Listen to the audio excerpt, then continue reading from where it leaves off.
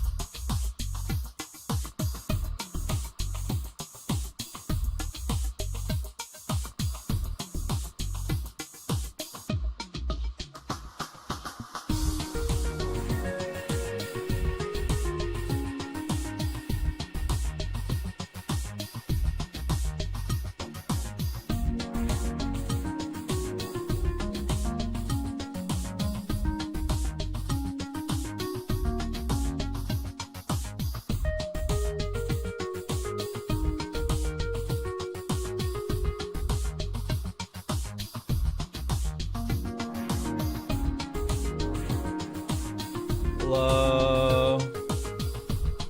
Hello everyone. How's it going? How's it going? Hello Dark Rift. Hello Israeli Sherbob for her. Hello Spider-Man. Hello Saint Lob. I was just gonna say Saint Lob.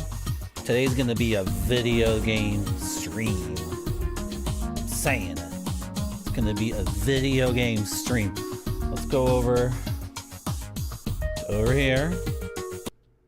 I don't like how the music cuts out super fast there. I gotta fix that. When am I gonna fix that? Whatever. Okay, so we're still at 0. It's still been 0. So this stream today, this is just a straight up video game stream. Check it out. I'm going right to the game. I sure do. Good. Hey, Marty. Normal video game stream. Normal video game stream. No nonsense. Can I have my controller, please? Got my controller. Oh, actually, sorry. Hold on. I lied. We got to do something first. I didn't exactly lie. We got to do, how do I do this? No. There it is. Okay, we got the manual. We have the manual for this game. Translated into English. So let's do it. Chat's kind of on top of the manual. Well.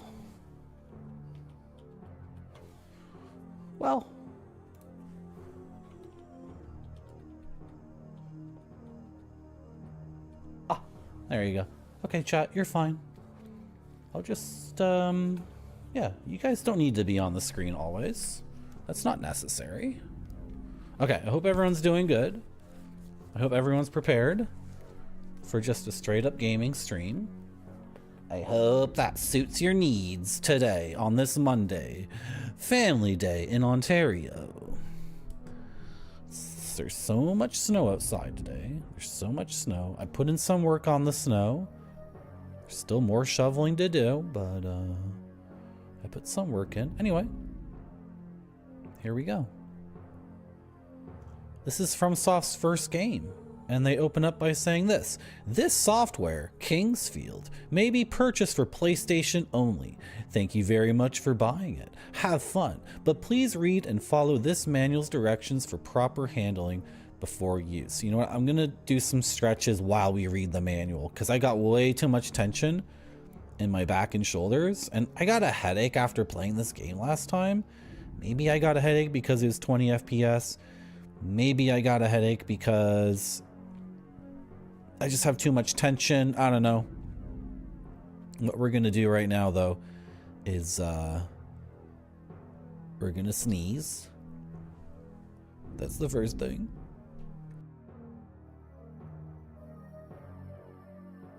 Okay, and then I'm gonna take off the headphones and read the manual and stretch my neck and shoulders. The brown gray, all the visuals in this game are maybe headache inducing, which this is gonna sound crazy, but I don't think that's necessarily a bad thing. I really like how this game looks. This is why I could never write in like a video game magazine. I could never be one of those critics, because my reviews would be like, I can only play this game for 2 hours before getting a migraine. 10 out of 10. Okay, yeah. Sick. And then I would be like this. Like, what's a good example of a really bad game? A really, really bad game. Shoot, I can't even think of one. I want to do a little thing for you guys, though. What's a game? Okay, Riven. So this is the rating system at the Marty.Zone 90s magazine. Okay, Riven. And then we got what's a game that's like mediocre?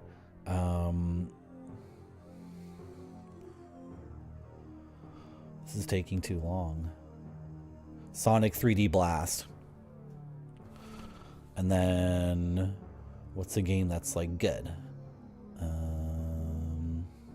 Knights on the Saturn. And then the 5 out of 5 or 4 out of 4 would be Kingsfield, and this is the rating. That's how it would be in that'd be my 90s magazine. Okay. That took too long to do. Whatever. I'm getting back into streaming. I want to be more consistent. I'm gonna take these headphones off and stretch while I read this to you.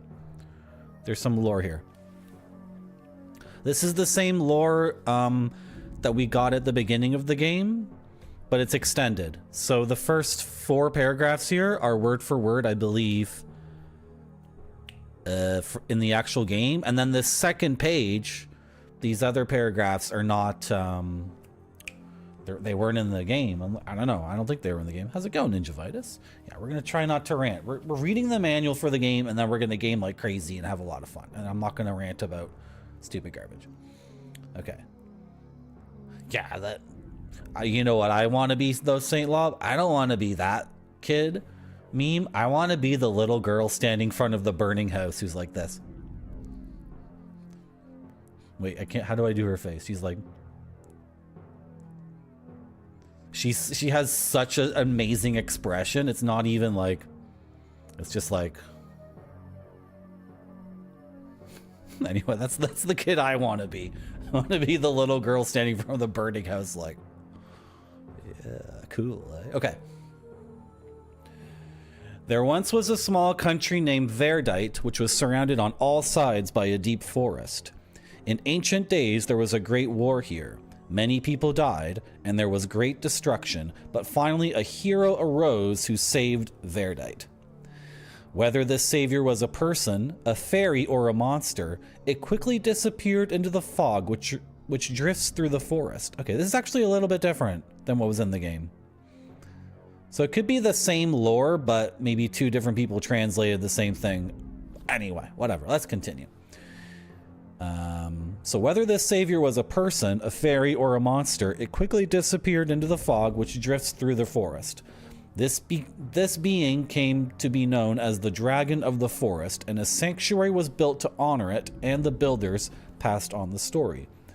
Eventually, only the legend remained, and the sanctuary was turned into the royal family's graveyard, and all was quiet. The legend says, one day, the Dragon of the Forest will return, bringing magical artifacts, although for now the sanctuary remains silent.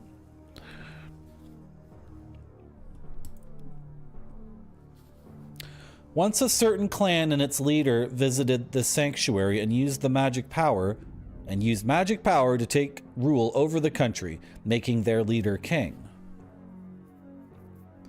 It was they who started to build the royal cemetery in the sanctuary.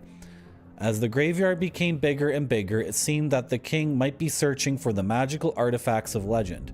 In fact, that may be why he and his people came in the first place.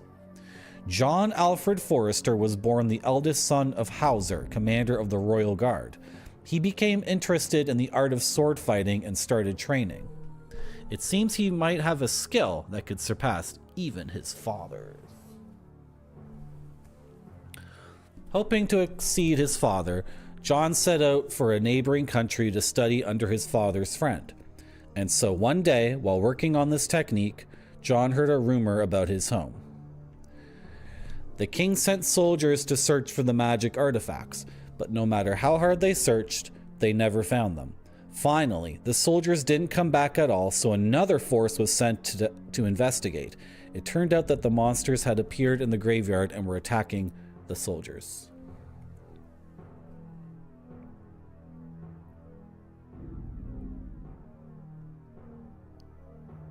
Okay, there's some unnecessary details. This should be like really fairy tale and like very beautiful, and every word should count, but then there's like this. Okay, whatever, I'm gonna keep reading.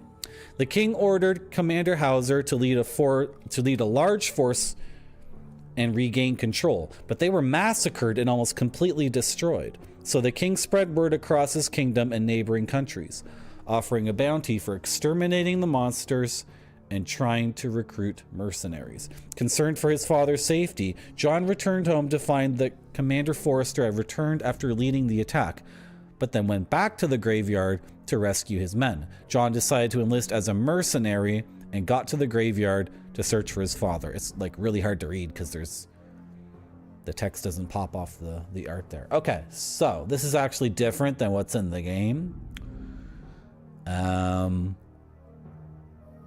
We didn't know we were John Alfred Forrester. An NPC told us we were John. But I think we're good on the story. Basically, the lore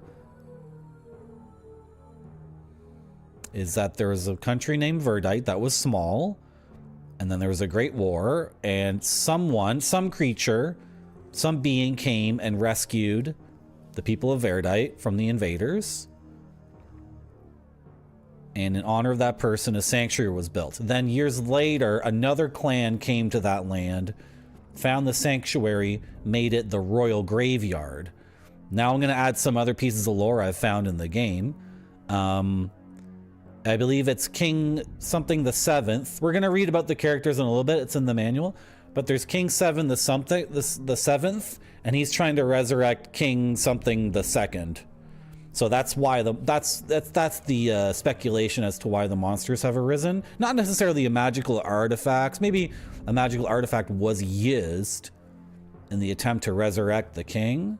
But I'm saying more specifically, the speculation is that the reason why the monsters have come out is because King blah blah blah the Seventh tried to resurrect King blah blah blah the Second. And we are John Forrester. Our father already went in to try to kill the monsters. Then he escaped. Then he went back in to try to save his men. So ostensibly we're trying to save our father specifically. It'd be really cool if that person shows up in the game. That'd be really, really cool. Yeah, this is my... Oh, you can't even see what I'm doing with it. You think it's a sex toy. You think it's a sex toy. Should I just let you believe it's a sex toy? This is for like tennis elbow and golf elbow. I don't play golf or tennis, but I I play guitar and I've been having some problems. So it's an eccentric movement to work on a whole bunch of different, I don't know, little thingies in there. This does seem to work. I bought this without actually like training with a professional, but you know what? All those people you can go see for physiotherapy, a lot of them are like voodoo, like all this paramedical stuff, right? You know what I mean? All that paramedical stuff is really like, I don't know. So I just bought this and then looked up the exercises online, and it worked. So you're gonna, well, whatever. I'm not gonna tell you how to do it because I'm obviously not a trained guy, but it's an eccentric movement. You see how it's all twisted up? And then I'm gonna release the tension with the affected arm like that.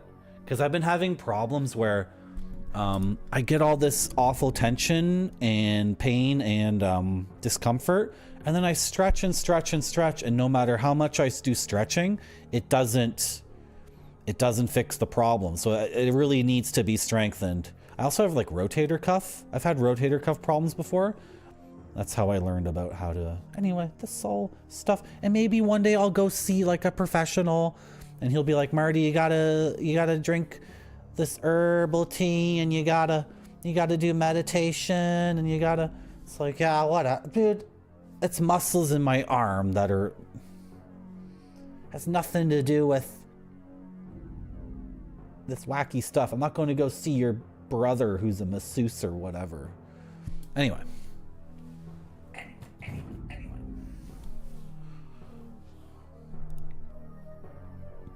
Oh, yeah. Are you putting up sheetrock? Drywall? That stuff is so heavy. It's incredible. I'm just doing a little bit more stretching. Okay, I think we're good on the lore so far. How's it going, Alpacish? I'm just saying, Alpacish, the issue with my tendons is from me playing guitar and going like this a lot and going blah, blah, blah, blah, and then it got weak or whatever. It has nothing to do with his sister's like holistic cleansing system where I eat nothing but mushrooms for a week or whatever. That's how all those people are. Every time I've had a personal trainer or dealt with anyone working in health, they're just like, they have a bunch of like actual scientific stuff they say, and then they always go on this insane thing about how, you know, you shouldn't eat tomatoes because tomatoes actually have the bad feelings in them. You know what I mean? Like they say just insane stuff, right? Okay, anyway, here are the controls. I think we're good on controls. I figured all this out on my own, and there's no secret thing. Retrograde Tom told me there's a map in this game, but there's no button here that's like bring up a map. So maybe we're gonna look through the manual right now a bit more closely. But as far as a map goes, well, I think it's yet to be discovered. And yeah, that's all good. Hit points are hit points. Magic points are magic points. POW. This doesn't describe if the power bar is linear or not, but whatever, probably doesn't matter. And you can only do magic when the bar is full. You can't do half strength magic or whatever. We got poison, paralyzed, dark. You are covered with magical darkness, and for a certain span your sight nearly disappears. Okay, and curse. You are afflicted with a curse, and for a certain span your physical strength is decreased. Okay, interesting. And here's the status screen.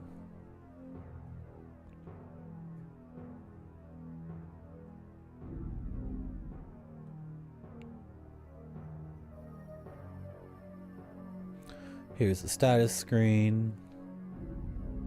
I don't think there's anything here that's particularly weird. Pretty straightforward, right? You can't see the manual. Oh, I'm sorry. You freaking chat. Freaking chat is like making fun of my thing, and then I had to remove the manual so you could see the thing. And then you're like, I can't see the manual. This is supposed to be a normal video game stream, not like exploiting Marty's ADD stream. Please, chat, please. Beginning an adventure. You are in a graveyard composed of 5 underground layers. The game begins when you enter this graveyard, which is under Verdite Castle. Various people and monsters exist inside the graveyard, and you can gather information to find out how to fight better. I believe Kingsfield 2, which came out in North America just as Kingsfield, I believe that takes place on an island, and I think a lot of these games take place on islands, these FromSoft games. So this is really cool how it's different. It's not on an island. You can't see me wagging my finger. I think that's interesting. Okay, Common Soldier's Graveyard is where we are. Something else said basically as you go down, the status or the hierarchy is increases as you go deeper into the earth. So you can see common soldiers are here at the most shallow level. Then we have knights and nobles. Then graveyards for aids to the king before the last king. And then we have graveyard for aids to the last king. And finally, the last king's graveyard. Sick. How's it going, Nomos? It's not AI. Today is Family Day in Ontario. And Family Day for my family more or less got canceled because we are snowed the F in. And I already did a bunch of shoveling. There is so much snow. I did our sidewalk, but not our path. And then the car is buried under snow. It's completely buried under snow. So the family was like, you guys want to get together? And then some family members are like, we're buried under snow up north. And I'm like, bro, I'm buried too. Do you want to do this later? So that's the situation. You like how they're all self-contained. Yes, I like how they could be in the same universe or they could not. And what it means to me is thematically they're in the same universe of ideas. A lot of people who play games and watch movies, they really want everything to be in like the same physical universe. I'm really over that kind of media. I really much prefer something where like Kingsfield maybe exists in the same universe as Kingsfield 2, like literally. And like in the Souls games, Patches keeps showing up. So, and then people are like, oh, all the Souls games are in the same universe because Patches keeps showing up, right? And he's in Bloodborne, and he's in Demon Souls, and he's in Elden Ring, right? So, and he's not in Dark Souls 2. There's this other guy who's not Patches. His name is, anyway, whatever. So people are like, oh, all those games exist in the same, like, physical universe. But to me, Patches is a representation of certain elements of humanity, and it's actually Patches represents a pretty narrow piece of humanity. It's not like a very broad thing that he could exist in any universe. So basically what I'm saying is when gamers are like, oh, all those games exist in the same physical universe, I'm like, they exist in the same, like for me personally, they exist in the same thematic universe. That's what's interesting to me. If what you guys think is interesting is they exist like in the same like universe, like all the Marvel superheroes, that's cool too. It's good. Everyone's having a great time. Everyone's having fun. Right? Eat the snow. There's like dog pee and poo in the snow secretly. Freaking dog owners are disgusting. Like it looks beautiful. Like there's just tons and tons of very white snow, but I'm not eating that. I'm not eating that snow. The freaking dog owners are disgusting. They're so gross. Oh, it's snowing, so I don't have to clean up after my dog because the poo disappears in the snow magically. It's like, no. When all the snow melts, no, it doesn't work like that. I hate dog owners. I love dogs, but dog owners, sorry. No, it's not a ranting stream. It's not a ranting stream today. I love dogs. I love dogs so much. I got to walk a German Shepherd who's so sweet and nice, but she's kind of nuts. She's way too powerful to be acting like a crazy little puppy. She's like 75 pounds, but her weight to strength ratio is like, it's like maximum. She's like a wolf. Well, she's a German Shepherd, so I think she's even like, she's more powerful than a wolf, more deadly.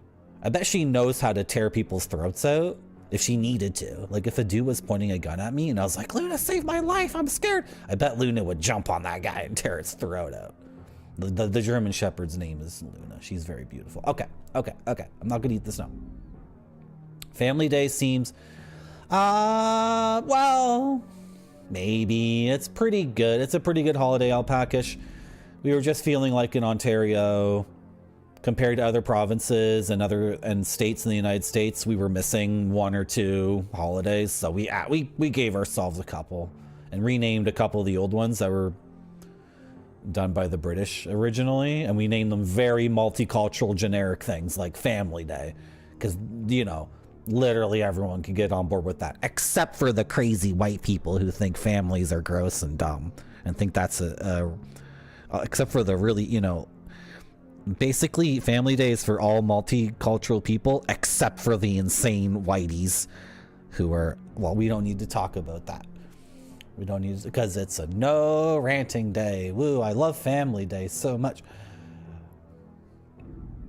There's no one in your unit. Oh,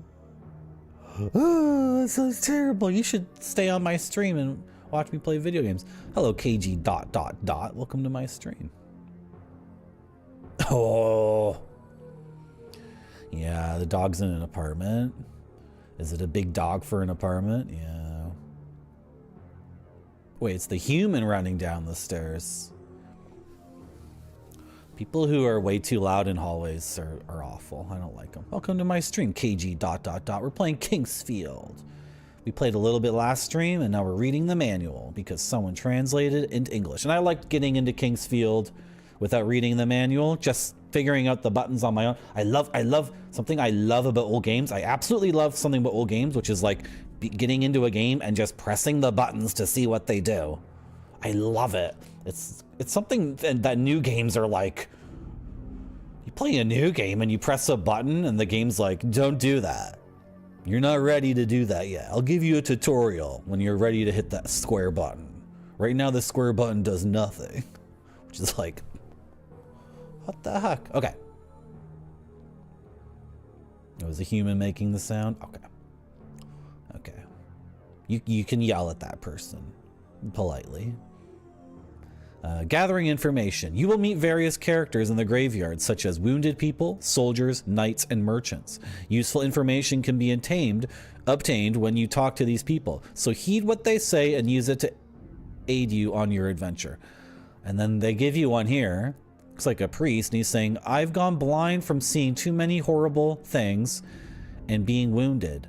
If only I had a dragon tree fruit, I might see the daylight again. Dude, look at the screenshot they give as an example that I know where to get dragon tree fruit. It's very expensive, but the game's telling me, like, because the very first merchant here in this game sells that for like 1,500 gold. This is sick. So I'm going to meet this guy later. This is also like, I love this stuff because this is so like mythological and biblical and so harsh. This guy's literally saying like, I got stabbed a bunch and also I saw things that were so scary I went blind. Which is like, that's sick. That's like a David Lynch character who's like, I just saw too much crazy shit and I got stabbed, so my eyes don't want to see anymore. It's psychoschematic and physical. It's both of those things. What else was I going to say? Oh, there's something going on with talking to NPCs in this game that's completely random. Trying to exhaust an NPC's dialogue has become challenging in this game. You guys will see what I'm talking about when I get into it. We can buy things and sell things. And we have doors, which sometimes need keys. There are stairs that will connect the floors. There are traps. The game just straight up tells you the traps. Poison pit. In many places in the graveyard, liquid poison is collected in the bottom of 60 centimeter deep holes. They do no damage, but there is a risk of being poisoned. Okay. Reversed blade pit. Like the poison hole, these are seen in many places also. They have sharp blades set up in the bottom. They are not poisonous though. And bow and arrow. In some places, a bow and arrow spring out of nowhere. Of course, they do damage when they hit. If your level is low, it would certainly mean instant death. Interesting. So we found a, why isn't this like being blocked at all? That's so dumb. That's crazy. Oh, we found a hallway with tons and tons of arrow traps. And the last thing we did last stream was like, okay, can I run through this or can I tank it? And the answer is no and no. And then the manual right here is saying if your level is low, it would certainly mean instant death, which is making me think that the arrow trap room is literally just a level check. It's just an XP threshold. So once you hit, I don't know, level 7, you can walk through it and then you're good. Which is, it's a very funny thing because I feel like a lot of games would have a door and the door would be like, oh, in Zelda, you try to pick up a sword and you can't until you get enough heart containers. That's true of the first Zelda game, right? Health containers are kind of like level. Anyway. The manual's giving us lots of good tips. Combat. When you approach a monster, they will attack when they notice you. You may fight or run away, but if you always flee, you will probably never advance. I like how the manual talks about running away as a legitimate tactic. And it's more, this game isn't about just killing literally everything in the game because that's boring. And it's more fun to sometimes run away from an enemy or whatever.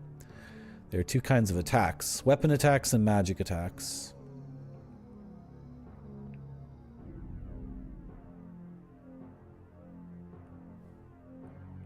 Oh, there's techniques in the game? Maybe that's how I get the other melee things. Anyway, here are the characters. Basque Gliese. He served as communication liaison between his unit and the royal court, but when he returned to the graveyard from the castle, his unit was already missing. Now he waits at the underground quarters for the return of his companions. So we've met him. Jude's Cross, who's the priest. He entered the graveyard with the bishop to flee the king's oppression. Now he prays to God for the dead and tries to spread religion to the people who visit the graveyard. Interesting. Okay, we've met him too. He's missing his cross, and he wants me to go find it for him. Like his personal necklace cross, I believe. Randolph the Eighth, king before last king. He is said to have had stronger magic power than any other king in generations. Because he died of a sudden illness after taking the throne, various rumors circulated. Most people believe the story that he was poisoned by his successor, the former king.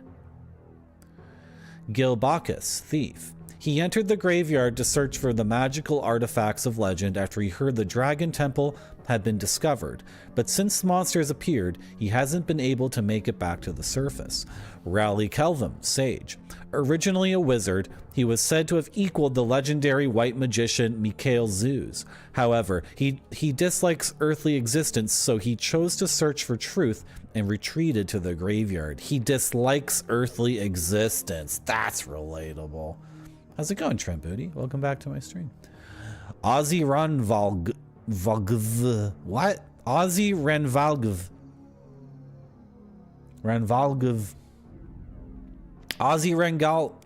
Ozzy Ranvalgv, gatekeeper. He is the gatekeeper. Gatekeeper or gravekeeper? Ozzy Rangal. Thank you, Trent Booty. I haven't streamed in a while, so reading is difficult, especially when the reading is like... Okay. Ozzy Rangalv, gatekeeper. He is the gravekeeper who watches after the graveyard. While he studied fencing at an academy, he formed a deep respect for Hauser Forrester, who is commander of the Royal Guard. That's our dad! Enemy characters, Scorpion. Head Eater. Viper. Skeleton.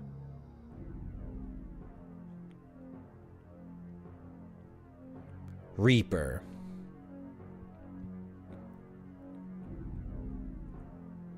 Blue Demon. This is not all the enemies in the game. The first enemy was like a little spider, so this is just a random smattering of enemies, I guess. Here are some enemies. We already got a knight sword, which seems better than the battle axe. And we have some armor.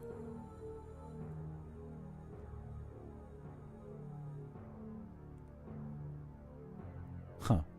Wonder if weight matters in the game. I don't know. Here's some items. Okay. Ooh, Verdite. Yeah, Verdite is the name of the kingdom, but Verdite is a mineral that exists in real life too, right? And we got a bloodstone, and we're looking for the gold cross. These other things, those look really cool. Magic.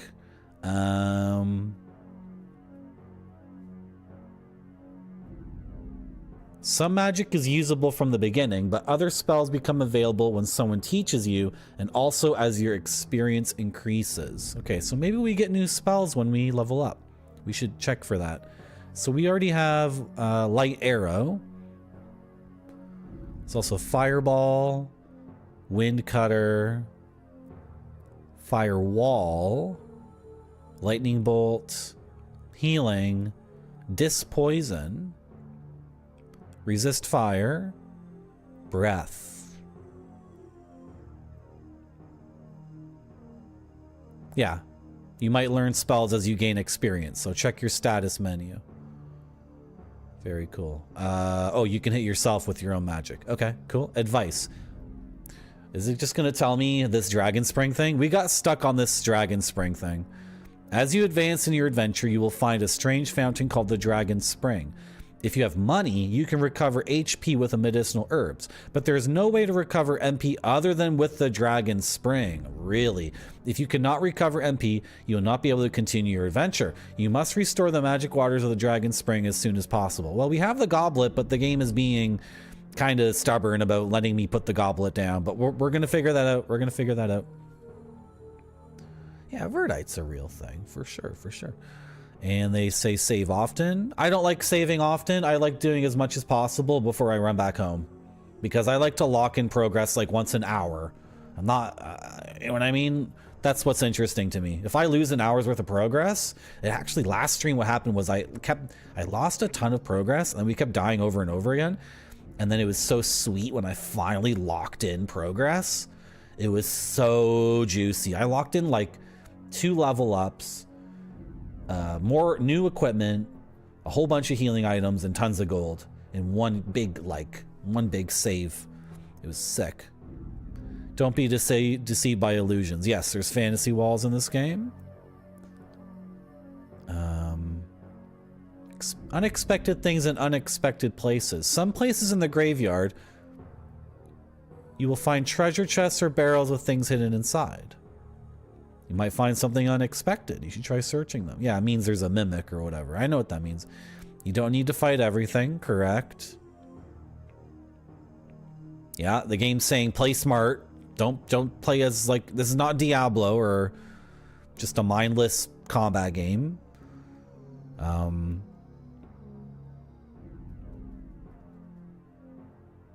Not to diss Diablo or Gauntlet or whatever, Hey, but how's it going, Pod Model? Welcome back to my stream.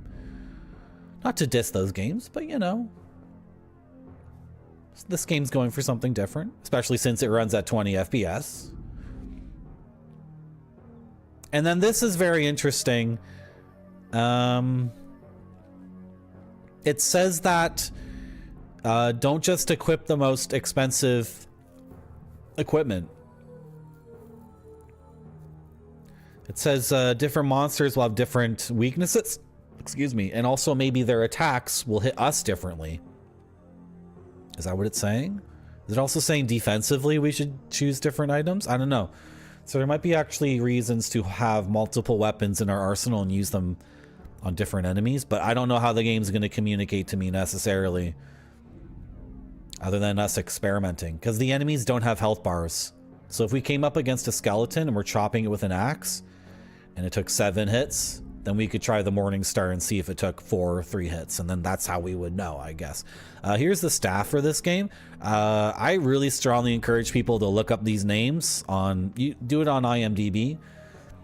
Look up these people, like Naotoshi Zin, for sure.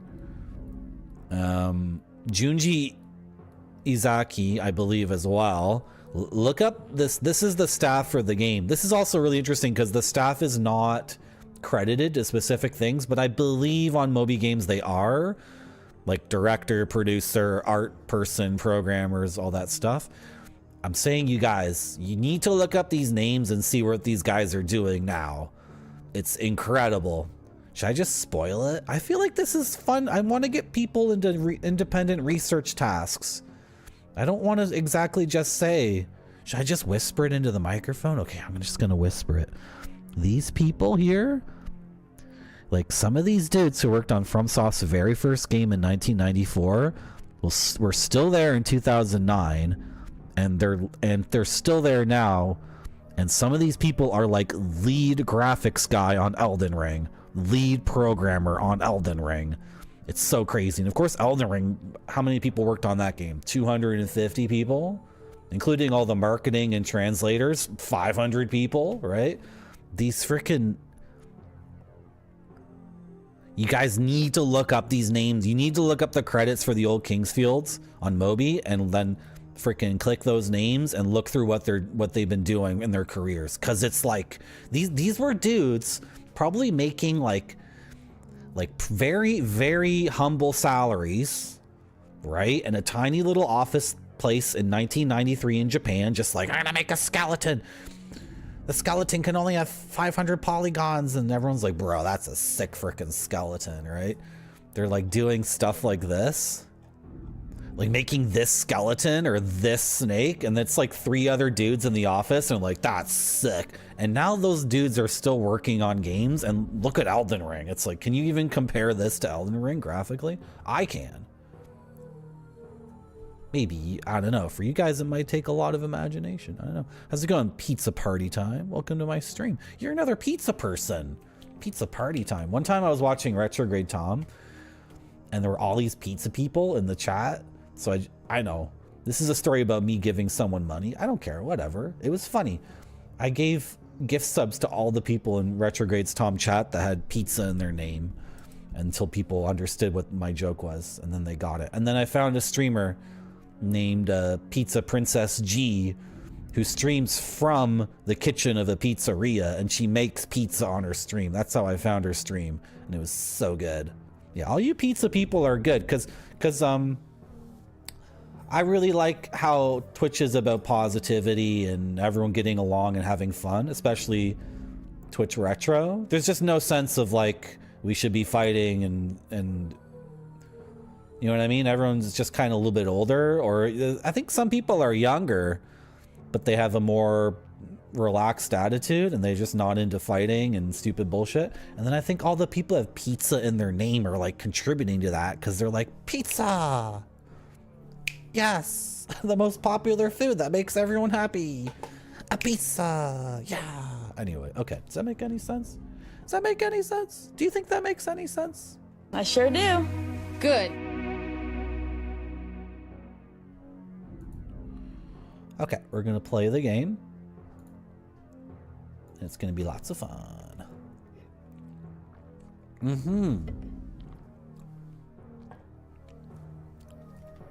The pizza people and all the Guybrush people. Oh my god, the whole time I was talking, you guys were listening to that down, down.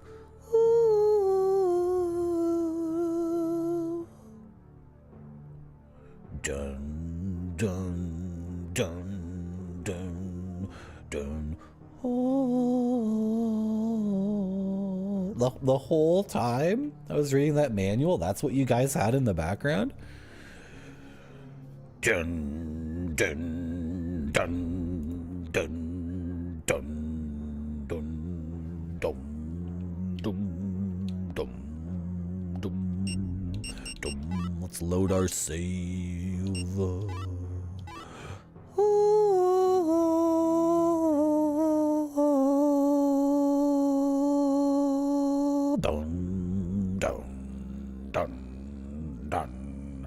Dun, dun, dun, dun, dun, dun, dun, dun, dun.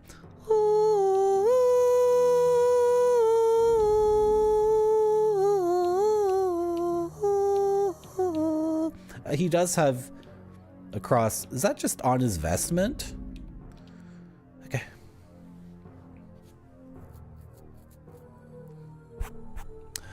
I have a faint feeling that dark magical forces are growing stronger. Does someone have his wicked hands in this?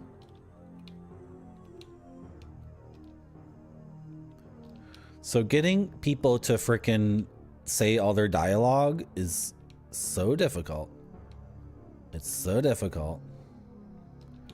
Oh my god, bro. Okay. Last stream was all messed up. I was trying to make a joke, but then people were taking it seriously and they kept going with me on it. And then I drank beer and then I stopped trying to play the game well. How's it going, Grape Sody? Welcome back to my stream. Oh, aren't you the commander's son, John? I can't begin to tell you how much the commander has helped me. I'd like to help you too somehow, but I just sold my graveyard map to a suspicious parent and his child a few minutes ago. Yeah, I think the child took the map and then the child got freaking kidnapped. The kid's not here. Dun, dun, dun, dun, dun. Ooh.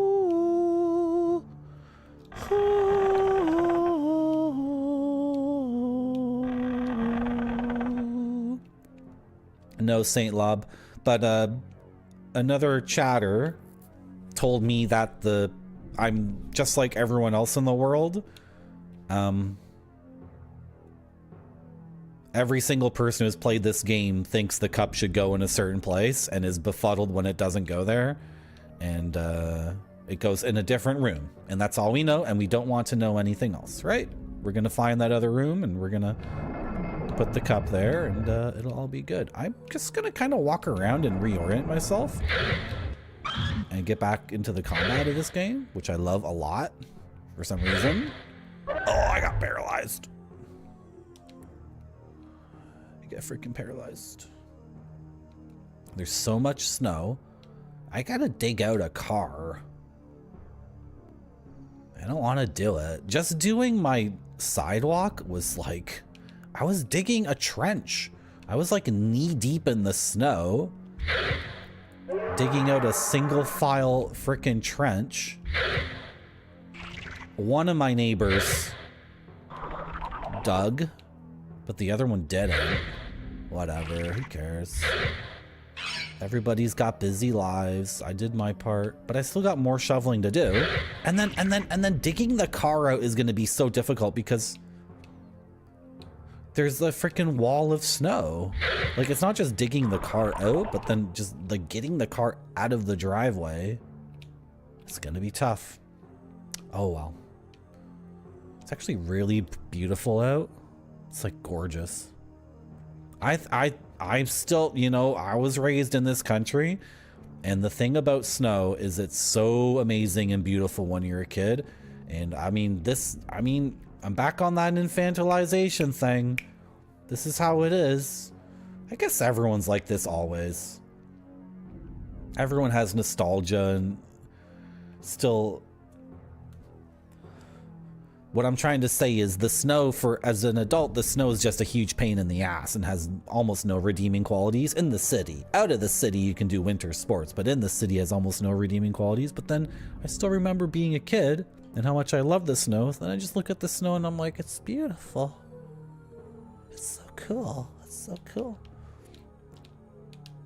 He is dead. What's going on with the game? Why is it all effed up for you guys? What is this? The whole time the game just looked like utter garbage? Oh my gosh. What? Why?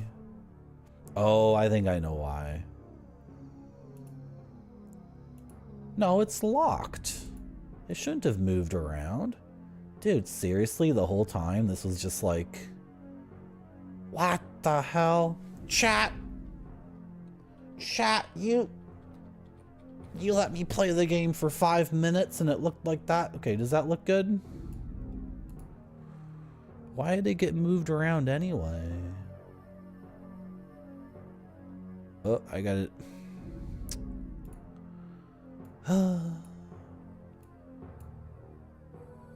What the? Nope, nope, nope. I forgive you, chat, even though you've betrayed me yet again. You've betrayed me. Where is this window? Why can't I find it?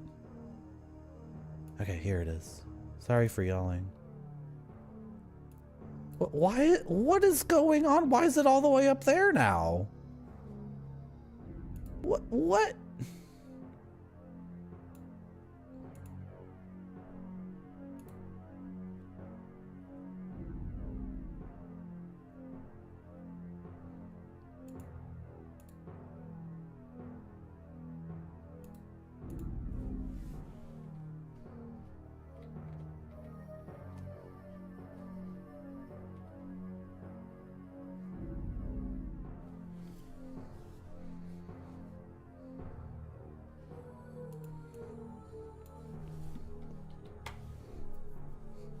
Okay, I think we're good.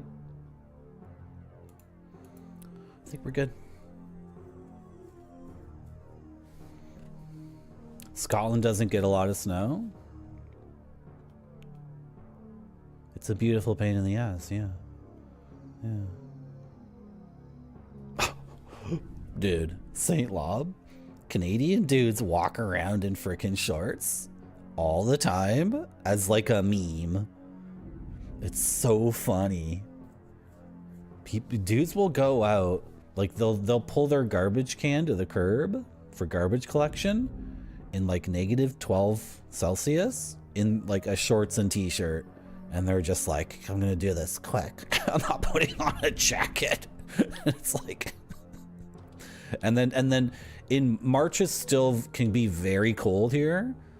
March can be cold and we still get snow, but a lot of Canadians are like, nah, baby, winter's over.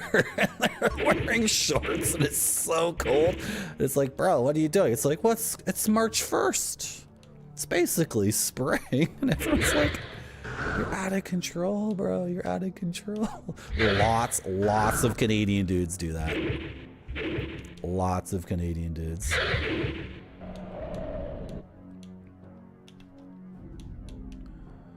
What is up with this? Oh, what's this? Excuse me, what's up with the floor? Why is the floor like...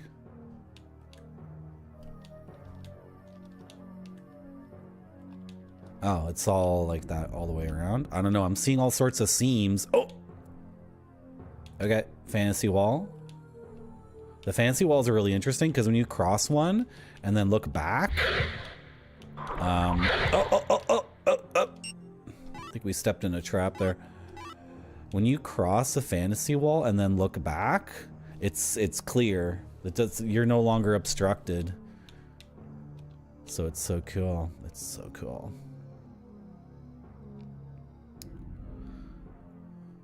You can see that I still have Riven installed in my computer. How do you know that? How do you know that, Alpacish? Alpacish? I looked up the stuff in Riven, like that puzzle with the frickin' torch that was blinking. It's like the pilot light on the gas stove or whatever. Didn't make any sense. And it was blinking and I was like, it's a code, it's a code. So anyway, I looked up the actual solutions and clues in the game, and my ideas for what made sense in that world were just as valid.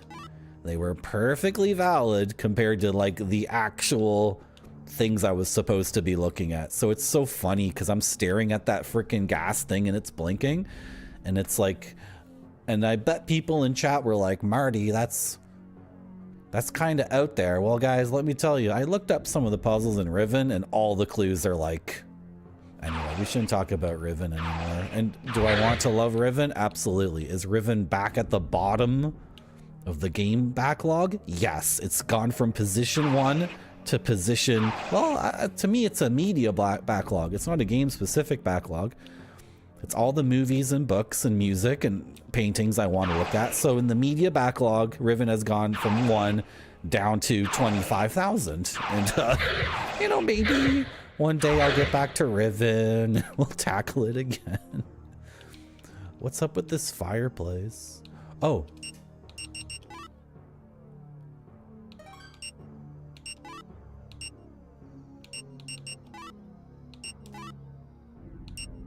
We still just have the light needle.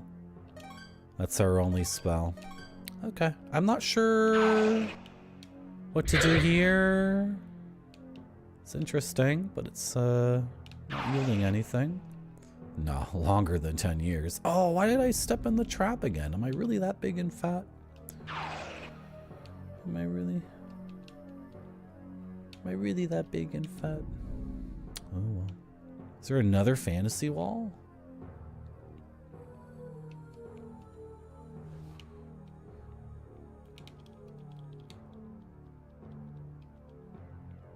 Okay, whatever.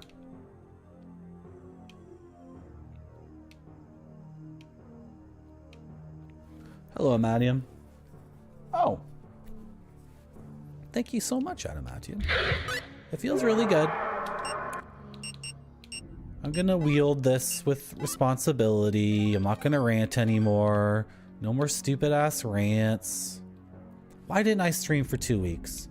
Because Riven broke me and I ranted for way too long and I got really, really upset. And why did that happen? Because I really wanted to love Riven and I put a lot into it. I made a lot of notes. I opened up something called GIMP, which is like a free Photoshop, and I took screenshots off stream. Off stream, I loaded up Riven. I took multiple screenshots, then I loaded up Photoshop basically, and like arranged the screenshots in such a way to make very elaborate and sophisticated notes. And then I went into that stream equipped with a ton of notes and a ton of passion and a huge interest in loving that game. And then Riven is like just a complete piece of shit. It's just stupid garbage. So then I went on a crazy rant, and then after that I was like, I can't stream again. It was so humiliating. I humiliated myself. And then oh, and then I went up north. I went up north because it's February, and if you can't, I mean, come on, I gotta go up north, and I went snowshoeing. And what were we talking about? We were talking about me being the #1 streamer on Twitch in the eyes of Adamatium. Well, I need to wield this power responsibly. And you know what? I've said this on my stream before. I would rather one person think I'm the #1 streamer than have a billion people think I was a 7 out of 10. That's honestly how I feel, right? GIMP is trash. I think I've tried paint.net. It did betray me, Bud Muddle. It did betray me. Alpaca, I've played Myst 3 and I loved it. That's the crazy thing. That's another thing I looked up. I looked up online, and in the Myst community, Myst 1 is considered like, you know, tough but doable. Riven is considered like just idiotically stupid hard, like in a really stupid idiotic way. Then Myst 3 is again tough but hard, so it's a good game. And then Myst 4 again is stupid idiotic hard. So there's actually a sine wave with the Myst games apparently. Like the odd number ones are good games, and the even number games are just like stupid bullshit, and it's so funny to me. So again, yet another reason why I wanted to love Riven, because I really like Myst 1. I think that game's messed up. I think a lot of the puzzles are bad, right? But Myst 1 is still very cool, and a lot of the puzzles are good. And then Myst 3, I think I had some problems with Myst 3. I think there were a few times I needed to look things up, but it's a Myst game. Like, Jesus Christ. Like, the standards for puzzles in Myst games are like, it's a different thing. And if anyone were to tell me I think all the Myst games all have bullshit puzzles, I'd be like, yeah. I understand. I'm not going to disagree with that. But, yeah, another reason why Myst 2, Riven, was supposed to be a beautiful, beautiful thing for this stream and not a disgusting betrayal. And Just a bunch of horrid bullshit. By the way, you can follow my channel. If I get 300 followers, we will do the 300 followers special. And I hope at least one person is watching who loves Riven and associates that with their identity, and they hate my guts and they're closing the stream right now. That would be sick, because I love making fun of the gamers. That's toxic, Marty. Whatever happened to wielding the power with responsibility? Adamantium says you're the #1 streamer, Marty. You said you would wield this power responsibly. Well, you know what?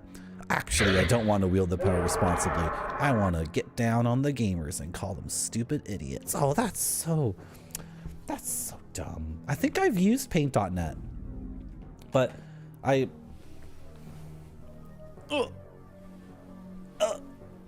GIMP just has horrible UI. I don't know what we're arguing about.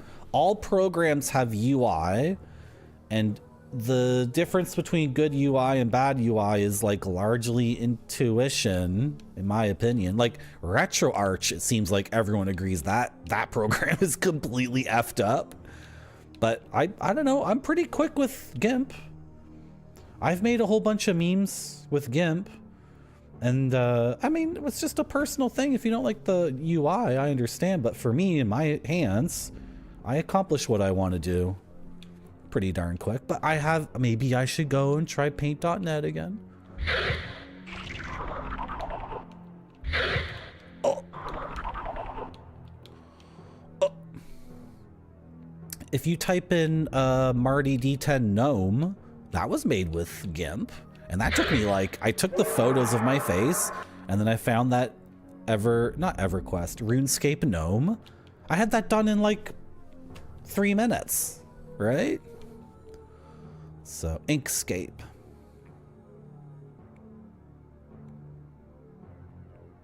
I'm not really the person to ask, because if like, I can't compare anything to Photoshop because I'm not paying money for these things.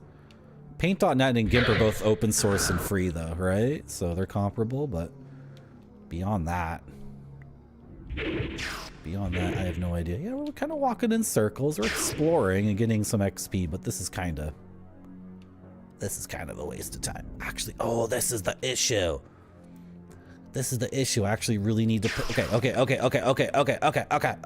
It's 1 hour into the stream. We're buckling down, boys. We are buckling down. We're actually going to make lots of progress in the game.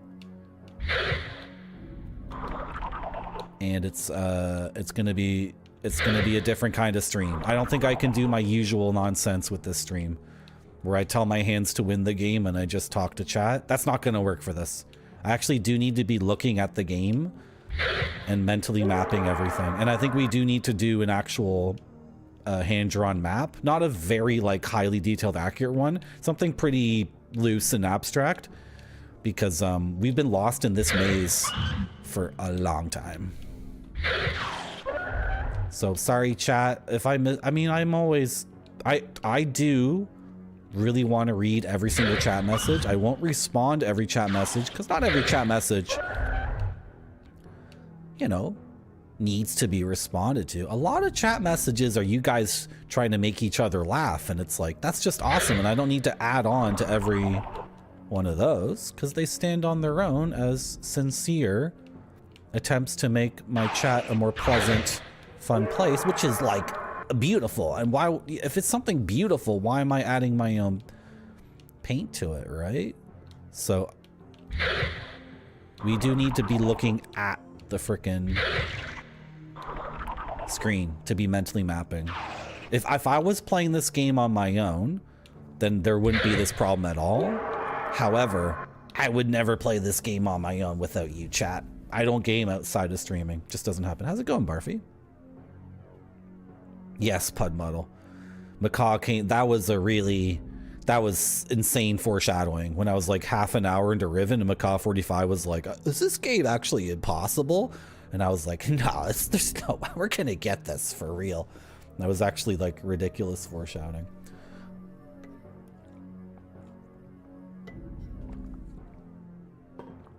I love that painting. Oh boy, Windjammers, Windjammers. I don't know if I'm cool enough to play Windjammers. I'm kind of like a nerd that... I'm like a dork. I'm not even a nerd. I'm like a dork that rants on his stream and yells at other gamers.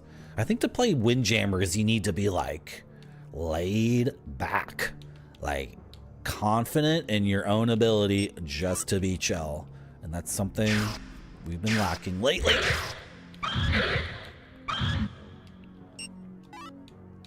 Yeah, we're just killing these guys. Oh. That's beautiful, Barfy. Can't believe you did that.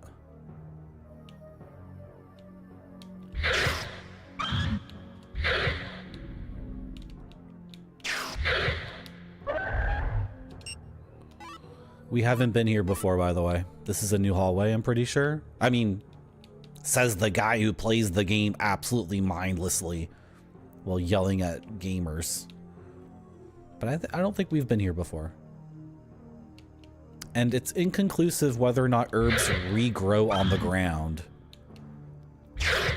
So like this herb here, I don't know if we've ever gotten it before.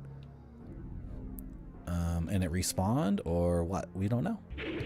We don't know. All of these look like fantasy walls. There's like 7 possible fantasy walls in this hallway.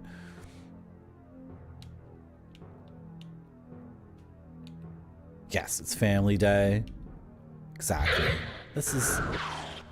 Why am I so mean and awful to you guys?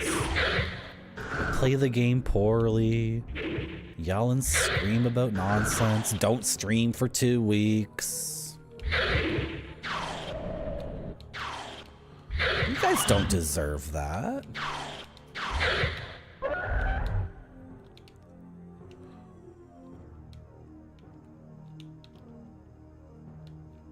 I'm really enjoying this game. 43 gold, wow. That's awesome. We might be able to buy some serious armor upgrades.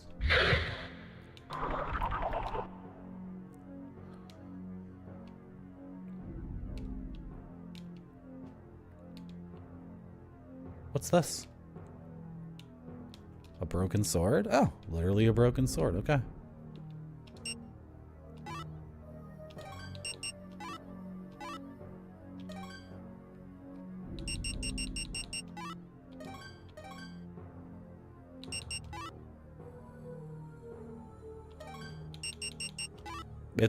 I picked up a broken sword, but there's no, I don't know. I guess it's just pure junk, or maybe it's, anyway. I don't see it anywhere in my inventory at all, so. Yeah, this stream needs to be about loving games. Hello, Rand Scott. Welcome back to my stream. Oh, can I give you guys a tip about the Civilization games and basically everything made by Firaxis? I'm going to give you gamers a tip. Don't buy the base game when it comes out. Don't do it. There's going to be so many effing bugs and so many insane balance problems, and the bugs and the balance problems will overlap in such a way that you'll just be like, what is even happening? And then you'll finally get through Civ or XCOM, and you'll finally get to a point where it's patched and you understand it enough, and you've read enough things on the internet so you understand it. And then you'll find, oh, the game is actually kind of underwhelming. And then Firaxis will come out with an expansion that will like fill in all the gameplay gaps. I guess I didn't even pick up the sword. And that expansion will turn like a game that's like a kind of frustrating 6 or 7 out of 10 into like an 11 out of 10. So this is what happened to me with Civilization 3 and 4, and then 5. I was like, hold on. And then XCOM, oh my god. So the problem with this, the way I'm talking though, is the expansions add so many new layers of complexity, so it might be overwhelming to jump into like Civ 6 with all the DLC and expansions, right? Because then you're getting a game that's already very complex, and then it's adding all this other stuff. But honestly, I went through the same thing with Civ 3, Civ 4, maybe Civ 5, and XCOM 1, and then, yeah, all those games. They did it to me so many times over and over again. They're like, check out this game, it's so sick, right? And then and I was like, this is sick, but there's all these weird problems with it. And then eventually they come out with the expansion. It's like, oh, okay. I can't talk about modern Civ. I can't speak to it. I can talk about it, but I can't speak to it.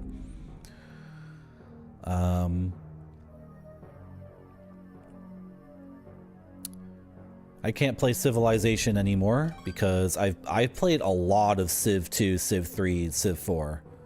Like I think I have 50 or 60 hours in Civ 5. That's a drop in the bucket for me for a Civ game. Like Civ 2, combine Civ 2, Civ 3, and Civ 4, we're talking like 2,000 or 3,000 hours, right? So I don't play. I'm sorry. You can't get me excited about founding Thebes and then building their frickin' pyramids. You can't get me excited about being Tokugawa and building an army of samurai and conquering the Romans. Like I've squeezed that fruit so much. Guild's shop, Guild Bacchus. This is the other guy? Okay, so apparently this guy's prices are high, but that's according to the other merchant. Hello, Gil. I think he's... Let me look up Gil here. If I miss anyone in chat, I apologize. I'm not a screamer, memer, streamer. No, I'm not. Gil Bacchus, thief. He entered the graveyard to search for the magical artifacts of legend after he heard the Dragon Temple had been discovered. But since the monsters appeared, he hasn't been able to make it back to the surface. And I'm burping over and over and over and over and over and over again. Okay. Burpy, I'm not a mean screamer, memer, streamer. I'm a burpy, farty Marty. Okay? Let's get that straight. They introduced ages and all your units get wiped out after every age. Does every Civ enter the new age at the same time?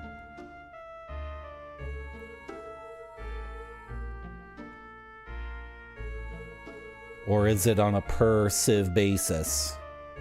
Because I'm trying to figure out how you could be like Rome and have tons and tons of soldiers and then enter a new age first and then you have no soldiers anymore? And then Egypt didn't? I don't know, whatever. It's probably way too complex to even explain. The thing with Civ, I don't know. Like, I don't know how to talk about Civ because, it's Civ 7. It's Civ 7. Like, what are we supposed to say about it?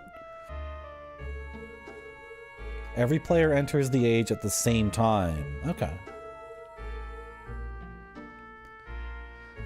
The Civ is difficult to talk about because it's never been a tightly designed game. It's always had super effed up things about it. So for example, in Civ 2, okay, a huge problem in Civ 2, 3, and 4 is unit stacking. So on one tile you could have between 1 and like infinite number of units. And then in Civ 5 they implemented a 1 unit per tile system, and that had insane ripple effects throughout the entire game, right? And some people hated it.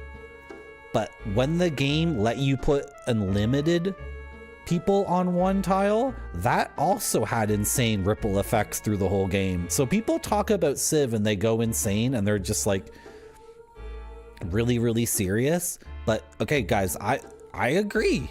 Me personally speaking, Civ 4 to me was the best one. And I didn't like 5 as much. And then I stopped. Now, part of the reason is because I squeezed that fruit for like, you know, thousands of hours. So no matter what Civ 5 was, I was already done with that style of game. But Civ 4 has tons of things about it that are severely effed up. So How's it going, Grumpy TV? Welcome back to my stream. I know, when I was doing this, I was trying to make it like I had my hand around your figs. And I was squeezing that sick fig juice. You know what I'm saying? Oh! Yes, in Civ 3, the spear and shield, because that's a funny thing to me, because that drives people crazy, Rand Scott, that the spear guy could take out a tank or a jet. I don't think they could take out jets in Civ 3. I feel, well, maybe you're right. I don't remember. They could take out helicopters, but anyway. That's because the system had an RNG element. So the game would roll a 100-sided die, and if the spearman rolled 100, then he got a critical hit, and that overwhelmed, that overtook any other math going on. And you're not going to tell me gamers don't like that. Gamers love it when the game rolls a 100-sided die, and you get 100, and no matter what, you win. Gamers think that's amazing, but when the AI does it to you, it's cheating. This is so funny, because Firaxis has this eternal problem. They show on the screen in XCOM games that you have a 90% hit chance against the alien, and then when your guy misses the shot, the player's always like, the game just, that's a bug. That's a bug. 90% equals 100%. So Firaxis gets... The XCOM games are hilarious because the people who made XCOM, I bet they have like thousands of emails that are like, I was playing the game and I had an 87.5 chance to hit the alien and I missed, and I think that's a bug in the game. Like gamers are just so effed up, right? So this thing where the spearman kills the tank, it's like, yeah, because you wanted a system where you can crit on 100 on the die. You guys love that. It's like, nah, the game cheated. And then the other thing is, I'm not trying to bag on Uranska in particular. I understand your complaint, but the other issue is that Civ is such an incredible abstraction of history, and there's like a lot of crazy things happening in Civ all the time that are not historically accurate because it's a funny, goofy cartoon history lesson or whatever. So the spearman killing the tank is like, yeah, but also I mean, I don't know. There's so many other things. The Civ games to me are very funny, and I could talk about them forever, but I don't play them anymore because I grab Grumpy TV and I squeeze. I've got some rare items on sale. It's okay with me if you don't want to buy them, but you'll be better off if you do. Mouse cursor, get out of there. Ooh. How do you have the gold cross? Did you steal this? Excuse me, this is a missing item? Excuse me, why are you selling a stolen item? I don't think there's item descriptions in the game.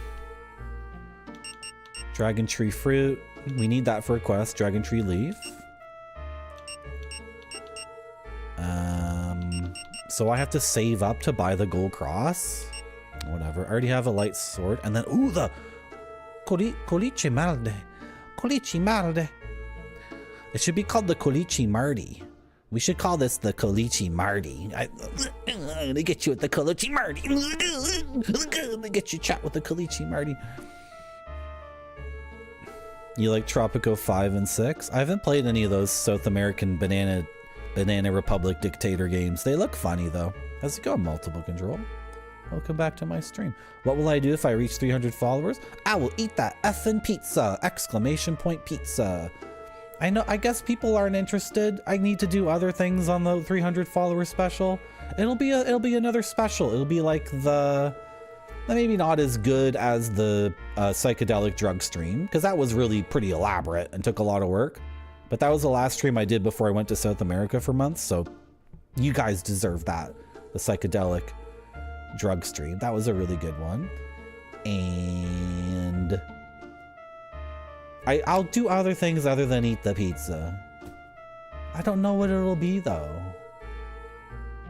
I'll come up with something. It'll be fun. You always have fun at my stream, Multiple Control.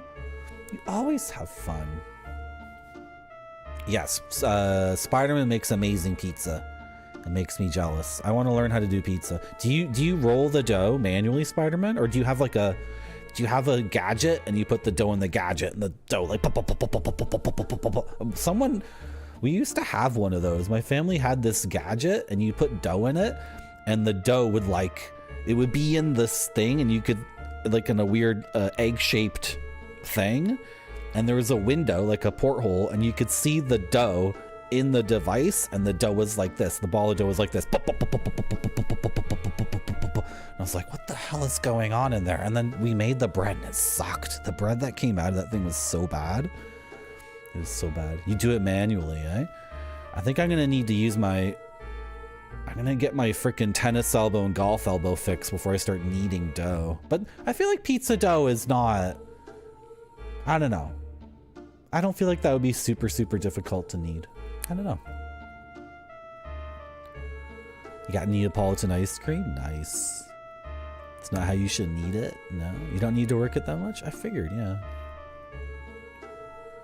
I haven't played Tropico or the Caesar games. That's to me a very different thing, I'm pretty sure. Civilization and the games where you are really focusing on one city, I think zoomed out they seem the same, but the Caesar games and all that, I've never even played Tropico, so I'm not sure.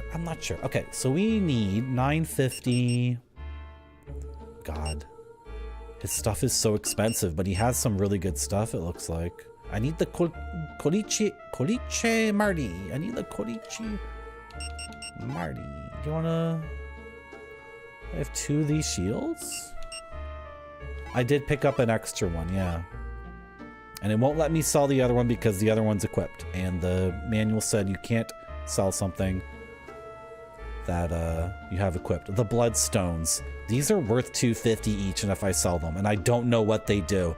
I'm not sure what bloodstones do. I'm not eager to sell them, even though we would make 500 gold, right? But I don't know what they do, so. Okay. Do you want to tell me something about this world? Do you want to talk to me?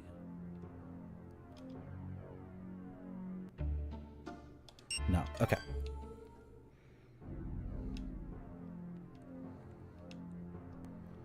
I was playing XCOM 2 and I got these crazy, I just had a bunch of bugs. And when I say a bug, I don't mean I had a 90% hit chance and I missed. That's not a bug. It's not what I'm talking about. I was having bugs in XCOM 2, like my guy climbed up a shipping crate and then the aliens took their turn and the alien looked at this, the alien was inside the shipping crate. I didn't know, but the alien looked at the ceiling of the shipping crate and fired his gun. And the bullets were hitting my guy, and then I got my turn, and then I was able to shoot him from, again, like through a solid surface. And it was so funny because the game was bugged in such a way that it was two-way bugged. And I was like, wait, if the alien shoots me through a solid surface, am I allowed to shoot him or am I cheating? And then I was playing Iron Man, so I couldn't figure out in my head, what am I supposed to do here? Because to me, XCOM is about the sanctity of the Iron Man run, right? Like that's why I play those games, is for the sanctity of the campaign and not reloading. And in XCOM 2, I kept running into situations where it was bugging out. And then I was thinking to myself, well, holy shit, like, what if the shots I'm taking are cheat shots? And then the enemy cheats on me, and then the whole thing very quickly fell apart, and I couldn't play it anymore. I was just like, no, this is, the game needs, and it was so funny too, because XCOM 1 was really solid, and I had no bugs. I had a different problem with XCOM with the expansion pack, but it wasn't a bug, it was a really weird thing. Anyway, for XCOM 2, I don't know, that's just my experience. This is why games are very subjective, right? If someone's saying, Marty, I played XCOM 2 War of the Chosen for 1,000 hours and never got any of these bugs, you're an idiot. It's a 12 out of 10 game. But these games are subjective. Games are subjective. If I'm playing a game and I get like, you know, 3 really awful bugs in a row, that's my subjective experience. Stop yelling at me, gamers.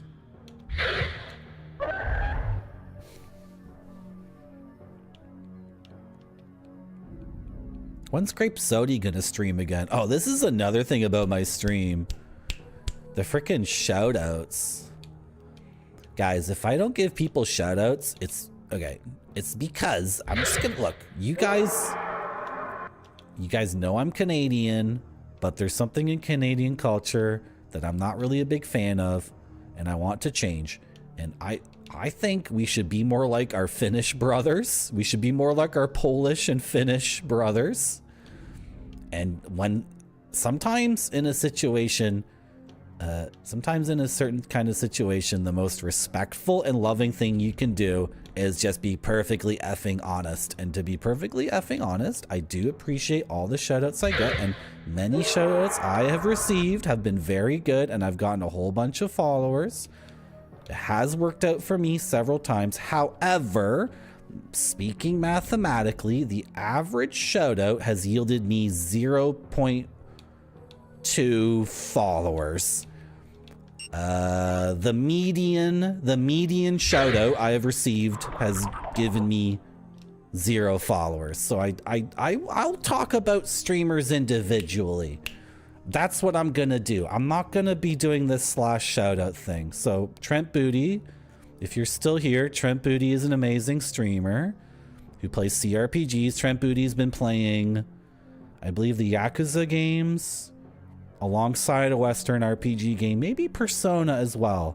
I'm sorry, Trent, if I got you mixed up with someone else, but Trent Booty plays Japanese and Western role-playing games, and Trent Booty is incredibly positive on these games, and I really like his stream. Okay, Spider-Man, in my opinion, Spider-Man plays games that are in the range of like 3 out of 10 to 6 out of 10, and what I mean by that is Spider-Man only plays games that have things that are really cool about them, and then at least one thing that's severely effed up and insanely frustrating.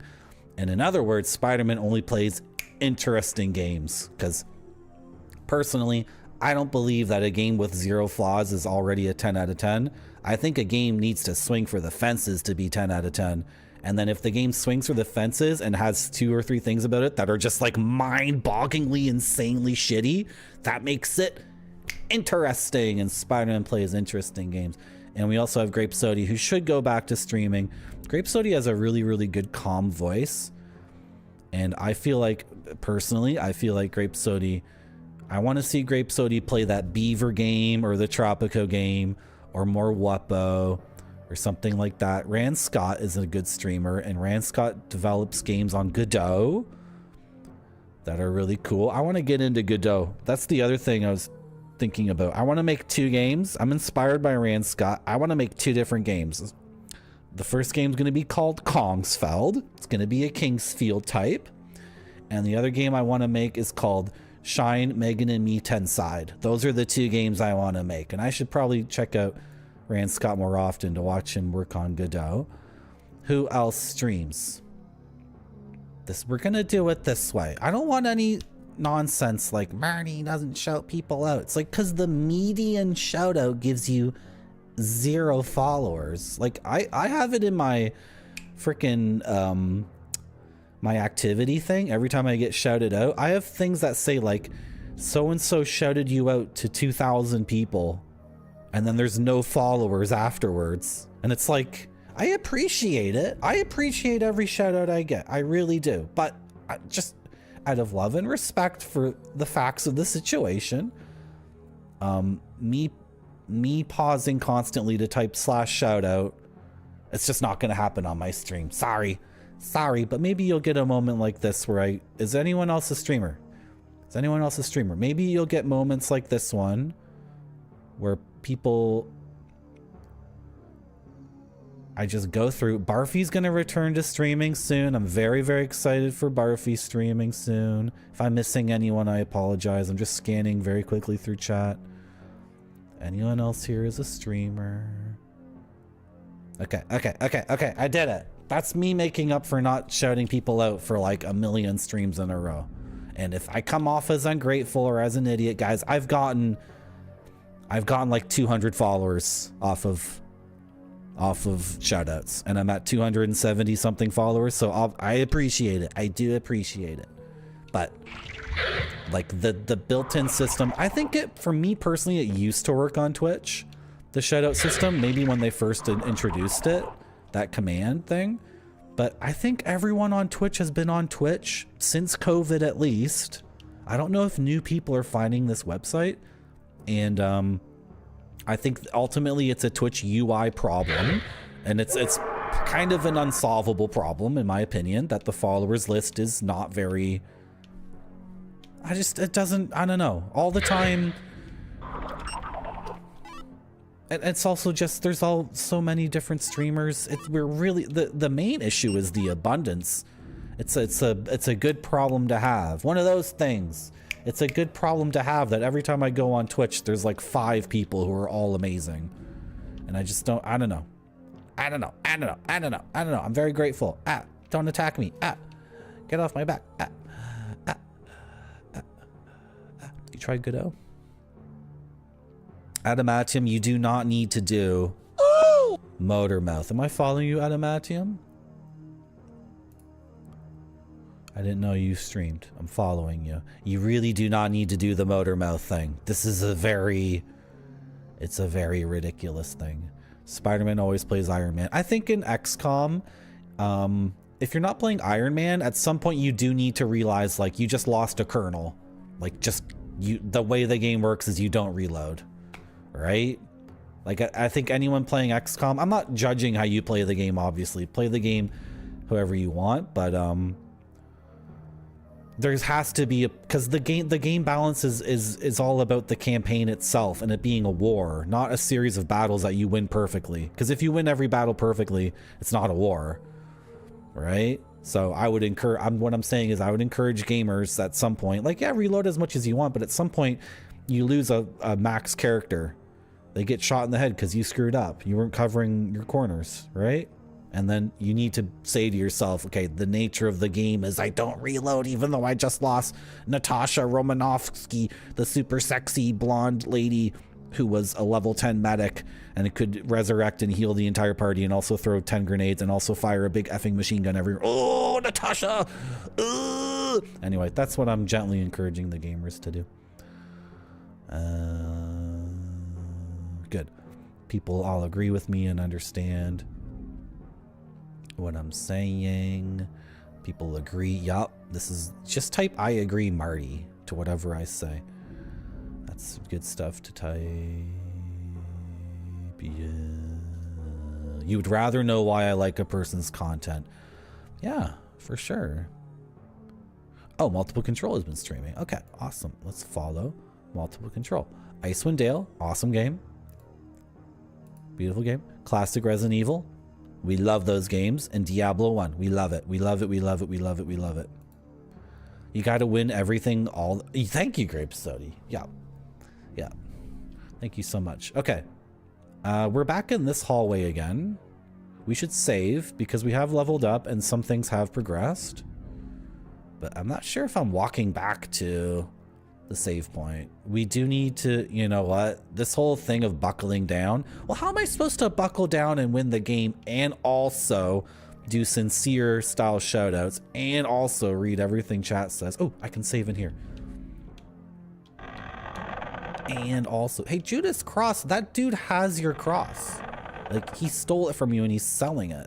So, you don't want to know that? Okay, whatever, bro. Let's save.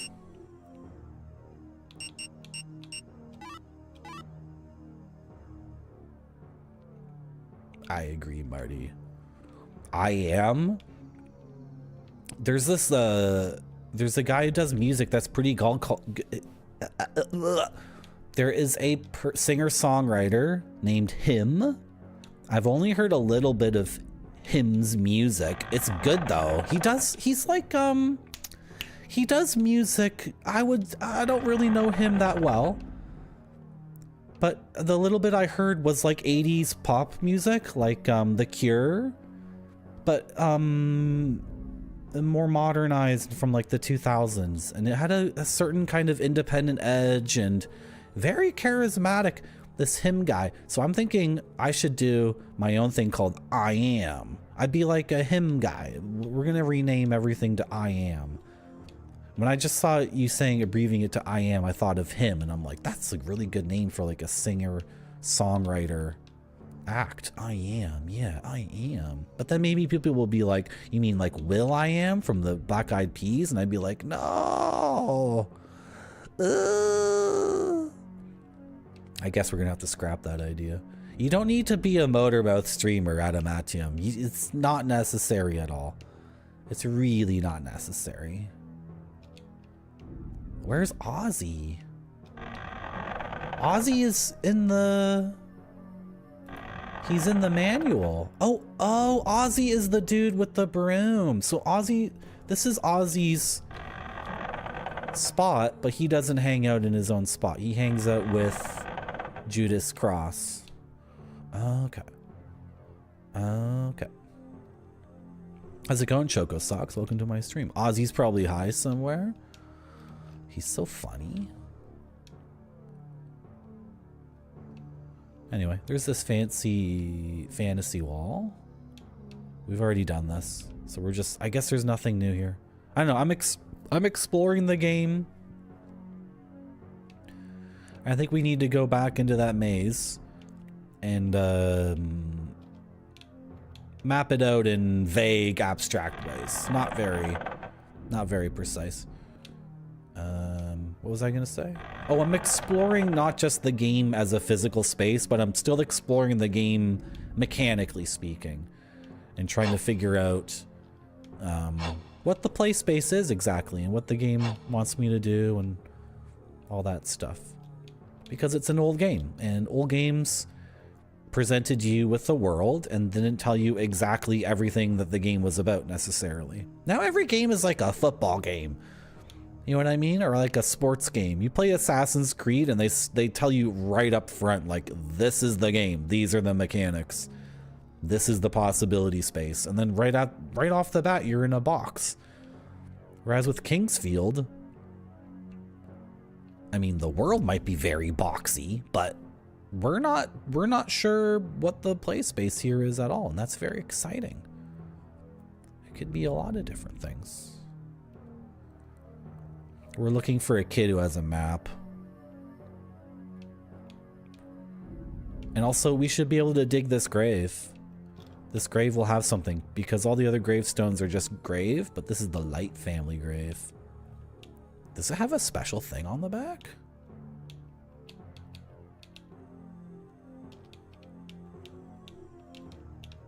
Okay, I can try using the dragon cup here. This looks like maybe a leaf. A dragon something leaf, which is an item I can buy. So maybe I have to use that. Yeah, nothing happens. Okay. You're inside your own head when you game. I'm like...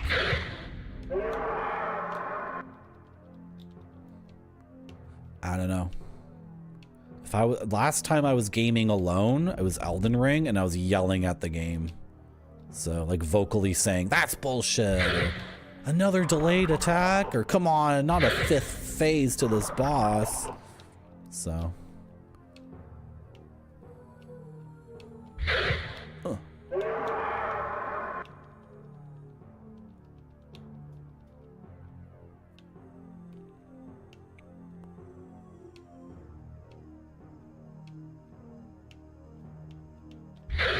Okay, yeah, this wraps around to this, right?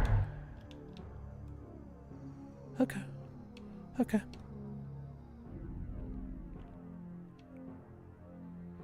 Well, Retrograde Tom gave me some advice and said that ultimately the stream needs to be about the love of gaming, and that's the core thing. And if that's of course what I brought to my stream originally, but we wavered from that holy path.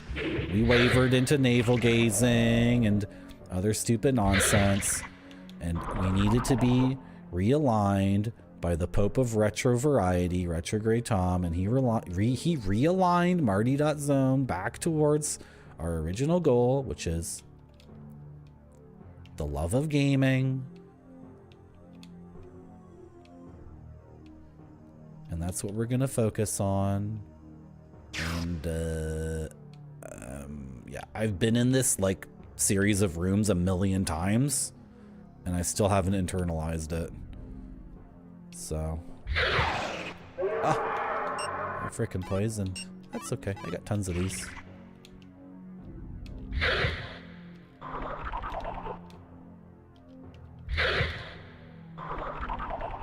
We were gonna buy new armor, but then we've met that dude who has... Man, he has quest items that cost so much money. We need to buy the cross back. We need to get the cross back for the priest. I think the priest has a key. I have an inkling that if we buy that cross and give it to the priest, he'll give us a key that'll open a lot of these locked doors. So I guess we're just... I mean, all this time I'm spending wandering around is not necessarily a waste, because we're getting money and XP too.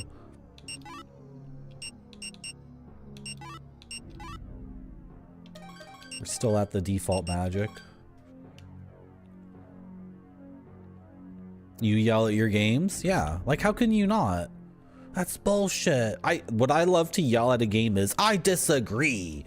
I disagree. This is what I love about tabletop gaming, because if something happens in a tabletop game and it is severely like nonsense, then you say to the DM politely like, well, I thought the situation was this or that, right? Because you said earlier, or no, my ability does this, or I think we have a misunderstanding. But in a video game, when you're playing Elden Ring and you dodge out of an attack and the attack still hits you, that's when I'm yelling at the game. I disagree. No.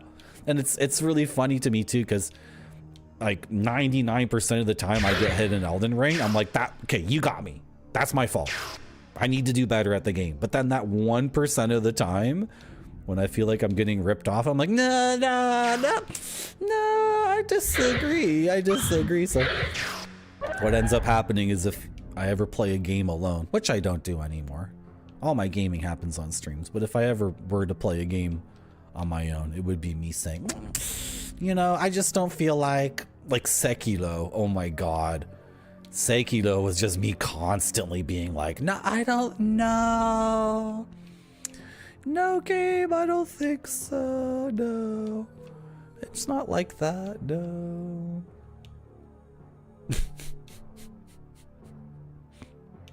You know what, Pudmother, are you talking about like you're looking at a you died screen and the game gives you a hint? Are you talking about that? The thing that drives me insane, and this is so idiotic, because I have the most idiotic gamer brain in the world. If I'm playing a game and I die to a boss 3 times, and then the game says like, would you like to continue? Yes or no? And then there's a third option that's like, continue and lower the difficulty for this encounter. When the game says something to me like that, I'm like, what did you just fucking say to me? You're playing like, I think Jak and Daxter introduced it. Maybe the Uncharted games do it, but then some games do it behind the scenes. There are games where if you lose to a boss 3 or 4 times, the game just behind the scenes stops doing that attack against you, or it fudges it a little bit. This is something I think a lot of like Naughty Dog games might do secretly, or I don't know. Maybe like Tomb Raider games do it. You lose to a boss 3 times, and so sometimes the game says straight up like, do you want to switch it to easy just for this one spot?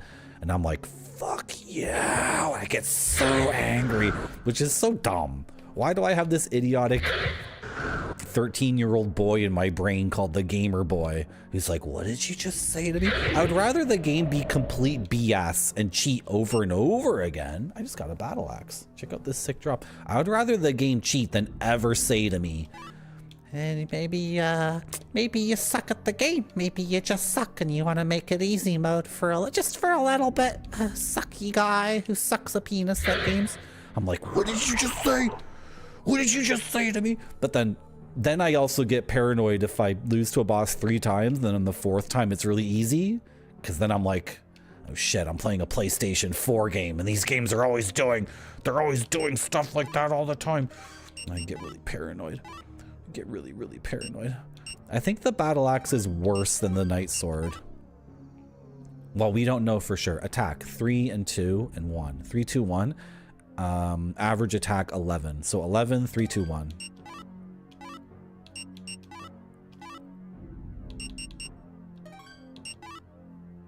1, 5, 1. 12 average attack. I don't know what the manual doesn't tell us at all what slash, chop, and stab do. Are we always chopping? What is the attack? It seems like the same thing. Oh, it's way faster. The animation is way faster. The average attack is up by 1.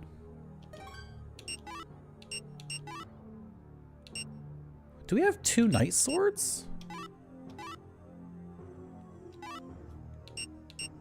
No. It just shows you what you have currently equipped in this thing. Okay.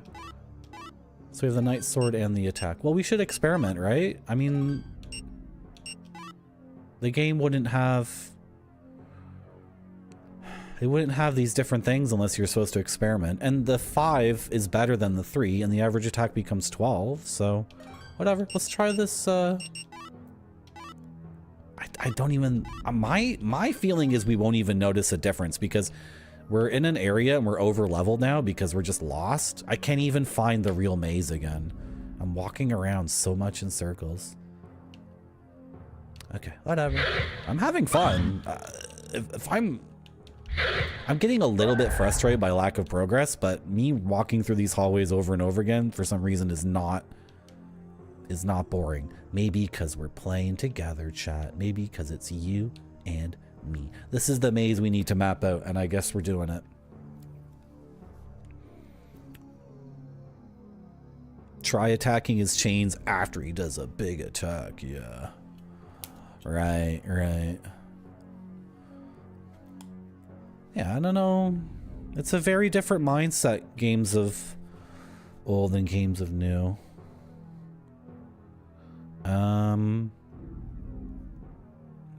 Okay.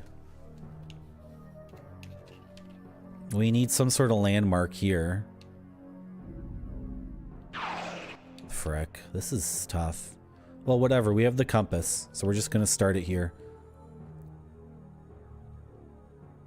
Oh, the southern edge. Dude, we were trying to do this in our head, and we kept coming up against the northern edge or the southern edge, but then we found duplicates that were different forks in the road. So just using the compass and trying to do it mentally did not work at all. So,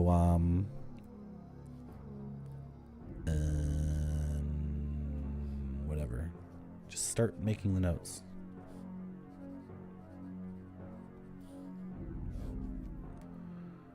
And from the south,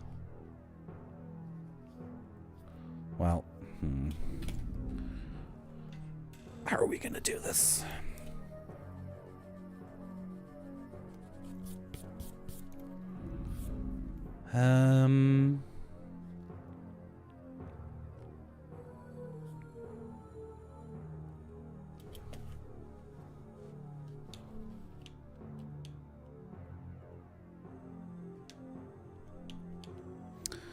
It's gonna be quite sparse and abstract.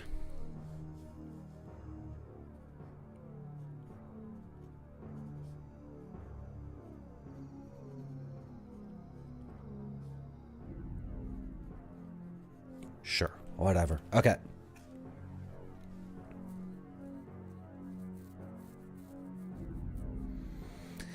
Multiple control, having to take notes in the game is not a bug. It's a feature. It's a deliberate gameplay thing. Like, this is good. Like, any game where I have to take this out. This is my gaming clipboard, by the way. This is my gaming clipboard. Check out the stickers. Any game where you're semi-required to take out writing utensils and paper is like, that's a good thing, in my opinion. As long as it's done consciously, as long as it's a conscious decision on the part of the developer, they can consciously not make any areas that require it. They can consciously give you a compass or a map or both. They can consciously do a lot of things, but I love it. I freaking love it. Pudmel has redeemed add a stank sticker to the gaming clipboard. Well, please don't let me forget it.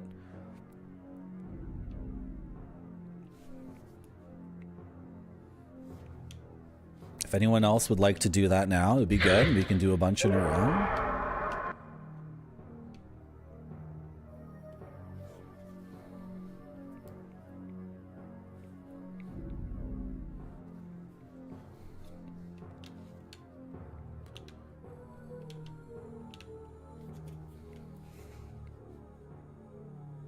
This is a very, very loose map.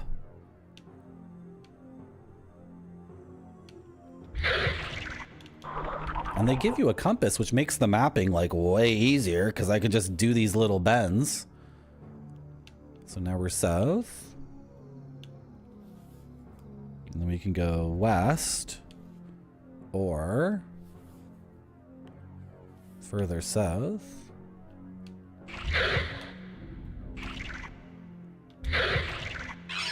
Is the POW recharging way slower with this weapon? It might be. It might be. It might be. I don't know.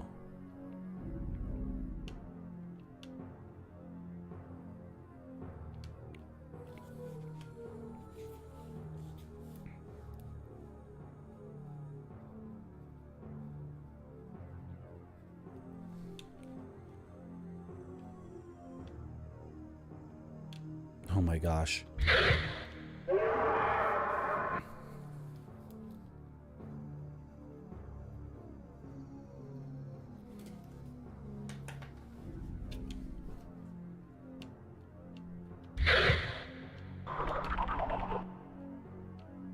For 250 points, you could add a dank sticker to the gaming clipboard. The dank stickers are from Ann K's Dank Zine. Oh, okay. See this? See, now that I'm doing a little bit of mapping, this door here, I'm certain leads into one of the big hallways. So it'd be a really nice shortcut to have, right?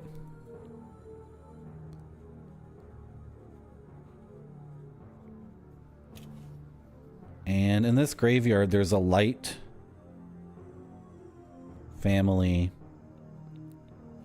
graveyard, which we've heard that we need to start freaking robbing the light family graveyards. And then what the heck is going on down here? Oh, this is like one of these freaking hallways. This is the beginning of the game. No wonder I'm getting lost so much. This is the beginning of the game. Right?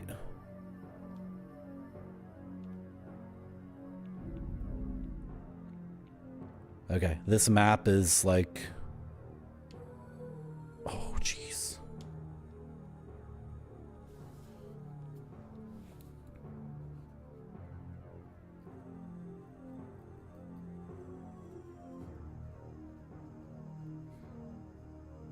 We don't need to map all this out because we've explored it so thoroughly, right?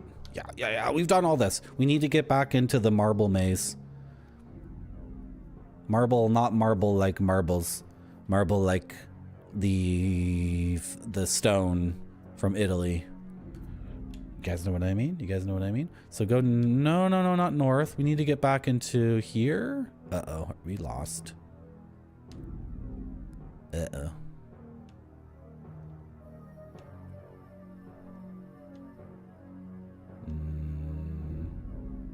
I think we've been traversing areas and thinking they were the same area over and over again, but they're just areas that look very similar. Level increases. Still no new magic. You gonna drop money? Thank you.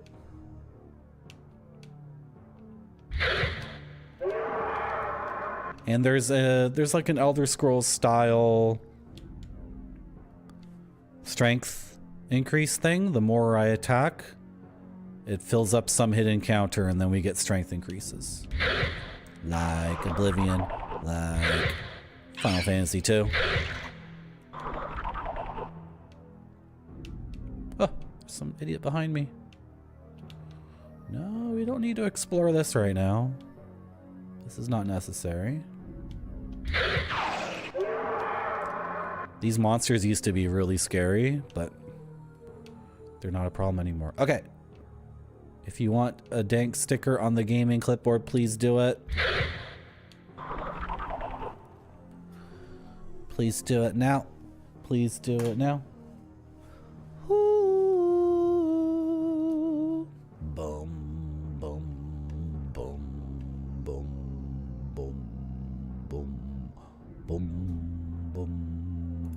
Hey, Marty. Boom. Hello. How's it going, Eden Oblivion? Welcome back to my stream. Oh, beautiful. Beautiful. Hello, Rage for Kiwi. How's it going? Okay. For Pudmuddle, we're going to get Sonic the Hedgehog with the double birds saying no. Because that's like Pudmuddle or myself when we play a game and we disagree with the game. Pudmuddle is a gamer, and I'm sure Pudmuddle is like myself 99% of the time. You get hit or die in a video game, you're like, okay, I'm here for a challenge, fair enough. You got me. But that other 1% of the time, it's like, no. No. Doesn't count.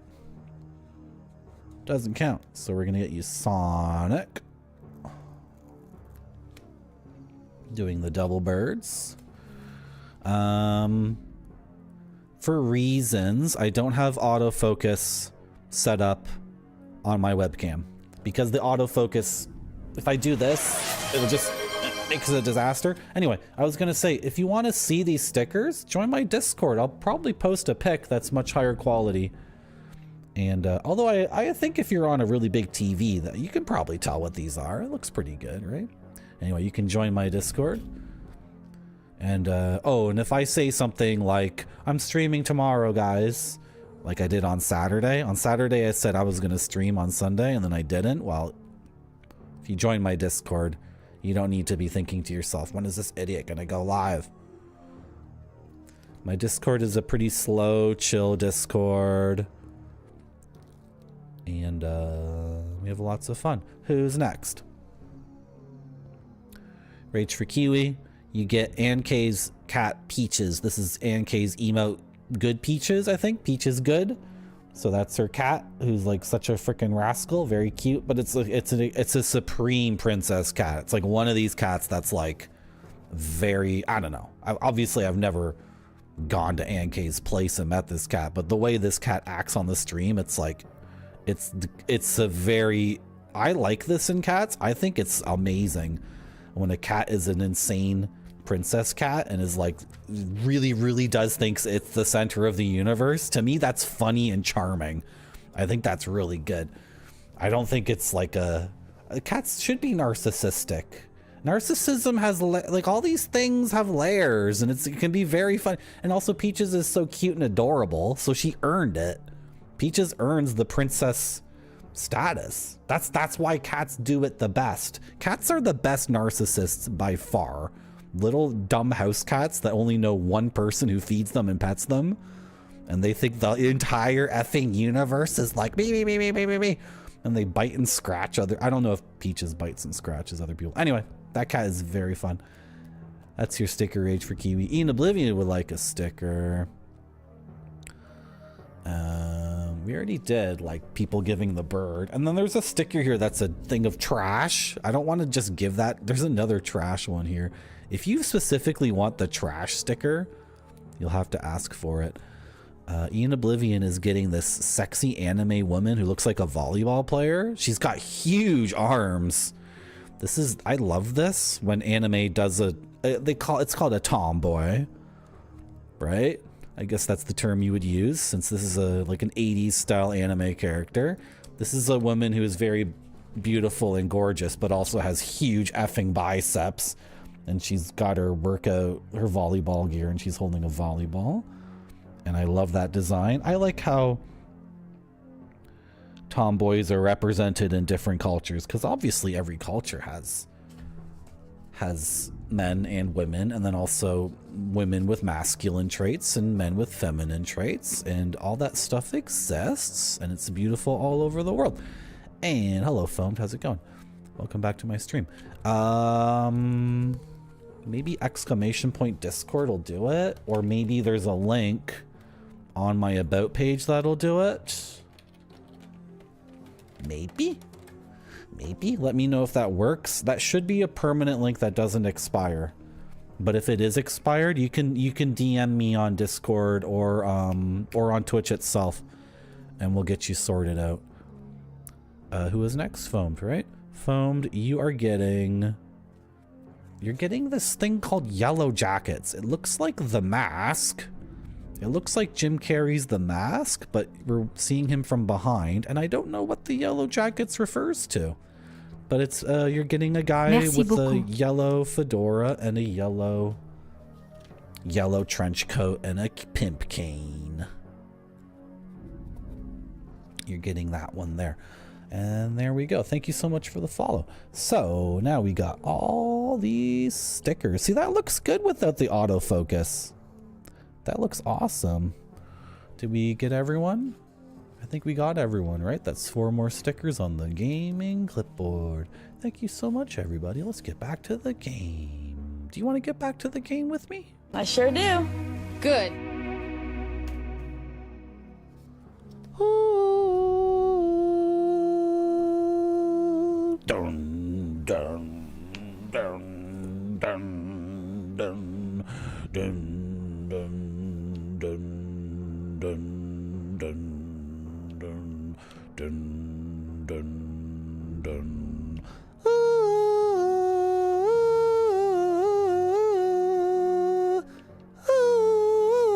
Dun, dun, dun, dun, dun, dun. Who wants to be in a band with me? And this is the music we play.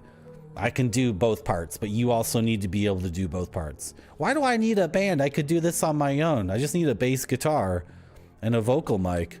It'd just be me with the bass guitar going.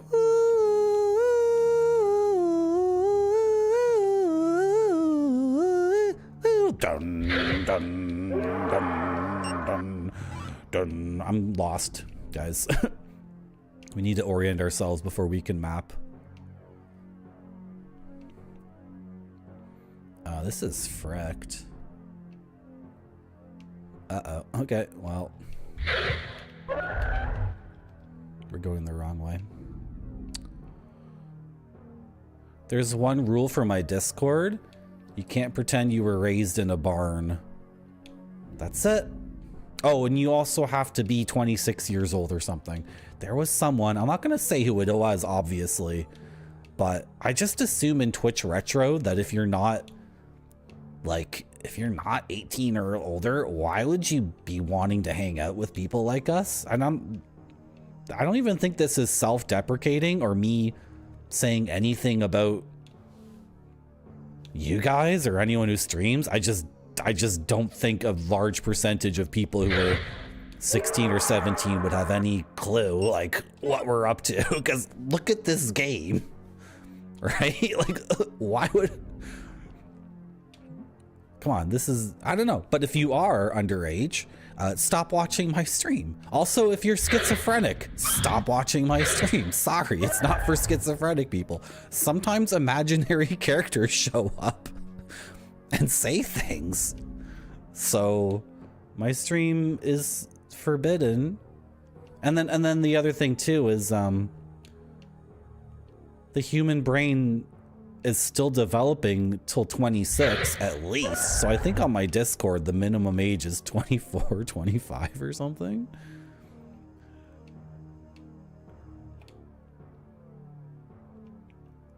I'm freaking lost. How's it going, Crentis the dentist? Unsafe for pregnant people? I mean, jeez. I do want this stream to be the Eraserhead of video game streams. That would be sick as hell. And I would never recommend a pregnant person watch freaking Eraserhead. Yeah, if you're pregnant, sorry. If you're pregnant, then who knows what sort of psychic damage you could be doing to your unborn child. Soaking up the Marty.zone rays.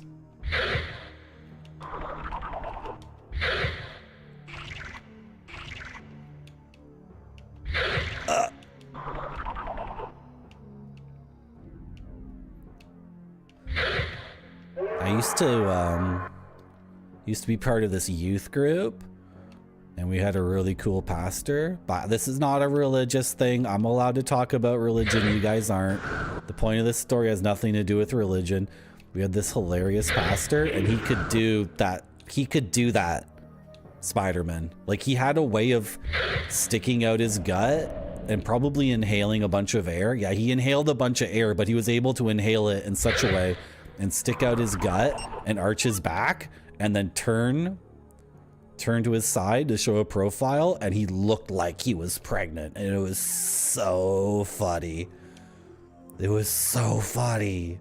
We were losing our minds like a bunch of like a bunch of idiot kids and teenagers. We thought it was so funny. Oh my god, Stonekeep. Stonekeep looks completely effed. Stonekeep is very fascinating to me because it's an interplay game, and it is in a lot of ways. It's an integral part of the interplay story. It's so important in the history of that publisher, and I of course love the Baldur's Gate games, which got made because the dudes at BioWare were putting together an RPG engine, and then they showed it to Interplay, and Interplay was like, we're gonna slap the D&D thing on this, and we're pushing you guys to the moon. And BioWare was pushed to the moon by Interplay to pump out 4 games in 4 years. 4 effing Baldur's Gate games in 4 years, and all those 4 games are like incredible. Well, the first Baldur's Gate took longer than a year to make, but anyway. And then the Fallout games, Interplay, that's a huge part. But then the Interplay, to me, it's one of the most fascinating game companies because it was insane swings between them investing tons and tons of money and time into game projects like Stonekeep that there's no way ever recouped its cost. Stonekeep was made as a prestige product. It was made as a love letter to dungeon crawlers. And, well, people can look up the story of Stonekeep, but it's insane how many times they had to redo that game and what it took to put it out, because it was a love letter to dungeon crawlers, and it was going to be the most technically proficient game of its era, and it was really late, and there's a whole bunch of things with it. And then Interplay, I guess, had a whole bunch of things they were constantly trying to make that never came out and that were losing them millions of dollars, but then they were able to get BioWare to make Baldur's Gate. And then they got Tim Kaine to finally come out with Fallout. They gave him so much time. Fallout was Tim Kaine and one other guy for a whole year. And then there was another like 6 months of like 4 people just trying to figure that game out. And I think it was Brian Fargo personally giving the money. For people who don't know, Interplay, one of the head guys at Interplay, Brian Fargo, is part of the Wells Fargo thing. Brian Fargo is part of the Fargo family of bankers. Like, it's not, if you ever thought to yourself as a gamer, like, Brian Fargo, oh yeah, Wells Fargo, I wonder if there's a connection there. Like, yeah, Brian Fargo is like a super insane billionaire, what's the word? Inheritor. You know what I mean? What's the word? He's one of the kids of one of these insane bankers. And what he decided to do with all his money and time was just pump out crazed games that were swinging for the fences. So anyway. Stonekeep is part of the story of Interplay, where Interplay was just constantly, I bet every meeting at Interplay was either this or that. So there was meeting A, which was like, guys, we put out a game and it sold millions and millions of copies and we're gonna put the sequel together, yay! And they're all cheering because they just made millions of dollars. And then the very next meeting would be like, guys, we're hemorrhaging money so hard. Interplay seemed like a company where it was either like, there was always a disaster. There was always a disaster going on at Interplay. Yeah, Josh Sawyer, because they made those, Josh Sawyer has amazing stuff about his career. He was involved in Planescape and Icewind Dale, and the way he talks about Interplay was like, some days you'd go in and everyone had a Ferrari and everyone had so much money and it was just pure gravy train. And then the next day you go in and they'd be like, we need to pump out a game like tomorrow. We are seriously hemorrhaging money. Everything's gonna collapse in 48 hours. Make a game. No. And then 6 months later, it'd be like, pretty sick working at Interplay, right? You guys buying any new Bugatti Superlosas this week? Oh yeah, just counting my money. Yeah. And then a week later, like, guys, we're fucked. We're so fucked. We need to. Those guys at BioWare need to make a new Baldur's Gate right now. Make a PlayStation Baldur's Gate. Go do it. We need a PlayStation Baldur's Gate yesterday. Anyway, does that story make any sense? Do you happen to have a phantom rod? If you do, I'll buy it for a good price. It's easier to find treasures if you use one. Well, why would I give you the rod then? I want the rod. This looks like something I need to use on that gravestone. So let's write that down. This is a lot of money. Like, I'm afraid I'll use this and I won't get the intended effect. But on the back of the gravestone, it looks like this leaf. Now, there's a room which has the etching of a goblet, and you're obviously supposed to put a goblet on that freaking altar, and the game doesn't let me do that. So I don't know what the game's trying to tell me that way. I need literally twice as much money to buy this. This is insane. Okay. We need to get back in that maze, and you know what? I'm doing a map fresh.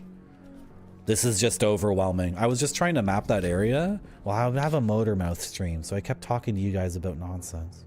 Well, I'm talking about the things I'm passionate about. Someone's got to write a book about Interplay, but I think the problem is that Brian Fargo is literally heir to the throne of Wells Fargo.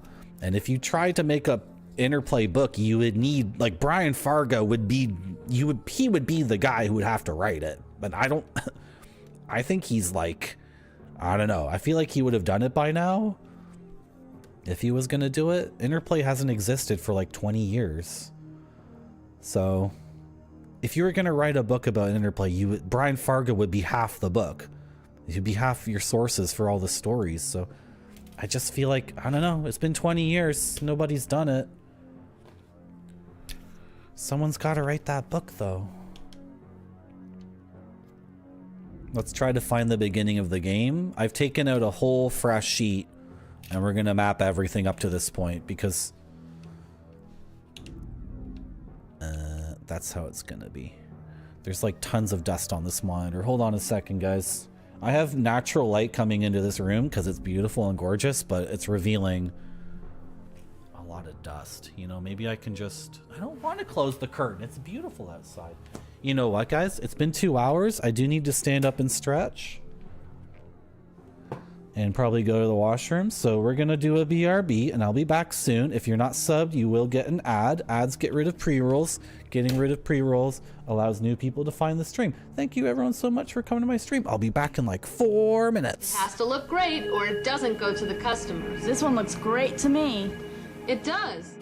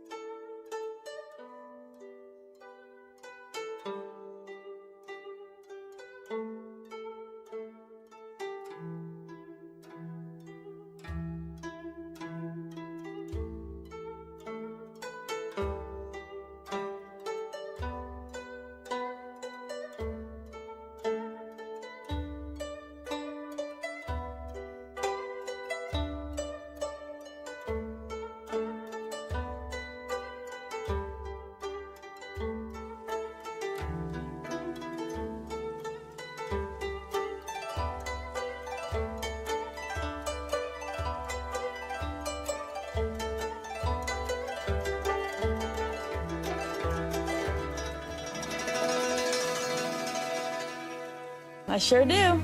Good. Okay. That's much better. That is much, much better. Much, much better. Okay. Oh, what am I doing?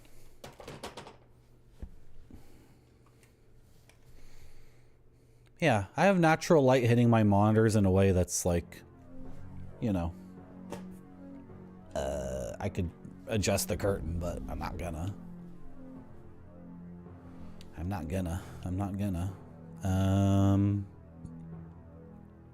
Okay, so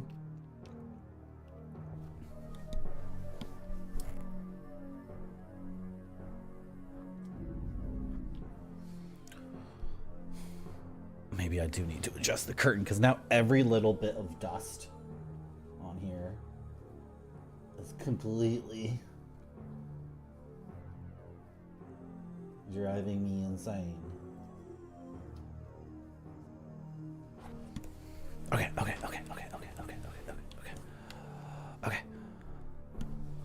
Oh, I thought I could navigate this game using an internal map, but it's just not set up for that. The landmarks are not there. There's only 4 wall textures in the game, and by wall texture I mean wall, ceiling, and floor. And the enemies are respawning behind me, so I can't use that. And I just literally got turned around again just in this little room. And then there's also lots of rooms that are kind of identical looking. I think I've entered several places and thought I've been here before, but it's actually a new place. and it's just kind of identical looking. So anyway, all this to say, the plan to mental map everything has not worked out.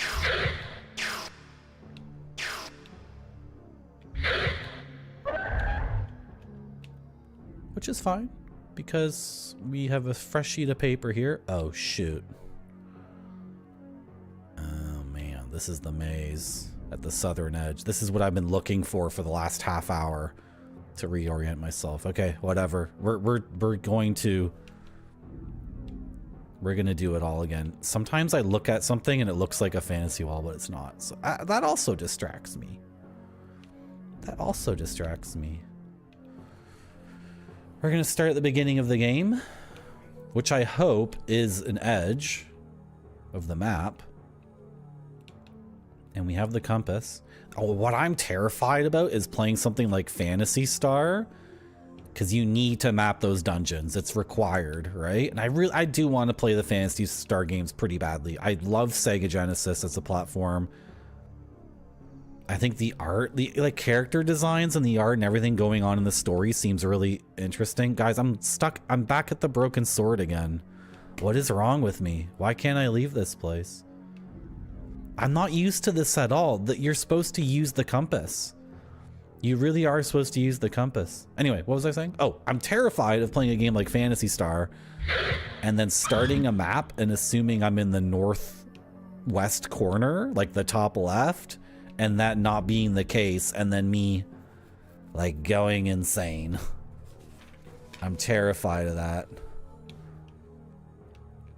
I think the wizardry games, you always start in the top left corner. And there's other games too, I'm pretty sure. That's how they keep it civilized, but I really couldn't stand starting a map and then, you know, running out of paper on one side or two sides. It would just drive me insane. Like, I'm starting the map over again.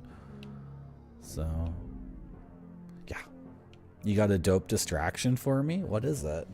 Is it one of these? Is it one of Barfy's famous Photoshops? It's so funny. Oh, it's me with a thumbs up. Yeah, that's me. Thank you. That's me. That's me, Marty.zone. I'm a narcissist. Can you tell? I have a webcam. I have a stream that's a certain percentage of it is just my face at all times. That's right. Oh, your screen froze on that?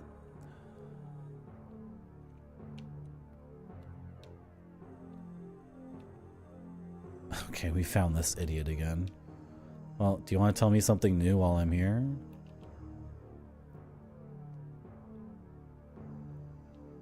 Yeah, and he has the map, right, dude?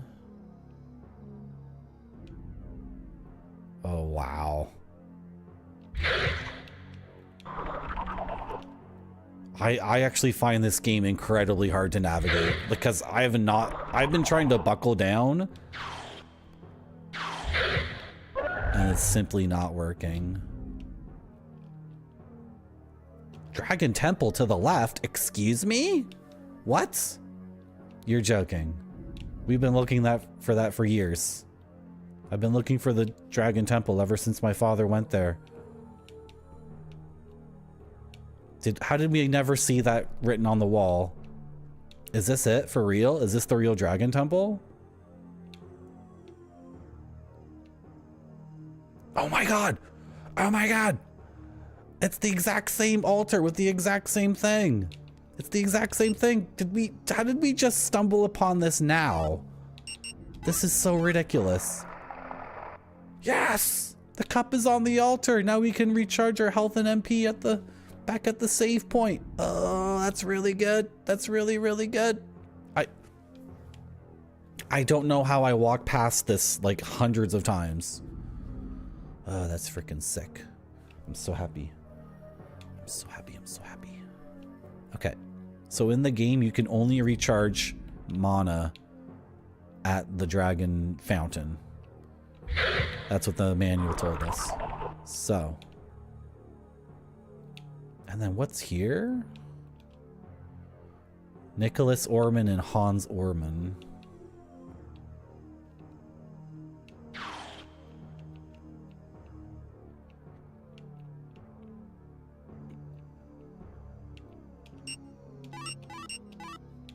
Okay, we've been here before, but I died and lost that progress.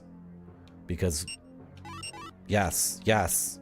Amazing, amazing. Give me all that stuff. I don't know what bloodstones do. At some point, we need to use one just to experiment. Because they might be items that we sell. They might be like gems in Baldur's Gate that don't do anything other than it's another way to have money. Because they're worth a lot at the store if I sell them. That's awesome. Okay, okay. Yeah, I'll kill these idiots.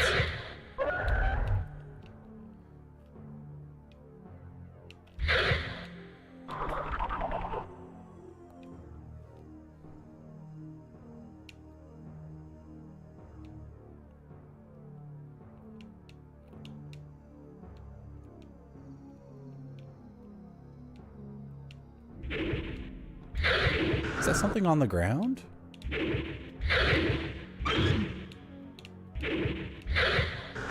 These trees are called reapers, and there's no... I don't believe there's gameplay with them. I think you just walk up to them and attack. There's no dodging their hits, so I stopped bothering a while ago. Light family key? Dude, maybe I don't need to map. I finally explored this maze. We were walking around in this maze for like 3 hours and not finding anything. And just in the last few minutes, I've put the cup down. I found a key. And then I returned to that one barracks area and got 3 healing things from the barrel. This is really good progress. This is absolutely excellent. Okay. And it's all on the southern side? Doesn't make any sense. I don't get it.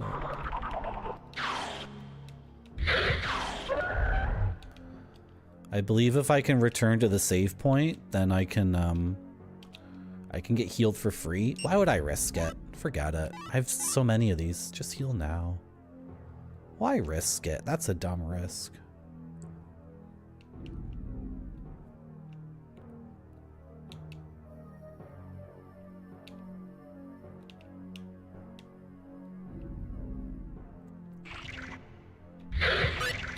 Level increases. Whoops. We're still on the same basic magic.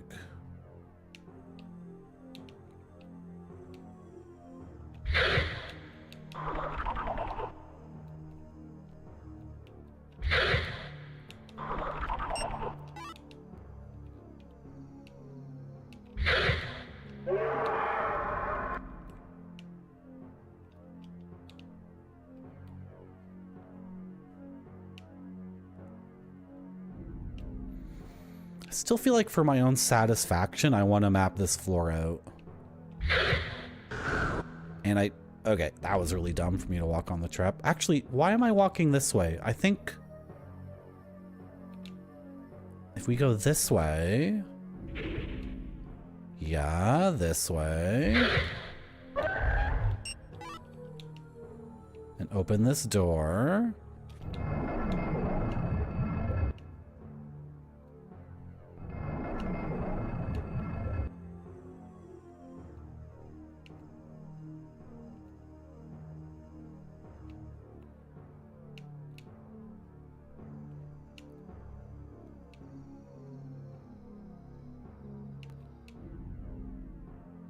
So a large part of my enjoyment of older media is putting myself in the shoes of someone playing this when it came out. And this is something I've consciously tried to do for a long time now. And it's not just movies or video games or paintings or music. It's all those things. I really, really love basically all media from all eras. I like everything. I like the little figurines from thousands of years ago. That's like a very rotund woman. You guys know what I'm talking about? Should we look that up? Maybe people don't know what I mean. I like it all. I like the cuneiform stone tablet that says, this frickin' copper sucks, asshole. Our family has been doing... Our family's been doing business together for years and years, and you sent me this frickin' thing of... This thing of copper? That's bullcrap. I want my money back. I like that cuneiform thing. The original waifu figures. I'm so happy Podmuddle knows what I'm talking about. What do I look up, though? Oldest art in the world? I think cave paintings have incredible aesthetic value to them. This is good. This is really good. This'll illustrate my point well.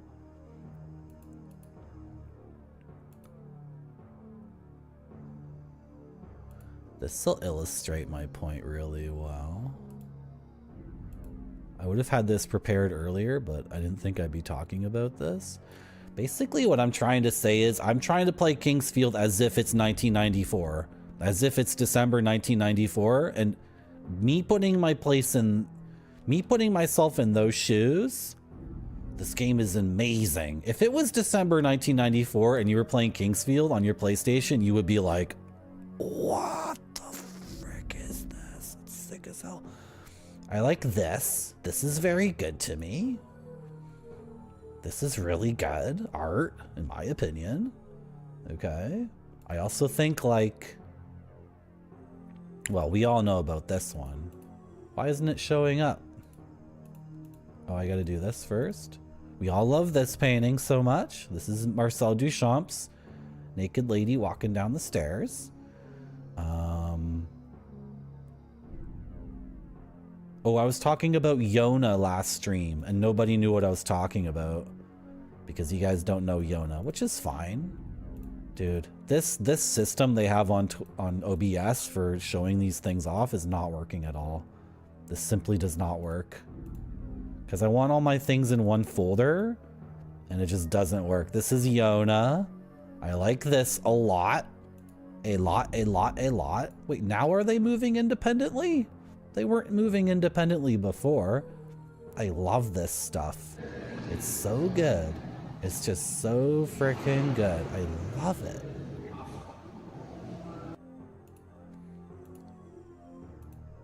And what I love about playing old games is because for 1994, oh, this is what I want to do. Oh, sorry. Hello, Dr. Furious lol. The Sheila Nagig. Let's Google that. Sheila Nagig. Oh, yeah. Yeah, Sheila Nagig for sure, dude. Absolutely. We love this stuff. What was I going to say? This is what I want to do right now. Rock albums released in 1994. Super Unknown by Soundgarden. Vitology by Pearl Jam. The Downward Spiral by 9 Inch Nails. Nirvana MTV Unplugged in New York. Green Day's Dookie.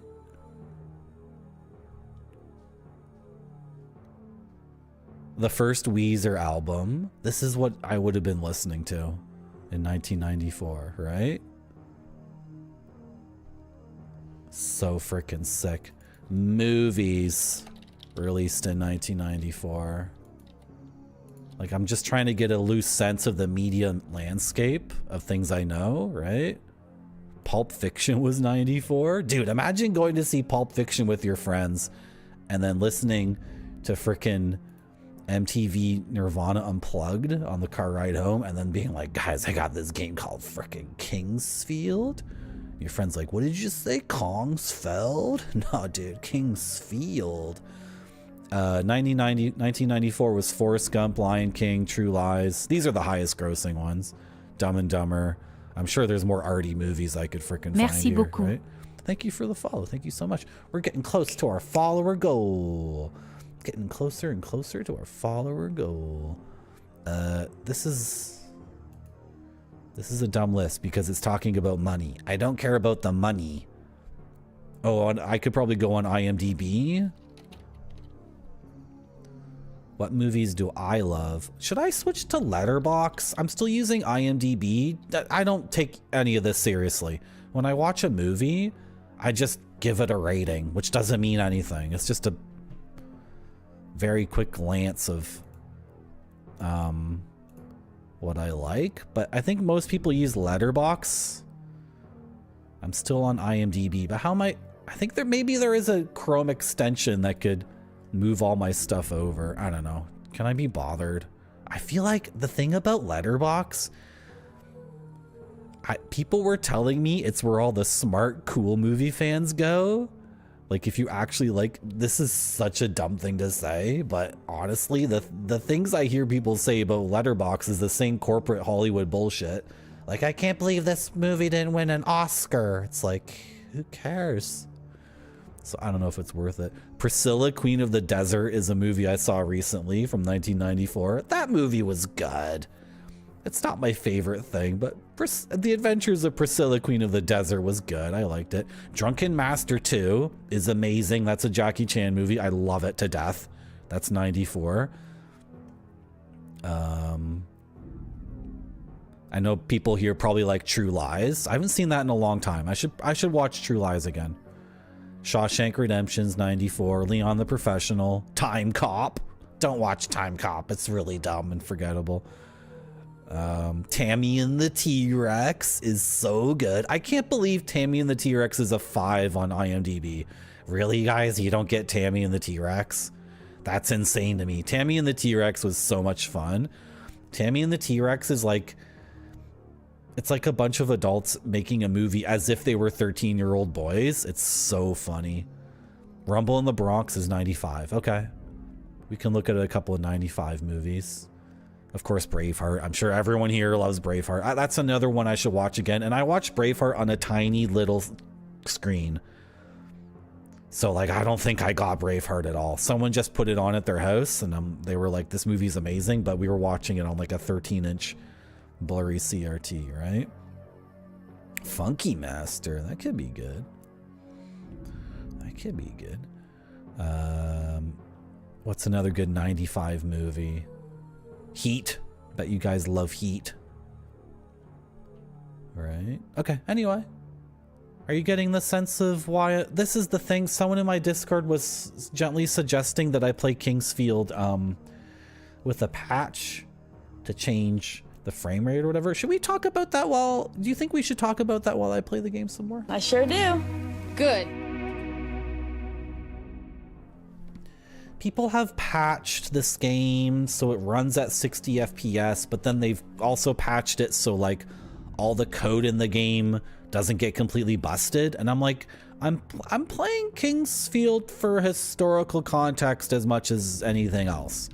Like, I'm not playing this. I know I'm weird. I know I'm weird. Like, I would rather, like, for example, all this AI upscaling of old movies or whatever. No, thank you. I'm not watching the movie for like a graphical fidelity thing. I would rather watch the movie on maybe like a funky old print than, well, anyway. I don't play games as content to be consumed, and I don't view these as pieces of technology that were flawed because technology was basic back in 1994. That's not how I view these at all. I view them like, you know, it's different for me. I'm here to engage in the history and the context and everything. Guys, we're looking south if we look at our spawn point in the game, right? Okay, so the game begins here, and I really hope this works, because is this dumb for me to start drawing at the bottom of the sheet for south? Or should I go more to the middle? I honestly don't know. This might get screwed up. But this is going to be huge. This place is massive, so... Anyway. Here we have a star, a 6-sided star. And a seal.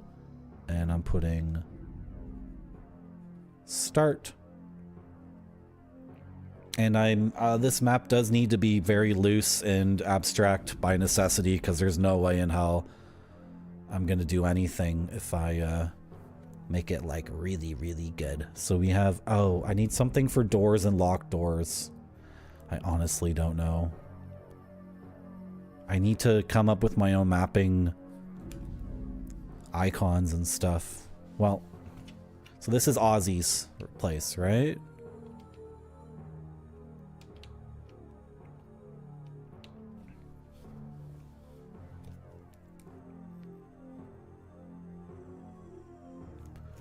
And then opposite of Ozzy's, we have this place, which is a locked door. Yes, this door is still locked. Oh, I have the key now. Key doesn't fit. Okay. That's at least very responsive. At least the game said, yes, you did try to use a key in a place. Wait, hold on. If I just use the key like this, what happens? Nothing happens. And we do need to save our game. We absolutely do need to save our game. Oh, I can just draw a little lock. How do I draw a lock? Like, there's the loopy part. And then there's that. And then there's a keyhole. Okay, we'll do that. And we'll just do a little lock. And then here is the well. So far, I'm very happy with my map. I'm quite proud of it. This is fun to me. To me, this is gaming. Oh my gosh. Okay, good. It's just that. And did we already open this? Or was this locked? Okay. Key doesn't fit. Did we check? Nothing happens. Okay, good. So when you use a key and it doesn't fit, it will tell you it does not fit, which is really good.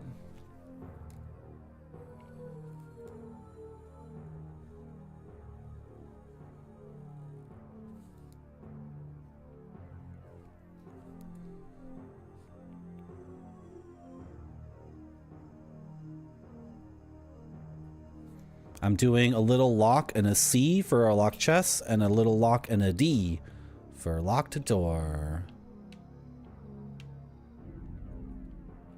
And heading north, we have... Okay, we got 2 ways out, right?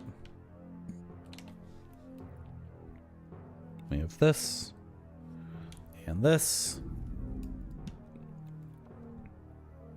This way.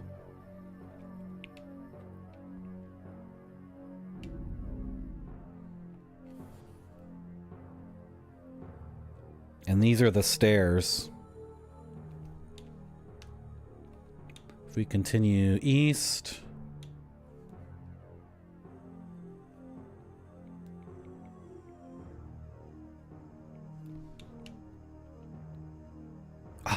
Very good, very good. This is what we wanted. Yes, it's flowing. It's flowing. Oh, let me slurp. Slurp! I got full HP and full MP. That's amazing. I can use magic again for the first time in hours and hours. A big slurp. I'm so happy. Okay. This is really good. So let's go back to this spot here. So we go down. Is this 4? This splits into 4 different things. Okay, so to the south is the fountain.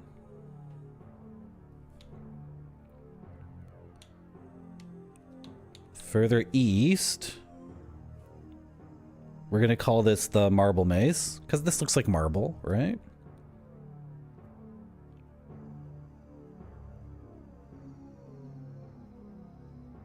On the next floor, we're mapping from the start, for sure, because this is not only very effective, it's incredibly satisfying to play the game like this.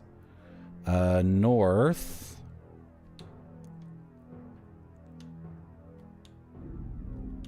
and then west. West is the stairs, right? Let's just confirm that. I don't think I need to, but yep. And if we go north, we should find Clese. Is it Clese who's here? And the first shop, too. So we head straight north. And we have light company.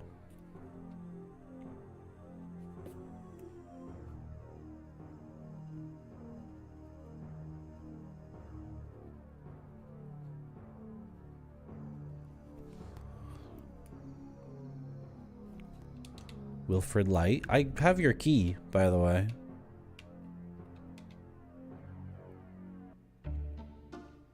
The Dragon King's tree fruit is the most effective medicine there is, especially if you're dealing with magic. You should really buy some. I would. It's so expensive, and it's also going to be a key item later in the game. And I need 1,800 gold to buy a frickin' cross back from some guy, so... I don't know. We're going to save scum here. Because this is the style of game where you save scum. I don't care what anyone says. We go this way. How's it going, Game Dev Jeff? Oh, it's damp. It's dank. It's moist.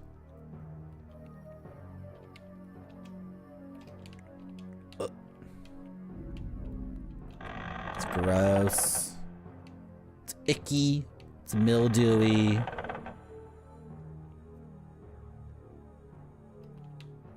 This is Cleese.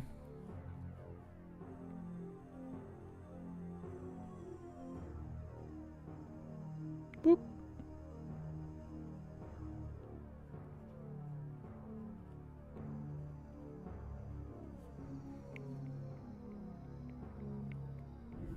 And we have a cross here because we can save.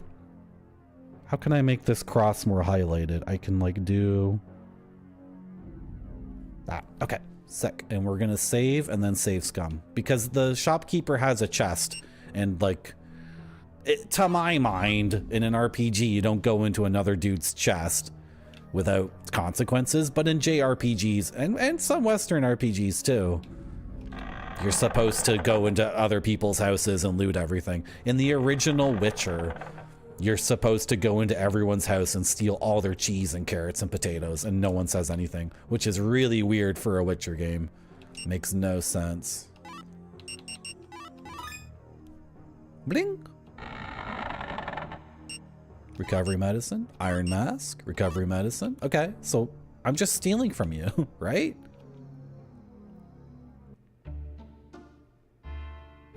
Yeah. That's very, to me, like that breaks a lot for me. That's obviously his chest and it's his family key and he's selling those items and I'm just like opening the thing right in front of him. I bet in a Nintendo game it would be like Toad and he'd be like, you can have those items if you find the key. I'll just let you have them. We can equip the iron mask. I want to see... Our average defense is 8. 842.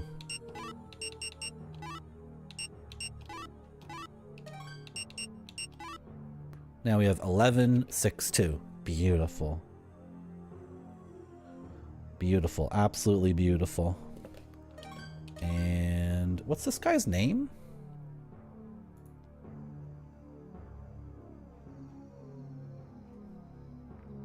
He's not in the characters list. Interesting. Well, we've met characters that aren't in the characters list, but the manual's very funny in that it gives pretty partial information. That's cool though. Yeah, it smells like soil and... Don't exert yourself by using weapons that are too heavy. It's better to use a weapon that matches your strength. Is that a gameplay thing or are you just talking? What does that mean? Okay, anyway, we've saved. We've looted that chest. You know what? We should save again since we looted. And we're right here. And then we're not going to save again for like 90 minutes. Because that's how I like to play these games. I do not like to do a tiny bit and then run away and save and then do that over and over again. Not interesting. It's not interesting to me. That's just me though. Sometimes beds have things in them, and I don't know if I've looted these beds. Okay, cool. Very cool, very cool.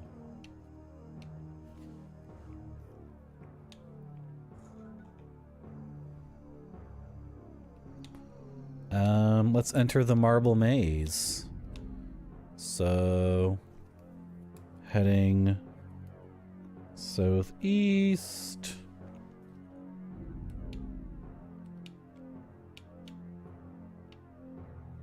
Then it turns south and east. Right, that's actually northeast. Okay, let's go south first.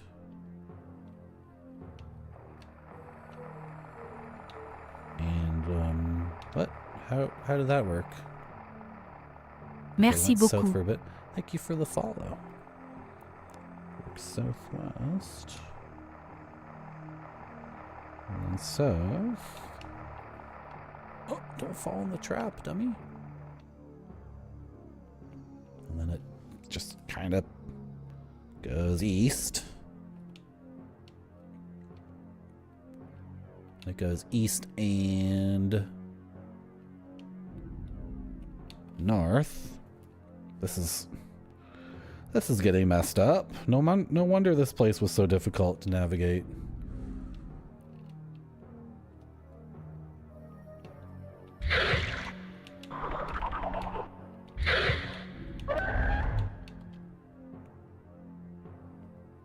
Yes, that was amazing, Game Dev Jeff. I'm tempted to release that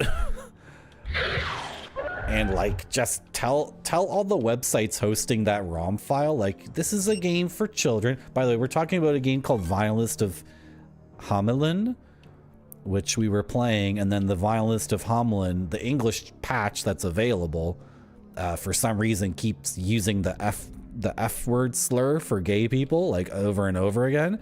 And I kind of want to go to those websites and be like, so we removed that because it's a game for children, and a game for children in that context would not have people like having random outbursts of saying hateful language for no reason whatsoever. It's not a very good localization, in our humble opinion. I think it kind of messes with the tone of the game somewhat, that you're having a fun, happy adventure for 10-year-old Japanese kids, and then characters start saying like a wretchedly awful word over and over again. But oh, this is the actually Game Dev Jeff, if you're at least interested in this, I think what we did, I asked you, and you did it incredibly quickly, so it worked for that stream, but I asked you to change the word to bassoon with one S, but I think we got mixed up, or I got mixed up. Bassoon is a different boss in the game, because the German word for bassoon is in English a word that's like off-putting. So if you're interested at all, Game Dev Jeff, in changing it, we need a different 6-letter. It could be literally anything. But if we were going to go back to those websites, because I have an idea to go to those websites and be like, yeah, we did a 1.1 version, right? Because that game is really good. People really need to check out the Violinist of Hamelin.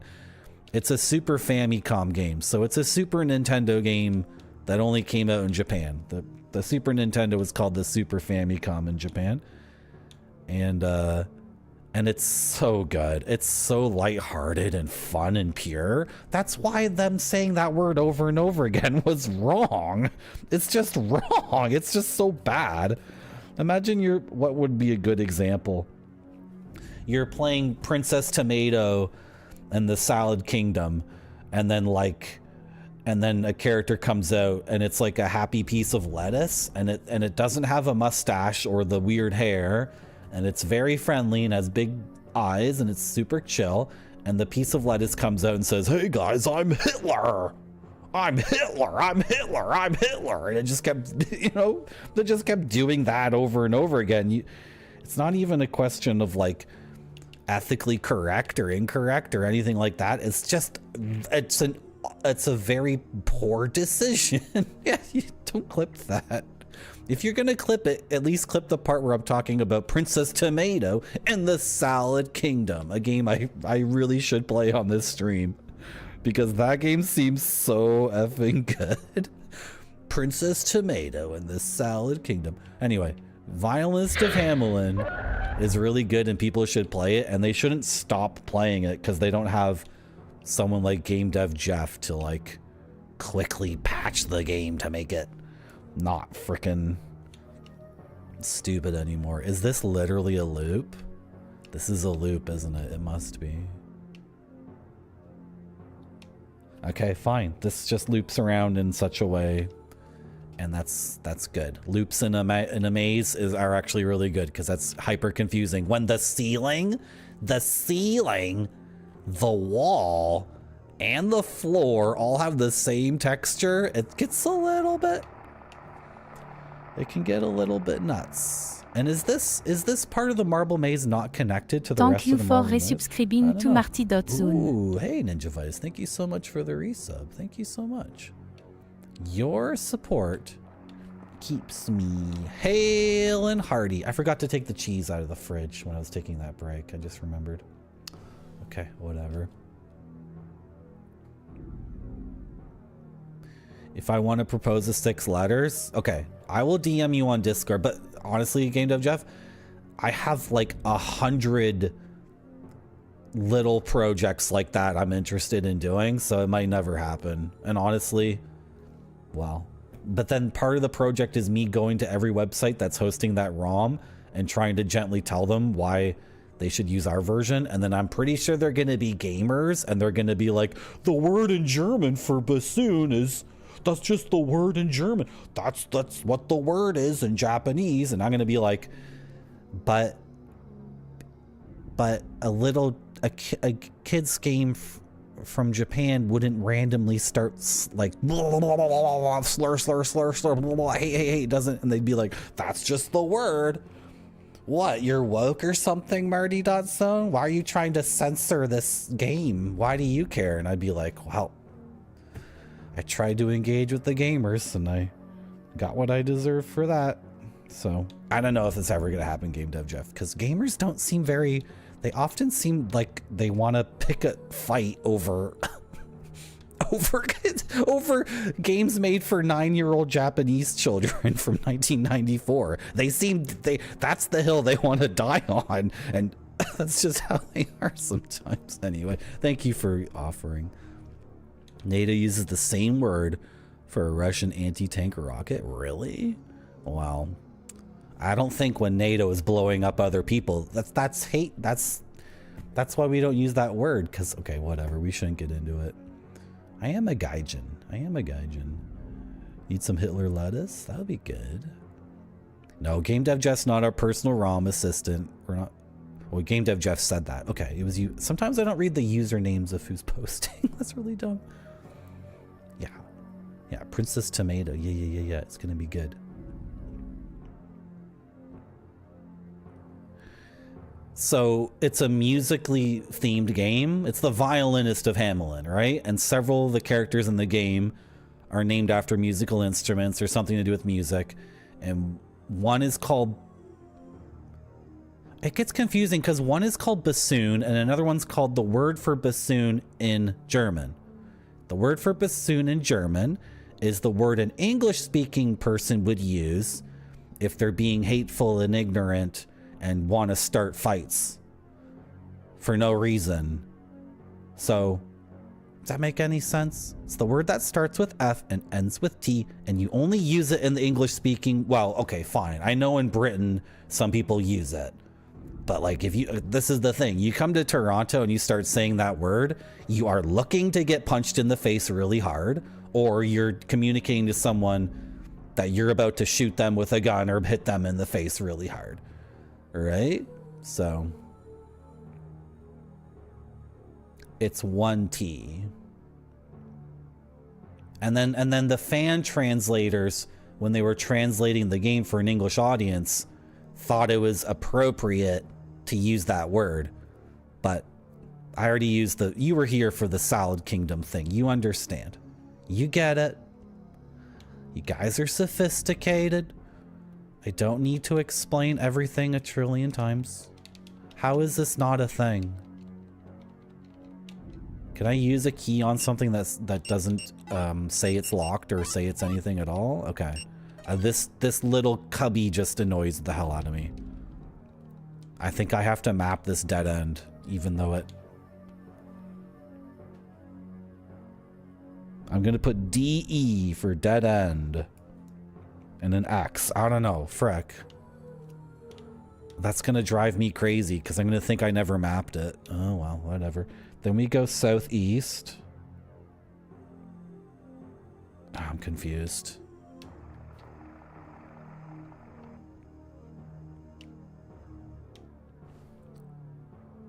Rand Scott, I don't know. Game Dev Jeff says if I have a 6-letter word, we can use it. I don't know what it's gonna be. All I know is I was playing Violinist of Hamlin and then it started saying that word over and over again and I didn't want to play it anymore.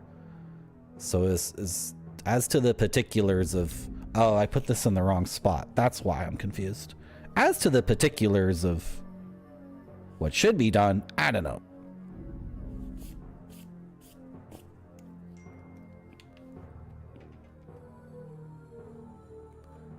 Yeah, but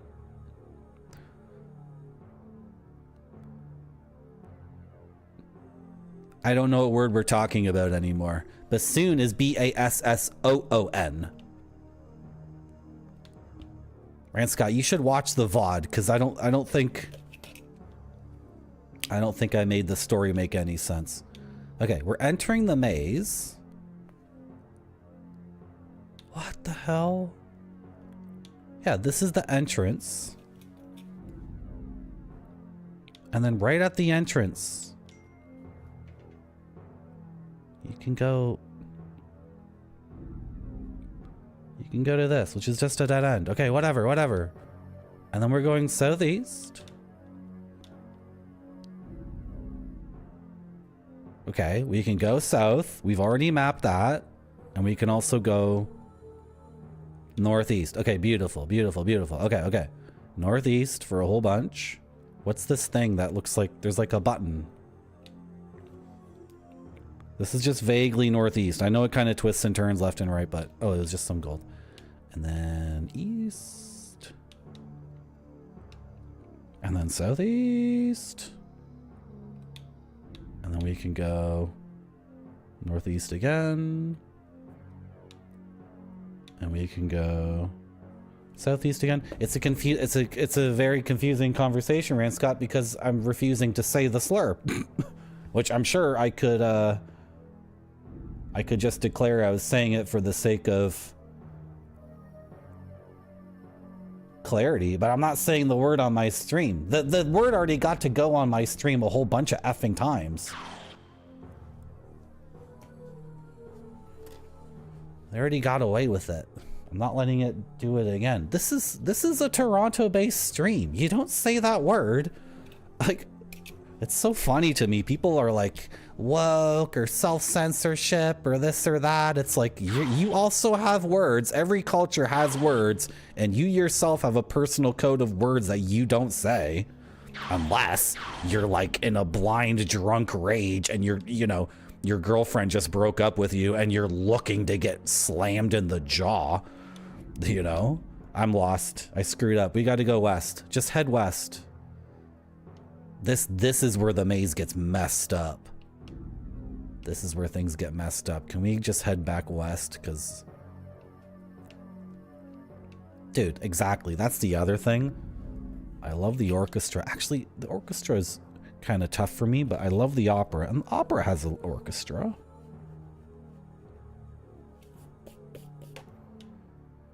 Okay. This corridor here. Dude, I hate this corridor so much because I'm not mapping the whole thing out. Southeast. Okay. Okay, are we good? No, is this a different place? Southeast. Yeah. Okay, go southeast. Go. Before you get confused. Okay, go southeast for a pretty damn long time. I'm gonna run out of page here. Shoot. Oh my gosh. Stop freaking calling me. I'm gaming. My phone is going off with like a bunch of stupid garbage constantly. And then the freaking spam callers call me. Go away. It's family day. That's illegal. Have we been here before? This does not look familiar. What the hell? Oh, we have been here before. It's this idiotic room. This very frustrating, dumb room. How many followers am I at now? 279? Help me get to 300. We'll do the 300 follower special.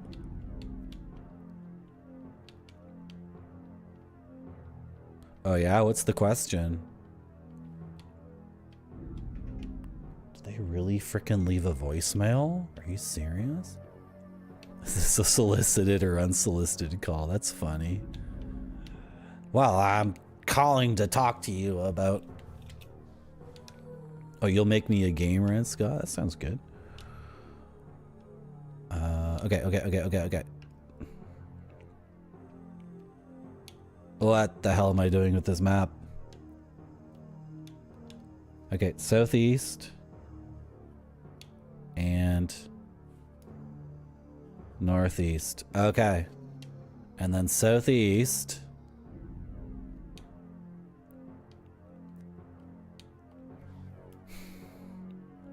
It goes east. Then south. And then there's just this. And I don't know if there was anything here originally.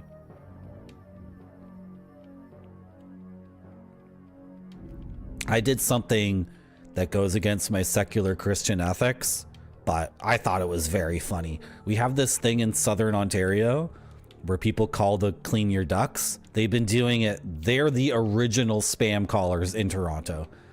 They've been doing this for like 25 years or longer, maybe 30 years. They call and they say, we do duct cleaning. And then you say, my house doesn't have ducts, because like a lot of residential homes don't have ducts. And if it had air ducts, like it would be an apartment, and you wouldn't call the guy living in the apartment, you would call the landlord or whatever. But you call them, when they say they clean ducts and you say, I don't have ducts, take me off the list. They're just completely insane, and they will call you for literally decades, still assuming that you have ducts in your house, that your system is based on that kind of design, which is insane. They're completely nuts. So the last time someone called me about that, I've since come up with a better version, because I was doing it kind of improvised, but I told the guy I lived in this spooky mansion at the top of the hill, and I said I was gonna kill him, and he got really sad because I took it to a level that was so messed up. There's a way to do this that it's funny, and I think I'm gonna keep trying to do it with these spam people. The ducks people get a different treatment because they have literally been calling me for 30 years about ducks, and I've never lived in a place that had ducks. So ducts, by the way, D-U-C-T-S. Did I spell that correctly? Not ducks, not quack quack quack ducks. I mean ducts. D-U-C-T-S. So when the guy started doing his thing, I was like, yeah, you're gonna come over. I live on the big house on the hill. You're gonna come over, and you're gonna come over, and I'm gonna kill you. I'm going to kill you. I'm going to murder you. And he said in a very sad voice, like, no, you're not. I think I hurt that guy's feelings though, but those people are insane. It is a violation of my secular Christian ethics. I did break my personal code. Part of my personal code is I don't say in a joking voice, I am going to murder you. It's technically wrong. However, these effing duct people need to learn. So I think if the duct people call me again, I'm going to make it even more elaborate. And also the duct thing can get really funny because the dead people could be in the ducts. Yes, I need you to come over and clean my ducts because the last person who came to clean my ducts, well, I filled the ducks with poison gas and they all died and their bodies are in the ducts of the home, and so you need to send some new people. You need to send some new people to come clean the ducts. Guys, I have some bad news.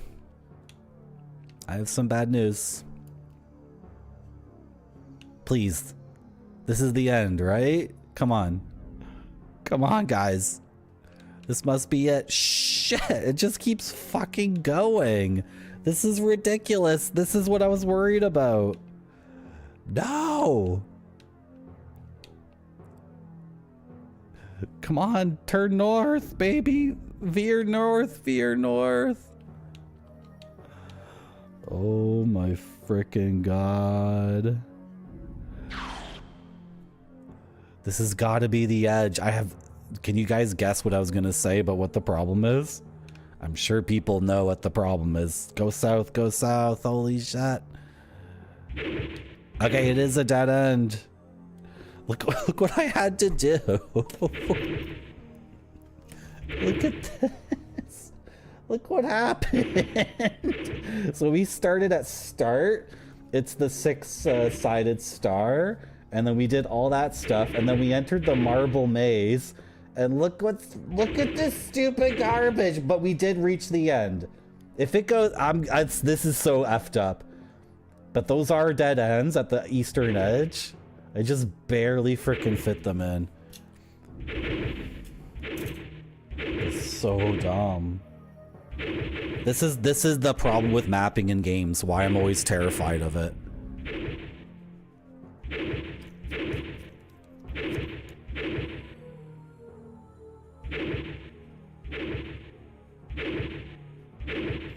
And we've already done this. We've done this before. Should I kill these idiots just for fun? Whatever.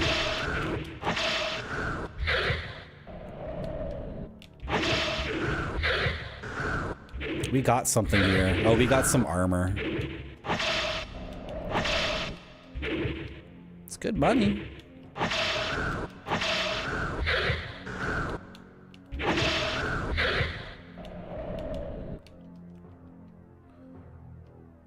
Speaking of Quakers, are Quakers Mennonites? Or some other religious group that's pacifist and doesn't... Quakers are pacifists who... I sure do. Good. You guys didn't miss anything. I chopped 3 trees to death and picked up money. Quakers are pacifists, right? And they're from... Are they also Mennonites? Anyway, speaking of Quakers, when I was up north, I saw Mennonites. And I saw signs that were like a horse pulling a carriage, and I'm like, that's a funny meme. That's so funny. And then I realized, oh wait, that's a thing around here. There are Mennonite people in southern Ontario, the northern part of southern Ontario. And they do farmers markets where they sell their sausages and cheeses and stuff. And they don't use tractors. Like, man, guys, and they're not accepting new people either. Can you believe it? Isn't that bullshit? What if I wanted to give up being a Twitch streamer? What if I wanted to give up being a Twitch streamer and have a different lifestyle?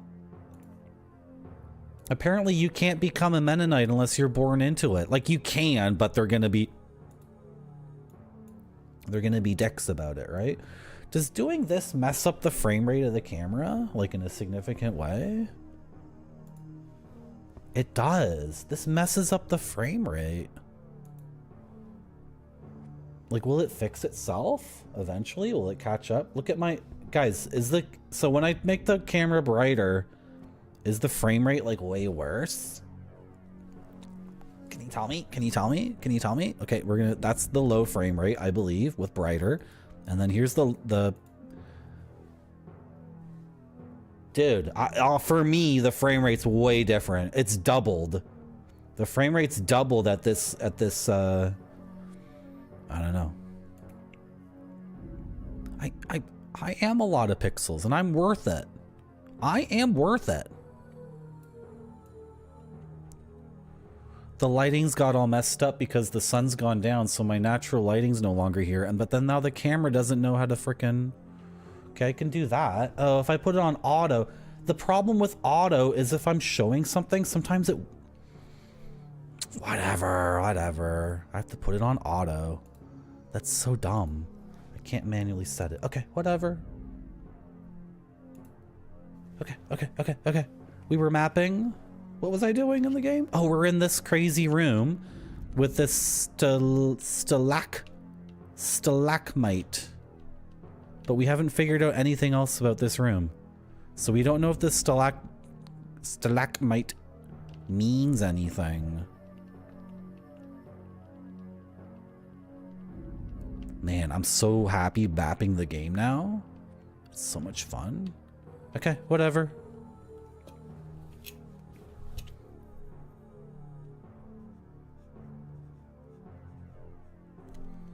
This is the stalac room.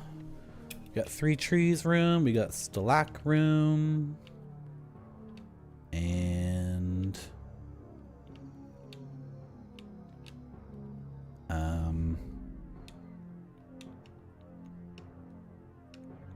So is this the 3 trees room? Yep. So then if I go west and then south again, I think there's another southern path. It's literally just a dead end, right? There's nothing here at all. Okay. I'm gonna use an X for dead end. And then there's another northern path. Well, I think this might be the stalac. Yep, that's the stalac room. So we need to go further back west.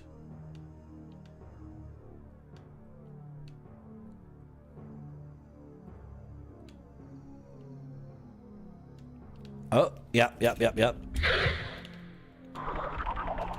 And then here's the scholar, who I don't care about his book because I'm an idiot. I'm Kevin Kingsfield. But that book has all the answers.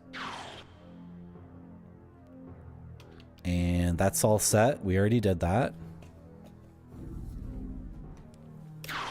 So here we can do...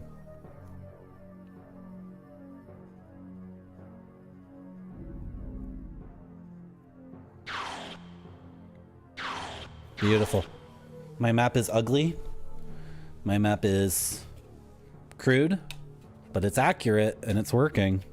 So now we want to head west. And we should, what's going on here? At the scholar, I only have 2 paths, but I see 3 paths here. So there's going further east. There's going north. Oh, yeah. There's 3 paths. Okay, head back west.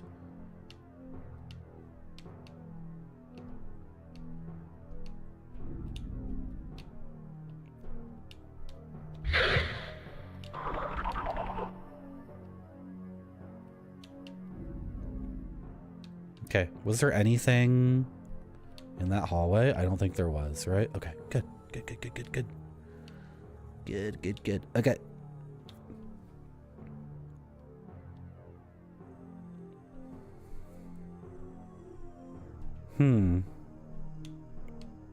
So we can go southwest.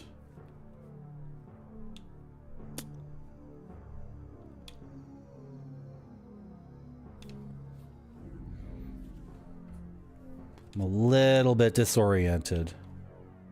Here, we need to find that temple again to get set up. This is it, right? Hello, I am Heat Legend. How's it going? That's awesome. Heat Legend, I've been, well, you already know this about me because I've been doing it for like, I've been doing this for like 2 years. I'm still watching wrestling shoot videos. I'm still not over it. One thing that's so amazing to me is that Scott Hall, also known as Razor Ramon, came up with the Sting Crow gimmick. Scott Hall went to Sting and went to Eric Bischoff and was like, yeah, with Kevin and me, let me try to do my Scott Hall impression. Yeah, Kevin and I were the outsiders and we were invading the WCW. So I went to Sting and I said, we're going in a new direction. Everything's getting way darker and tougher and more real, and we're blurring the lines. And I think you'd be really... I just saw this movie called The Crow with Brandon Lee. He's so cool in it. I think you should become like The Crow. And he came up with that. And then he went to Bischoff and Sting, and they went along with it. And it's like one of the greatest wrestling characters ever. So incredible. So I don't actually watch wrestling. And I really didn't growing up.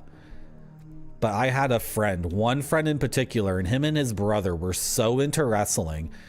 And so what I remember about wrestling in the 90s was not me actually watching wrestling. It was watching my friend's face and his brother's face.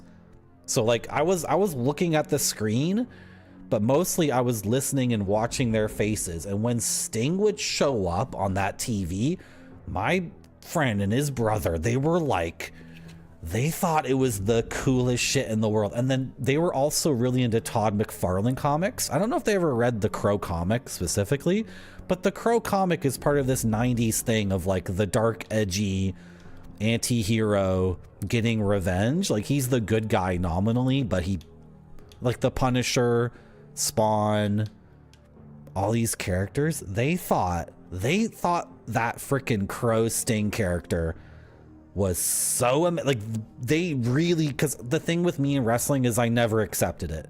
I never accepted. I'm all blasted out. This is way too white. I look like a ghost. What, I gotta be too dark or too freaking, I gotta be too light or too dark? This is dumb. I don't like this. Okay. That's a little bit better. I never accepted the kayfabe. Like even when I was a little kid, I would watch wrestling and the clown would be fighting the cop, right? And then the army man would run in and hit the clown, and then the cop would get beat up by like the rich guy. Like, and then the other thing about wrestling was anyone who had long hair, their opponent would always grab them by the hair. And I remember being like a little kid and being like, why don't you cut your hair? Why doesn't that guy cut his hair? It doesn't make any sense. So I never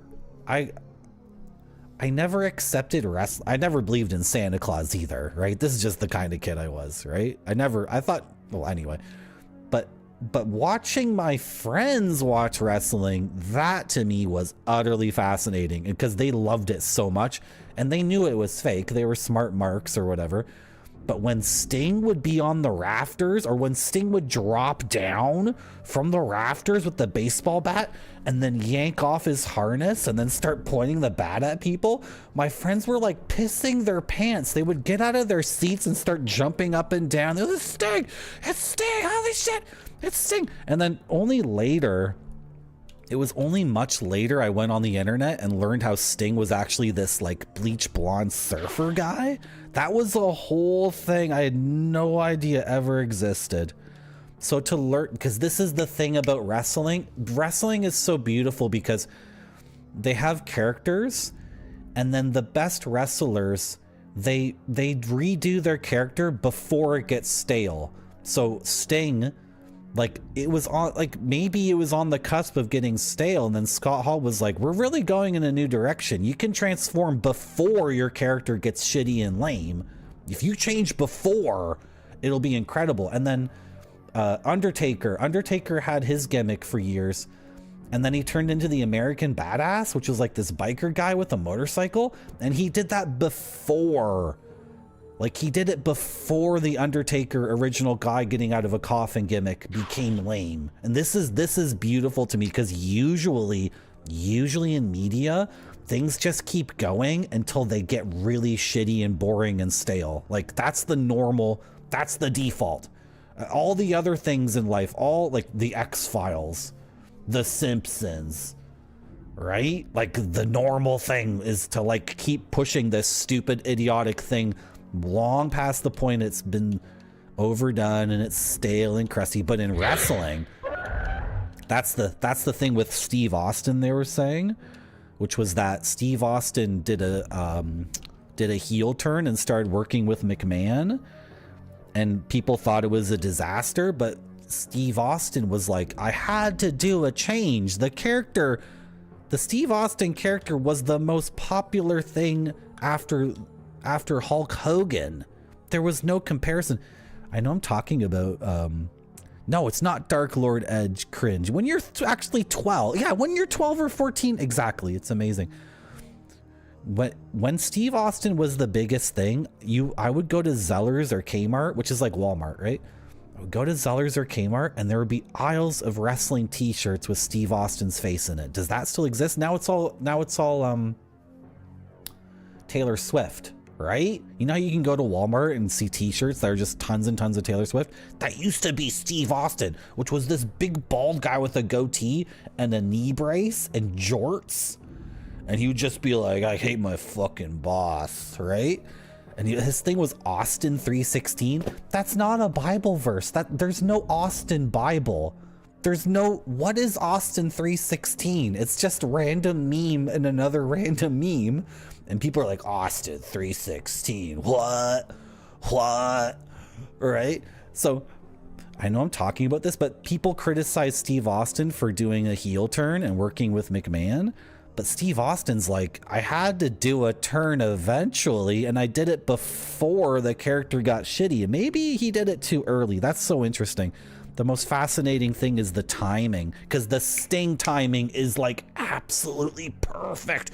It's so perfect. Like, I think I was watching this video. Seems like Sting had maybe 3 or 4 months of his character like going down. 3 or 4 months is such a short amount of time to be stale and boring in wrestling. And then he freaking what? And it wasn't even stale or boring, but it was heading like, because with Kevin Nash and Scott Hall coming in with the Outsiders, it definitely was going in a different direction. Anyway, that's been my talk about how I think I can't watch wrestling because I think it's not fun to watch, but the behind the scenes stuff on wrestling is infinitely fascinating to me. This is a very hard part to map. This is what I've got. Can you guys see it? Basically, it's a loop, but then there's something in the middle. So I'm getting turned around like crazy. Anyway.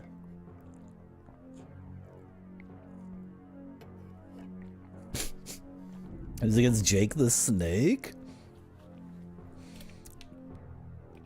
That's another character. Like, really, I remember being a kid and Jake the Snake this is such a crazy memory of mine. Sorry guys, I'm like not happy with my webcam because we started with one thing of lighting and then we changed it. I guess it's not that bad. But if I go like this, it sucks.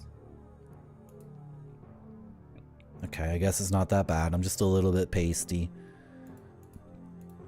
I remember being a kid and I think maybe it was like Macho Man and Miss Elizabeth were in a bed together, just chilling.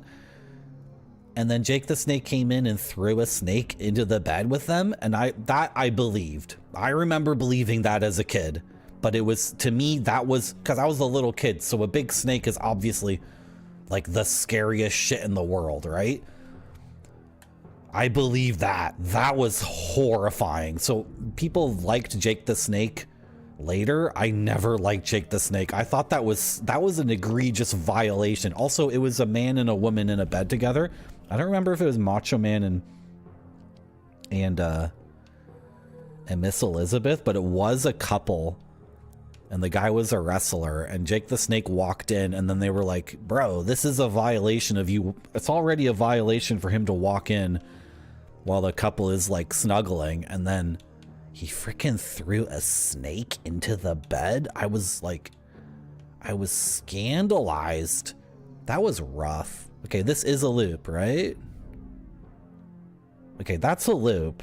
Now, there's something in the middle here. That's confusing me. Dr. Furious lol, we're gonna get along great, because this is something I talk about like every other stream, because I cannot stop watching these. This is the most fun thing though about the shoot videos. The shoot videos are also a work, and it took me so long to realize it.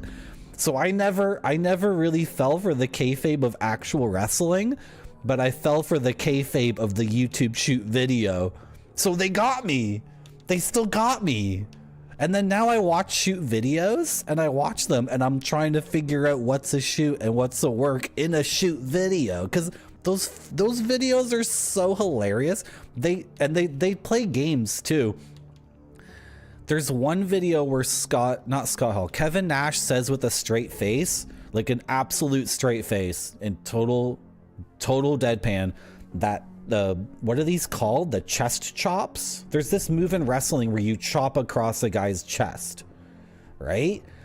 And Kevin Nash says with an absolute straight face that they're like illegal in 49 states. Like it's like you can it's a felony or something to cross chop someone. And it's so funny because obviously a wrestler's chest would be just so much muscle that there's no way you could chop a guy in the chest and give him like heart palpitations or anything. It's so much flesh.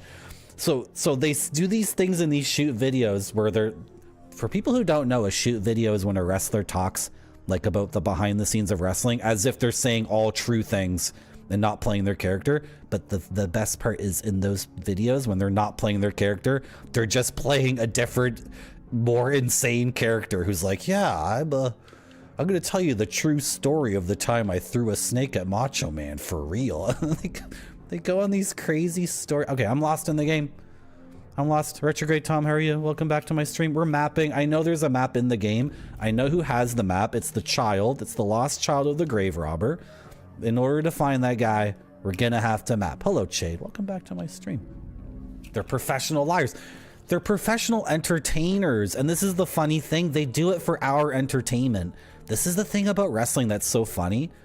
There's so many comments in the shoot videos like, that guy's arrogant, that guy's an asshole, that guy's worthless, I hate his guts. It's like, that guy has like broken, like that guy has severe health problems because he like did a move where he landed on his butt, like he landed on his tailbone, and he did that move 300 times a year for 5 years for your entertainment. Like, this guy dedicated his entire life as like an independent contractor for this son of a bitch McMahon. Like, this guy did all the, okay, the reason why they did the roids and all the drugs too was for us, for our entertainment. So it's so funny to me when people in the comments are like, that guy's shit at wrestling, or he's an asshole. It's like, the guy's got like all these dudes have so many concussions and so many, like, their bodies are just completely ruined because they were like landing on their elbow hundreds of times a year for us, for our benefit. Then the shoot videos, they're lying SOB sons of bitches. They're lying so we can have fun watching the videos on YouTube. That's why they did it. So all this, okay, fine, some wrestlers are SOBs. It's like, whatever. It's so funny. You keep saying that, Heat Legend. People like on the YouTube comments are like, they think the shoot videos are real. That's what makes it even more fun, because there's people who are like, I know wrestling's fake, but the shoot videos are real. Those are fake too. Those are also for entertainment. For us. They did it for us. They just want to make us happy. That's what makes it so beautiful. Okay, there isn't a thing in the middle, but there is this whole path. There's this whole freaking northeastern path. Okay. So there's no loop in the middle. This is fake. This is a really interestingly designed dungeon that's like quite devious. This is quite devious, and it goes up north. And then it's a dead end with a skeleton. Okay, and I honestly wonder if we've been here before and got an item or if this is literally, that's okay. That's all it is. This is what I'm here for. I love old games. I think a dead end is good. I don't like in modern games when every direction in a maze leads to some boon. That's not interesting. I think for... Wait, what? How did I get here? Uh-oh. Okay, well, this is a loop either way if I am where I want to be. There's actually a whole bunch more stuff. Uh-oh, are we lost? Uh-oh. Uh-oh. It wasn't what I thought. Okay, now we're lost.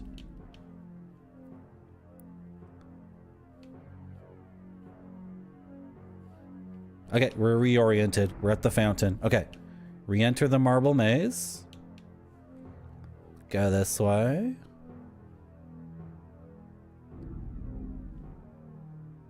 I have something here, but I erased it. Okay, whatever. We're gonna keep doing this. We're gonna go down this way. So funny how you can hear water here flowing. And that is where the fountain is, kind of. Doesn't really match up, but whatever. Maybe there is another source of water. Is this a clue? Like the water sound effect?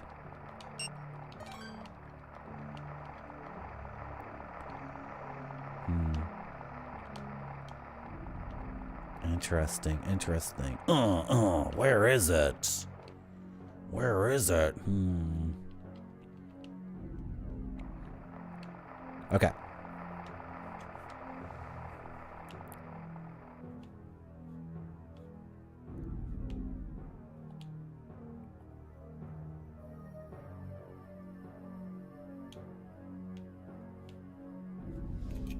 I have to put my map away to kill these idiots. I got an axe, by the way, guys. The axe swings very fast, and it's a very cool weapon. And I'm obviously over leveled for this area now after fighting forever and ever. Where am I going? This better be the stalactite. Oh God. What did I do? I'm completely lost.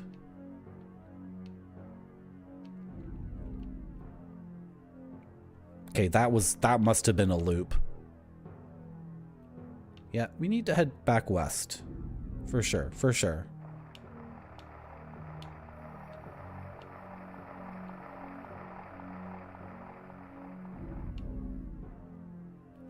That doesn't make any sense with my map at all. Oh, okay, I went the wrong way. Okay. Yes, if you hug the south wall, yes, it does loop around. Okay, that is on my map. That is on my map for sure. We actually want to go this way. I need to write down that, like, around here.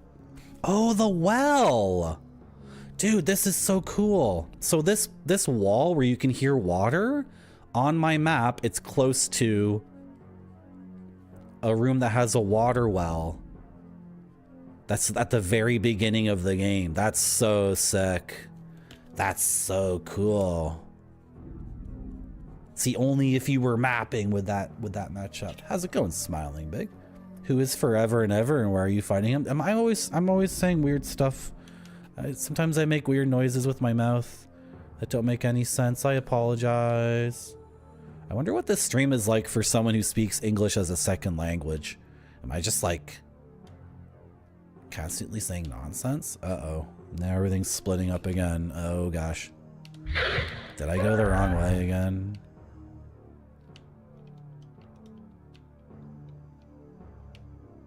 Yeah, okay. Can we go north?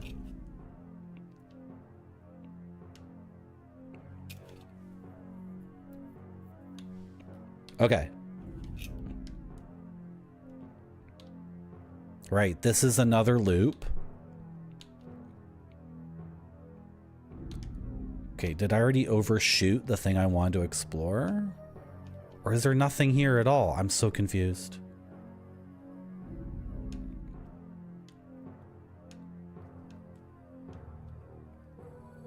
Maybe there's nothing here. Maybe I've mapped this. I have this other branch here. Oh shit, did I screw up my map?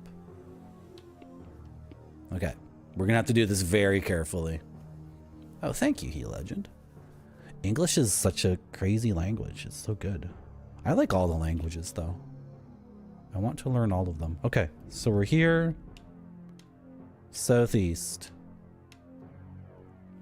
There's 2 paths. Okay.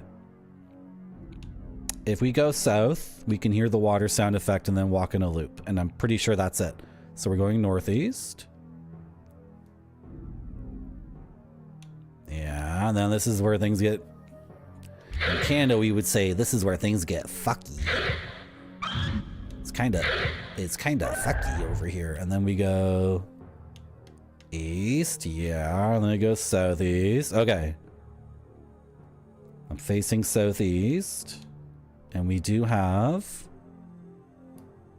I think this is not mapped.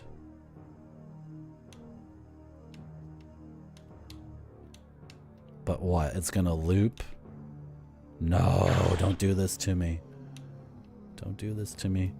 Keeps going that way and then it goes north. Oh, shoot. This could be a different dead end with a different... It's like an identical dead end. It's just... This is really devious.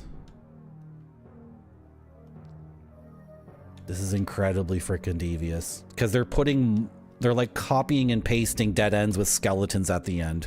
So you go to the dead end and you're like, I've been here before, obviously.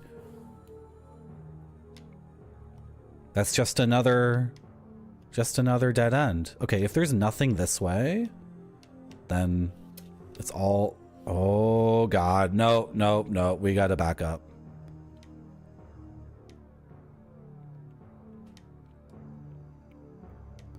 We have to back up? Come on, let me walk backwards. No, what? This is also a dead end? Is that a third dead end? No. I'm mapping this out. I'm paying attention. I'm not getting distracted by my own BS. And I'm still getting lost. This is so messed up.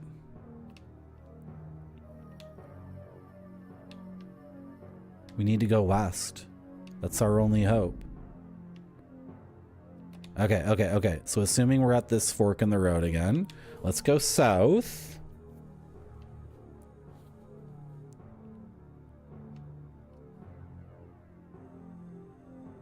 And we're at the Mystery Temple. And then this is all a loop. You're just teasing me? That's okay. If I need to do what I've been told, what I've been suggested, what I've been advised to do, which is stream more consistently. Yeah, this is okay. So if you were watching the stream in the last few minutes and you saw this dead end with the skeleton, that was a different dead end with the skeleton. They literally copied and pasted the level geometry because this is a different thing. I'm pretty sure. I'm pretty sure because we can go this way. This is so good though. I love how this game is unrelenting. Like it just does not... It's not overly concerned that you understand what's going on at all times. In fact, it wants to mess with you. It thinks that's interesting. I think it's interesting too. Oh, what was I saying? Oh, I've been advised to stream more consistently. And it's true. If I stream more consistently, then the words that come out of my mouth are less fumbled. They're fumbled less often and they come out as... Yeah, that's Scorpion. Okay, okay, okay, okay, okay. Guys, I know I'm like... It looks like I'm just a crazy person walking in circles, but we are... Okay. Okay, so we go northeast here. This is a... So that dead end with the skeleton is a different dead end with the skeleton. It just goes on forever. That's what makes it so confusing. And then we can also go... I kind of screwed this up.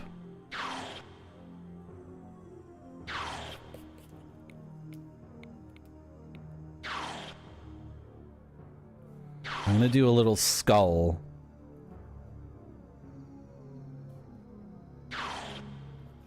That's a really bad little skull. Wish I was better at drawing. Oh well. Okay. Because it goes like...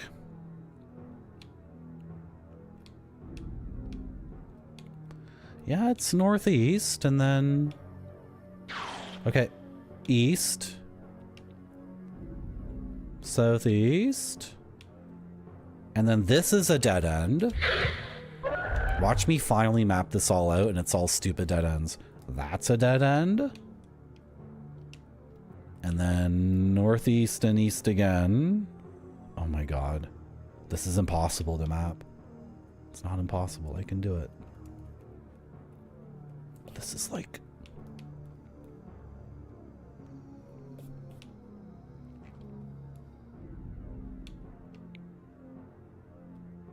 What? How does this make any sense? Oh my gosh. Okay, I think I'm gonna start giving up on this map because I've obviously screwed up. Because this doesn't make any sense at all. It's suddenly become like non-Euclidean. How did I get here? Oh my gosh. Well, why try to stop it? Just let it happen, Retrograde Tom. Just relax. Take a deep breath through your nose and then out your smiling mouth. Just let it happen. What you're experiencing is indoctrination into the cult of Marty.zone, which is a good thing. It's a good thing for you. This world is very stressful. There's a lot of pressures in modern life. There's a lot of nasty people out there trying to attack you. There's a lot of nasty nasties. We call them the baddies. And when you're watching Marty.zone and your lips feel like curling, then you'll soon be Berlin. You'll be a burly man, spiritually. But you won't be Berlin if you resist it. Then you'll be a starving. You'll be a starving man. Yeah, I screwed up my map, but I don't know if I care because at this point, see, unless all of this is something new or interesting.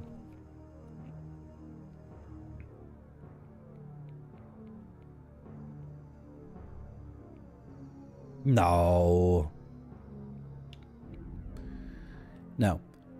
This has nothing to do with that nasty Joker person. That nasty Joker person is a nihilist.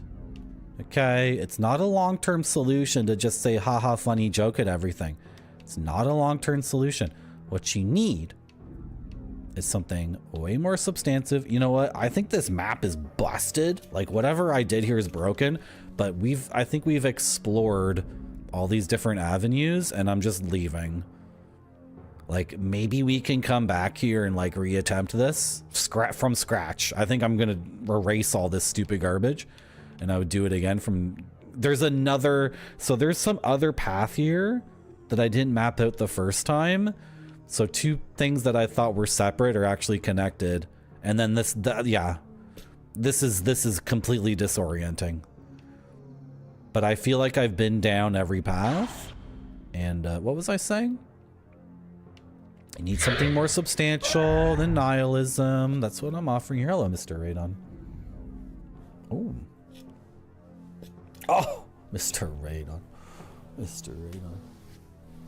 There's so much snow. There is so much snow. It's unbelievable. Let's get the heck out of here, guys. And, oh, there's actually this. So I've been doing everything east.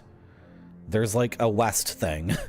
So we should go back to the beginning of the game and save, because it has been a while since we saved. We should go back to the beginning of the game. This is not the right way. Let's go back to the beginning of the game. Oh, we also have this key. And we can test all the doors. Yeah, let's go here and refill our stuff. We got the fountain working, if anyone's wondering. If you were watching last stream, ooh, the fountain rotates too for no reason. That's sick as hell. We found the right way to get the fountain working, and we started mapping. And this game continues to delight me, and I'm very excited that there are 3 more Kingsfield games. Are there 1 or 2 Shadow, what are those called? Shadow Tower? There's at least 1 Shadow Tower game. What is Echo Knight? Is Echo Knight something different? It's not a FromSoft game. I'm getting my games mixed up. There might be something called Echo Knight. There might be... There's Eternal Ring. There's the 3 FromSoft PS2 launch games. Isn't that crazy? FromSoft had 3 launch games on the PS2. They must have had some wizard at FromSoft who could get venture capital money, or FromSoft is involved with the mafia or a corporation. What are they called? There's a word in Japanese, and then there's also a term in Korea for like a conglomerate. It's basically that's the idea, right? So somehow FromSoft made 3 launch PS2 games, but I think only one of them is Eternal Ring. Is another one first person? And then FromSoft also has like a I don't know. I don't like to dismiss games out of hand, but it seems like the other FromSoft PS2 game looks quite generic. But I don't like saying that. That seems very prejudiced. There's lots of games. There's a lot of games that to me looked very generic and lame, and then I watched someone stream it on Twitch, and the game actually turned out to be kind of sick. So Zaibatsu, and then in Korean it's Gapche or something. I forget what it's called. The Armored Core games. I don't think I'm gonna play the Armored Core games. I don't think I like mecha, and that doesn't mean anything other than, you know, mecha's just not for everyone in the world, and I just sorry. I don't think yeah.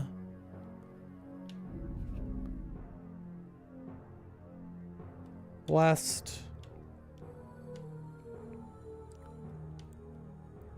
Okay, we got south. We got that room with just the barrel. Okay, we got this door. We can cover all of that. And then also this goes up north too. Your father was a mech pilot? Was he like a cool... The only thing... This is so funny to me. The Gundam I like the most is Gundam Wing, which is the cute boys one. The cute, like, teen boys. This is so funny. Gundam Wing is just Sailor Moon for boys. It's the exact same thing. And I'm sure there's tons of anime that are... and manga that are pre-Sailor Moon, that are the Sailor Moon formula.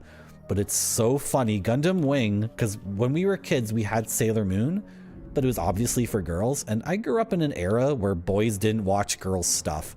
So me and my friends had to pretend to not like Sailor Moon, which is so dumb. That's idiotic. Nobody should pretend. But anyway, when Gundam Wing came out, we were like, oh, okay, yeah. Now we're in it. Now we're in it. So I like Gundam Wing the most, but all the Gundam fans are like, that's the worst one.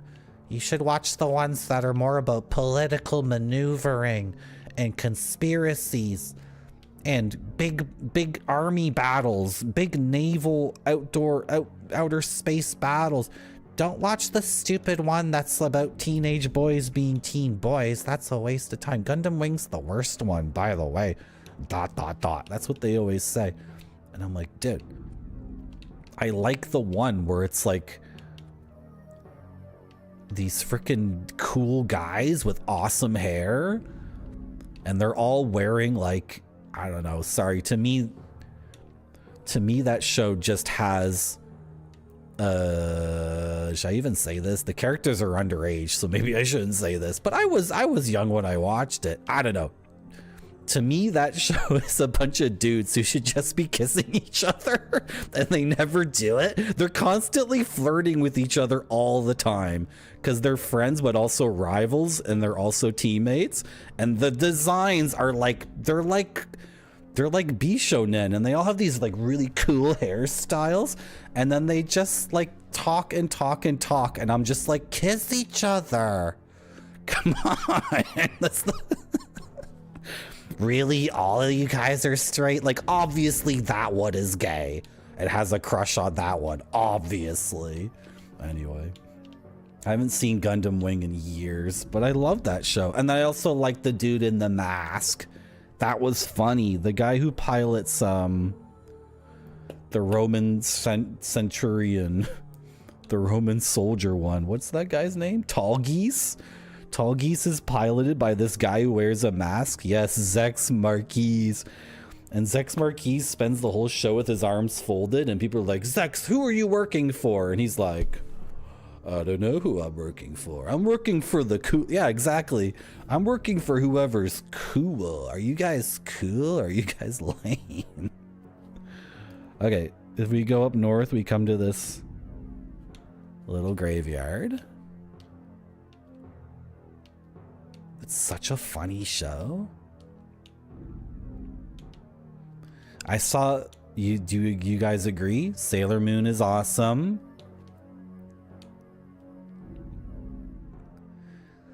Yeah, I don't know. I'm not saying an anime is incapable of having like a, you know, political machinations style content. I just don't think that is that a good match, like a highly visual medium, because anime is all oriented towards characters who are incredibly cute or beautiful or sexy or otherwise attractive in some way, or like Berserk, where everything is like animated to be visually like a complete effing nightmare, but in a stylistic way. It's supposed to be very stylistic visually. So why is something that's so stylistic visually about like people talking in a room about how, well, if this guy does that, then our alliance is broken, so we should finagle a situation where we cajole him to do such and such thing. Okay, that's a loop. We just completed another loop, right? We've mapped it as a loop. And if I go this way, I'll head to the stairs. I'm doing a lot of double checking because already we've... Okay, good. So, you gotta build them, Pudmuddle. Come on, Pudmuddle. Build that stuff. Yeah, a detailed real... I mean, if that's what people are into, that's cool. But I watch anime for, like, you know, for pervy reasons. I don't watch it for, like, a deep thing that's, like, the story is complicated or whatever. What's going on here? This is not good, because I have a very, very long east hallway. But, you guys see? I'm supposed to draw a very, very long east hallway, starting from like, shit. From like, is this going, wait, hold on. Sorry for awful noise on the mic. Sorry for those noisy mic sounds. No, it is east, we're going east. I have to draw a very long eastern hallway that crosses like, okay, wait, does it go north enough first? Maybe if it goes north enough for a long. If it goes north for a long time, then we're fine. It does go north for a long time. Okay. Okay. It goes north and north and north and north and north and north and north. Right? So it's not gonna block all my stuff. And here's the west thing. And the west is this little side grave, right? Okay, beautiful, beautiful. And then... oh, it doesn't actually... well, my map is not meant to be, like... shoot. Like, how was I ever going to make this to scale? By counting steps? There was no way it was going to be to scale. Oh, well, let's go north here. And we got...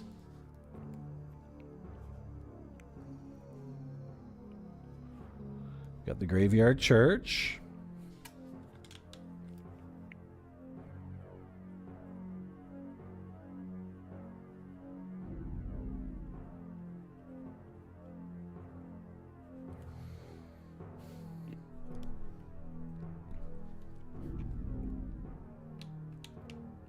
I know that's like, whatever. I was watching that show about teenagers when I myself was almost a teenager, so it was cool and exciting to me. I don't know if I would watch it now, but... And then I watched this other Gundam thing. So is there anyone here who's like a real Gundam head and can maybe tell me what I saw? Okay, I had a friend who was from Hong Kong, and he would get like all sorts of stuff from Asia. And I was just a white kid watching this stuff. I had no idea if it was Chinese mainland, Taiwanese, or Hong Kong, or Japan. I think this was a VHS of a Gundam movie though. Like an OVA. That's what they're called, right? So it was a VHS. I believe it could have been part of an anime. It was a Gundam story, I'm pretty sure. I would love to watch this again because it's an early childhood memory. And the story was, it was a dad who worked at a factory in a town, and he had a son, a young son, and the dad stumbled upon a plot that a bomb was going to go off in the town. And this was somehow related into Gundam, as in like the factory he worked at made Gundams or made munitions in the Gundam War. Does anybody know what I'm talking about? Does anybody know about a Gundam anime, either a series or an OVA, where there's, and it was very like grounded. This is what made it interesting for me and my friend, because all the anime we had seen was just insane freaking like nonsense, like beautiful magical teenagers doing like screaming and all magical and bullshit, right? It was 8th MS team maybe, but this was very grounded because it was about a dad who was seriously worried that his town was going to blow up from a bomb, but he didn't know who to talk to, or he didn't know, like the cops ignored him and they were like, you're just an idiot factory worker. And then his son is like, you know, what am I going to do? And then his son was like, Dad, you seem anxious. Is everything right? And he's like, yeah, son's everything's okay. And then it seemed like this shit's gonna freaking explode. It was really interesting. But was it Gundam? But there was no like Gundams fighting each other. Maybe there was. I don't remember. What's this? Commoner's Graveyard. So let me look back at the manual for a second. Because the manual has a very basic outline of the floors. This is interesting because this floor would be the commoners. What is it called here? Common soldiers graveyard. Okay, can we use our new key on this? No, key doesn't fit. Okay.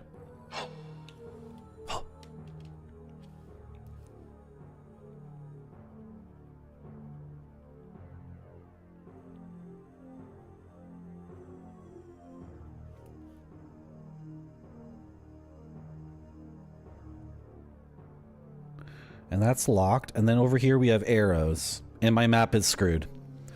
My map is screwed up. I guess this hallway here, I don't know. Because what I have here is that, but we have to map this thing that goes east and east and east. You know what I can do? I can just frickin' cheat. Like, who cares? I can cheat it. I'm gonna do this. And it's my map for my own purposes, so like, who cares? And it goes east for so long that maybe it won't be a problem. And we can go this way. Is that real game dev, Jeff? Like, are you actually looking for that? That sounds really good too. The mech just looks like a giant man. That sounds freaky as hell.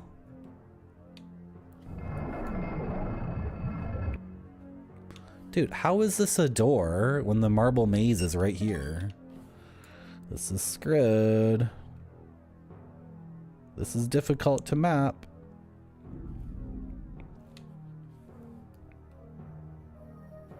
And then we have a door this way that I can open. And then what if we keep going down this way?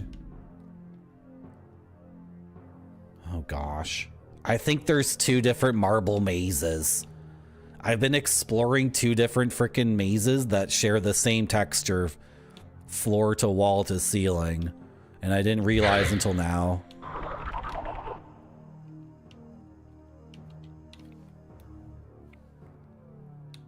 Oh God.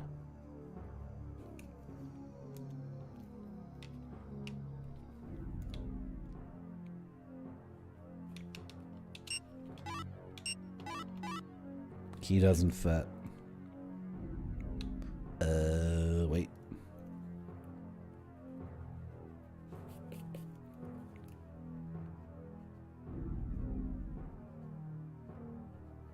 Okay.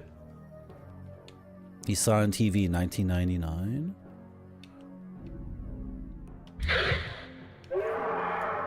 It almost sounds like something that would be part of an anthology. Oh, Big O. Big O. I had the first manga of Big O, but I don't remember it. This is a different marble maze. There's been 2 marble mazes the whole time, and I don't think they connect. I think you're just supposed to get lost in one maze forever and then...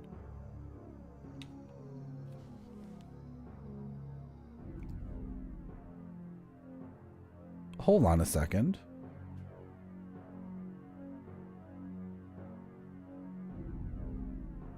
Oh, wait. Oh, this was on my other map. Yes, okay. On my old map, I started to map this thing before we decided to do a real big map. Okay, so over here... Oh, shoot.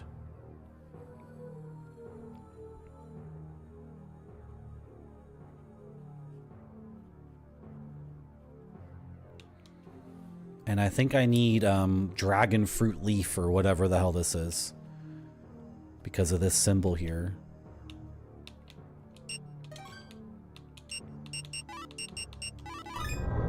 You use the key.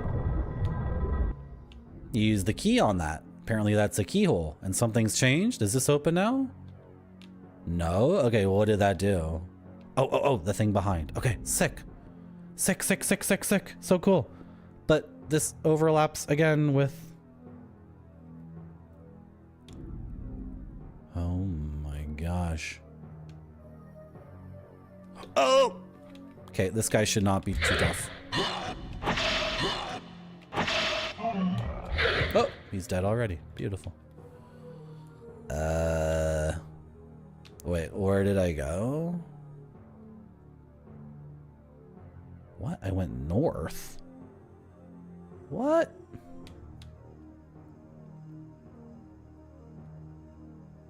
Okay, that's that way. No, we went south. What am I saying? We went south. I was gonna say, Game Dev Jeff, there's all these anime anthologies. So it's like a feature film with 3 different stories. And those are the most difficult things to track down. If you ever see one part of like a 3-part anthology on TV, and it's like its own mini movie within a movie, to me, that's the most impossible thing to track down because the premises are always completely insane. Because the premises only need to last for 45 minutes, right? So the premise is very impactful and it's like a shotgun blast, but then there's no development, which makes it like really crazy storytelling. That's just my opinion, though. Light family grave, okay.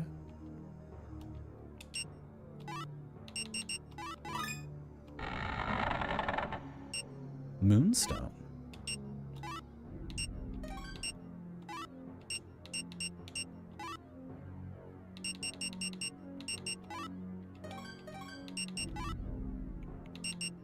Okay, there's the moonstone.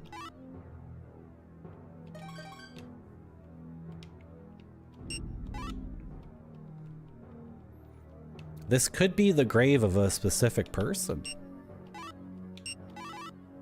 Nothing happens.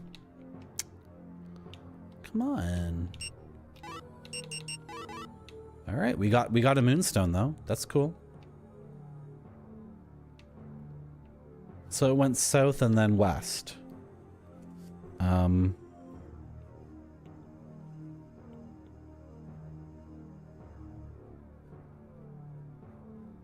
Okay, whatever, it's on my map.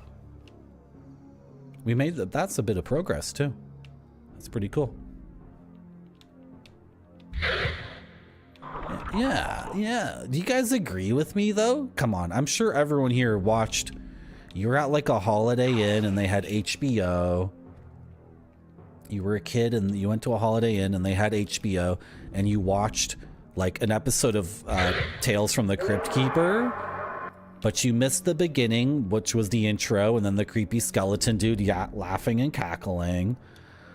You missed the whole intro. You just thought you were watching, and you knew you were watching HBO, which you didn't have at home, and you knew what you were watching was for adults. And then you maybe saw like a boob, and then you saw like a bunch of gore, and then the main guy screaming, and then it ended, and then you were like, "Was that a show? Was that a movie? What was that?" And then your parents were like, "Okay, let's go to the restaurant." And you're like, "Can I get chicken tendies with plum sauce?" And your parents were like, "Yeah, we're on vacation. You get to eat whatever you want." And you were like, "Yeah, but I saw something on TV. Can we get HBO at home?" "No, we can't get HBO at home. It's too expensive. And you shouldn't be watching that stuff anyway." "But I want to watch Aeon Flux. I want to watch Aeon Flux. I don't understand what it's about. I don't understand what Aeon Flux is about, but it makes me feel really weird. Maybe you're right. I shouldn't be watching Aeon Flux. This is, you guys had this experience. I refuse to believe everyone here didn't have the exact same childhood I did, because we're all so effing similar. We're all interested in the exact same things. All of you were like me, and you've been to a grand total of probably 500 different Holiday Inns as a kid, because you went on road trips. Your parents would pack you into a freaking car. Yes, I just shot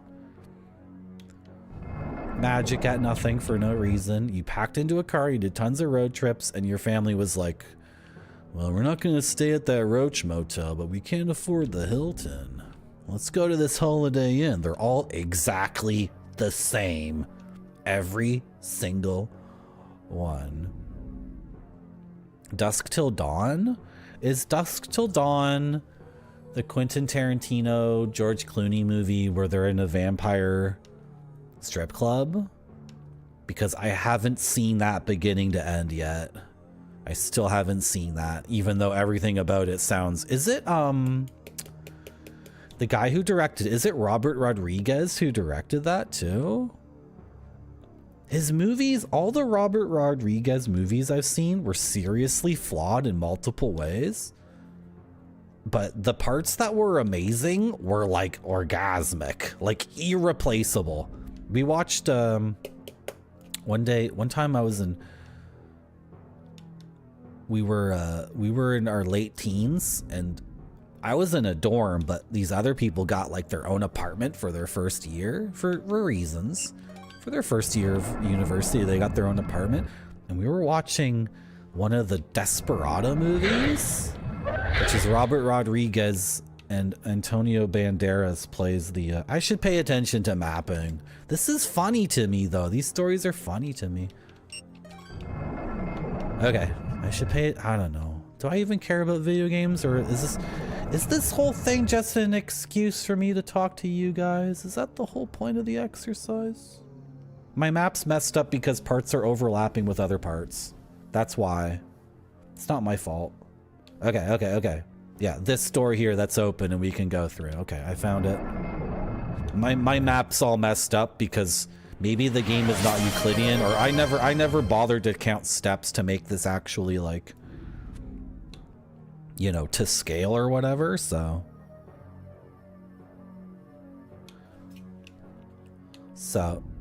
Ooh, Pepperoni Pizza Man wants to add a thing to the gaming clipboard. Add a thing to the gaming clipboard. Would anyone else like to add a sticker to the gaming clipboard? Like, is the point of this stream like the video game, or is the point of the stream for us to hang out and have fun enjoy media that we love, and share experiences. I guess I'm the only kid. I think you guys are lying by omission. I know there's at least one other person here who went on road trips as a kid and has been to like hundreds of Holiday Inns and thought it was really weird as a kid. Like I just feel like you guys are lying to me by omission. This is a really bad place to draw. Well, no, we can go like that. So that's one path. And then those look like doors to me. And then this keeps going. Oh, wait. Okay, are they doors? Because if they're doors, I need to freaking...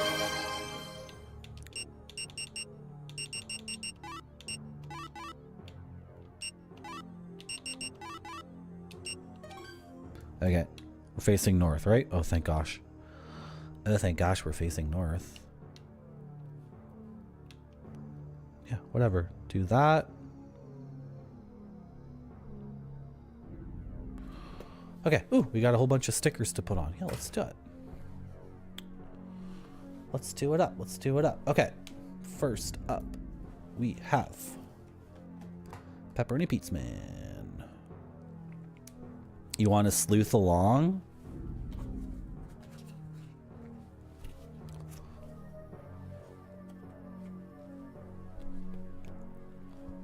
That's awesome, Pud Metal.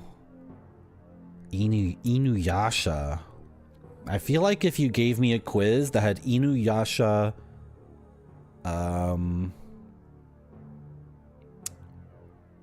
frick, I was gonna say something, but I lost. All 4 of you are getting cool anime girls. There's 4 of you, right? Pepperoni Pizza Man, Israeli Bob for her, I Am Heat Legend, and Ninja Vitus. You're all getting, see the bottom row? That's what I'm putting on right now. Aren't they cool?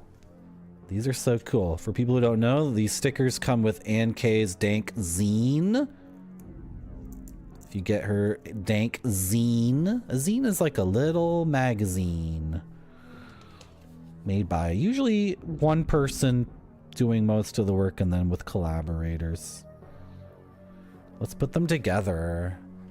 And if you get her Dank Zine, you get stickers. And I had no idea what to do with these stickers. I'm not really a sticker person. For years and years, I would get little things with stickers, like comic books or zines or whatever. And I would just have the stickers, and then I'd say, oh, I'll do something with these one day, and then I would never do anything with them. And then they would get lost, and then they would never be stuck. The stickers would never be stuck.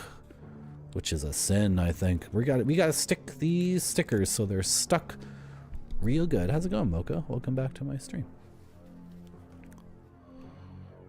So we're adding these 4 dank stickers in a row. Thank you everyone so much for coming to my stream. I'm feeling a little bit peckish. I forgot to take the cheese out, though. That's not good. Gotta eat the cheese a little bit cold. There they are. See at the top there, the 4 anime ladies. Wow, look at my gaming clipboard. Isn't it good? Look at all these. I got like a Danny DeVito. I got Rayman. I got fried chicken. I got Sonic. I like the one here of the girl playing guitar. That's a really good one.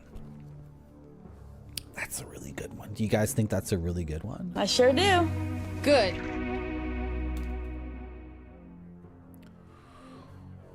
Okay.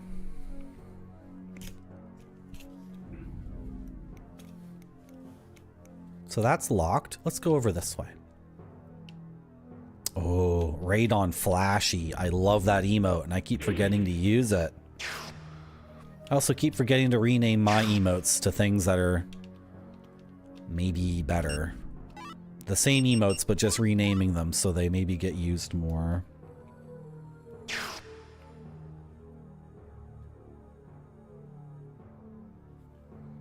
Okay. It's another locked door.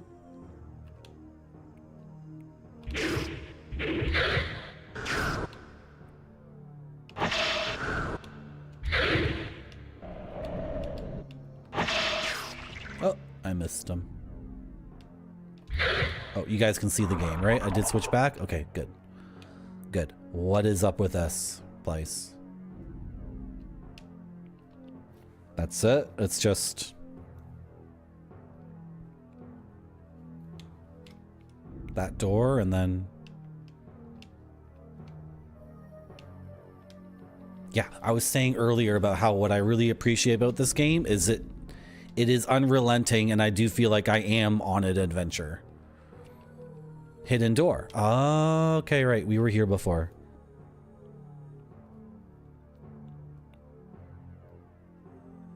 It said hidden door. Fantasy walls, I can tap and it'll say hidden door. That's so interesting.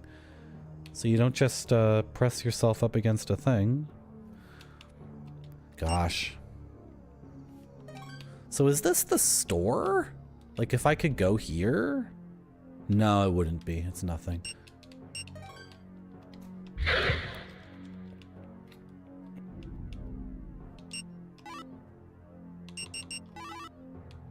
Okay.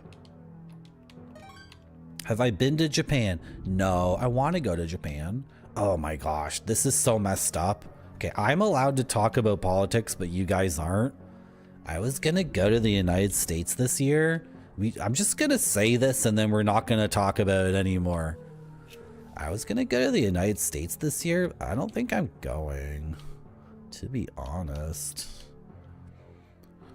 So I might go to Vancouver and then go to Japan. And if anyone's watching and says that's bullshit, I'm allowed to have fun in my life. And I've been wanting to go to Japan since I was 3 years old. So do not start with this bullshit that I'm not allowed to have fun and go to Japan.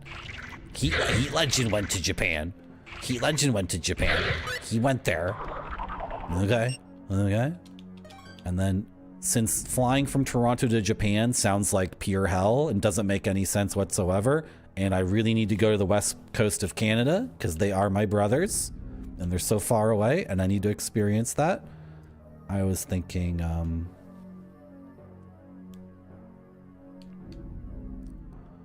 go to Vancouver, go to British Columbia, I should say, and then go to Japan. Because you know what? I'm kind of getting old and I could drop dead tomorrow. It could happen.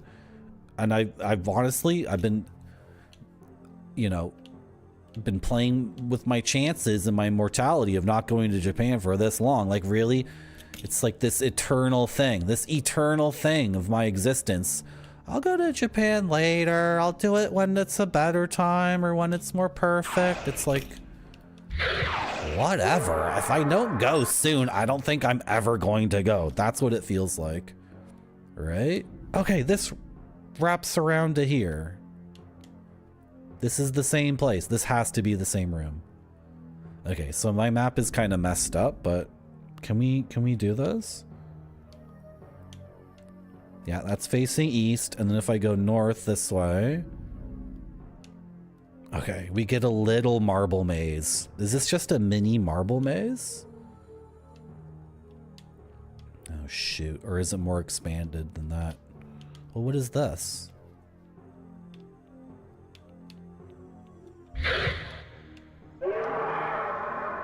Okay, it does match up. I just need to kind of like cheat here a little bit, but there might be another path that I need to account for. So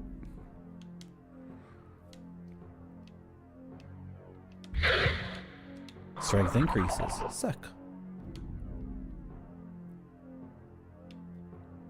Is this a fork? It is a fork. Okay, it goes east.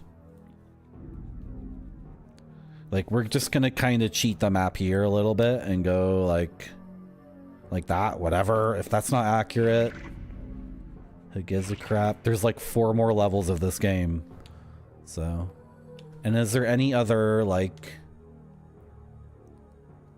is there any other thing here? Please say no, because that would be really nice. Okay, sick. Sick. See, you got to go to Spider-Man's been to Japan. Spider-Man's been to Japan. What? Macaw 45 has been to Japan, I think multiple times. Well, he gets to go like as many times as he wants and I never get to go. Screw that. I would also just eat my butt off. You guys don't understand how much I appreciate food. I don't think you guys understand. I really don't think you get it. Do you guys even know? Do you even know how much I appreciate food? Do you even know how much I appreciate food? Those are anticuchos. That's Peruvian food, but that was in Buenos Aires.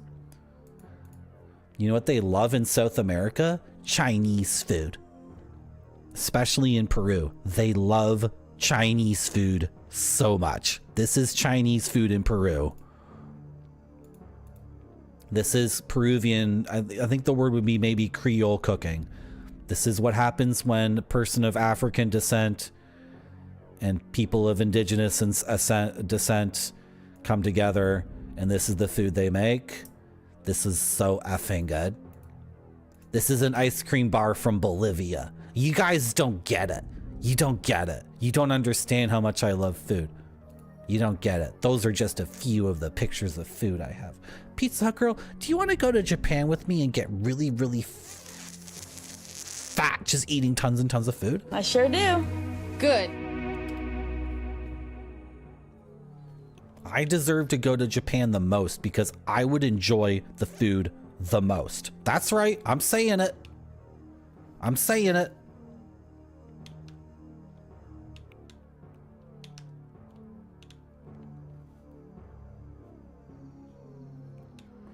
I'm saying it. I would appreciate it the most. You guys should give me money and we'll call it a scholarship. We'll call it a scholarship because I am the most deserving of going to Japan. I am the most deserving. I will go to Japan and I will go to a game shop and I will ask about the most obscure games. Me. Not you. You guys would go to Japan and you'd be like, do you have Mega Man DOS? Do you have... This is you in Japan, chat. This is you in Japan. Do you guys have Super Castlevania 4? And then this is me in Japan. This is me in Japan. Hello, I'm looking for an incredibly rare computer game called Render Organ. I've brought materials relating to it. Have you ever seen this game? And then I hold up a picture of Render Organ. Have you ever seen this before? Hello, I'm looking for Makai. It's a psychosexual Myst clone. It's like Myst, but you're in a world of porn demons. Do you have a copy of this game? Hello, my name is Marty. I'm here looking for Barbara. Do you have the Barbara I Want to Meet Barbara portrait collection on CD-ROM? I'm looking for that. This is chat. This is chat going to Japan. Do you guys have a copy of Mario? Do you have a copy of Mario? That's the one I want. This is chat at a restaurant in Japan. Do you guys have chicken tendies? Do you have chicken tendies? Actually, sir, we have something here called chicken cats. I don't eat cats. I don't want to eat a cat. That's disgusting. Gross. No. Chicken, like chicken katsu. Like chicken, like, not cat. It's chicken. But the word is cats. But I don't want to eat a cat. Shut up. I want chicken tendies and french fries and plum sauce. That's you in Japan, chat. You don't deserve it. You don't deserve it. I'm lost in the video game. Hold on.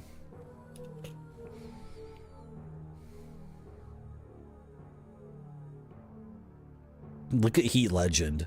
It's called the Osaka 5cm Tonkatsu Chiyomatsu Dontonburi main store. Okay, Flexer.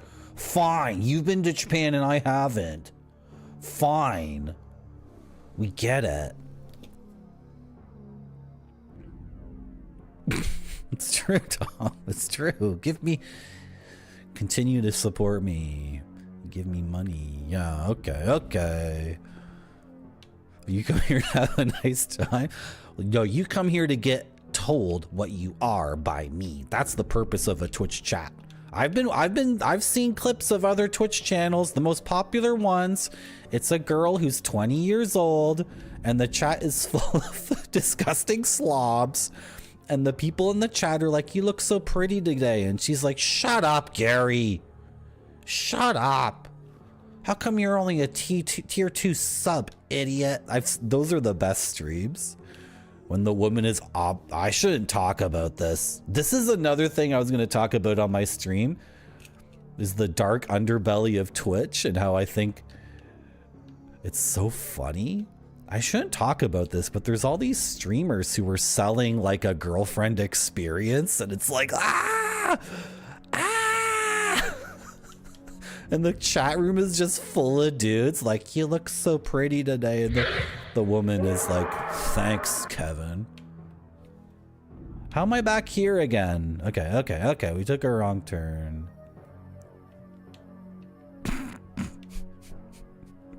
Tonda actually has a good stream. I have never seen Tonda do anything like the things I do on my stream. Like the just unbridled abuse. Tonda would never do that. Tonda also goes to places in real life and meets fans. I would never do that. You're never gonna meet me. This is so funny. You're never gonna meet me in real life, Chad. It'll never happen. It'll never happen. Unlike some streamers who constantly tease it as if it maybe is a possibility, I'm saying it right now. I'm saying two things. You will never meet me in real life. And also, I am taking the bagel pledge. This stream ends with me pulling a bagel. That is the clock that is ticking down at all times here at Marty.zone. One day, I will disappear, but it will be with the promise that I'm definitely coming back one day. I'm just taking a little break.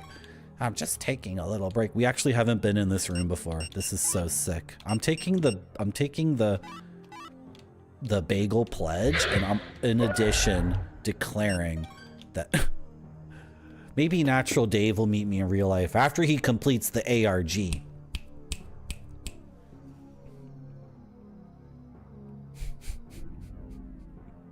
I'm not talking about the retro streamers, Retrograde Tom. I'm not talking about them. I'm talking about people who are playing like the same shooter. I don't even care. I don't watch those streams. Sometimes I see a little bit of them and it happens. You would do it too, Foamed? You would like tease boys incessantly just forever and ever? Has Marty pulled a bagel.gov? Did you guys know something? You don't need to be any kind of institution or anything at all to get a .org domain. There's nobody's checking for that. There's no law. There's no like the ICANN, the frickin' people who handle internet domains and handle how they're bought and sold. They don't check. They don't check if you're actually a non-profit or a government thing or a charity or whatever the hell. You can just get a .org. You can just get it. So I'm thinking about getting one. Okay, guys. Oh, this is, I've already mapped this. This is from our, wait, is it? No, this map is garbage. Okay, I think I do need to stand up and stretch and take a break. Oh yeah, I've been streaming for 4 hours and 35 minutes and I've taken one break. So I'm gonna get a snack because I'm not paying attention to the game at all. I'm walking around in circles and not mapping. And I'm gonna get some cheese. I'm gonna get some apple. Do I have another thing? Oh no, I don't have any game or pate. That sucks. Yeah, I'm lost in the, I'm not in the zone at all because I'm not, I need to eat something. So you guys are gonna watch some BRB videos. They're part of my CD and DVD collection from Japan, the place I deserve to go to the most. And if you're not subbed, you will get some ads, and the ads get rid of pre-rolls. If you're not following the channel, please consider following, because at 300 followers, I will do something fun. And thank you very much, everyone, for coming to my stream. I really appreciate it. It has to look great, or it doesn't go to the customers. This one looks great to me. It does.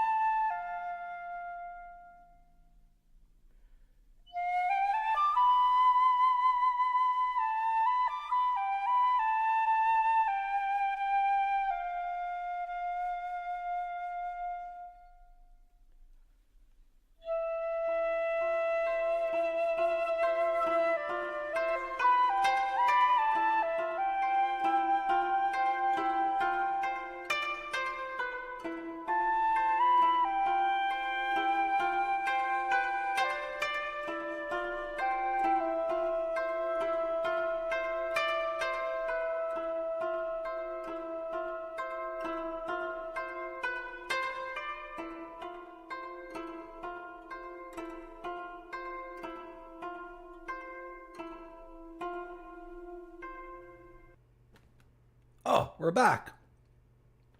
We got Dark Side of the Moo from the makers of Five Brothers cheese, which was really good. We got Dark Side of the Moo. I see you on the dark side of the moo. That's right. This is a handcrafted cow's milk cheese that is modeled after a little known Swiss cheese called Muchly. I muchly want to try Muchly. It is a mild creamy cheese with buttery flavors. It is first soaked for 4 days in dark side chocolate stout from Woodstock's Upper Tom. How do you say that? It's not Thames. Is it Tom's? Tams? It is first soaked for 4 days in dark side chocolate stout from Woodstock's Upper Thames. It's Thames. Thank you. Thank you, Mr. Radon Brewery. And then continues to age for 4 months. All of the milk used comes from our family dairy farm. Excellent for serving on its own, but also has wonderful melting qualities. I'm tempted to get some sourdough bread and make a frickin' grilled cheese out of this cheese. Dark Side of the Moo, wasting away the moments that make up a cheese day. Chomp, chomp, chomp. Frittering and waste the hours while munching on good cheese.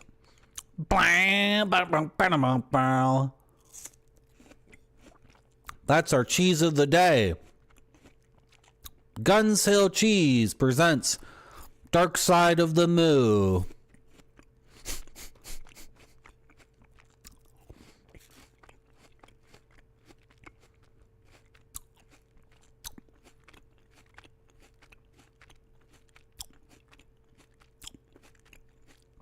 Cow's cheese.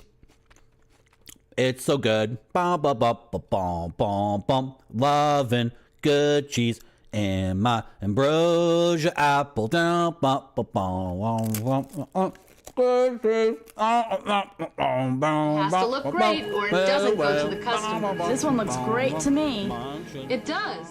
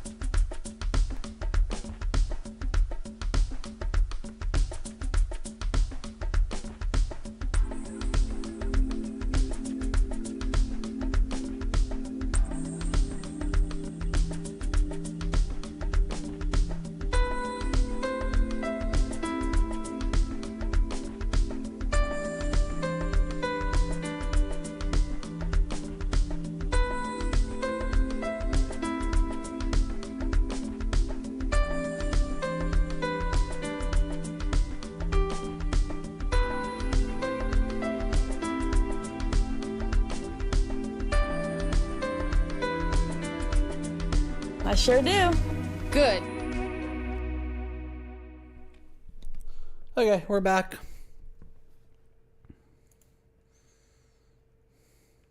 Okay. Oh, I found a frickin' new room in this game, and I was so distracted and high on my own BS that, like, I just walked away from it. Like, it could have been a major spot of progressing the game, and I'm just like, whatever. Oh, I wanted to map. Why do I care about mapping if I can just explore the whole thing and then move on? I think making the map itself is the fun of the game now, right? You guys want to see the map? It's kind of... Oh, get this dark side of the moon out of here.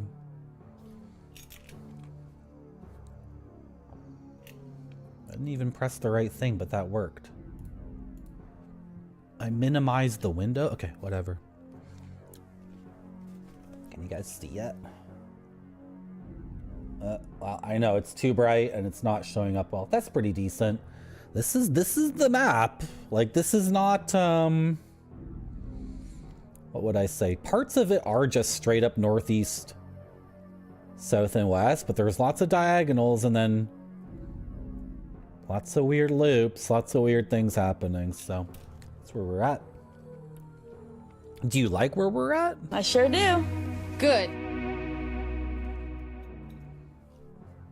Thoughts on being a cartographer? I couldn't do it. Oh my god, there's a really weird game that you can find on Steam.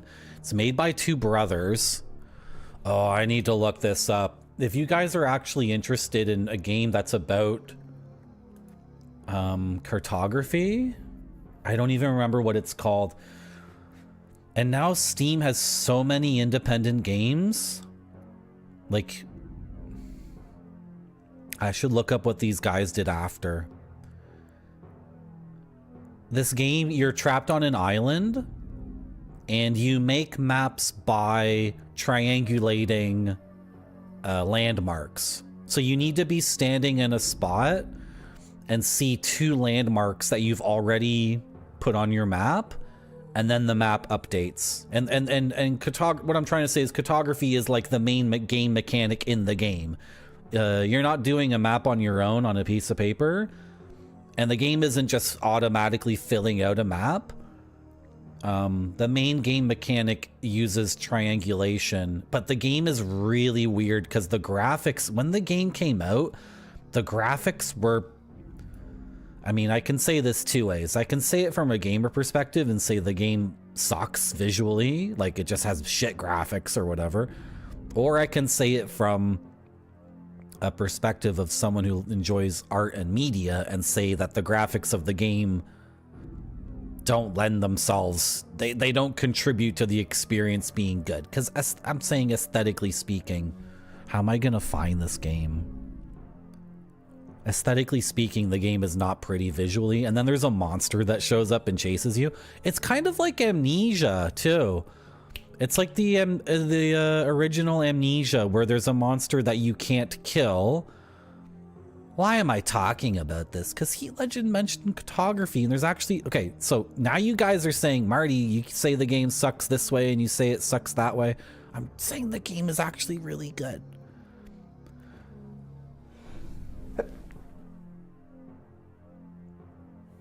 I'm saying this is a very, very obscure Steam indie game that you've never played or heard of, and I'm saying it's really good, but I don't even remember the name. Okay, we're gonna try this again.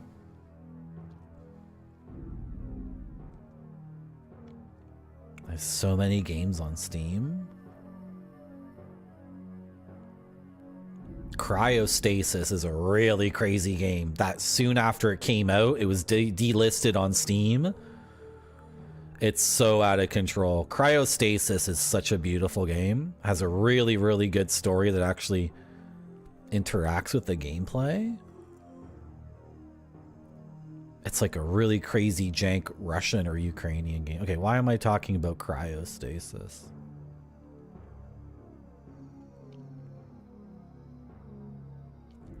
Sorry guys, this is gonna drive me insane unless I can find this thing. because a game does exist where it is about cartography and doing cartography like in a way that feels realist. What am I trying to say? Not necessarily realistic, but I've never played a game like it before. You're trapped on an island and you're completely stranded and lost, and there's a monster that will chase you.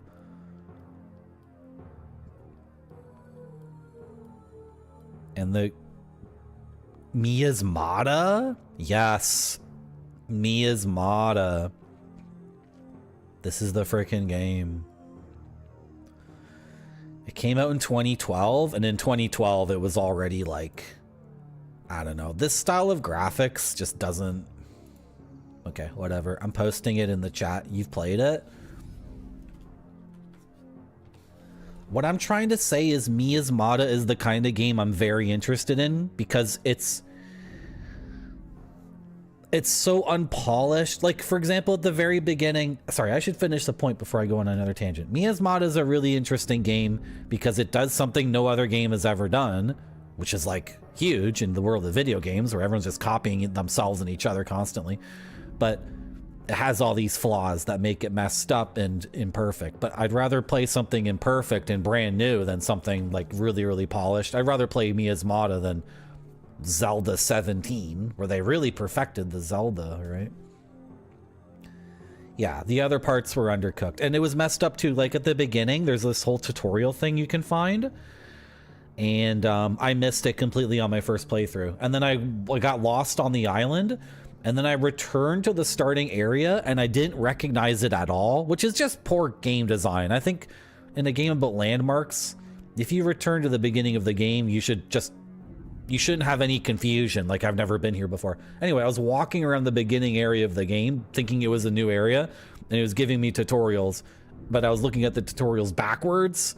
And then I finally walked to the very beginning of the game and looked around and was like, oh shit, at the beginning of this game, I was supposed to go through the tutorial and then I would be equipped for what happened next. But I was completely raw dogging this insanely ridiculous game. You played it too, Grape Sody?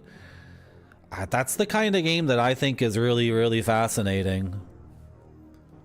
Like now all the Ubisoft games have, like, you use binoculars and you get a map and it's like the guy saying, I'm a cartographer, I'm standing at the top of a tower and I'm mapping it out. But it's like that, you just instantly do it, right?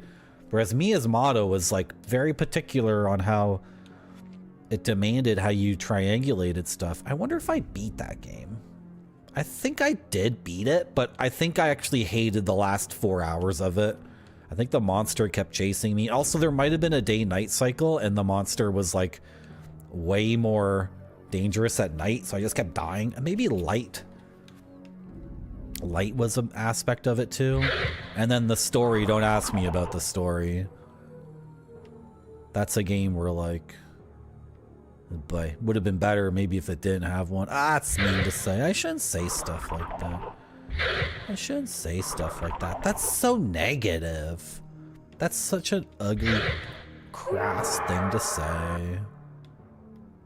Oh, okay, I'm oriented. Okay, yep, so we go. You quit because of the monster. That's the thing. They made a choice to make to give it an edge, to make an antagonist and not make it just a casual explore an island game. And you know, I bet tons of people quit that game because of the monster, and then if they didn't have a monster, I think probably it wouldn't have sold as much because people would be like, it's a pointless game where nothing happens. Right? So it's one of these things where developers are damned if they do, damned if they don't. I'm pretty sure there's a lot of things in games I see where they make a choice and it's like, yeah, like half of our players can't stand this one part of the game, but if it didn't have that element at all, then it wouldn't. I think the reputation would be we didn't have a game at all, right? Because that's how gamers are. How can this go southwest? This is messed up. And they can go like hard east again?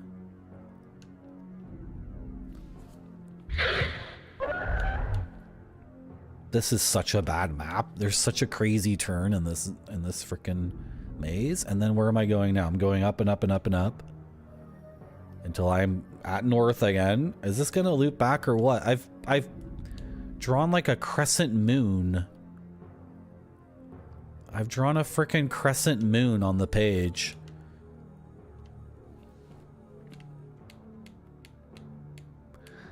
You felt engaged enough? Maybe in 2012 that wouldn't work, but maybe now games are in such a crazy place because there's just an infinite amount of games, and maybe now people can sell a game where they can stand on saying no combat, just the cartography, just the exploration. But back in 2011 or 2012, also this was the game in the era of the walking simulator and that whole discussion. Games are so different now. People have chilled out so much. Games used to be this thing where like a game would come out on Steam and it was like, you know, 2010 or 2011. So actually maybe a new game didn't come out on Steam every day, let alone 100 new games. And so people were not chill at all because a game would come out and people would be like, idiot game, idiotic game, refund, refund, refund. I'm lost. Am I found again?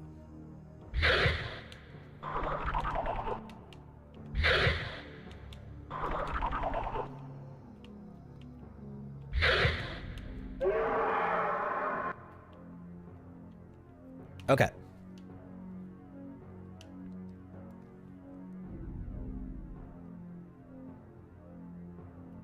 The monster, I agree that the monster was dumb. I wonder if I beat that game or quit, because I might have quit because of the monster too.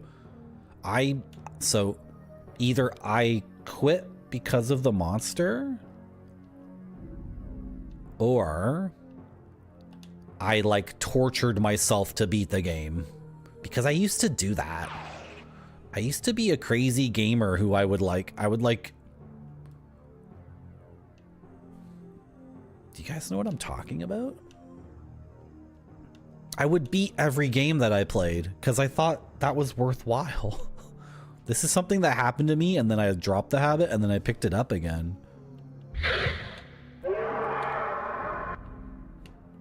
Okay. Can we just say that's the crazy path that like leads to nothing? Can we just say that and go this way instead? Because I don't want to deal with that. Yeah, I would rather go north. Okay, okay, okay. And then we got this. Frick. I'm getting kind of impatient with mapping because I don't have the patience. So we're gonna do... Yeah, your son who's missing took the frickin' grave. I know. He took the map, I mean.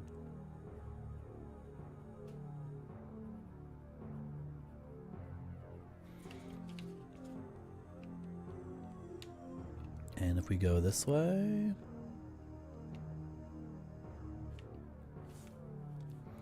Okay, it like goes here and then...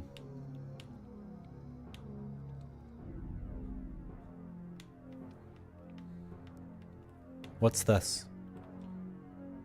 Okay, Orman.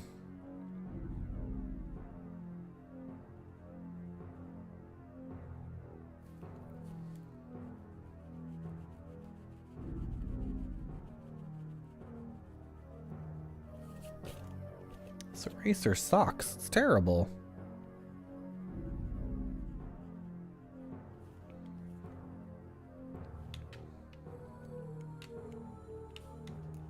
I love the music in this game. Dun, dun, dun, dun, dun, dun, dun. Oh, dun, dun, dun, dun, dun, dun. What? How are you not dead yet? What? Oh, I'm attacking with 0 power over and over again. Okay, this is just a stupid dead end. I would love to compile a list of games that I played for 5 hours and then quit.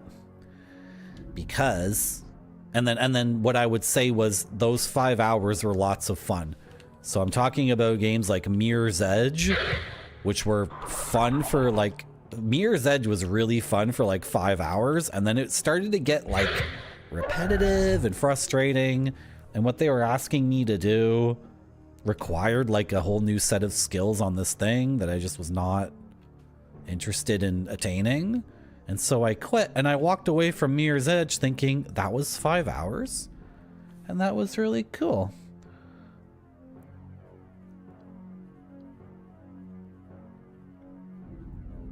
Another one is not Infamous. I didn't play Infamous, I played the other one.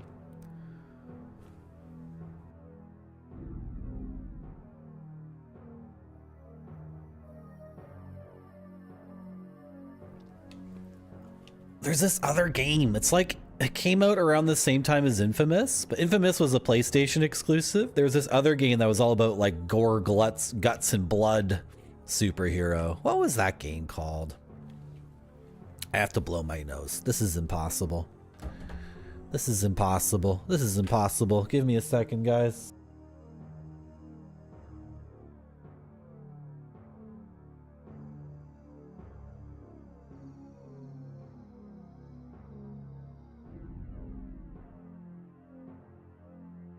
I was muted there for a second. Thank you, Grape Soda. Yes, Prototype. I am going to go blow my nose. Give me 2 seconds.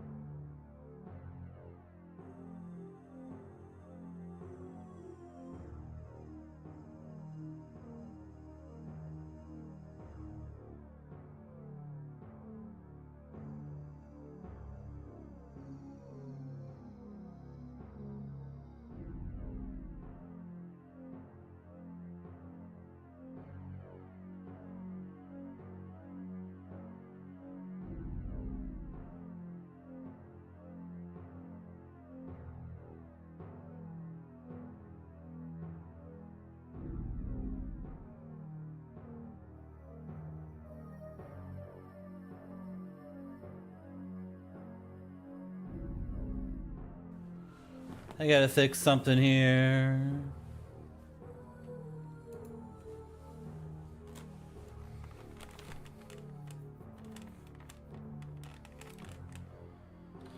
It was the other way around. Grape Soda. Infamous was the PlayStation one. Come on. Oh, wrong thing. What am I doing? I'm grabbing... Oh, what would I do if I was really bad at computers? I could never do this stream. I would not have the patience. Oh, is that why? Because it's there?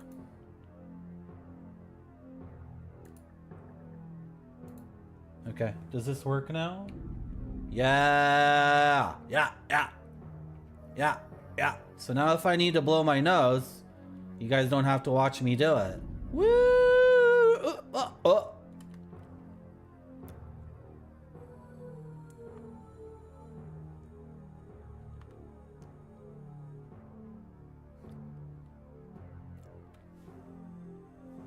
Okay, we did it. We freaking did it. How's it going, Joe? How's it going, Joe Tronics? I love that thing you posted about that wrestler, Kevin McAdonald. He's my favorite Canadian wrestler. Did you know he was the first white boy Yokozuna in Japan at the age of 17 years old?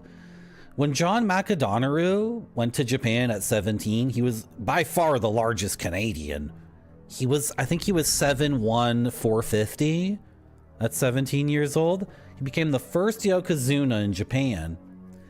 And then he invented a new thing in Japan called Hantoni style. where he actually tried to beat people up for real. It was a new style of wrestling on TV. Like, he was actually slapping the shit out of people. It's really good. And then he went back to, what was it? Tim Crockpott's thing, the Memphis or whatever, the Louisiana, Las Vegas, Memphis, Bakersfield, Detroit area promotion, right? And then he was, what was he there? Tsunami. He was Earth Shatterman, something like that, right? He was such a good wrestler. It's too bad he died when he didn't follow Marty.zone and help me get to 300 followers. It's such a shame that that sin caught up with him in the end. And even a big strong man like Kevin McAdonough of Sheila's Plain, Manitoba, even he could fall to what befalls anyone here who doesn't follow my channel.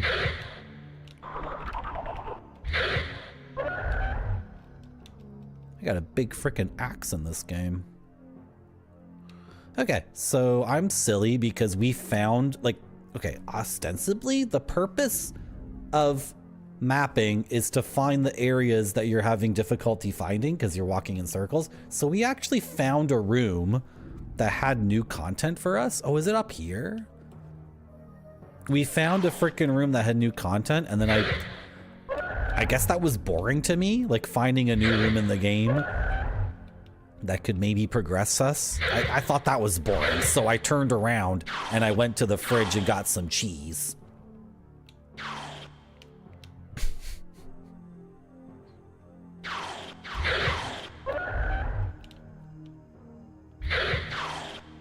Kevin Federline?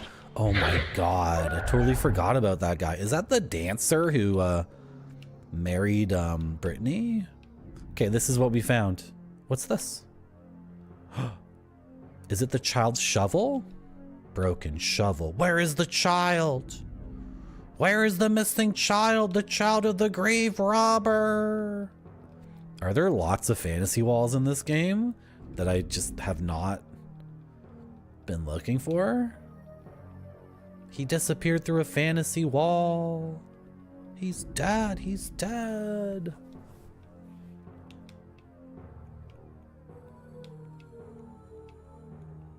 He's freaking dead, boys. Girthquake, yeah. His style was just fighting, yeah.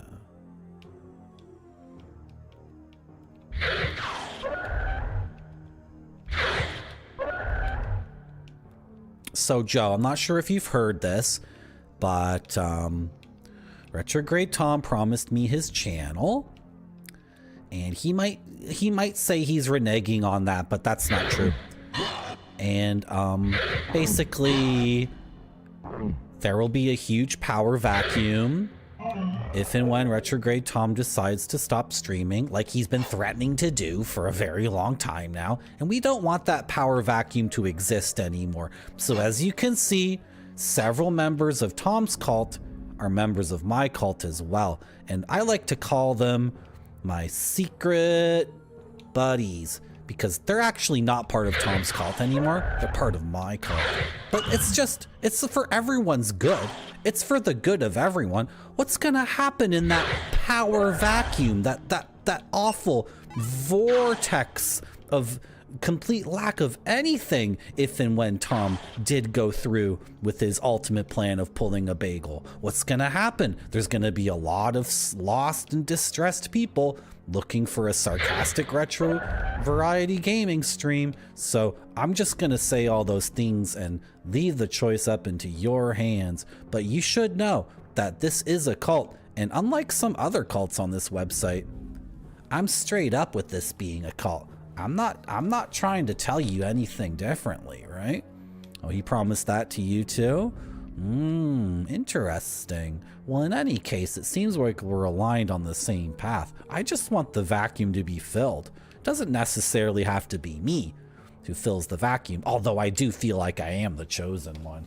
But that's just, whatever. I'm a narcissist. I think I'm the chosen one all the time. Like when I go get dim sum with my friends and there's one hargao left in the thing, I just grab it because that's mine. I'm the chosen one. And I get all these dirty looks from my friends and they're like, Marty, you're really supposed to... Marty, did you take that etiquette class like we told you to? You're not just supposed to grab the last hargao from the little bamboo box thing. You're supposed to ask, does anyone want that? And I'm like, but I'm the chosen one.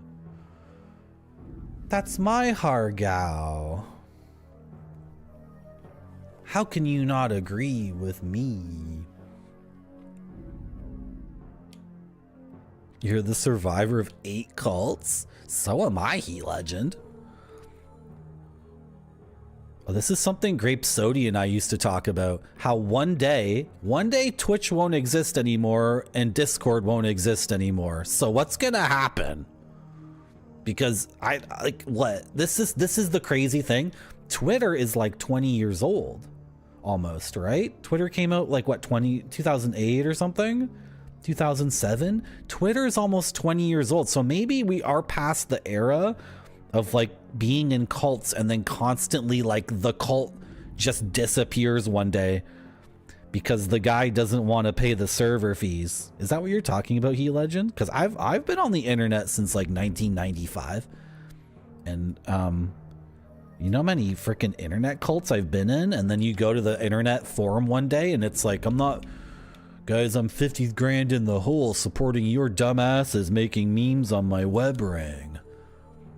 I'm ending this. F off. Oh shoot, this is sick as hell. So I have a locked door called Commoner's Graveyard. And then after walking through like a very crazy serpentine path through a bunch of mazes, we have a thing saying Commoner's Graveyard this way. So we're actually, and then map wise, it actually works out because this is where the locked door is, right here, which says Commoner's Grave, because I'm a good mapper.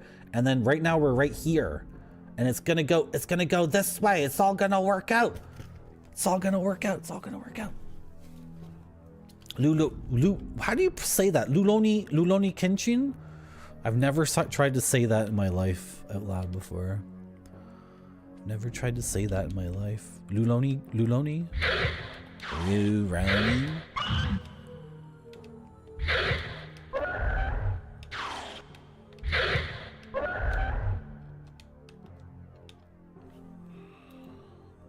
Okay. Whatever. I'm not hyper concerned about this. If we could actually just wrap back around. Okay, yeah, there's skellies here, and skellies are tough. Where did we fight a skeleton at? Oh, I remember now. There's a skeleton from at the beginning of the game that killed us. And we never...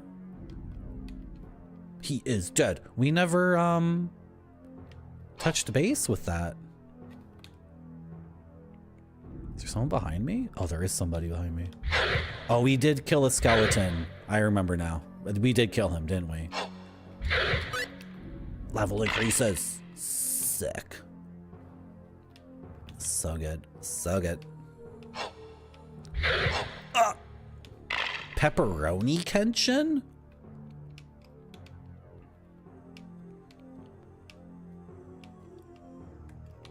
Oh, I hit the wrong button. Okay. I'm playing with a frickin' pencil in my hand, so that's why we're all messed up. I kind of wanted to complete the circuit before mapping, because my map's going to be messed up unless I can... This way? Frick. Well, yeah, we're still heading west. It's southwest. Should loop everything back. Look at all these frickin' traps. Oh my gosh. Okay, this is a new area, and we did get here by mapping. This is the fruit of our cartography. That's the new band. That's the name of my new band, by the way. It's a progressive rock band. It's called The Fruit of My Cartography. I play the farsafa and the flute, and anyone else who wants to be in my band can be in my band too. You just need to be really, really good at your instrument. Okay, there's traps and chests in this game, and we haven't found one yet, but I'm Night Sword, I already have that. I am so paranoid that I'm gonna get one-shotted by a frickin' enemy in this game. It's gonna be bad. Do you have to eat a lot of fruit? The fruits. Ow, I walked into the trap. Oh, this is so cool! That's so sick! Did they program that in, or are we just incredibly lucky that I walked up to this window and looked through, and then a mummy walked by this way, and then in the background a skeleton walked the opposite way? Come on. That was perfect. That was so perfect. Oh, I'm poisoned because I fell in this stupid trap. Whatever. Okay, so I don't think we're going to figure this out.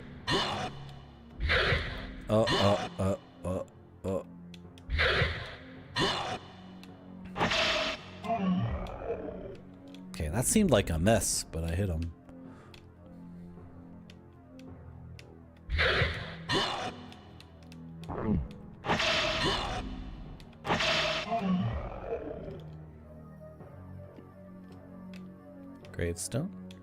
Gravestone. Another bloodstone. I don't know what these do.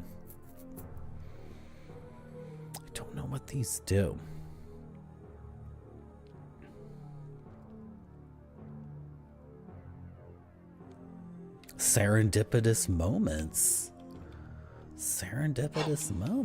I love it. I feel like this is serendipity. That's such a funny word. You guys ever think about that before? I don't think I've ever said that word out loud. This is serendipity. What's the joke there? Serendipity-dee. Serendipity-doo-da. Nope. That's not gonna work. Okay, we're gonna workshop that one. Serendipity. Because it ends with dippity. How many words end with dippity? Think about it. Another bloodstone? What? It's just nothing? There's gotta be like a way to open that. Okay, I stopped mapping because I wanted everything to wrap around first so I could map in a way that looked good on the page, but... Oh, what?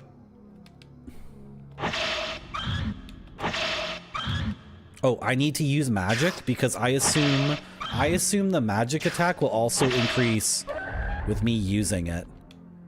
Just like my physical attacks, and I'm worried. Okay. I've seen someone stream a Kingsfield game, and he was at the end of a Kingsfield game. I don't know which one. And this person was circle strafing forever and ever, and using this spell that shot a polygonal dragon out of his chest, and he was just spamming that one spell over and over and over again while circle strafing in the end game of a Kingsfield game. Anyway, to me, for some reason, I just have this feeling if I don't work on my magic, I won't, I don't know, the end of the game will be really difficult because I think I'm gonna need that spell. It looked really good.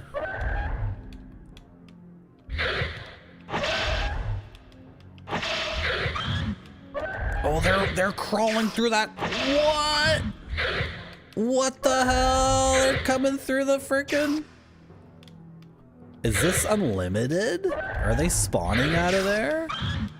Oh God, it's just like my first apartment. Oh no. Eee. Kill them all, kill them all, kill them all. Serendipity. Why is that a word? That's so stupid. Serendipity-doo-dah.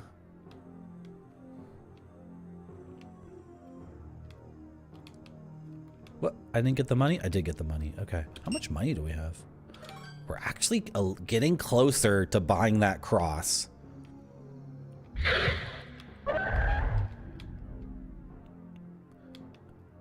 You're about to say serendipity-doo-dah? Serendipity-doo-dah. What's this? Another broken sword? And another dead end? Okay, what's this? Give me a break. Locked. Key doesn't fit. Screw off. That's very negative. I shouldn't say that. I should be saying thank you, game, for being unrelentingly difficult and giving me so many locked doors and so many little... I think they are spawning infinitely.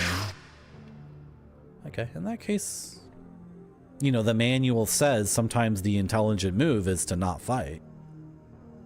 What is Honkai Star Rail? Is that like Genshin Impact? It's the same thing, right?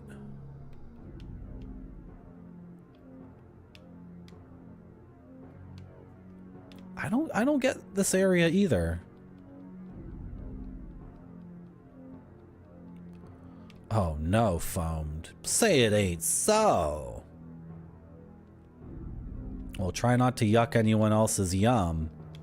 Seems like the boys are trying to get a game together. I mean, I'm playing Kingsfield. What's that, Grape Zeddy? Oh my gosh. They're beautiful. Oh, she's sipping tea.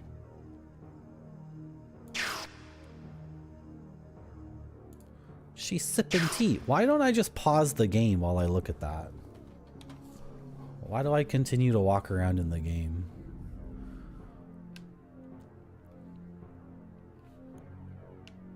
Those look like Persona 3 characters. Now that I think about it, there's a woman with red hair and a dude with gray hair. Space baseball? Spaceball? What's up with this room? Oh, is this a place I haven't been? Stop saying locked. Key doesn't fit. Is that the one we already checked?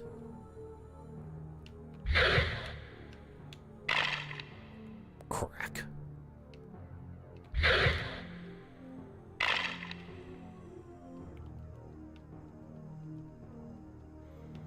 Okay. This is very confusing.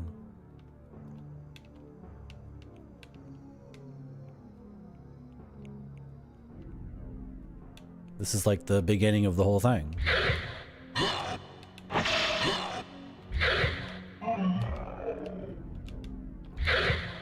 I'm thinking in Kongsfeld, it's gonna be like Kingsfield, where physical attacks and magic level up independently, and the game will never ask the player which one they want to do or want to prefer. We just found the boy. He's dead. The boy is dead. We found the grave robber's son. He is dead. He is dead. Help me. Help me, I'm dead. Help me. Got the map.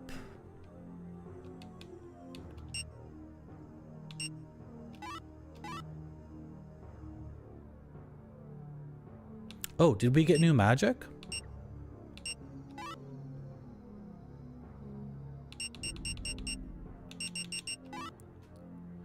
No. What was the other thing? Oh, the map, yeah. Oh my god. Oh my god. Oh my god. Oh my god. Now we get to check our work. We get to freaking check our work. I mean, it's gonna be up to judge. It's gonna be chat's judgment call on this one. How am I gonna get... Oh, I can do this. I can do this.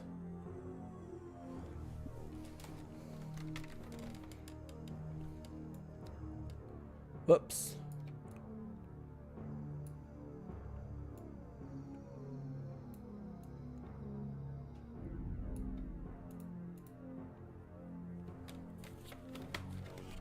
What do you think, chat?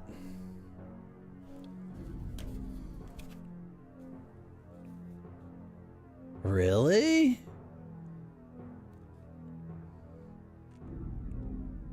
I'm just trying to orient it. Some parts do match up, which is, of course, it should. Okay, you see the loop? Look at the loop there. You see it? Other parts are like not working at all, but that is so cool. That is so freaking sick. I'm gonna give myself an A+. I'm gonna give myself an A+. I think I did a really good job. I think I did really, really well. That's just me though, right? Ultimately, chat is the judge of everything I do. Chat decides what's good and what's not good on Marty.zone. I don't make these choices. It's totally up to you guys. It's totally up to you guys. I don't,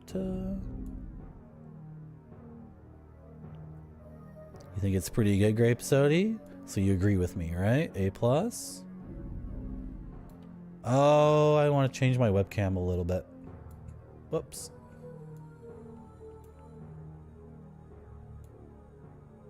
Yeah, do that. And then...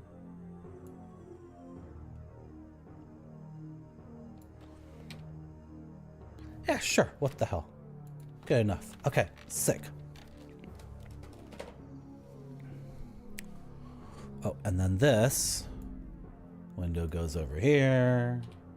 Like so. Okay. Is it showing my position? Am I the red X? Is that me?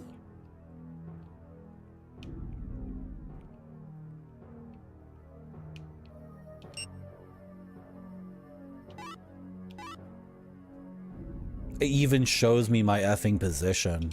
Wow. Okay. Now, I'm not sure how I feel about this. My knee-jerk reaction is this is incredible. I can't remember the last time I've played a game where I had to map in order to progress, and then the game gave me a map, and then I got to compare the... You know what it is? You know why it's so cool? Because I was comparing my subjective experience with this area with the game's objective opinion on what the area is, right? It's so cool. It's kind of like if you were blindfolded and you went into someone's house and they said, like, touch things and then map it out, and then after you map the whole thing out, they took off the blindfold and then you got to look at all this stuff you were touching with your hands. That's the analogy I'm gonna go with. That's so cool. Their map is kind of confusing. What the hell? So it was really like that, eh? Yeah. Like there's some parts here that are so confusing. Yeah, that was like that. Okay, so part of this looks like there are doors that are open that I haven't unlocked yet. Yeah, it's showing me stuff that wouldn't be on my map because it's behind doors that are locked. So a lot of things that didn't make any sense now make more sense because it's more complete and loops loop where they're supposed to instead of being stupid dead ends. But there's also things that don't make any sense. This is really cool. It's like that's what I'm saying. Our brains filter everything. All of your perceptions are like, this is so funny to me, but people think they see reality. They don't see reality. Your brain is a very sophisticated artist with a big paintbrush and a lot of different paints, and everything you witness, you think you're seeing reality, but your brain has already come in with the brush and made a picture before you could even see what reality was. And that painting and your ability to paint that picture is beautiful. That's what makes you a beautiful creature.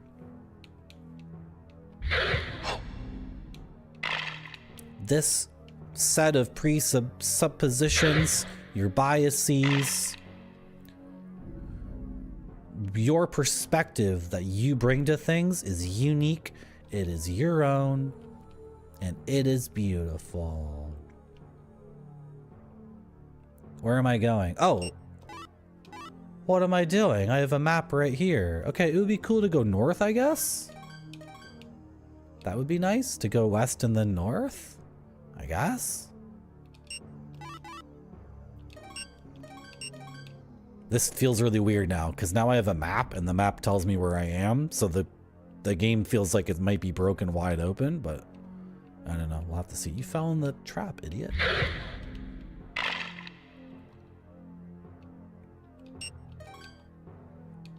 Okay, we got a knight's sword from there, right? This is empty.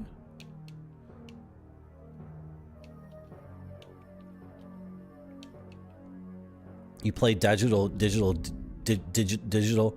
Is Digital Devil Saga? I think that's another inspiration for one of the games we're making here at Marty.zone. Shine, Megan and me, Tenside. We're gonna make Kongsfeld. That's the first game, and then we're gonna try to tackle the social JRPG zone with Shine, Megan and me, Tenside, which is gonna be really good. But that's like a really ambitious game. That game's gonna be like a lot more work than just a simple game like Kongsfeld.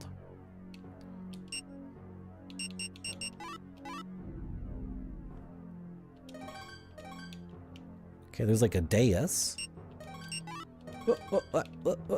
Circle is confirm, X is cancel in this game, so I get confused sometimes. Oh, I can go around this way. Okay, beautiful.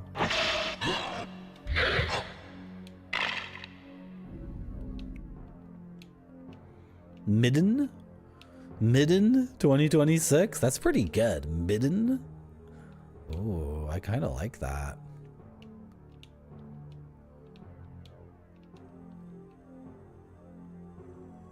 Wait, we were here. This is the infinitely spawning spider room, right? Okay. Now I'm not sure what the utility of the map is because there's so many fantasy walls and things in this game, like so many little tricks that oh dude. Okay, I'm close to having enough money to get the cross, and then I think if I give the cross to the priest, he'll give me another key, and then the key will open all of these doors that I can't lock. I think that's what it is, what I have to do. So I need like 1,800 gold. You know what? We just got another knight's sword, and selling that might take us to where we need to be. So we have to walk quite a while. Oh, come on. Whoa, this guy's got combos. Fofa. Midden and Fofa.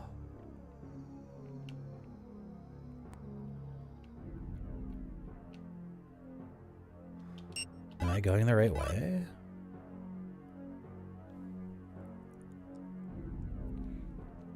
I have to go east because I can't go straight south. I don't have the key. So can I go east? Yeah, like this door right here. If this door was open, we would have a ridiculous shortcut. It would make things so much easier. So I think we can open that door. We already tried it, right?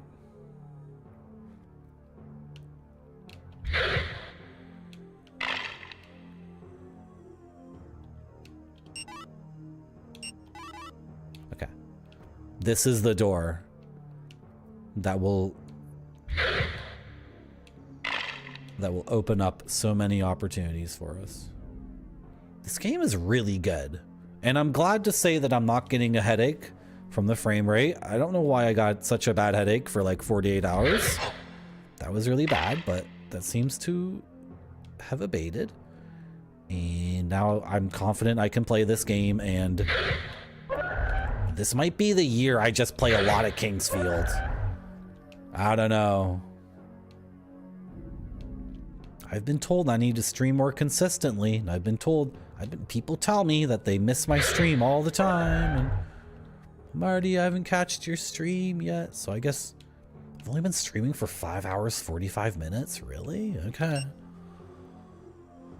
Okay. Felt like longer. Well, I've been having fun. Okay, so why am I looking at my own map now? Oh, this is sick. I'm looking at my own map and it does match up here. Yeah, keep going south. Keep going south, and then go west.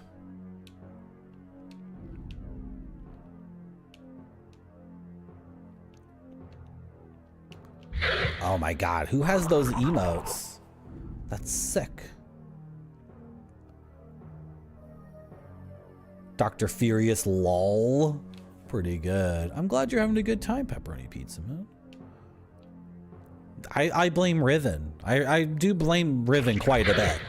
Because I brought full gamer passion and full gamer commitment to Riven, and it turned out to be a piece of shit. So after that happened and I had my big rant, I was like, I do hate games. I hate games. I hate games. That's what I said to myself.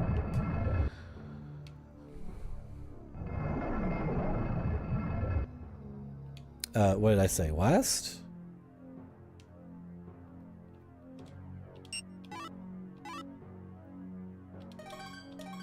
Yeah, baby.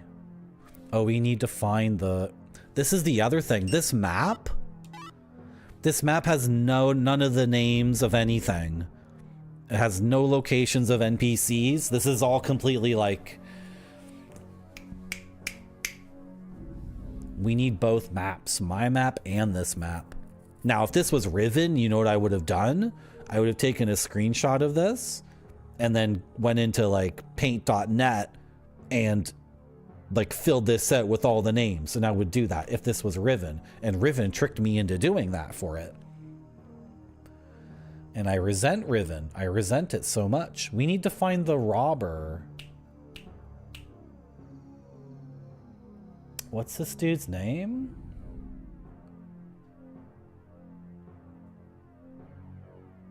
Grave? No, that's the grave robber.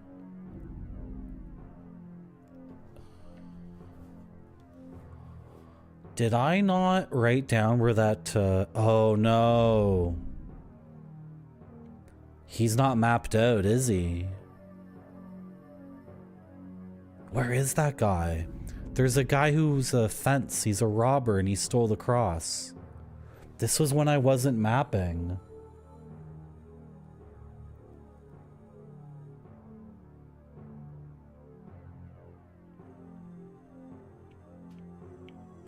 This is when I wasn't mapping earlier in today's stream. Okay. So if I compare here.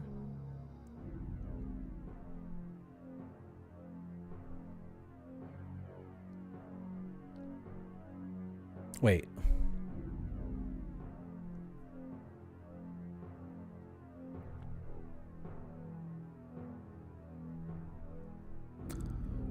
Gosh, I don't even know where he'd be.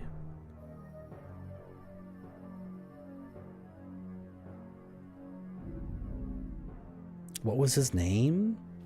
His name is in the manual. So if he's on my map here,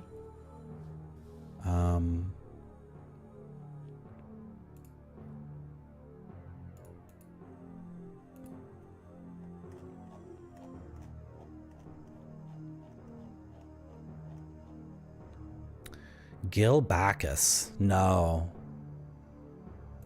I don't think Gil Bacchus is on here. So then I need to look at this map and scrutinize it. He could be there. Yeah, he could be here. He could be here for sure. So we need... Well, how do I even get there? Gosh. Oh gosh, he's in a really weird spot. He's in a really weird spot that in another game would be a secret.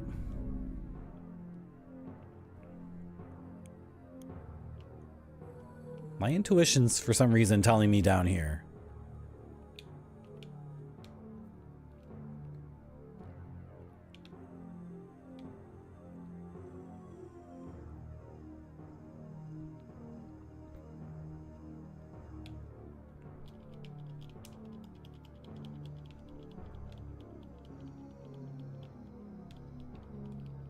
Is he behind a fantasy wall?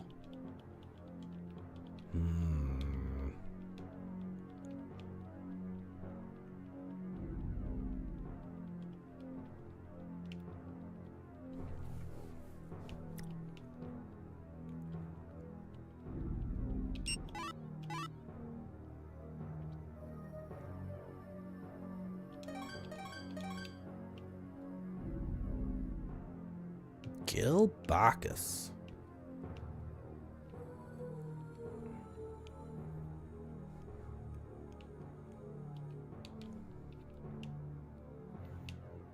Can I get behind this barrel?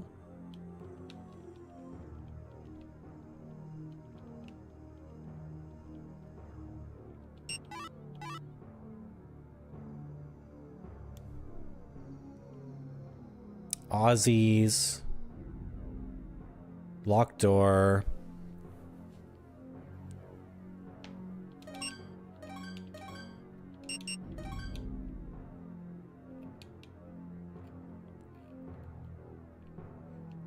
Yeah. Eat, game, sleep, game, repeat. Yeah. Thank you very much, E-Legend. Oh, thank you so much. Have a good night. Sleep tight.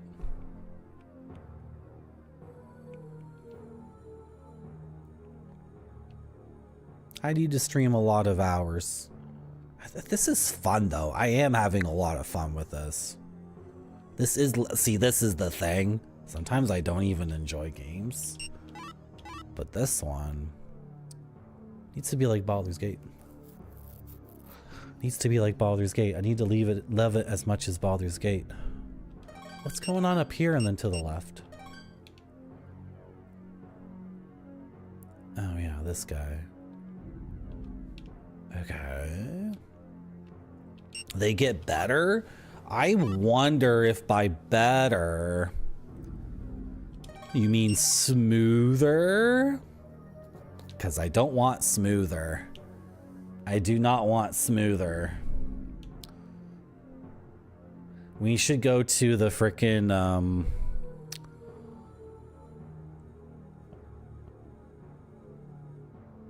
the fountain. Yeah, let's go to the fountain, because look at my MP and health. I mean smoother like I don't want Kingsfield to be like a normal video game. I want it to be pushing me back.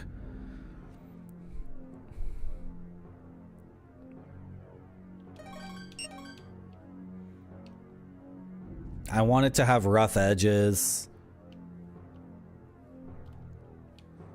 Oh gosh, where am I?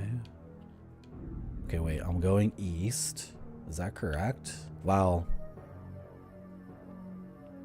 okay, but right. I'm going east down the wrong hallway. It's never normal. 4 is the slowest. Okay, if you say they get better and better, then I don't even know what to say.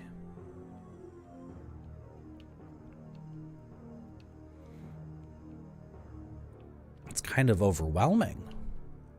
I'm glad I waited this long to play this.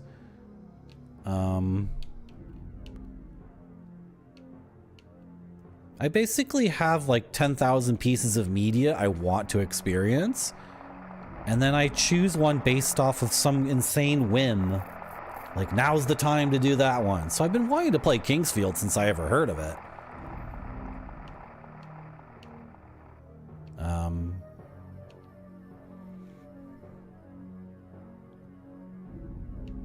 And then just, I don't know where the idea comes from. Same thing with music. There's music I want to listen to. There's just so much music, right? I've been listening to Elvis Costello and the Kinks lately. That's what I've been listening to. And did I save or what happened there? I feel like I didn't save. Whatever. Yeah, it didn't do that before. Yeah, it didn't save. Okay, now we're saved. I've been listening to Elvis Costello and the Kinks, and it's like I've known to listen to those people for decades and decades. I just didn't have the idea at that time, right? Oliver's Army? Who's that? It sounds like Kinks lyrics. It sounds British, like Oliver Cromwell.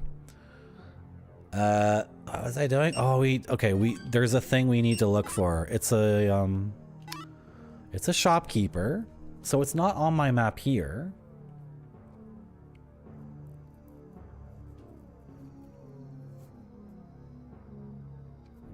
It's just that my map is like...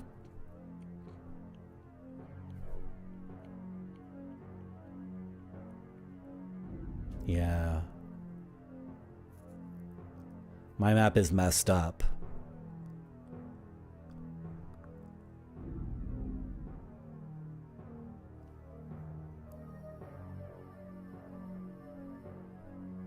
Is that where he is? Well, I would have written his name there. I don't think he's there. Those two things are locked doors. Shoot. That's a locked door, so everything east of that is inaccessible. Oh gosh. Oh, it's an Elvis Costello song. Well, Elvis Costello was also from the UK, right?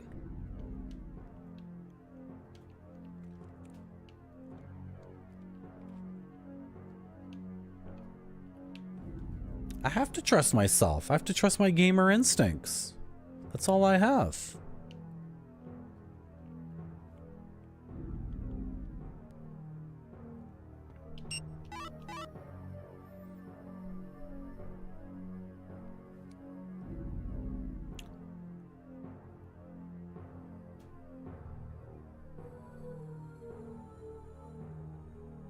Oh, my map is super confusing now. It's all messed up. Unless that's a loop. Oh dear.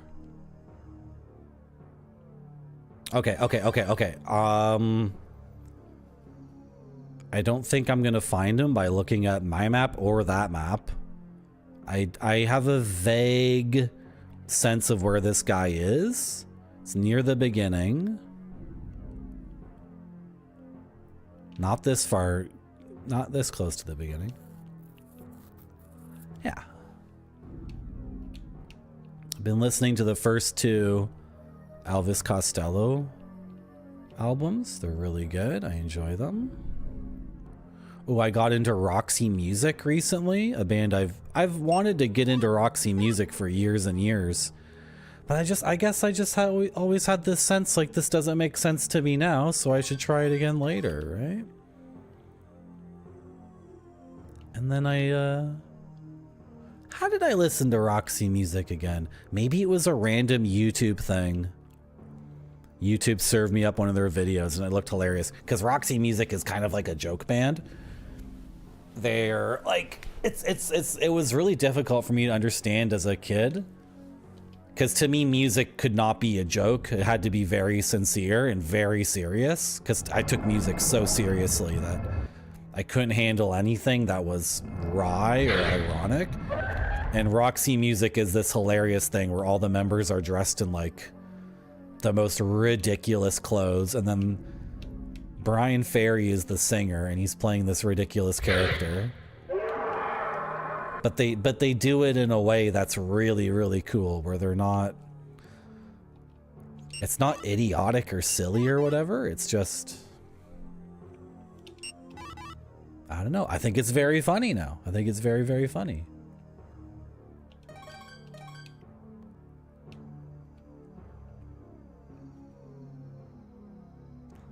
Is he here? I don't think he is.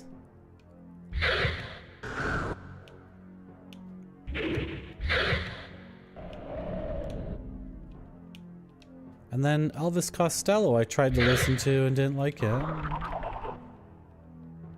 Or I liked it a few years ago, but I didn't, like, you know, really get into it. I thought he might be here.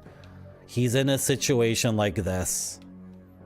That's when my brain thought he might be here. He's in some weird, like, nonsense, twisted up, like the classic From Software thing where the guy trying to sell stuff is in the most inaccessible place in the world. I'm gonna set my shop up here where nobody will ever find me. Clarence Carter. No, I don't know Clarence Carter. This is the thing. Whenever I talk about music, there's like 10 other groups that people say are awesome that I haven't heard yet. And I'm like, I'm trying to get to all of them. Trying to get to all of them.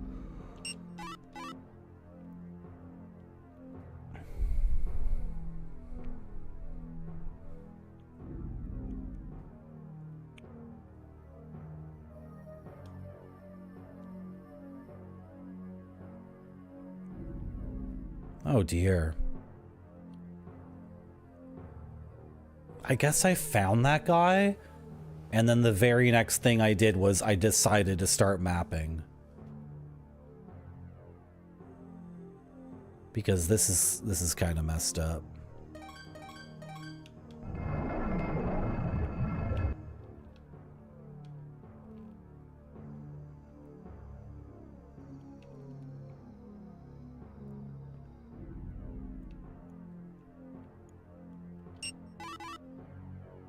Oh, I'm back here. Okay. I thought I was walking in the other direction. Oh my gosh.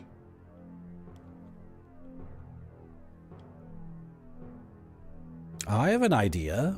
Maybe? Okay, go south and then east. Is he in that little hidey hole there?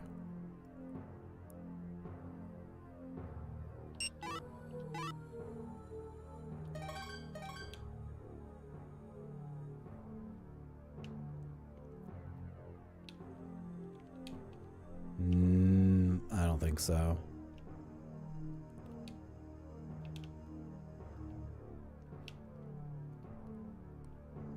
Well, I kind of have to go over the map. I mean, I have to go over the whole area again using the official map to discover. Yeah. Maybe I should get GIMP open and start modifying this map. Oh boy.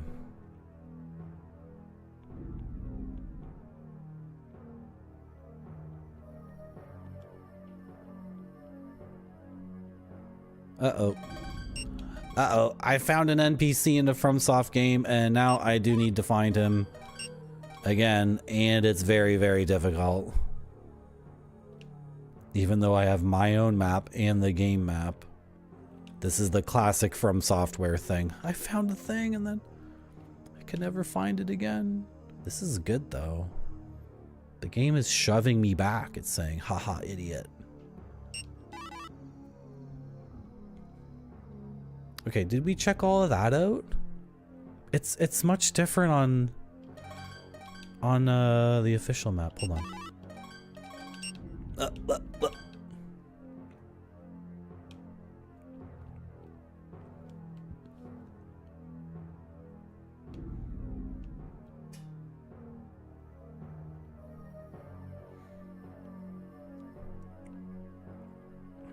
I'm glad everyone's having a good time just stroking it.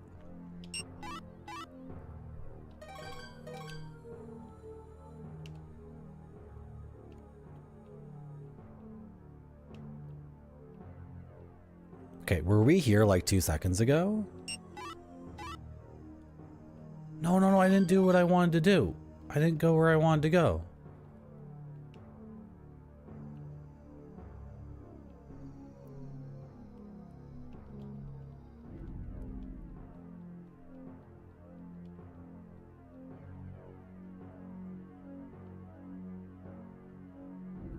It's this stupid thing again.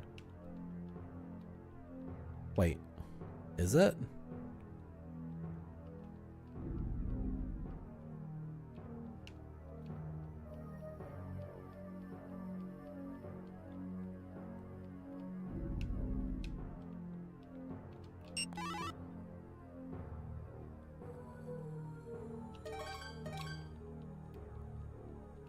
No, this is a different place.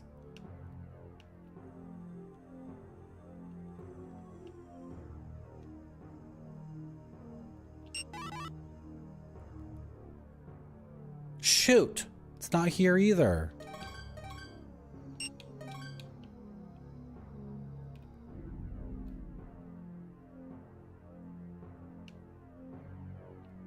Oh, darn it all. Okay. Hey, Marty. How's it going, Chaos? Am I winning? We've made a lot of progress. We're just looking for a dude we found one time, and then... This was at the beginning of the stream. We found this guy. Now we need to find him again, because we have tons of money. And we can buy a quest item off of him.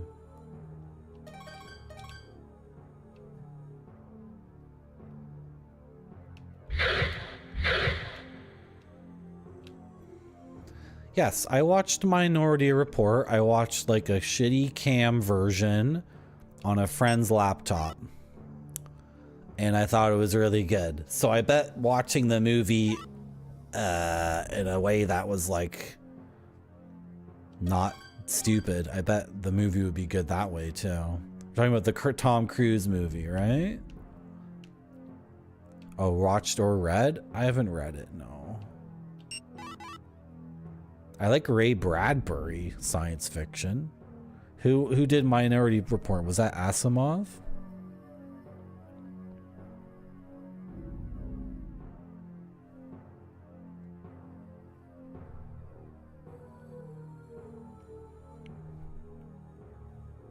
Yeah, that matches up. Okay, that matches up with my map.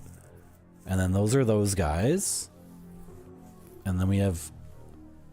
Those 4 rooms are accounted for. Is Ozzy's thing totally accounted for? It wasn't back at Ozzy's. Okay, whatever. Let's check. This guy wasn't at Ozzy's place. It was Philip K. Dick.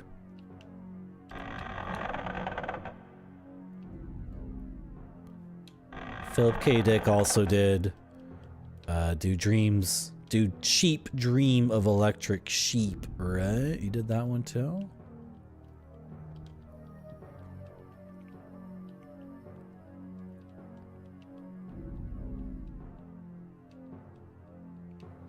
Yeah. Do Android Street. What did I say? Whatever I said. Guys, hidden rooms are not represented on the map. I am standing in no man's land. Okay, this is good to know, because I think this guy we're looking for is in a hidden room. Oh my gosh. So the official map doesn't come with the freaking hidden rooms. Oh, Kingsfield. Oh, you dastardly Kingsfield. You dastardly Kingsfield. How's it going, Moodoo-sama? Welcome back to my stream. Total Recall is a movie I need to watch again. From beginning to end. There's all these movies I've seen in like stupid circumstances, like on television, where I've missed the first 20 minutes and then had to bounce at the last half hour. So I've seen the middle hour and a half of freaking Total Recall a whole bunch of times.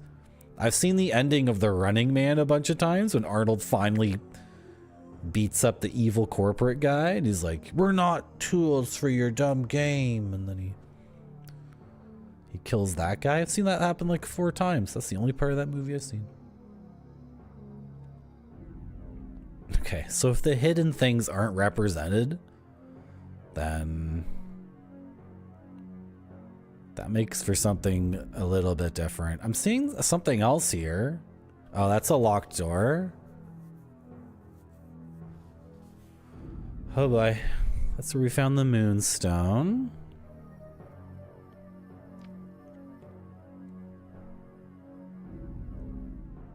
Royal Barracks.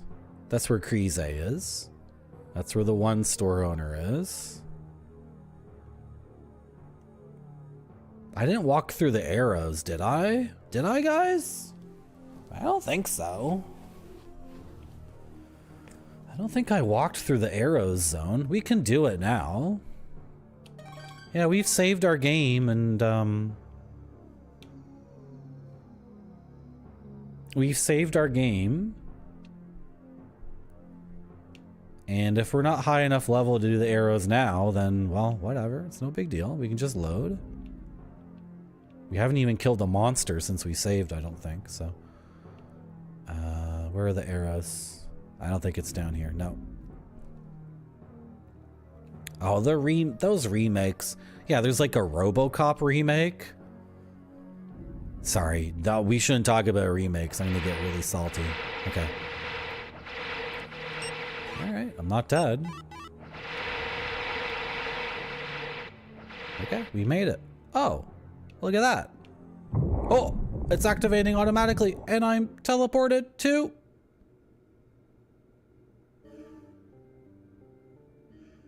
Ha, ho, he, ha, ho, ha.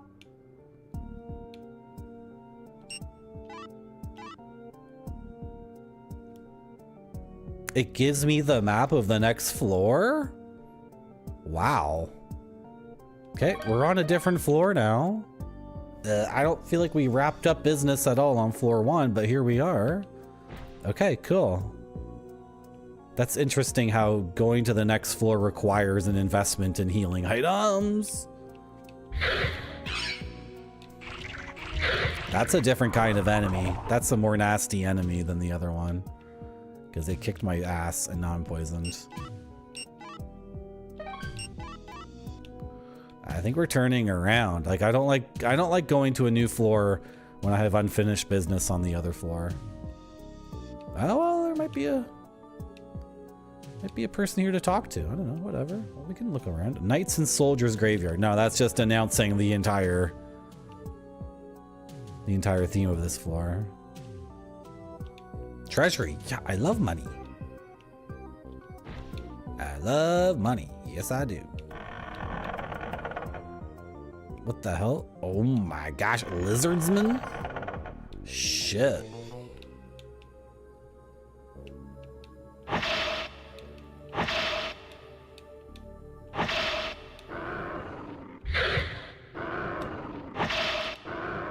Angry lizardsman. Oh, someone's shooting a fireball at me. Is it the lizards?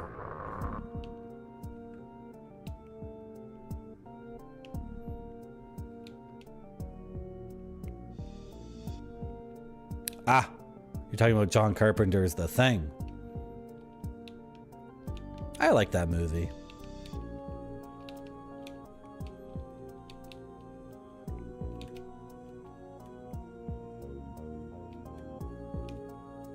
Ooh, I can do a tighter circle strafe with diagonal. Ah.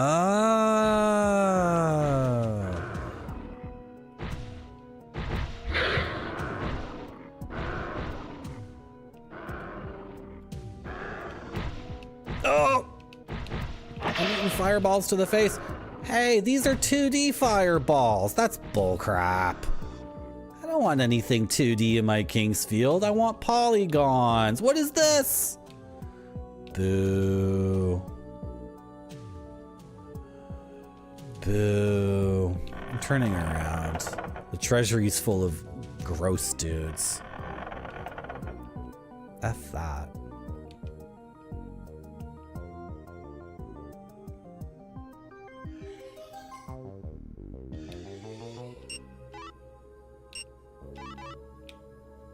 Good music.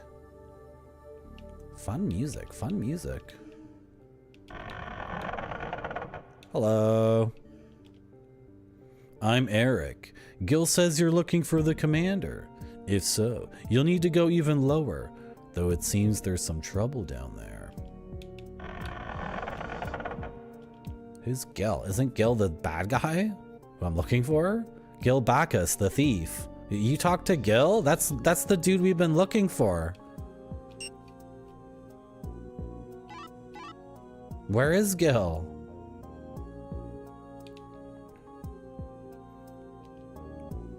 There's some old movie called The Thing, a black and white movie. Yeah. I have no idea what that is.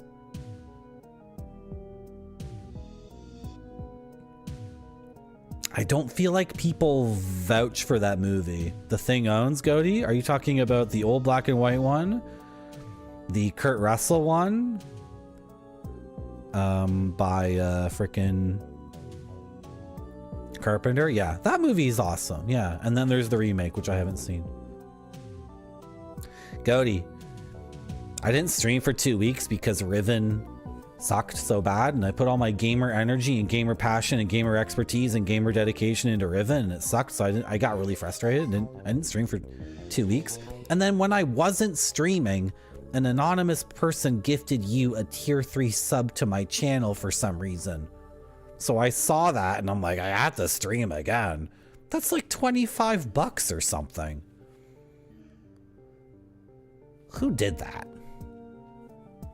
Who did that? I heard the dungeon's guard was swallowed by a man-eating monster called a head eater. In a single bite, they say. They know what's up? Sure, yeah. For sure. I mean, they know how to get me to stream again after a frickin' disaster. The graves around here were for knights, noblemen, and royals. They've been looted for the most part, but there just might be something good left. What's your name? How do you know Gil? Why are you talking about looting graves?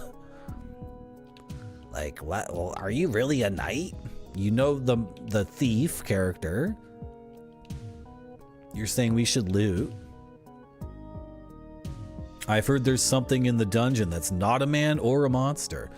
It looks like it's waiting for something. I'd like to see it once. Maybe it's carrying something good. Yeah, this guy's a frickin' evil loot goblin. Greedy Gus. I need to watch The Bicycle Thief. I think I have all those movies obtained through certain means. I have all those frickin' the French New Wave and the Italian stuff from the 50s and 60s. I need to watch all of those. But I wanted to play Kingsfield too. The old one's called The Thing from Another Planet. I feel like whenever I looked up things about The Thing, they said it's a remake of this old movie, and then they just moved on very quickly. So you usually, like, for example, Sorcerer, which is one of my favorite movies. William Friedkin's Sorcerer is based off an older French movie called The Wages of Fear. And if you're looking up Sorcerer, you hear about The Wages of Fear, and everyone says The Wages of Fear is also incredibly effing good. And it was incredibly effing good. I strongly recommend watching either Sorcerer or The Wages of Fear. Usually when a movie is a remake, people talk about the original, but I don't know. I believe you're correct, Pepperoni Pizza Man. Yeah, yes, the 2011 thing is yeah. Yeah, I spoiled myself on that because I don't watch remakes, so. Pluto Nash. Oh my god, Showgirls? What a disaster. Dude, we shouldn't talk about Showgirls. Ugh. I think I just skipped past a new dialogue. There seems to be an invisible bridge on this floor, and I'll bet there's some treasure beyond it, but I'm not risking my life. An invisible bridge? Really?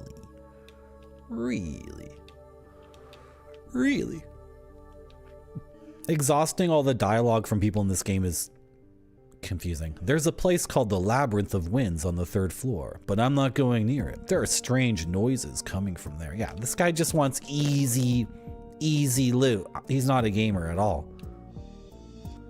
Not a gamer at all. The same monster will get stronger the deeper you go. Some might even attack with magic. Okay. That's why the Venus flytraps are more difficult.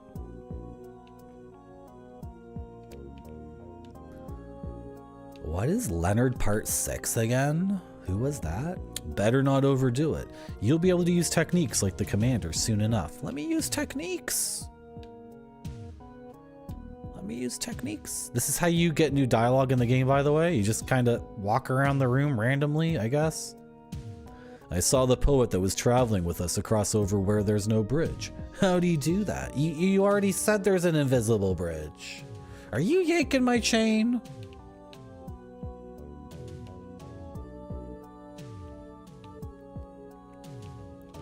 Is Leonard Part 6, oh, I'm blanking on his name. I'm blanking on that guy's name. What's his name? He was in one of the Superman movies. He's a black comedian. Richard Pryor? Is Leonard Part 6 a Richard Pryor thing?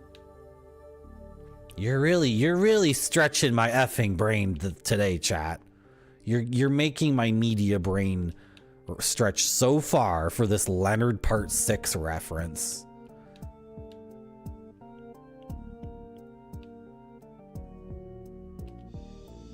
Okay, I'm gonna assume you're exhausted. Was it Bill Cosby, not Richard Pryor? I'm getting two different black American 1970s comedians mixed up. Wow. Sue me. Sue me.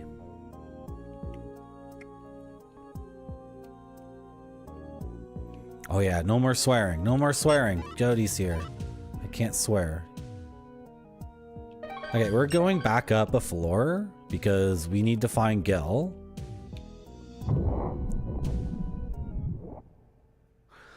The fact that the game pauses here for so long means it's loading. And then that, of course, reveals that Kingsfield is constantly loading and streaming, which I don't know much about making a game, but I feel like in 1994, to make a polygonal console game in real time that's constantly Marty, you are being graded. Streaming data in and out. Hey, how's it going, everyone? Thank you for the rave animation. How are you doing? What were you guys playing? We're playing Kingsfield. We love Kingsfield. It's so good. We have to walk through this hallway that just tests how much HP your character has. If you're not a high enough level, you can't get through this hallway. Okay, we made it. We freaking made it. I need to go to the... we do need to go to the fountain now, because that was rough. Yeah, we need to go... Wait, what? Yeah, we need to go south. Go south for a bit. This game is slow and methodical and beautiful, and I love it.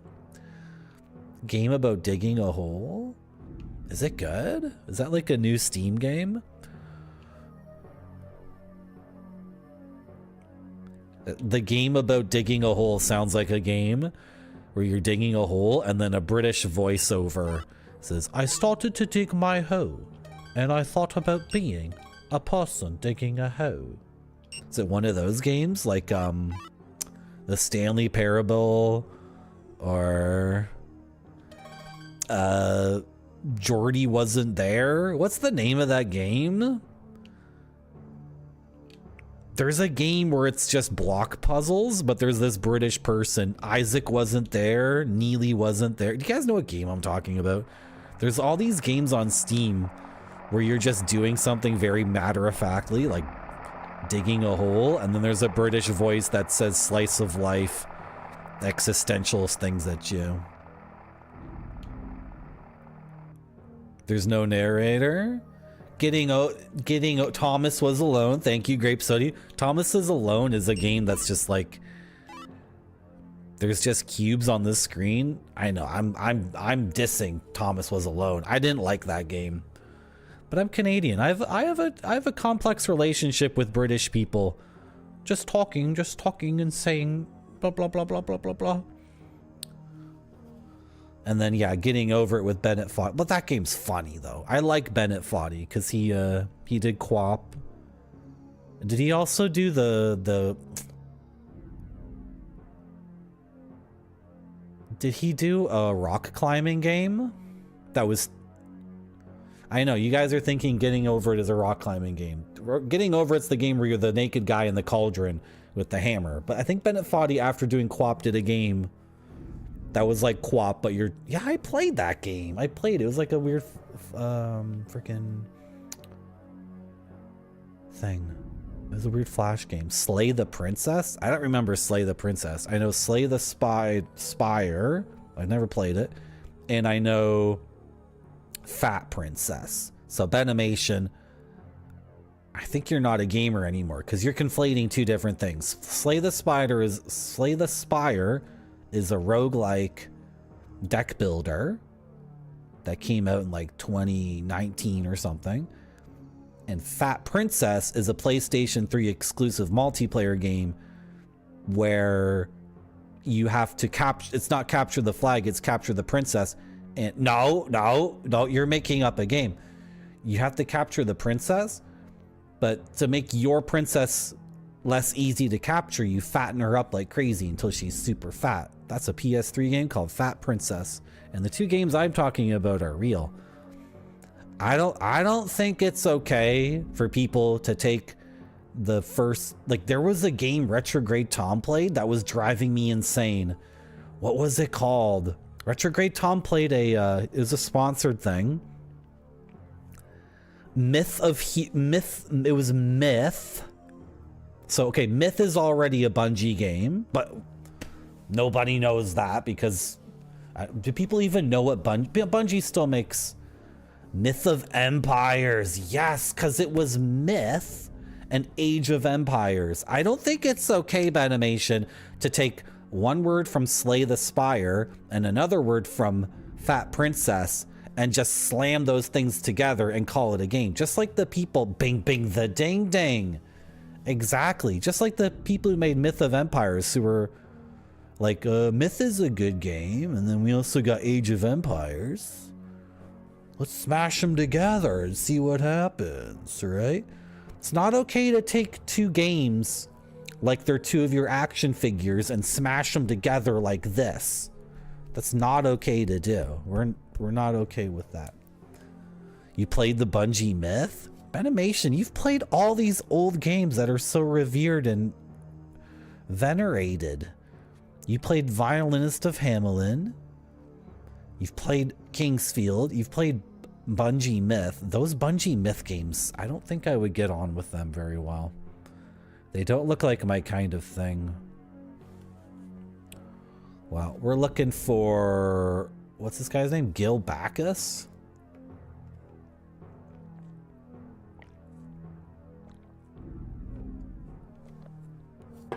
Okay, I'm gonna look up Slay the Princess, the pristine cult. Oh, I saw this game. Black Tabby Games. This reminds me of an independent comic book artist named Dame Darcy. What is her last name? She did these comics called Meat Cake. She's such a genius. What is her name? This is like an independent underground comic book artist who just did the craziest things. Just Dame Darcy. That's her name, Dame Darcy. And she did all these things. It looks just like Dame Darcy did. Marty, you are being raided. Hey, we're being raided again. How's it going, everyone? My name's Marty. We're just talking about an independent comic artist named Dame Darcy because someone's turning me on to something called Slay the Princess, and I look at Slay the Princess and instantly I'm like, that's like Dame Darcy.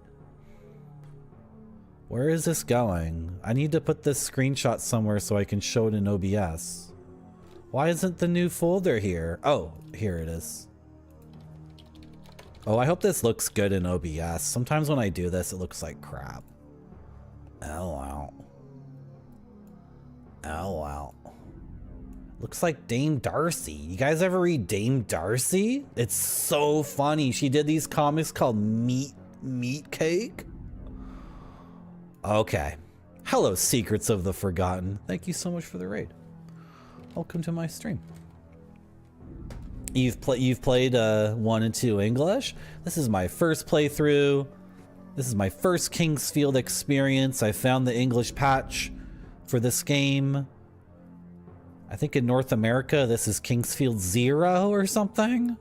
Never even came out. And we're gonna play. I'm really loving this game. I can't find an NPC right now, and that's a little bit frustrating, but that's my own fault because Get out of here, Dame Darcy. Everyone's seen you. I only started mapping after I found this NPC. I found this NPC who's going to sell me something that I need. And then immediately after I made the decision to start mapping. And then we got the official map. But the official map doesn't have the names of places or anything, or where people are. And also the official map doesn't have secret rooms. Right? KF1 for the PlayStation has a bug in it? Is that... Okay, are we talking about this game? This game has a random lockup bug? I hope not. That's half true, Saint Lob. That's half true. Thank you for reminding people, though. The English version. The English fan patch version? Do you mean the North American game called Kingsfield?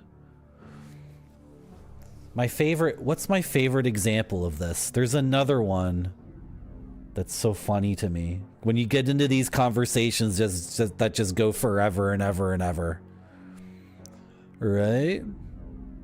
Yeah, not Kingsfield, Kingsfield. There's another one. There's a whole bunch. Well, I got some over here. I got some, not this screen.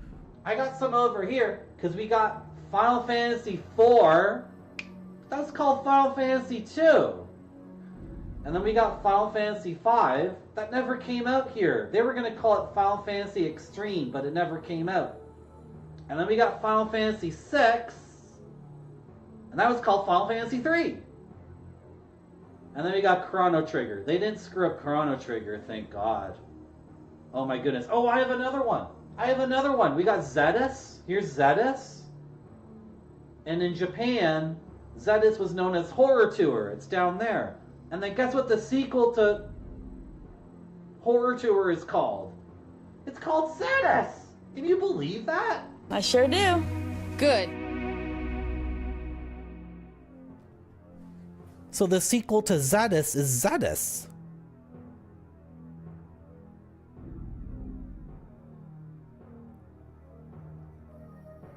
But that's not the end, Chaos, because if you were a North American gamer, then 2 is 1 and 3 is 2.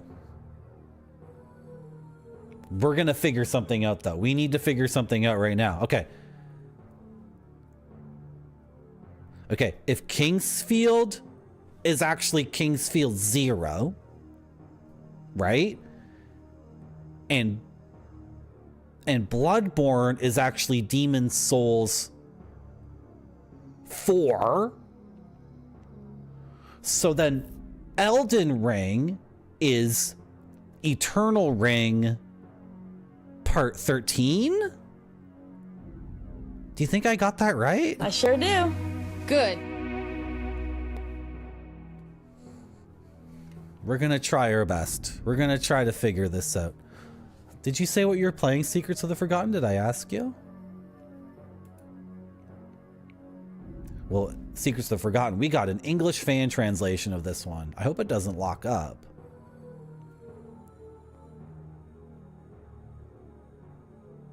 I might call this Kingsfield 0.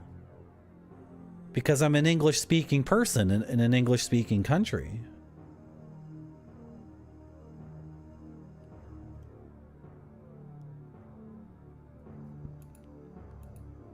Heroes of Might and Magic.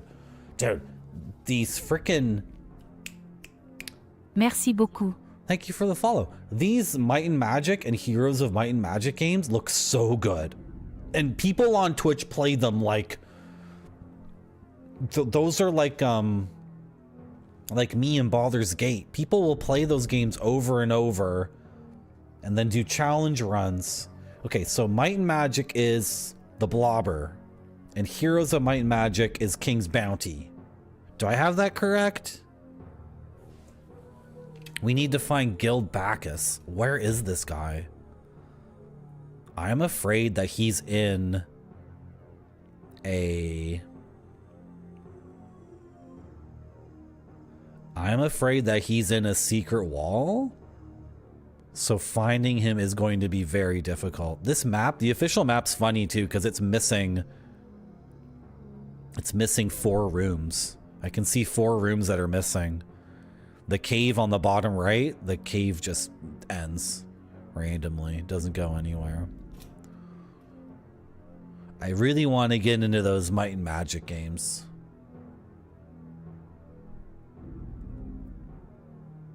Or Heroes of Might and Magic. I know they're completely different things, right?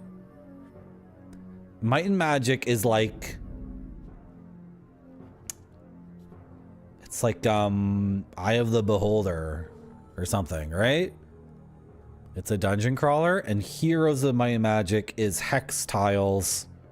You do battles in hex tiles, but you're also a guy on a horse that runs around in overworld, right? You're a knight on a horse and you run around the overworld, and then you get into a fight, and the fights are like dragon versus lich and werewolf versus fairy princess, right? Those look like so much fun. And then your dudes in those fights have they have like full arsenals of magic, right? So you'll have a lich on your side who has like 9 different spells. And people play the hell out of those games and the graphics and music are really nice too. So for me as a Twitch viewer, I have no idea what's going on at all, but just the audio visual thing, I'm lost, guys. I don't know what to do here. We've explored all these things. Okay, I do see something. I am seeing something. No, that's the arrows. Okay, that's the arrows. Nope, that's not new. And that's the graveyard church. And that's where Ozzy is. And we've been there already. Uh-oh. That's a locked door. Oh, there's this whole secret thing that's not represented on this map at all. So that means I'm pretty sure Gil Bacchus is in a hidden thing, and I need to go through all the places I just was and explore and press the button over and over and over again. I think that's what I have to do. Okay. Okay, where are we? I was just looking at the map. What am I doing? Go south and then west.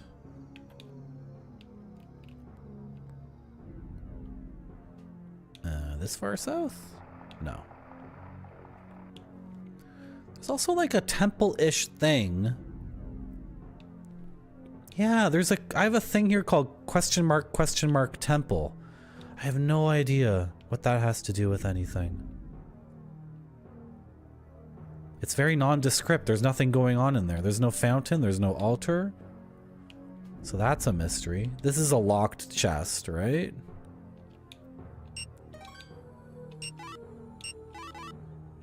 Key doesn't fit. Okay.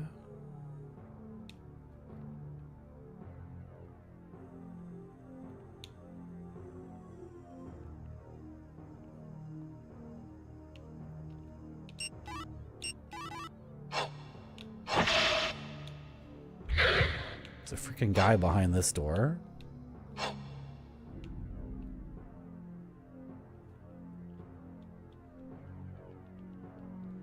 I guess I have to hug all the walls. I'm tempted to look at my VOD.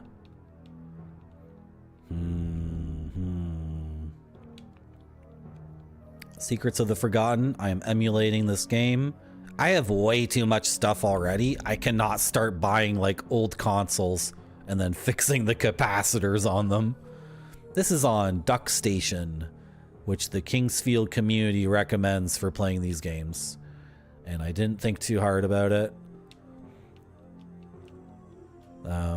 Would I like to have an original PlayStation and a Sony Trinitron? Yes. Would I like to have the Sony Trinitron I used to have? The most beautiful CRT God ever created? Yes. I wish I didn't give that away like an idiot in 2008 because I thought CRTs were old and oh, I need a HD TVs. CRTs are dumb. And I gave away like the greatest CRT ever.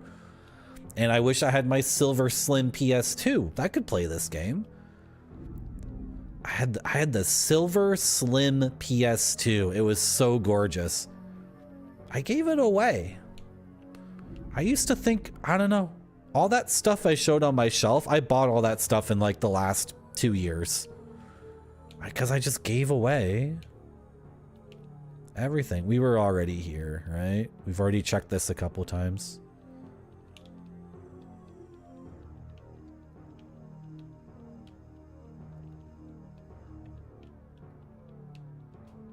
He is dead.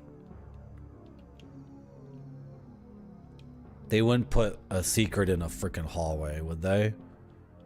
That would be so evil. Okay. Is it cheating for me to look at my own VOD?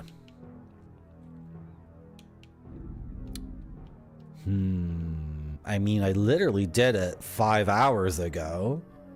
It's like around 5 hours ago, I found this guy. What if I didn't cheat and I found him again? Wouldn't that be way more satisfying? Wouldn't it be way more satisfying that way?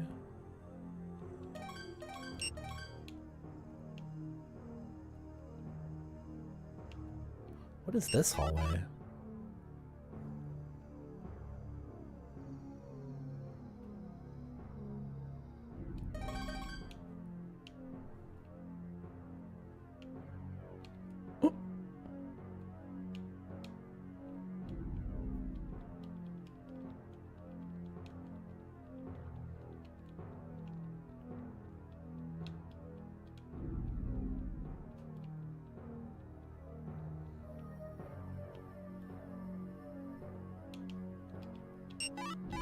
Whoops.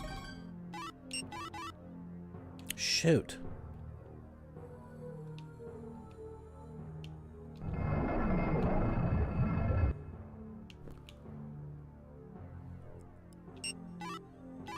Okay.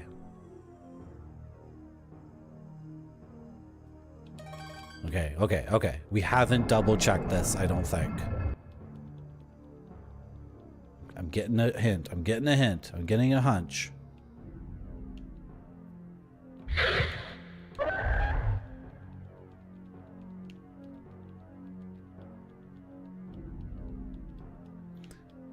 So far, the hidden things have been telegraphed in some way,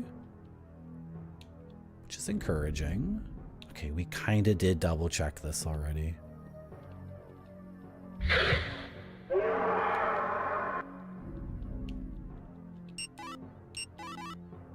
Shoot, really?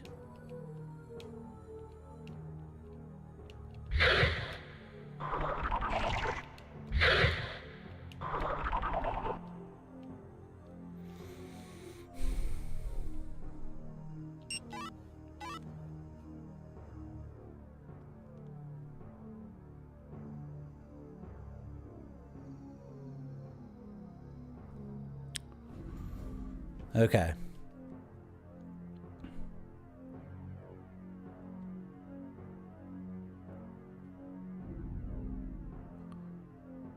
Could be back down there.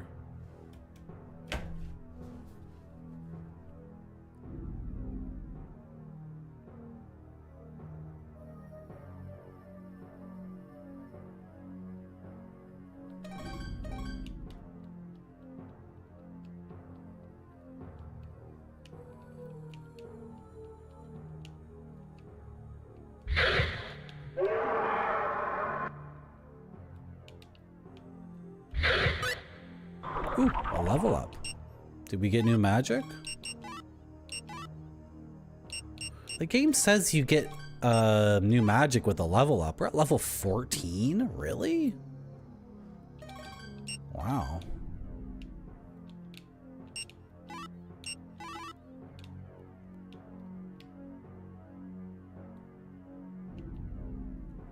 Okay, and if we go down this way...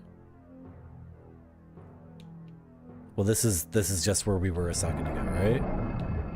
Yeah, okay.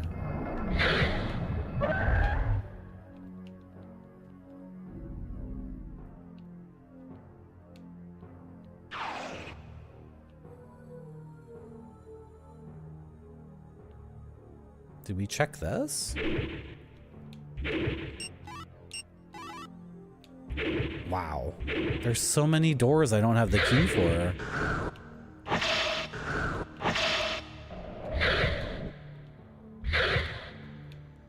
Oh. Shoot. Just kill it. Really? No gold?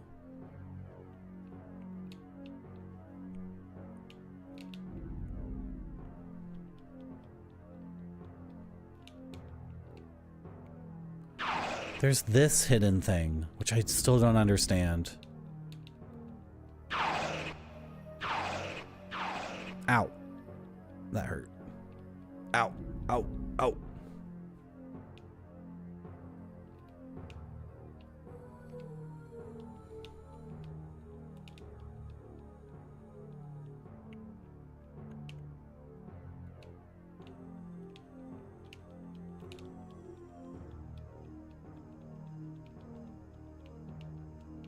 Okay, I'm pretty close to looking at my own VOD because chat distracted me. It's your fault.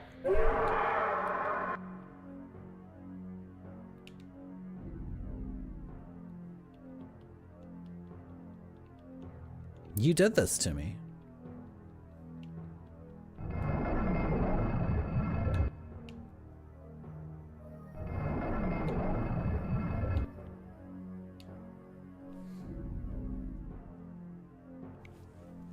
That's fine. Whatever. I don't care. Go for it.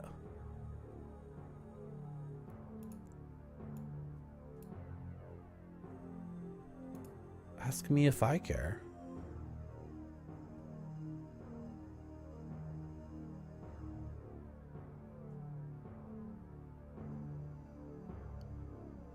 Oh, there he is. Yeah, I was saying to a streamer that I was grabbing that streamer by the balls. Okay, there's a chest. Oh my god, I'm just talking. Blah, blah, blah, blah, blah, blah, blah. The game's not doing anything at all, and I'm just going blah, blah. And I got this look on my face like... Okay, empty chest. Really? He's there? Wait, what was I... Where is this? This is like something I didn't explore until... No. Okay, there's a sign. The sign says... Gil's shop. Where is this? This is the issue with me, like... looking at my own VOD of Kingsfield. There's only 3 different textures in this game, so I have no way to orient myself in whatever the hell I'm looking at. Oh dear.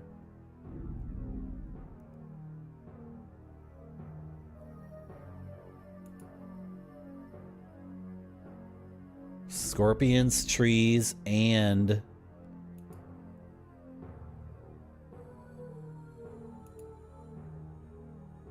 Oh, it's near... Well, what does that mean? It's near one of the marble... Oh, okay.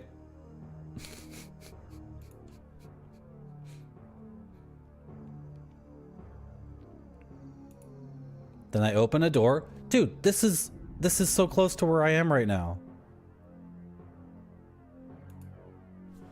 Okay, I'm going there.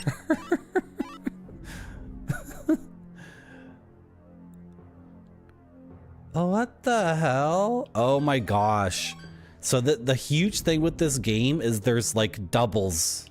Like you'll find a room and you'll explore it.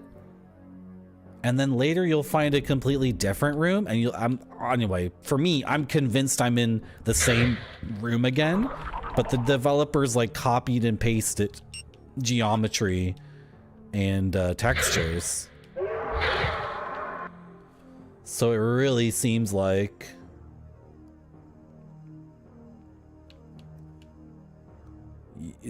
you're in the same room again, but you're actually in a different one. Or that's just the nature of Kingsfield, because there are only, you know, 4 textures in the game. Okay, okay.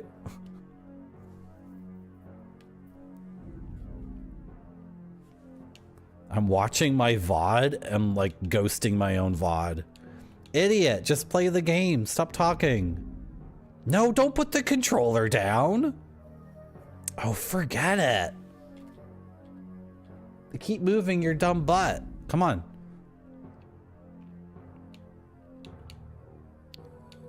Nope. Remember when Barfy was in my chat? That was so cool.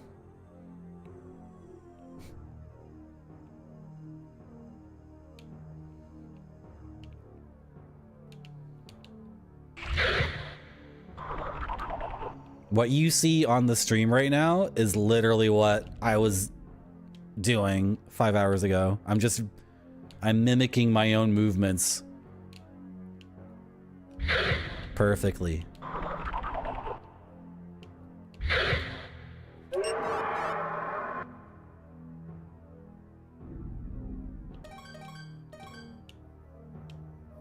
How did we not? It's here? It really is here. We were just here 2 seconds ago. I was touching every frickin' surface. Wasn't I just here?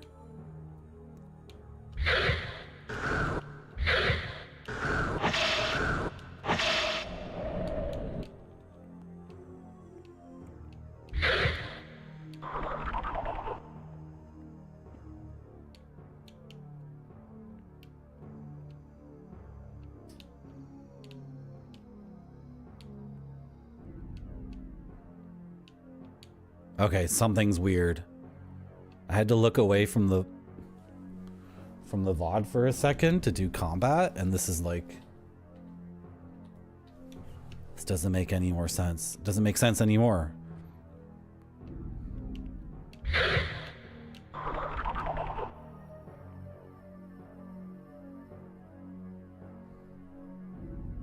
Okay, yeah, go forward. Pudmuddle mentioned something called Krita. Sorry, Pudmuddle, I didn't see that message at all. I completely missed it.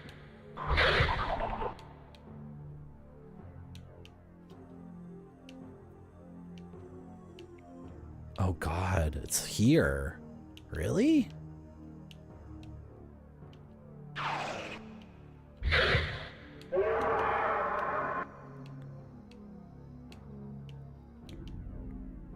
Where am I?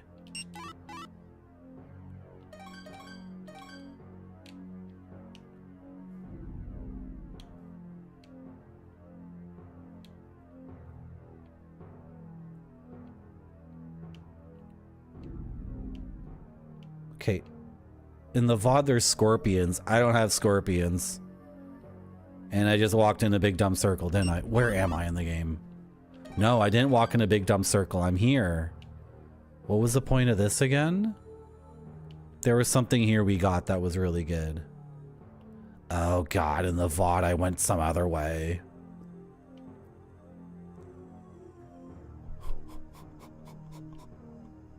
This is nuts. This is nuts. This is nuts.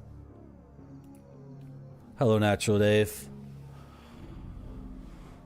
I know, now I know what it's like to watch my own dumb stream. Yeah, King's Madness. We got King's Madness for sure. Absolutely. I'm doing lumberjacking? You mean this shirt? You talking about my shirt? You talking about my shirt?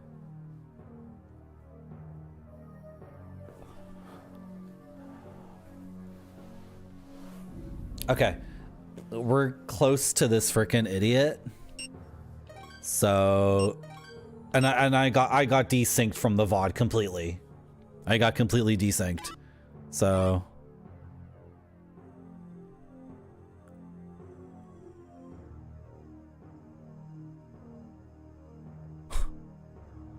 this is out of control. I think I do need to look at the VOD again. I know what I'm doing. Saint Lob, I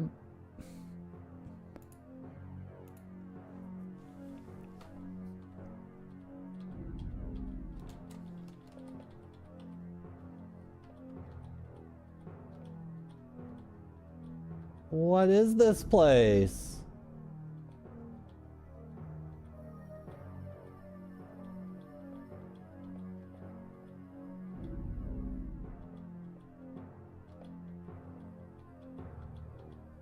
Dude, what is this whole area?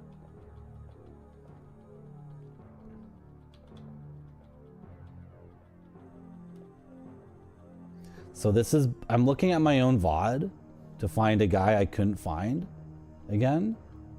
And I didn't have the map at this point of the stream. So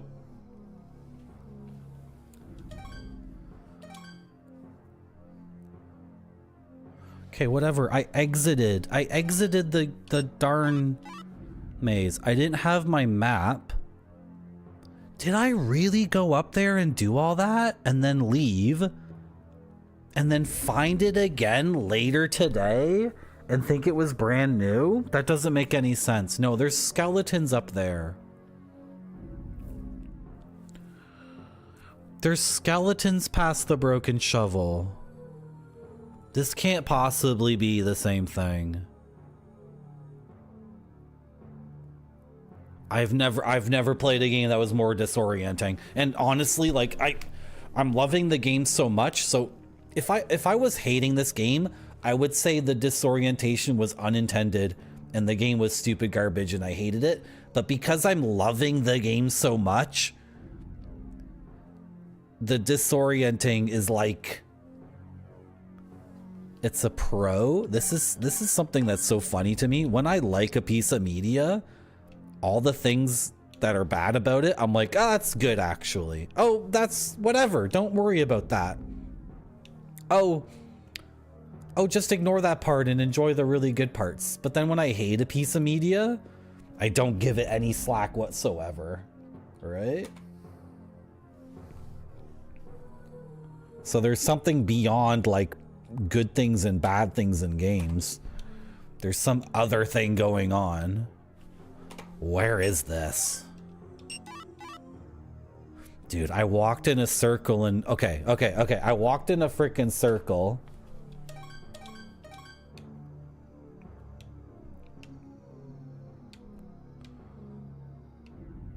Or this game has non-Euclidean geometry.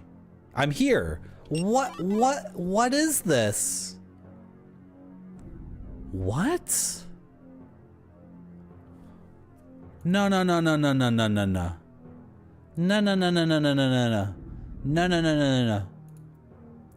This is out of control.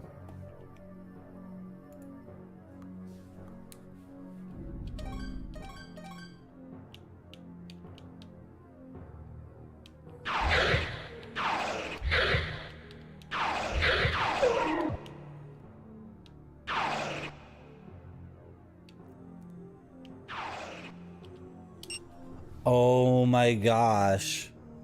Okay. Can you guys see my mouse cursor?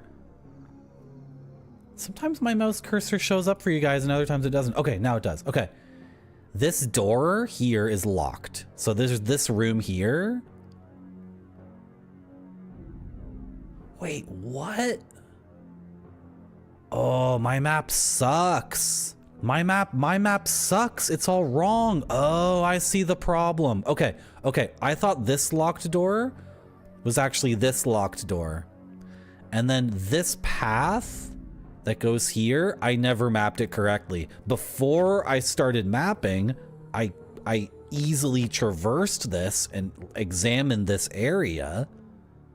But after I started mapping, when I got to here, I missed this completely, so it's not on my map. My map has some idiotic thing instead. And then basically I thought this door is locked, so I thought everything this way was not accessible. So I was ignoring all of this. And then I never noticed that my map had this flaw. Now I realize it. Okay. This is peak gaming for me. This is what I'm here for. Where's my writing utensil? Am I sitting on it? What happened to it? It's just gone? This always happens to me. No, don't lose that little piece. Okay. Yeah, it shows up when I click the window. Yeah. Okay. I got it. Oh. I was sitting on it. Okay. So. Also, I found a good eraser. So I can just put this little metal thing back on.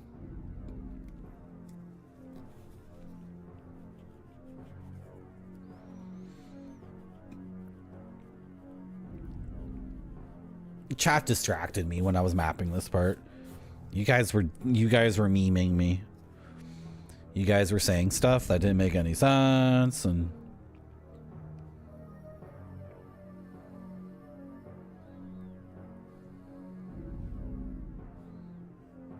okay, whatever. That's fine.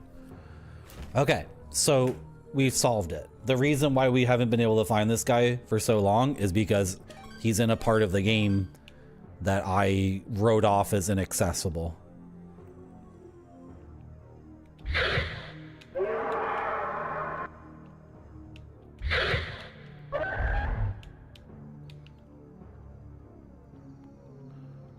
All right, there's all these little neat niches that are fake. They don't matter. This goes all the way down. That's so crazy. What's up with one? One here's noticeably different.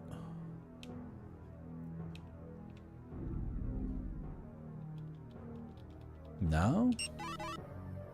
It's how it is.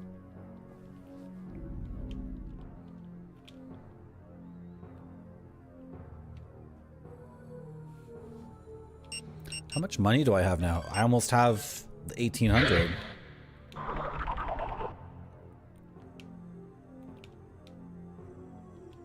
Yep, this is the place. He's around here somewhere.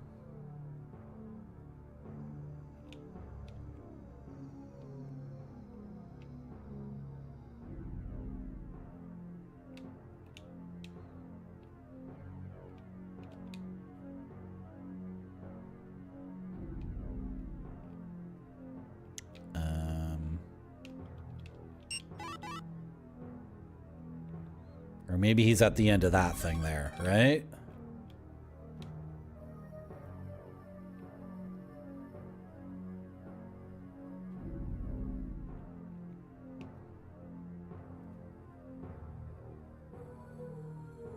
Is that video still playing? Oh, excuse me, I've been gaming for 7 hours. Oh my gosh. Even valuable items are meaningless if you don't know how to use them. Once a mercenary decorated his sword with a bracelet of Windblade and defeated a blue demon. That bracelet had effective magic.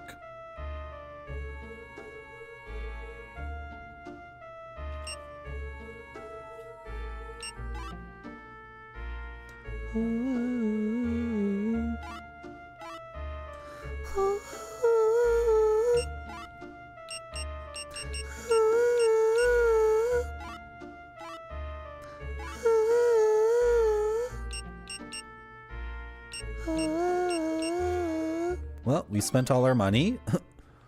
We can maybe give this cross back to its rightful owner.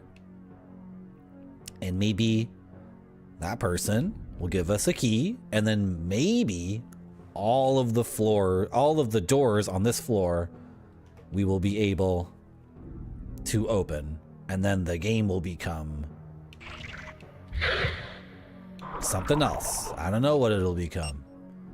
Maybe the key won't open more than 2 doors, and the doors will have nothing behind them. Maybe we won't get a key at all. We'll return this item to the guy, and the guy will be like, thanks. What are you still doing here? Thanks, go away.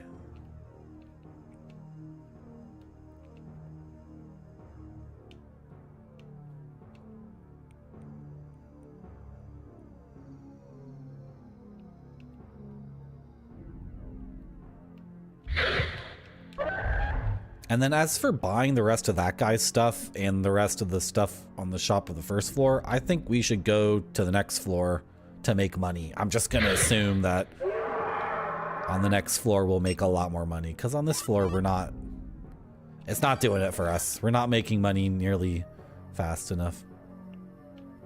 You'll have shop music. I came up with some music that will be in Kongsfeld or maybe Shine Megami Tensei, and it's either going to be shop music or it's going to be like the music in the loading screen where you load your save game in Super Mario 64. So it's going to be just little incidental music that exists in in one little spot to make it fun.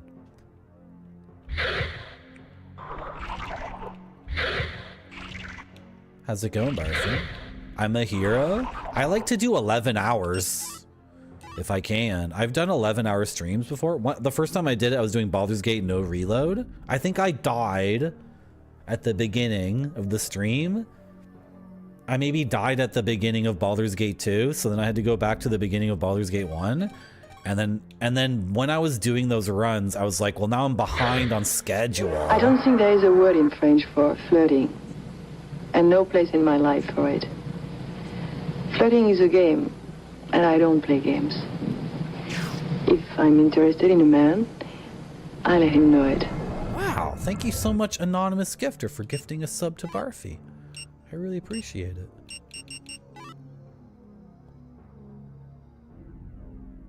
West and then north.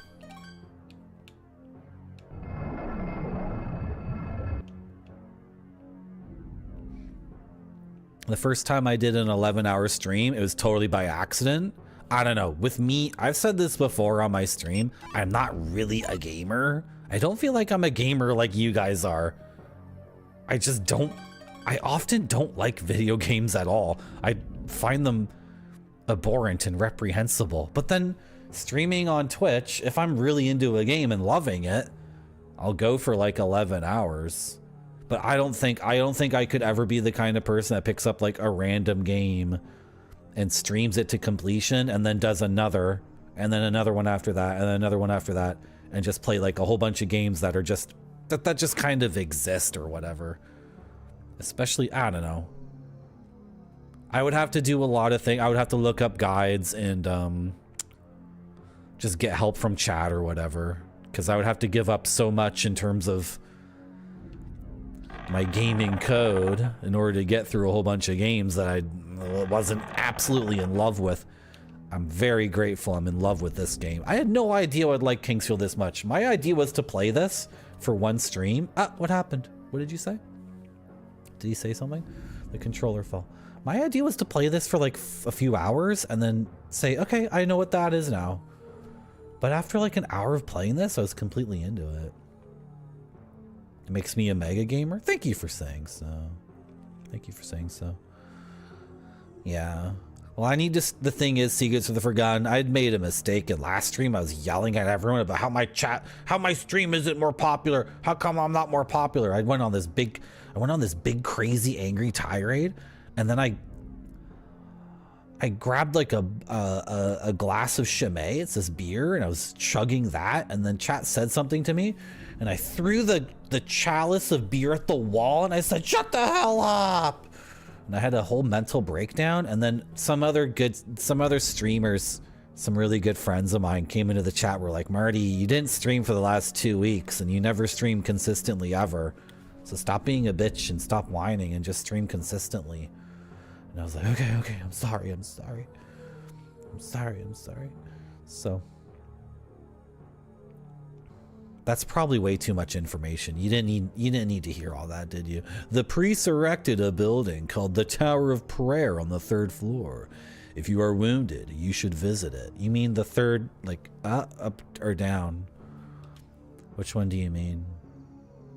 I think he said something and I skipped past it. Like the controller fell. It fell in my lap.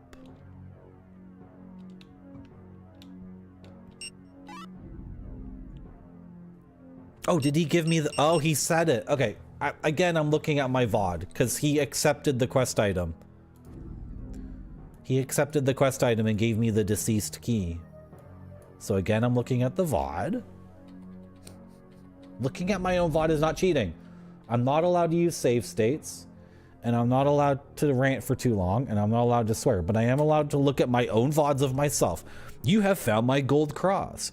I don't know why this key of the dead was brought into the graveyard or what exactly is good for, but please take it. Hopefully it will be of some use to you in the future. Sick. Okay.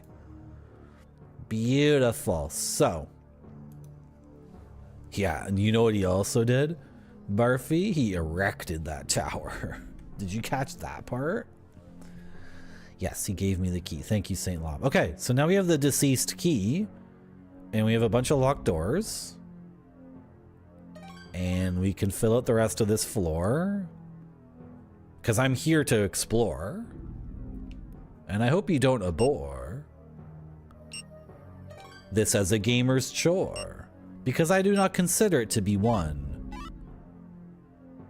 of those tedious things in a game. I consider it to be another thing that will help me reach fame. As an excellent Twitch streamer who is consistent, you will maybe see me sleeping here in a tent. That's right, I'm going to camp out here in the streaming room. So I never have to leave you ever again. Boone. Boone is the name of the first person who ever watched my stream, Mr. Boone. I can't do it anymore, sorry.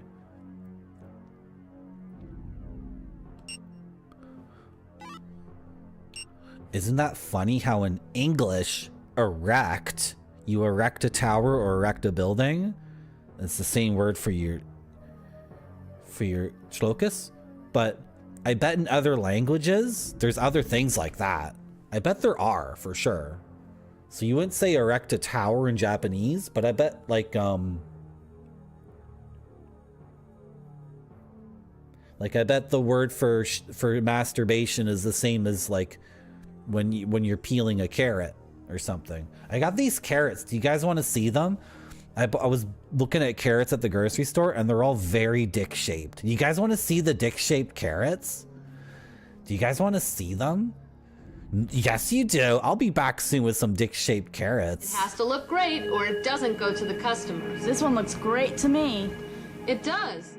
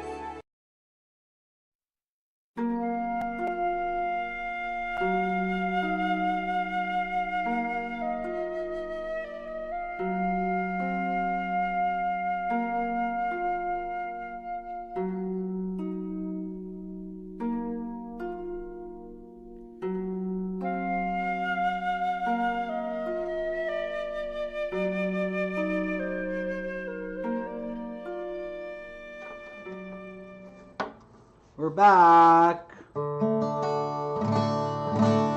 This is a really crappy guitar through a really crappy microphone. But here's a preview of the shop music from Marty.Zone's upcoming game, Kongsfeld. Or maybe this will be in Shine, Megan and Me 10 side. I don't know. Okay, do I remember how to play it?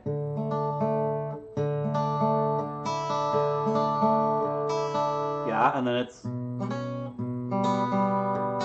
No.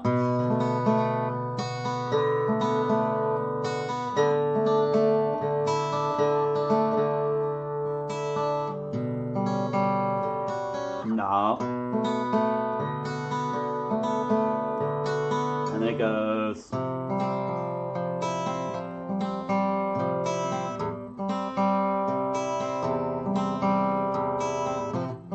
It could also be like loading your save game.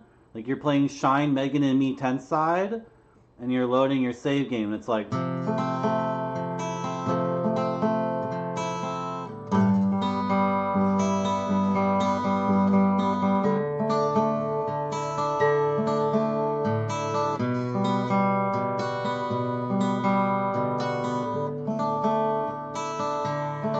Buy some, will ya?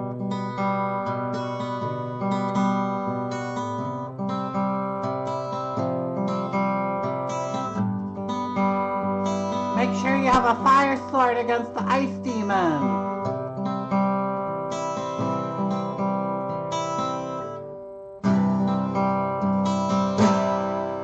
Okay, and as promised, here, by the way, if you clip my channel, it really helps my channel if you make clips. And as promised, here are the carrots that look like decks. So, what? I just wanted carrots, and these are the ones they had. That's pretty dick-shaped, right? And you guys are thinking, that's pretty good, Marty, but I've seen better. Well, I've seen one like this. Look at this one. Look at this carrot. Pizza Hut Girl, do you think that looks like a deck? I sure do. Good.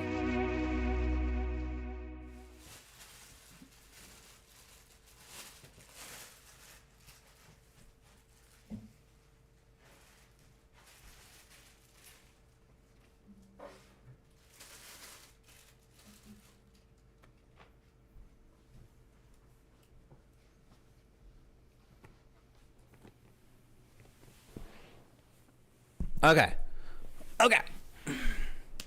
We have a lot of doors to check.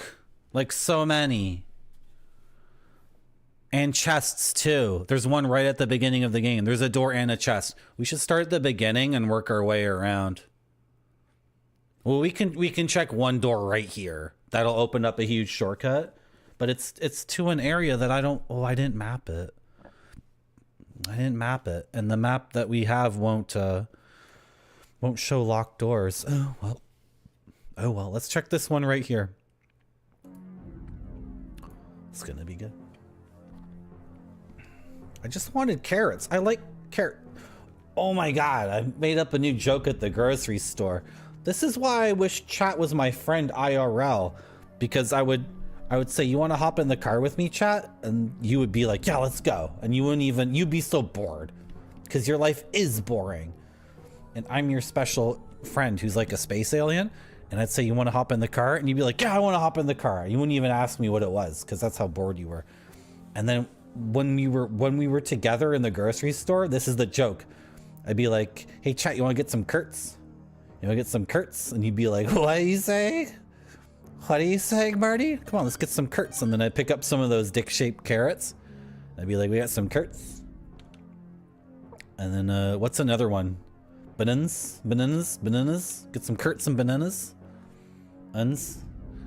I like dicing a nun up. I actually learned how to dice up a nun without making myself cry. I figured it out. I think it's true that if you don't cut through the root of the un, you won't get nearly as much tear-making stuff. So you have to identify the root of the un, and then you have to do a certain way of dicing it.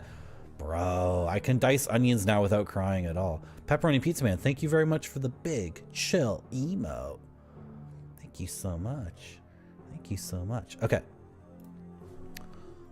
Where are we? We need to go, like, facing north. Yeah. This door here. If this door will open now... Oh, is OBS doing a stupid thing again? It works! It frickin' works, but my monitor is doing something idiotic. Sometimes it does this thing where it blinks. Ooh, doors seem to stay unlocked after you unlock them with a key. That's sick. That's awesome. What am I making? What am I making Kongsfeld on? I was thinking the official Hamster Republic RPG, the official Hamster Republic role-playing game engine. I was thinking that one. That's the one I know. So we would get the, we could get a prototype running really quickly, because that's the game engine I know, right? That I've made games before with. We need to go east. That doesn't seem right. Oh, we gotta go. Oh, is this the locked chest? Come on, baby. Oh. Are you joking? There's a chest at the very beginning of the very beginning of the game that doesn't open with the first two keys. That's... I'm not gonna lie. That's like some Metroidvania bullshit. I don't appreciate that. I really don't appreciate that kind of gameplay. I don't like it when a game has something at the very beginning and then you have to keep... What? So now for the rest of the game, I have to keep backtracking here to check that? Every time I get a new key? I'm upset now. Oh, F off. Really? This is the first locked door in the game, and the first two keys in the game don't open it. No, no, no. Bad, bad, bad, bad. That's like a Metroidvania on Steam in like 2015. All those games are shoot. They're hot shoot. Man, they're so bad. I can't... Oh, now I'm getting really upset and negative. I cannot stand the frickin' Metroidvania craze of like Hollow Knight is really good. Hollow Knight is good. Mimi Doria, Loon Knight Under Reverie is really good. Then there's like thousands of these frickin' games on Steam that are like, it's a Metroidvania. Everyone loves Metroidvanias. They're so good. And they're this garbage game design where at the very first screen, you see something that you need the double jump to get. And it's like, that's not good. Like, showing me stuff I can't get yet is not good game design. Now I'm all upset. Now I'm all upset. No, it's a really good item. Grime? No, I haven't played Grime. I've been listening to the Kinks and Elvis Costello.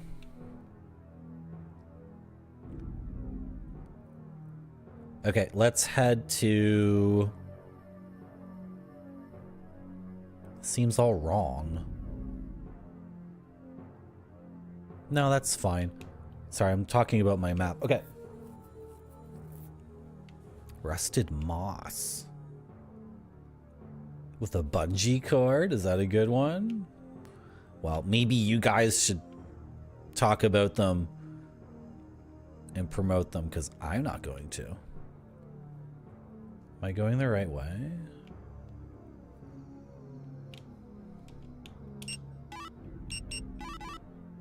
Key doesn't fit. Okay, game. This better open another thing soon. Because then that key, if all that key literally does is open that one thing, then it was worthless for me to spend all of my money on and finish the quest. Because that's just a shortcut. Okay, it opens this door, which has like a really, really good thing in it. It opens this door, and this door has a chest in it, and that chest has like the laser sword. Pretty much, right? Because I actually spent a lot of time to grind up the money to get this key, so... Gauntlets are cool. gauntlets are cool. That doesn't... That I could have bought the gauntlets for a lot less money. But we got gauntlets.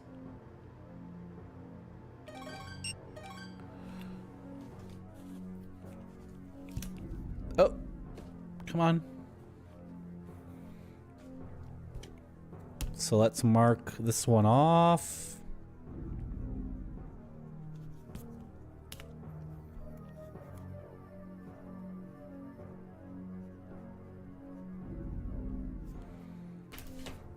And let's go back to... Can I like... Yeah, let's do that.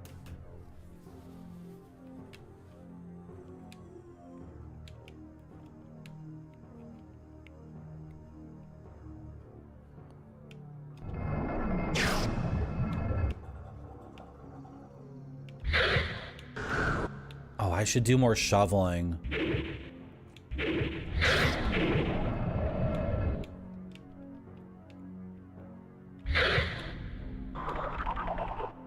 Did I mark the wrong one off? Uh-oh. I marked the wrong one off, didn't I? I should have... Hold on. Oh. Nope. Okay. That's fine. Oh.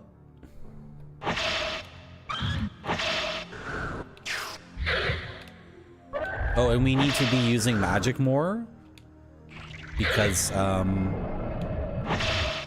magic ability might be based on how often we use magic, and by the end of the game it might make a difference if our magic power is well exercised or not, right? Okay, short sword. That's like the sword you get at the beginning of the game. And a broken sword. I'm kind of upset at the game right now. I got tricked into spending 1,800 gold, and this is a losing. This is a losing proposition. I don't care about getting nailed by these guys.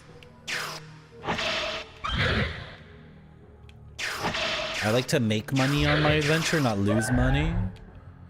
It was a trap.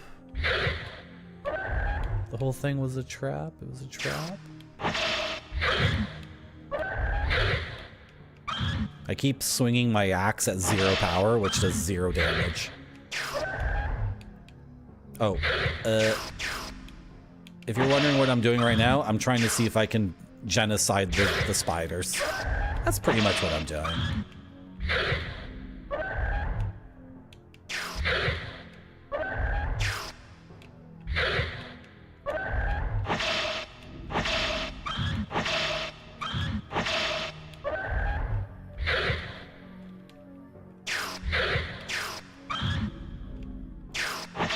Do they ever stop coming? I don't think they stop coming. Okay. Whatever. I don't care. I can sell equipment, but that's still not going to add up to 1,800. So I got screwed. We got screwed. I guess this key does shortcuts, but this is on the first floor. I don't really need shortcuts for the first floor, right?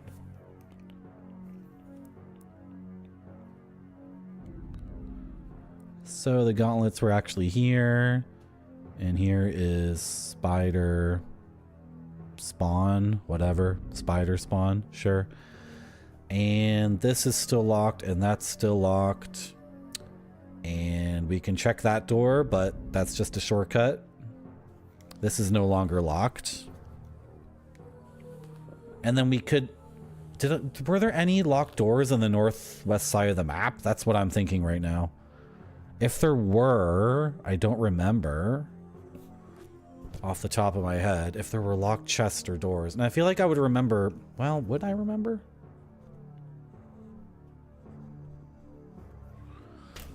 Would I necessarily remember? Should we go explore it again? Well, the thing is, if those are locked, I might not even have the right key. This is why I don't like the modern Metroidvanias, because you just retread the same ground like a lot, like over and over. There's a game called what is it called? It looks kind of like the original Metroid aesthetically.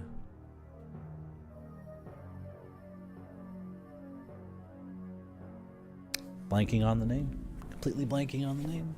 There was one Metroidvania where I would get the new ability and I would travel through the entire frickin' map to every point that I thought could be the way forward. And at any time, there were like 8 different doors I couldn't go through, basically. So that game was frustrating. Well, what's not frustrating is we get to go to the 2nd floor. That's pretty cool.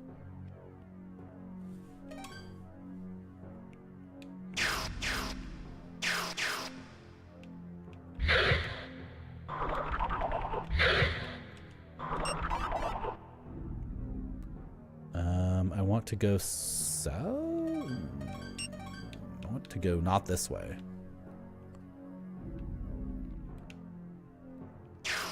It's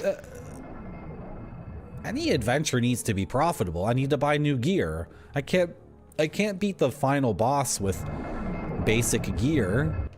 The numbers need to go up. It's essential.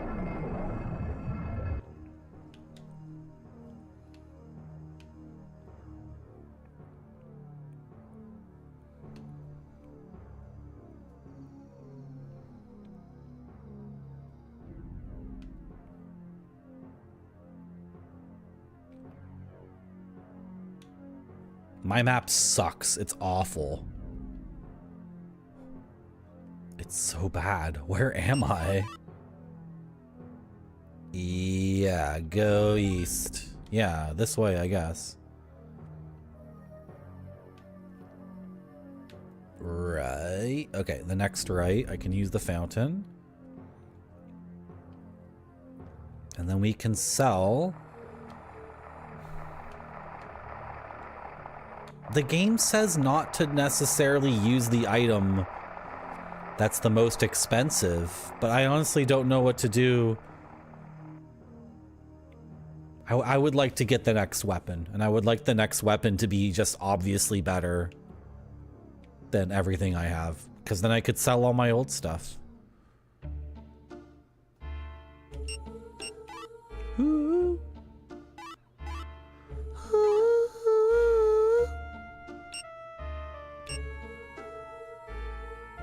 I'm selling it.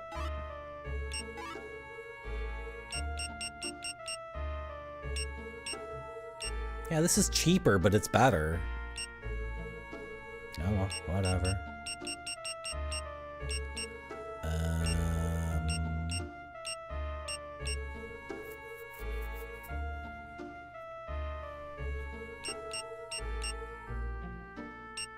How about the Night Shield? That sounds good. Can I afford both of these? No. Well, I'm bad at math. No, I would... I can't afford both of them. Sick. So on our feet, we equip the boots. And on our shield, we upgrade the shield. And our defense is much better. Okay, cool. That's fine. And we sell our old shields. Okay, I'm good. I'm satisfied. Let's save our game. Should we check that one door? Why? Why do I need to check that one door? I don't need to return there. So let's save and then go to the next floor.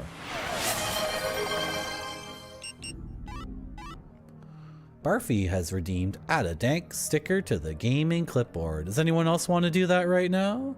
We've put on lots of stickers today, and I think it's 1 redeem per person per stream, so maybe everyone else has already done it, but maybe everyone else hasn't done it.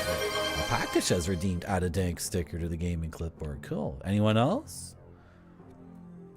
Please. It's very cheap. St. Lob has redeemed Add a Dank sticker to the gaming clipboard. That's wonderful. Anybody else? We're kind of getting low on stickers, so if you ever want to get this done. We got 2, 8, 15. We have less than 30 stickers left. Maybe like 25 stickers left. Anybody else? Anybody else?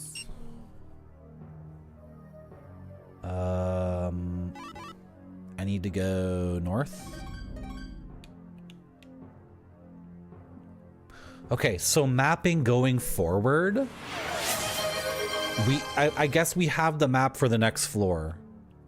We might have maps for all the floors now, which is so weird. Just start the game with 0 map at all and then get all in one burst all the maps. The issue with the maps that they provide you with is they don't have any locations of anything. No locked chests, no NPCs, no secret areas. Entire secret areas aren't there either. So I'm thinking we are going to switch from mapping with our gaming clipboard and mapping on GIMP or just paint or something. The issue with that is we don't use the gaming clipboard anymore, and I think that'll make people a little bit disappointed. Multiple control is redeemed Add a Dank sticker to the gaming clipboard. Okay, let's do it.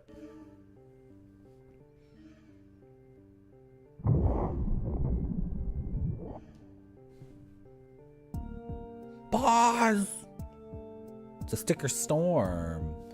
I think this stream's pretty good, guys. I think if we can last a little bit longer, this number's gonna go up to 1. We want this to go up. Being at 0 for 2 streams is kind of bad.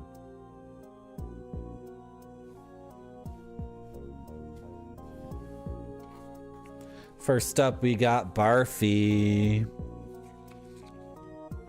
Barfy is getting Pink Angels. We already had a Pink Angels thing. So I guess Ann K was playing a game that had sports teams on it. Oh, we got Yellow Jackets. That was another team. I wonder what game this is. And I wonder who made the art, if it's from the game or someone in Ann's community was watching her play this. Anyway, you're getting a red-haired angel, chibi with wings. And she's got like a big blue baseball bat that looks like a wiffle bat. And it says Pink Angels.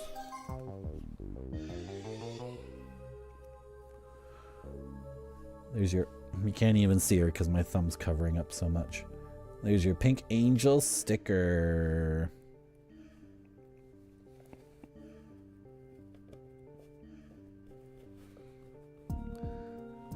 Next up, we have Alpacash. There's actually a whole bunch of interesting teams here. Let's save some of those for later.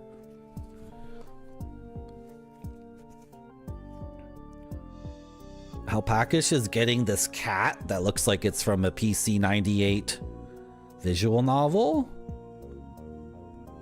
This cat looks quite ferocious. This is like the evil cat that was behind it the whole time. The whole time. It was this cat right here the whole time. It was that little rascal's fault. You're the one who murdered all those people. Why did you murder my math tutor? St. Lob is up next. And St. Lob is getting this puppy angel. I don't know why there's so many winged creatures. You're getting this yellow, it looks like a dog to me, and it has wings, and it's eating a Roma tomato.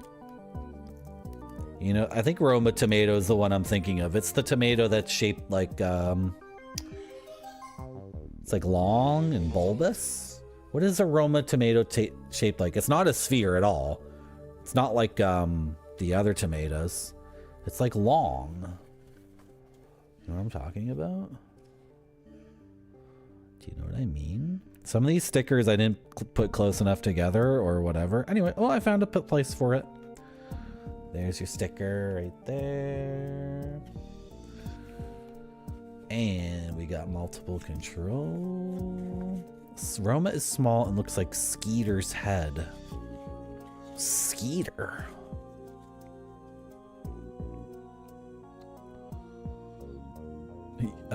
Multiple control. You're getting Dana Chrysalis. I don't know if you know who that is, but Dana Chrysalis is another streamer who represents themselves as a blob that's cozily wrapped in a comfy blanket thing, like a Snuggie. And Dana Chrysalis is like, oh, because there's an exclamation point on Dana Chrysalis's head. So you're like a little blarb. And this is such a little guy. We can put him next to, we can put him between Danny DeVito and the green-haired anime who's screaming because she found out that she's actually a robot the whole time. Wait, what? I was a robot?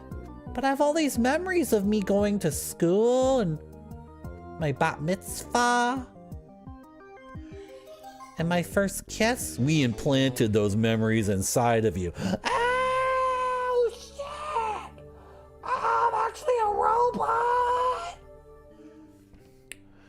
Thank you, everyone, for redeeming Put a Dank Gaming sticker on the gaming clipboard.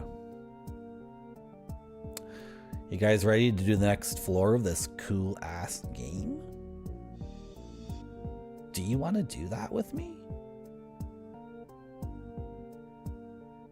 Do you? I sure do. Good.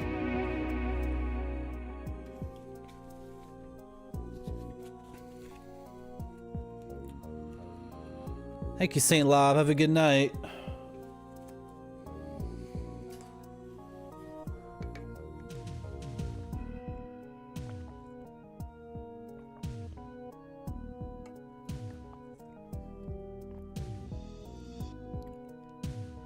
Spider-Man, what kind of,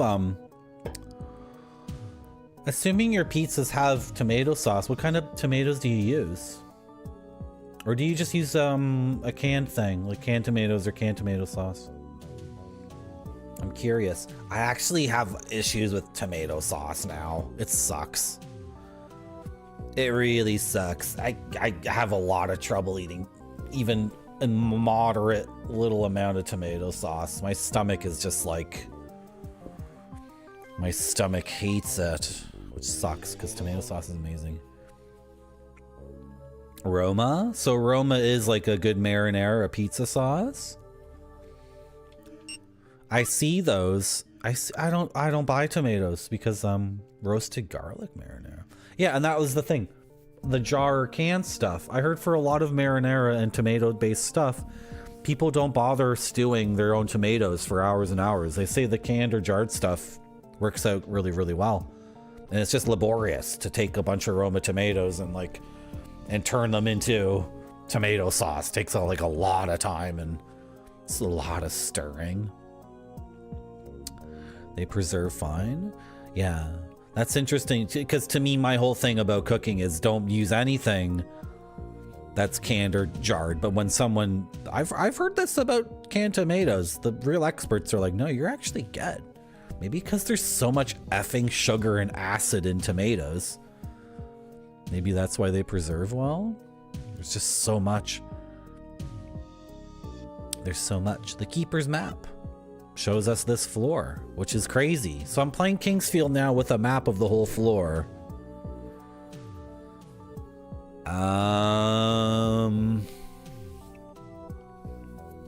So for me to copy this map onto paper and then add my own notes to it, that doesn't make any sense. That doesn't make any sense. We can still use the clipboard for quests and stuff, which I should have been doing this whole time, but I don't think it makes any sense. Like, we just need one map, and it's the map the game gave us, and I'm screenshotting it. And then,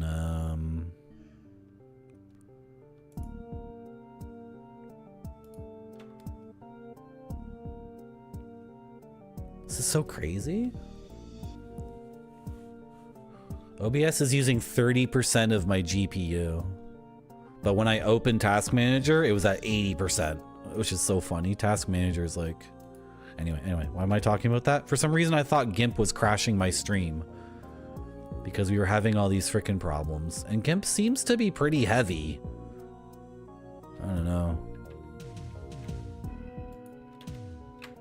Okay. We got the map here. And we haven't moved an inch, right? I think adding text with GIMP is often... It's often not its strong suit. I often have problems.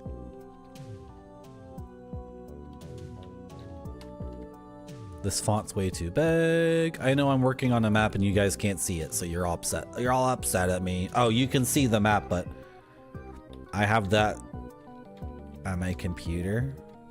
Like in a computer program? What am I doing? No, this is why this is so frustrating. I changed the text color to white, and then the font was too big. So then I reduced the size of the font, and then the text color went back to black again for no reason. Okay, and then I have to like move it. Oh yeah, this program is kind of like, for what I'm trying to do, this program is not. Okay, whatever. And then I have to enter to make the move permanent, and then I have to merge all the layers. I'm sure there's an easier way to do this. Merge the layers. Okay, beautiful. And then there's like a black eye that's left over. Okay, whatever. Whatever, we're doing it this way. So put that over there. Oh gosh. And then the game can be here. Can actually have the map open in GIMP and then have the map open at all times. Well, I'll have to... Whatever. Markup images in Excel Draw. I'm too old to learn a new program. I'm too old. Microsoft has its own effing markup thing. Microsoft Windows now has its own markup thing. Maybe I want to do that. Okay. Let's try that. That should be way faster than what I was just doing. Go like that. Yeah, open you. Yeah.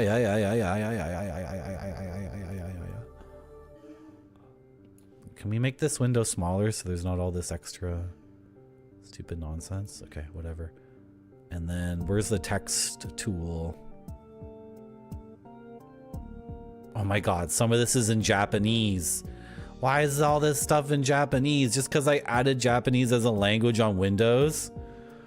It's not my primary language. I got all this crazy Japanese. There's certain parts of Windows that are just randomly a bunch of Chinese characters. Okay, I can draw with like a pen on markup, but I can't do text. Forget it. We're using GIMP, and hopefully GIMP won't forget my settings and I don't have to change the font size and the font color every 2 seconds. Okay, are we satisfied? Oh,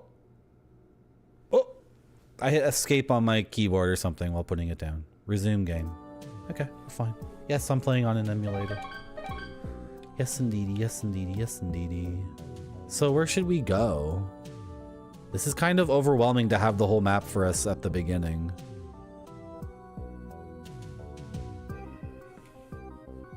I don't know if I like it. There's a little room here.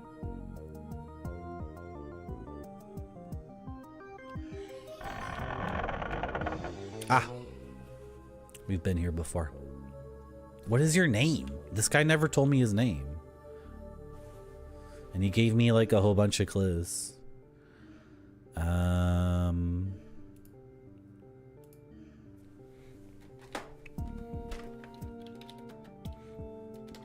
It didn't remember. It didn't remember that I want font size 15, white text. It just goes back to the default. This is gonna be frustrating. And if I do something wrong in GIMP, it gets so upset at me and it starts doing completely idiotic stuff.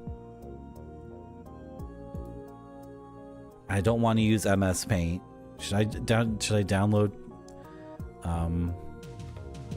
paint.net? I think paint.net was good. Someone recommended it to me earlier today, and I remembered I used it like 15 years ago and it was pretty good and lightweight, but for some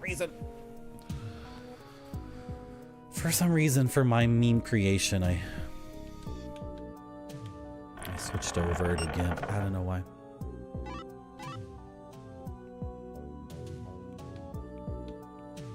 So should I go for 11 hours?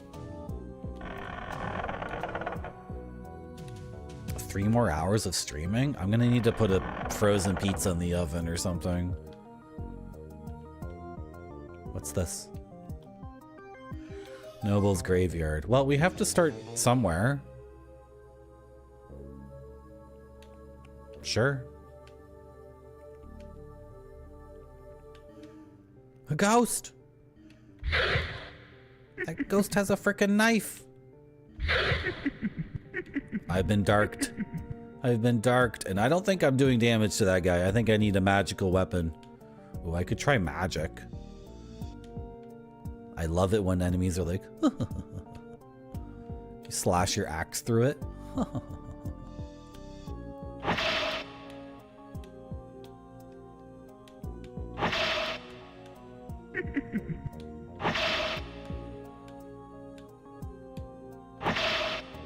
Oh.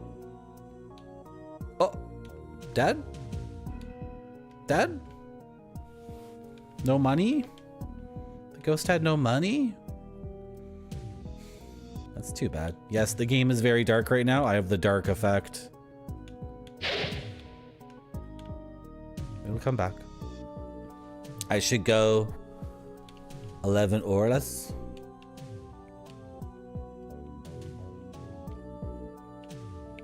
It is a holiday. I am allowed to play a game on a holiday. What did that do? Is this Riven all over again? I hit a switch and there's no noticeable change in the world and no feedback. Uh-oh. Oh, the game is so much more civilized than Riven. So much more civilized. So much more civilized. I hit the switch. The game will not let me lift the switch back up. It's set there permanently. So what I did is just progress. The end of the story. Unlike Riven, where you go up to a switch and it lets you flip it back and forth. And it's like, guess what that did? Jackass. You gonna figure out what that switch just did? Idiot. You gonna try to figure out if you want it up or down? You'll never figure it out. Ha ha ha. Gotcha, jerk. Driven me crazy. Exactly. Exactly. Royal Family Graveyard. Well, I was kind of exploring all of that. Now I've kind of gone somewhere else. I don't know.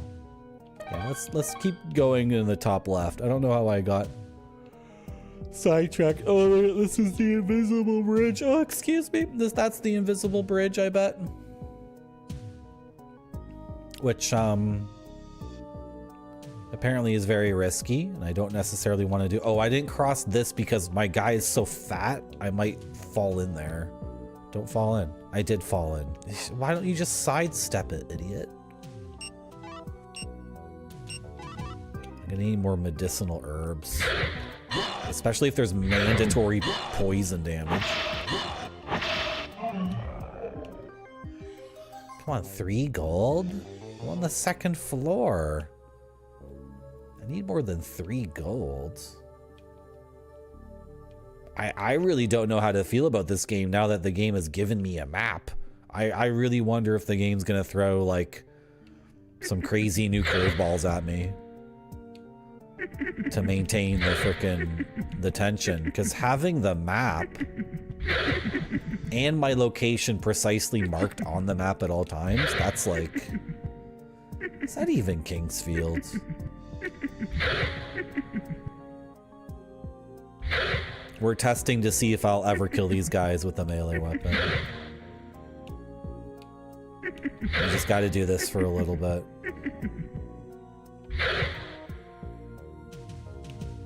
think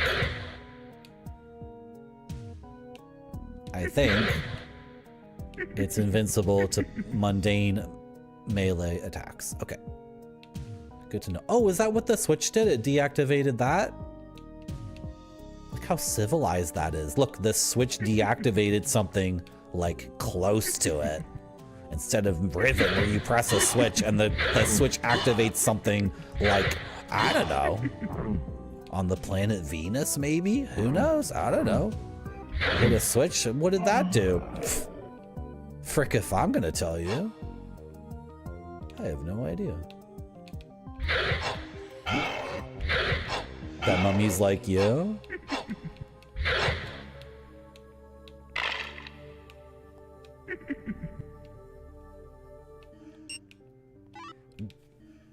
Gauntlets? Really? Really?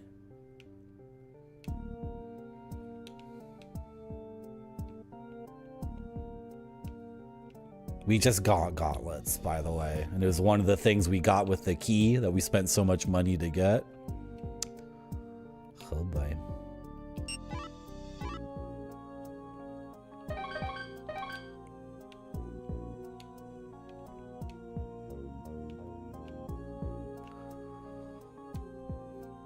That's a movie I'd like to see, the Brendan Fraser Mummy movie with Rachel Weisz.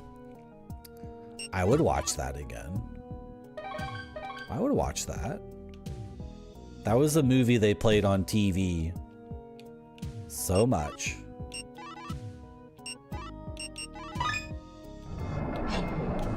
Okay, that's our new key that opened this up.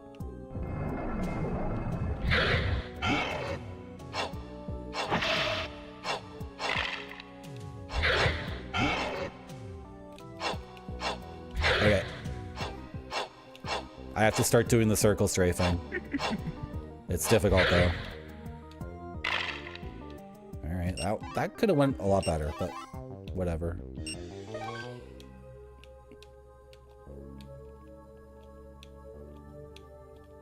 Get out of here. This freaking guy. Another bloodstone. I don't know what these do. I don't know if I should be selling them or not.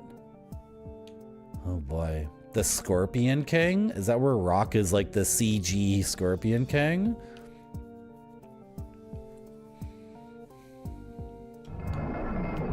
I'm only committing myself to watching the first Brendan Fraser Mummy movie. I don't think I'm interested in watching the ones that came after.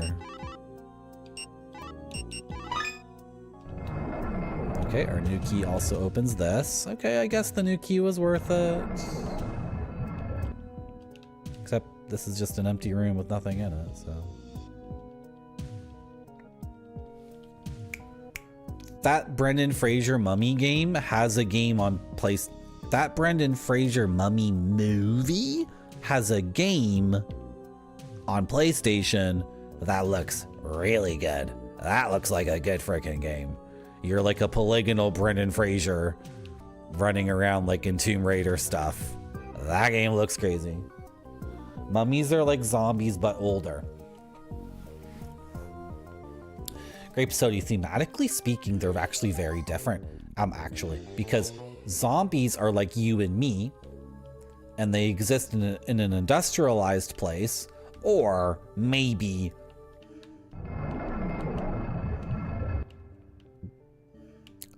like if we were living on a Caribbean island or something. But their zombies represent human beings like that you see every day, and the dark underbelly of our society, and how if anything ever went the least bit a little bit sideways, you and I, Grape Soda, might try to bite each other and eat each other's brains, because we live based on fear of each other. Mummies, on the other hand, are royalty of the Egyptian pharaohs, and it's a very specific process that creates a mummy, and it has to do with their religious beliefs. And the big difference is that a zombie could be anybody, but a mummy is necessarily a very important person.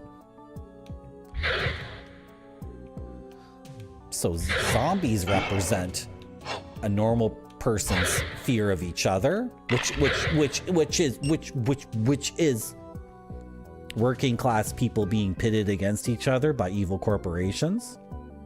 That's what zombies represent. Mummies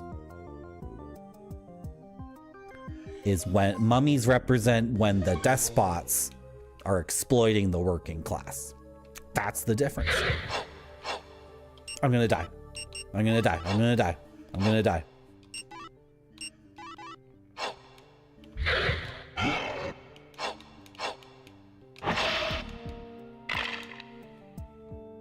I think there's a secret thing here. Another bloodstone. I really wish the manual would say what bloodstones do. I don't know. Thinking about selling one.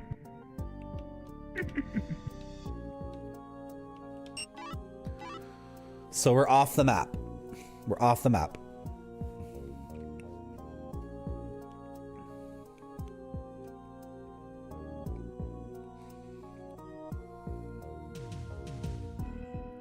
They're not like the aristocracy. They are. We can't make mummies today for various reasons. One reason is that the hooks they use to pull the brain through the nose, those are really icky and gross.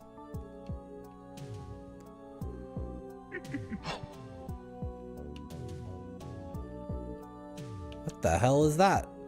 I love this game. I love this game so much. I love this game. Dragon tree fruit. Just a sphere. Semi-translucent sphere floating in the air. Dragon tree fruit. Thank you very much. Thank you very much. In the manual, it talks about NPCs, and then the manual has a screenshot of talking to an NPC, and then it shows you. It's brilliant.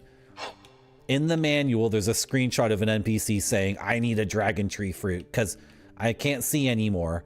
And I can't see anymore because I got stabbed a bunch of times, which was physical, but also I can't see anymore for a psychosomatic reason, which is that I'm terribly traumatized because I saw too much evil stuff.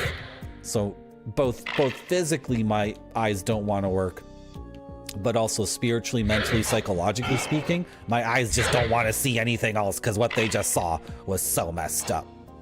You know what I think that guy saw? I think he saw this crazy porno movie I saw one time. You guys want to hear about this insane porno movie I saw one time? It was a heterosexual couple. They were both like 32 years old. They were living together in the suburbs. They were already living together. It's so taboo. They were of the same race, ethnicity, religion, nationality. They were in their bedroom together under the covers. They were doing this really disgusting position I've never seen in my life. Basically, the woman was lying on her back and the guy was on top of her, and they were facing each other. They could see each other's, they were like making eye contact. I've never seen something so like nasty. It was the nastiest porno I've ever seen. And then at the end, the guy came inside the woman, inside of her.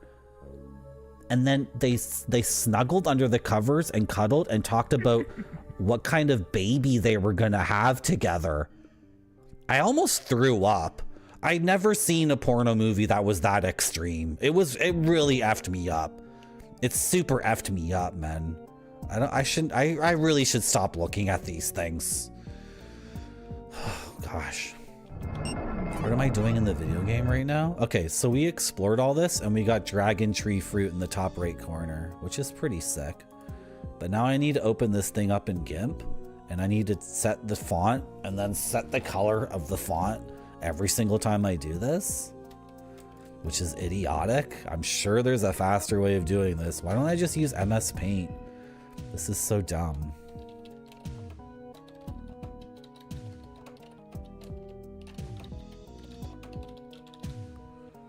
Can we do this in like 2 lines?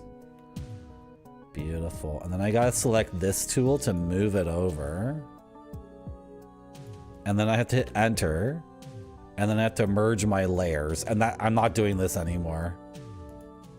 I'm saving this. No, I'm exporting it. Is that Control Shift E? See, I'm fast with GIMP. Someone was saying earlier GIMP sucks. I'm fast with this program. My hands, like they said the UI sucks. Like my hands are fast, but not for this task. This task of just adding text to a map is, this doesn't make any sense. I'm going to my cloud drive. This folder, game notes. And we need a new folder. Can I make a new folder? Create new folder. And it's called Kingsfield. And it is level 2 map. .pinge. Should I do a pinge? I like pinge. Why are we still using JPEGs when we have like so much hardware space? I don't need to use pinges anymore. Did you throw up, Barfy, after hearing me talk about that? I'm sorry. I shouldn't talk about really nasty, disgusting porno on my stream. I just wanted to share that with you guys and like kind of offset some of the trauma experienced from that. Okay. So we're closing this idiotic program and we're opening up Paint, not paint.net, just the normal ass Paint. And is it Control O to open something? It is. Wow, I'm getting good with a computer. I'm getting really fast. And where's my cloud? Here's my cloud, and there, and game notes, and Kingsfield, and level 2 map. Okay, here we go. And I can select the text tool and change it to white. How do I change the font size on my text tool? Okay, I just go like that. I think this is going to be way faster. It won't be as pretty as GIMP. GIMP actually made really nice, pretty little text things, but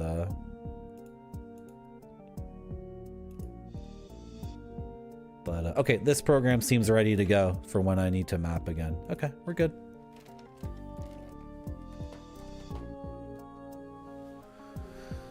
Yeah.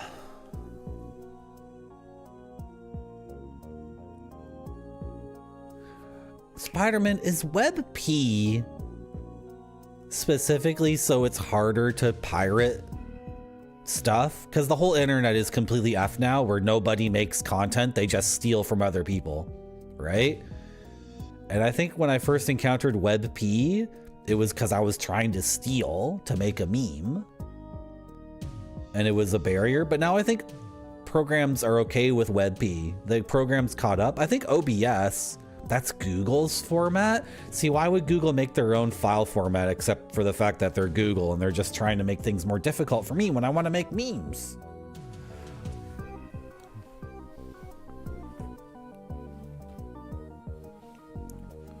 The cycle of suffering, Murphy. The cycle of suffering. Better compression for their, but I don't care about their storage. They exist for me to quickly find pictures of cats so I can do memes. I don't know, man. I think Google's really lost their way. I don't think they're supporting me.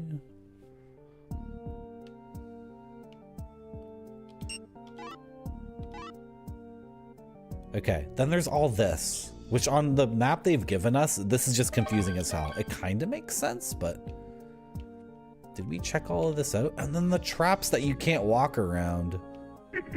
Oh, that freaking guy hit me. Yeah, we need to.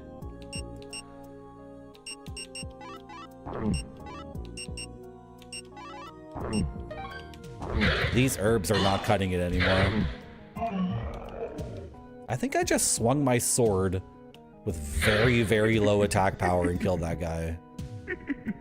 So maybe it is linear. Yeah, so OBS takes WebM. But then I found new file formats for pictures that OBS refuses to take because I'm very quickly I'm talking about something on my stream, and then I'm rapidly Googling it and then trying to show it on OBS like as quickly as possible, because that's fun and cool. You know, it's not fun and cool? Streamers who don't mute their microphone when they sneeze. You know, it's also not cool when your body says you're gonna sneeze, you're gonna sneeze, you're gonna sneeze, you're gonna sneeze, and then the sneeze doesn't happen.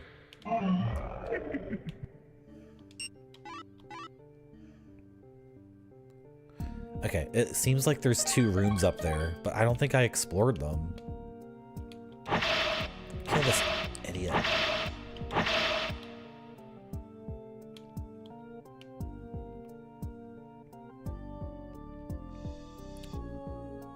Can you do that, Barfy?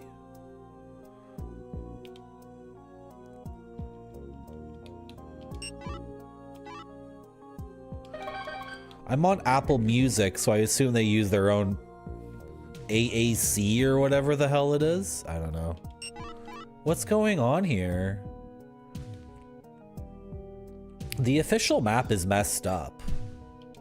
Like, this is not a door. It's not a secret. It's just a solid wall. So maybe there's a switch I have to hit or something? Yeah, because I never explored those rooms. There's like 3 rooms up there.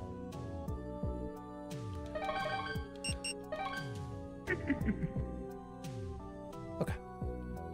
AAC, Apple Audio Codec. Okay. But I don't care about sound quality because I have vinyl records for that, I guess. I don't know.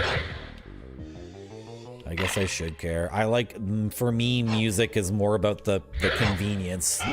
The insane convenience of having so much music just on my phone through Apple Music. It's ridiculous. And oh man, when I think about music quality, this is a whole other topic. A lot of music I listened to growing up was on AM radio.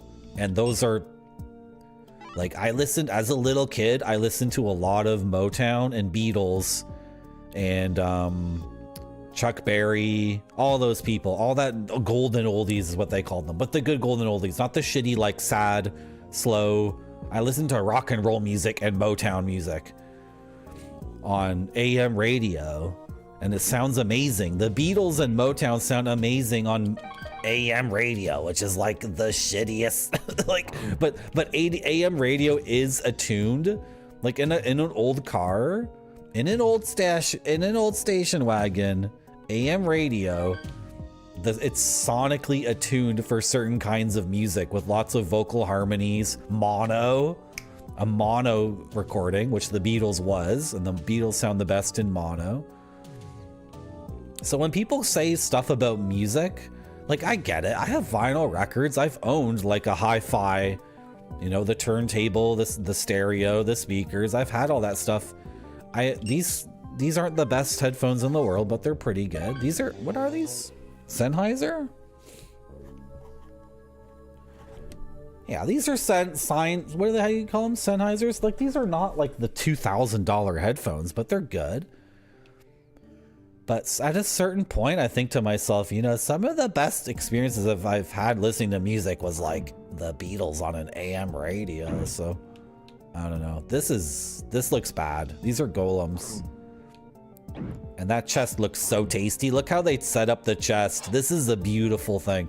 For Barfy, for Kongsfeld, we're gonna need a room like this. Like the chest on the dais, on the steps, with the torch on either side, and then big, huge smash-ulons. Like 3 or 4 huge smash-ulons, right?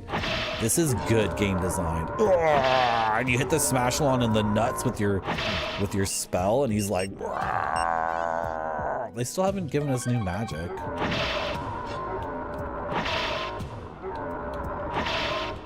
Just zapping this guy in the dick over and over again.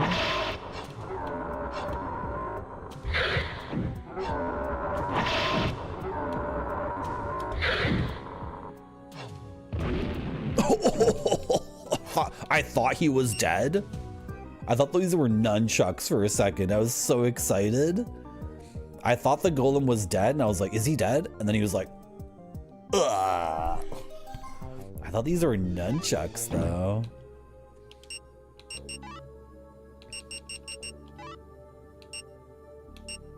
These are better, right?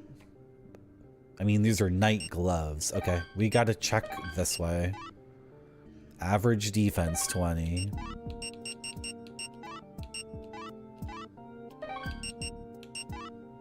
Average defense 21. Okay. All right, guys. Sick. I am going to eat this. I am going to go over here. I am going over here. Open. Open. What are you doing? Open! Open the chest! Earth Seal Stone. I have no idea what that is. My gambit did not pay off, and we haven't saved in a while.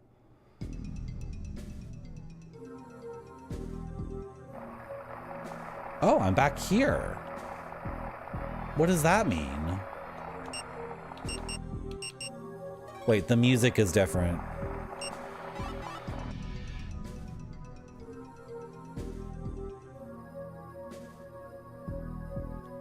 Is this right? Okay, the music is different. This is floor 1. Oh, I have the Earth Seal Stone. We have the Earth Seal Stone.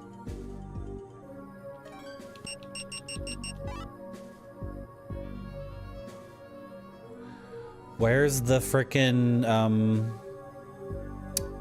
the dragon da da da da da da? Did that get used? Is that a resurrection thing? The dragon tree fruit. Is that a resurrection item? This is so interesting. In Xanadu, there is a resurrection item called the elixir. So when you die, it automatically revives you. And you need to use an elixir as a quest item at some point. And in this game, there's something called the dragon tree fruit, which I think just resurrected us back at this fountain. And we also need a dragon tree fruit for a quest. So do you guys think the guys who made Kingsfield played Xanadu?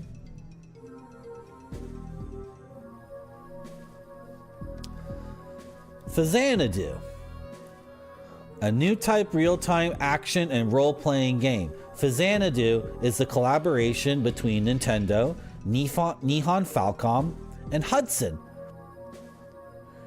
Nihon Falcom made action RPGs on personal computers in Japan, but they felt like you needed one on your Nintendo. So they got the boys at Hudson to make Xanadu. This game is freaking sick. I love this game. I sure do love it. I sure do. I sure do. I sure do. Good.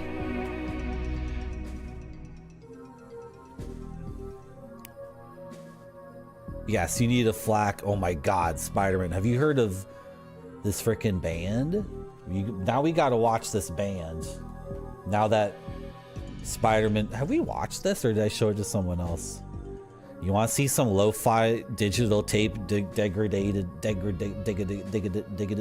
music? Do you want to see some? Let's check some out right now. Because you said that. Because you said that.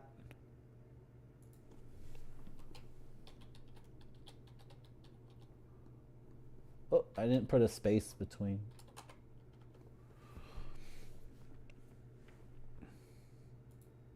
Don't play an ad. Didn't play an ad. That's so cool. Oh. You guys like rock and roll music? Do you guys like intentionally lo-fi rock and roll music?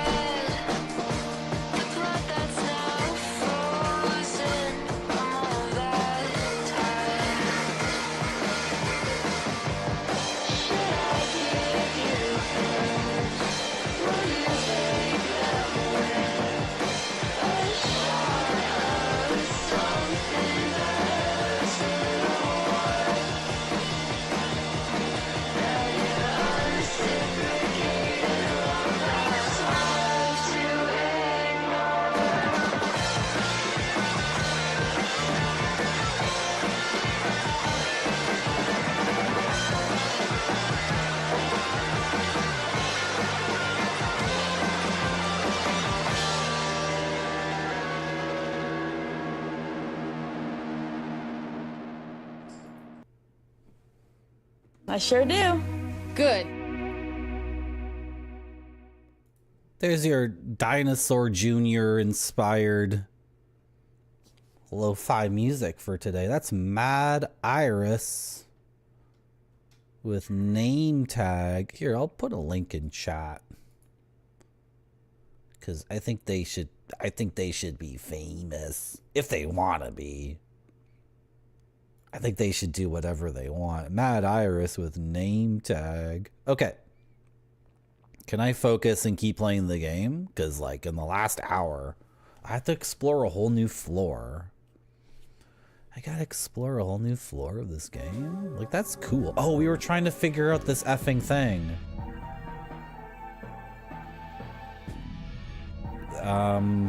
This game has sometimes an issue with like showing you what items you have. Well, when we got the dragon tree fruit, I didn't check my inventory to see if it showed up there. So we don't know. Should we go back down and see if we can get another one for free? Because that's how it works in Fazanadu. You just get another one for free. Yeah, let's do it. So we need to go this way. The music has changed, by the way. This is the first floor, but this music is like... Oh. Have we died since we got the cup? I don't think we've died since we got the cup. So maybe the cup revived us and not the dragon tree fruit. In which case we still have the dragon tree fruit in our inventory. I don't know.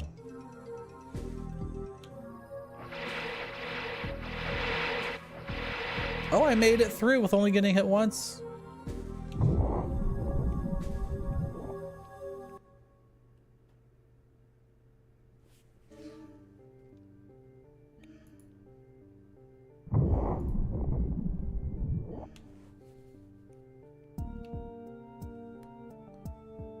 Let's save over a different save file. I don't like doing save scumming, let alone multiple save files, but oh, there was some other game I was streaming and we got screwed over because I was saving over the same save file every time. I don't remember what it was. We got seriously screwed over though.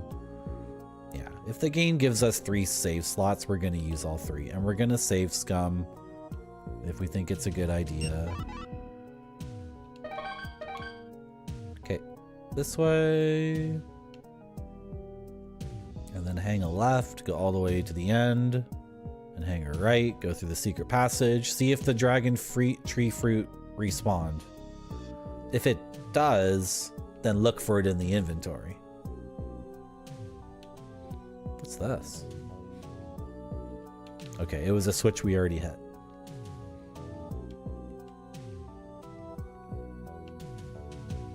To save minimum. I had so many rules for my stream at the beginning, but I'm gonna have to relax them, I think.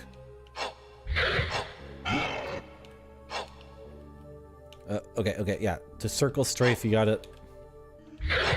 There it is. There's the circle strafe. Boom. We dodged his sword. And we hit him. It's so crazy how in a game like this, pulling off the circle strafe is so satisfying. Circle strafing is something that got really boring for me. After playing like Halo 3 or something, it was like, oh god, not this again. It's not there. There's no dragon tree fruit. So either we still have it, or it's gone forever and that we only get one free one. Oh, we just saved. So why don't we die on purpose? Did we just save? We did just save because you were just talking about that. Okay, kill me. Let's see what happens if we die. Here, I'll even step into the trap.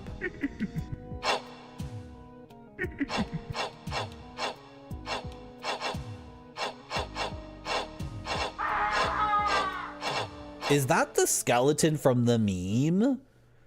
The PlayStation can generate mind-boggling effects. I think that's the skeleton, because this game is from 1994. And if you were doing a Western magazine, you would get screenshots from the dude in Japan. I think that's the skeleton from the meme. Okay, we're here. So we've died again and we've respawned. This is a normal respawn in this game. So, okay. So I believe the dragon tree fruit resurrects you back at the fountain and you don't lose any progress. That means I kind of want to load an earlier save and not use the resurrection item because those cost money and we need one for a quest. So.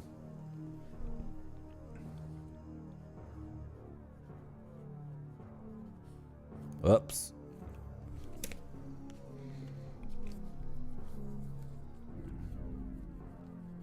Now, if we load our save, we do have to catch up on some things. We would have to get the dragon tree fruit again. And this earth stone. You know what, though? This is like organic.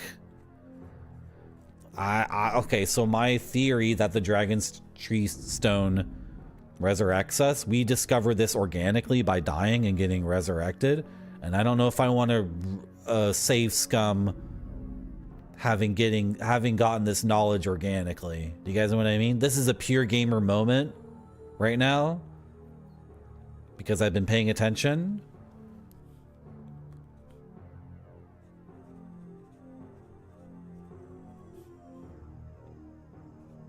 So I'm not going to save scum this.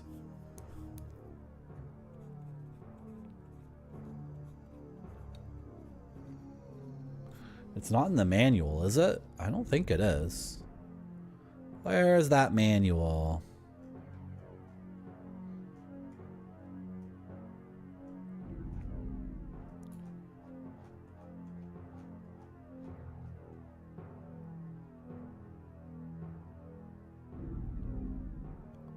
No. It's not in the manual.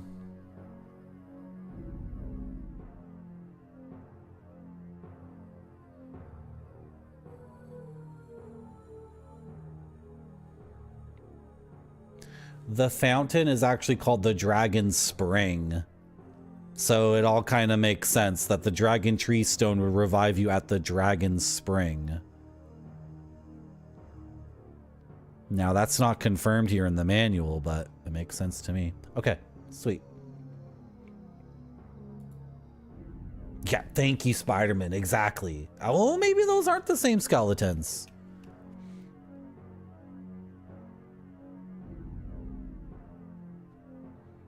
That does look like Kingsfield, though. Well, it looks like a PlayStation game.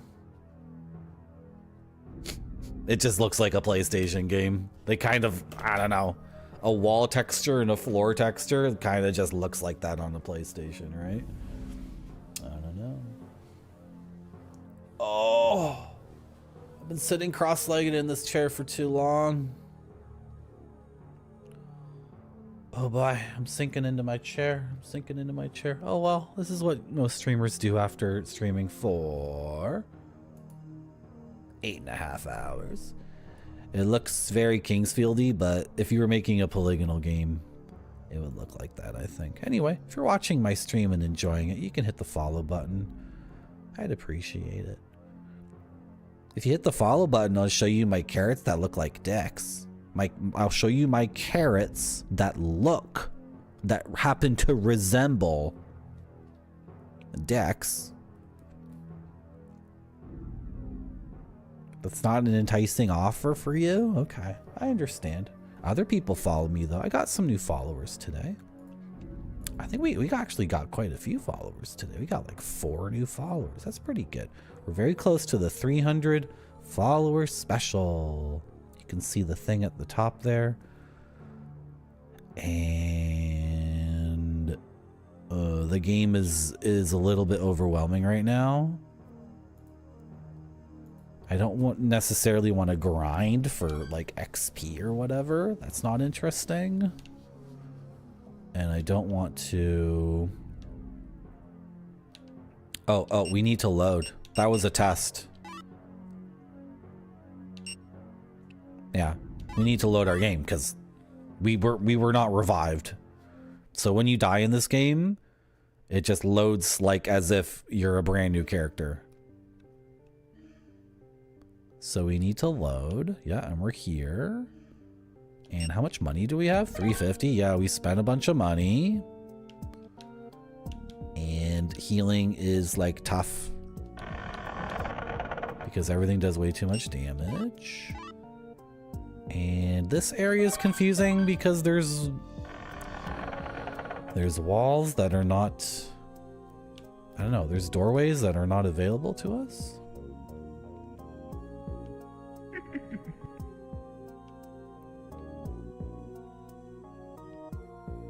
Spider-Man, did you stream today? If so, you did, I missed it. I've been streaming all freaking day, obviously.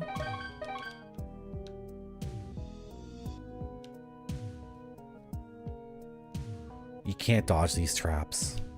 And we already looked around here. I mean, we can give it one more go over, but we get poisoned from this. I don't want to step in traps. I think that's really silly.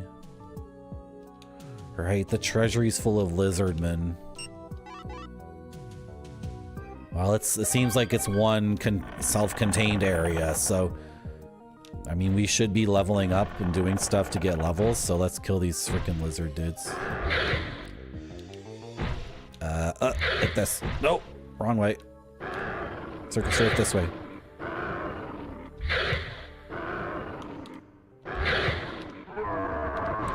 Okay, not so bad. Empty chest.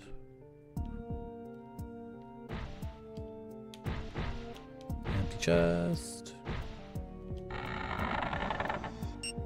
Truth mirror. Like the Trucula?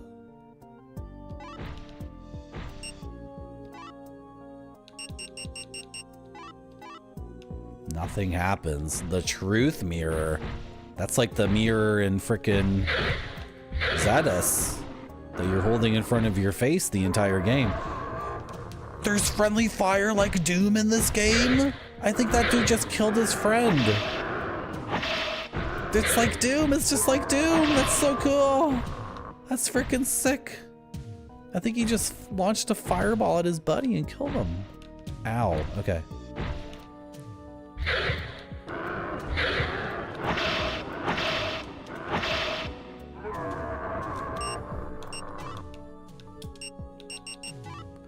Average defense 21, 834.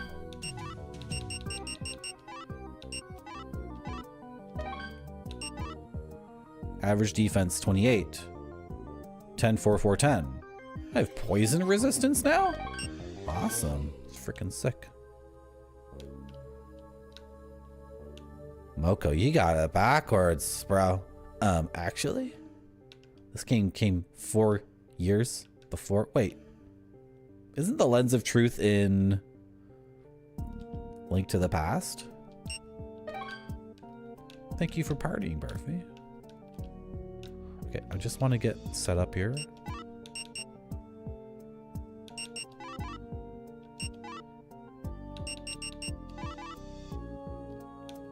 Okay, is that the one I tried already? Okay. There's a locked chest here. Okay, we need to mark that on our map.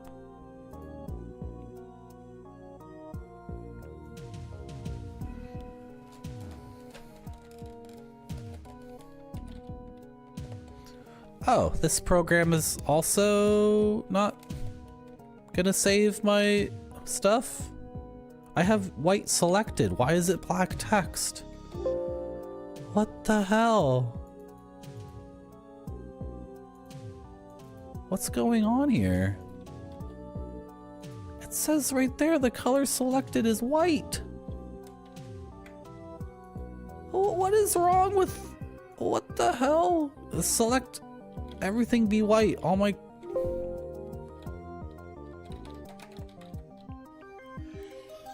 Sorry, guys. I'm just trying to, like... Really? And you're not gonna change the font after... Okay. That's too small.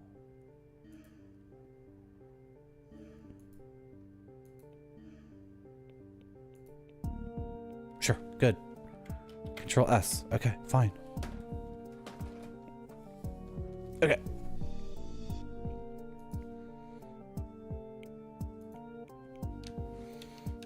Gamers do talk like that, though. Gamers talk like...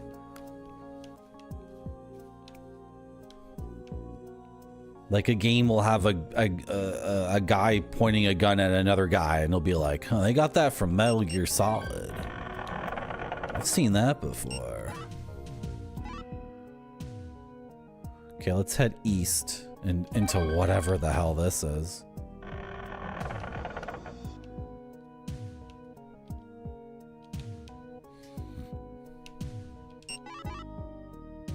Am I going the wrong way? What am I doing?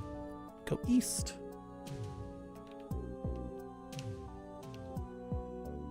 Oh, I'm sitting in my chair in such a way that's like really lazy, and I look like a tiny child in a big chair now. That's kind of cool.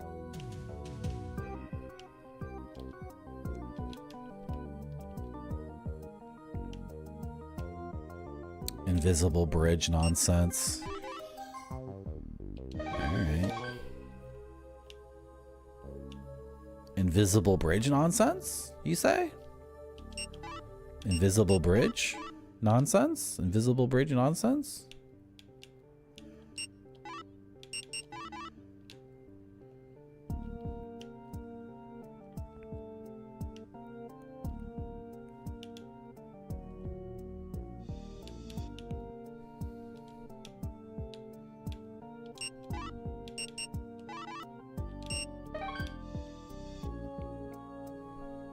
I wonder if that bridge was invisible until I got the item.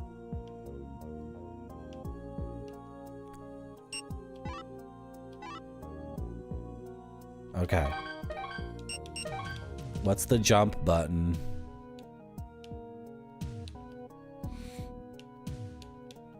The game is throwing items at me, like this earth seal stone. And this truth mirror.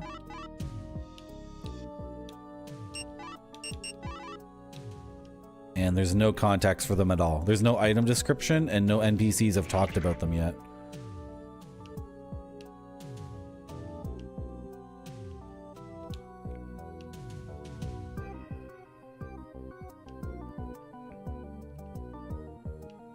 Okay.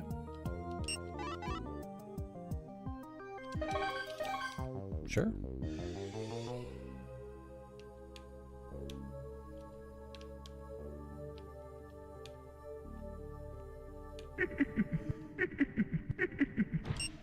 Let's see if these guys give XP. 3681.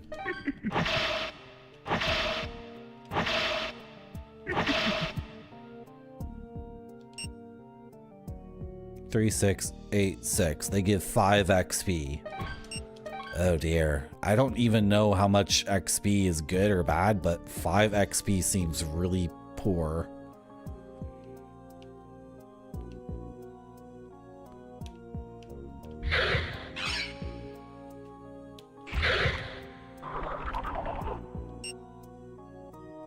That guy gives like 12. That's way better. I guess I'm not supposed to worry about the stupid giggling ghosts. You're so smug. You're so smug. Shut up.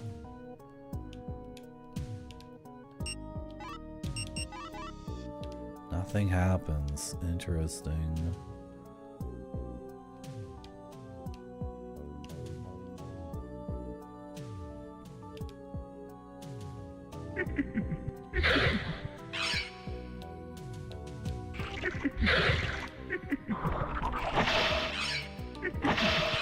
I don't think we've gotten a single magic attack up. I feel like we should have gotten one by now. What's going on here? What are you doing? Poking your arm through the wall. Who are you? Ah, it's one of these stupid things. Okay. Whoop.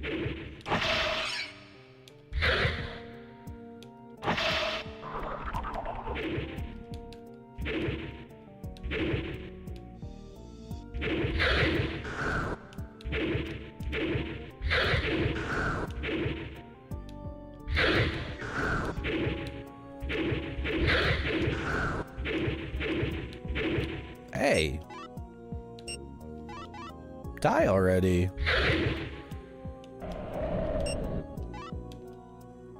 The bloodstones.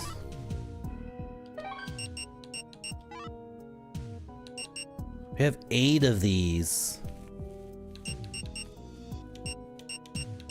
We have a moonstone as well.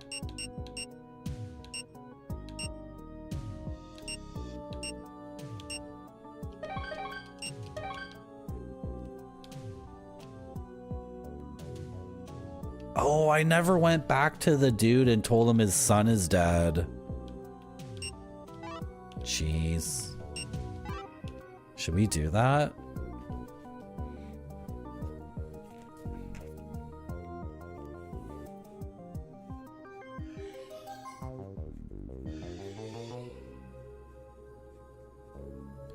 The thing is, we might have to return to that floor anyway to restore our health and magic at the fountain. So...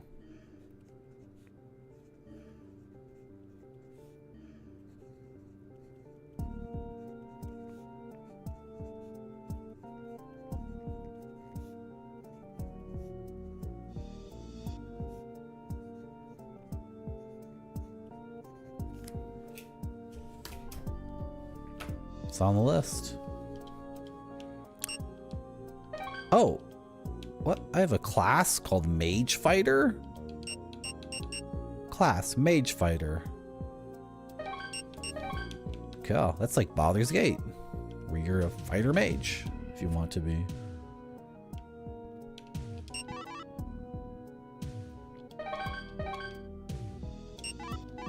Is this getting filled out as I go? No, it's not. Okay, weird.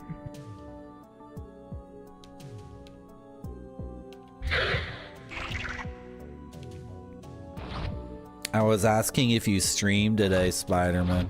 I was wondering what you were playing, because I missed your stream. Oh.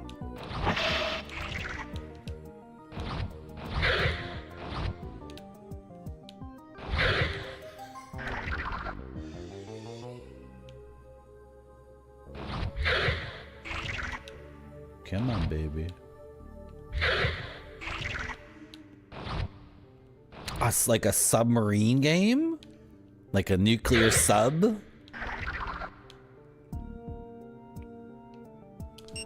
Who here wants to know what a nuclear submarine is? I bet there's people who think to themselves, nuclear sub, wait. Does that mean a submarine that fires nuclear missiles? Or does it mean a submarine that's powered by nuclear energy? I'm about to blow your effing minds, guys. Either or both. Check that shit out. That's right. There are submarines that fire nuclear missiles. There are submarines that are powered by nuclear energy. And then there are nuclear powered submarines that fire nuclear missiles. Isn't that sick? Isn't that out of control? Now, you're probably thinking, Marty, I thought this was a blue collar socialist commie stream where we didn't talk about how the US paramilitary complex and corporate sponsorships of death. I thought we talked about that's bad and nuclear bombs are... My magic are increased. You can't increase your magic by using magic over and over again. We did it. Okay, that means we're spamming magic constantly now. Because I'm pretty sure at the end of this game, I'm going to be spamming magic. What were we talking about?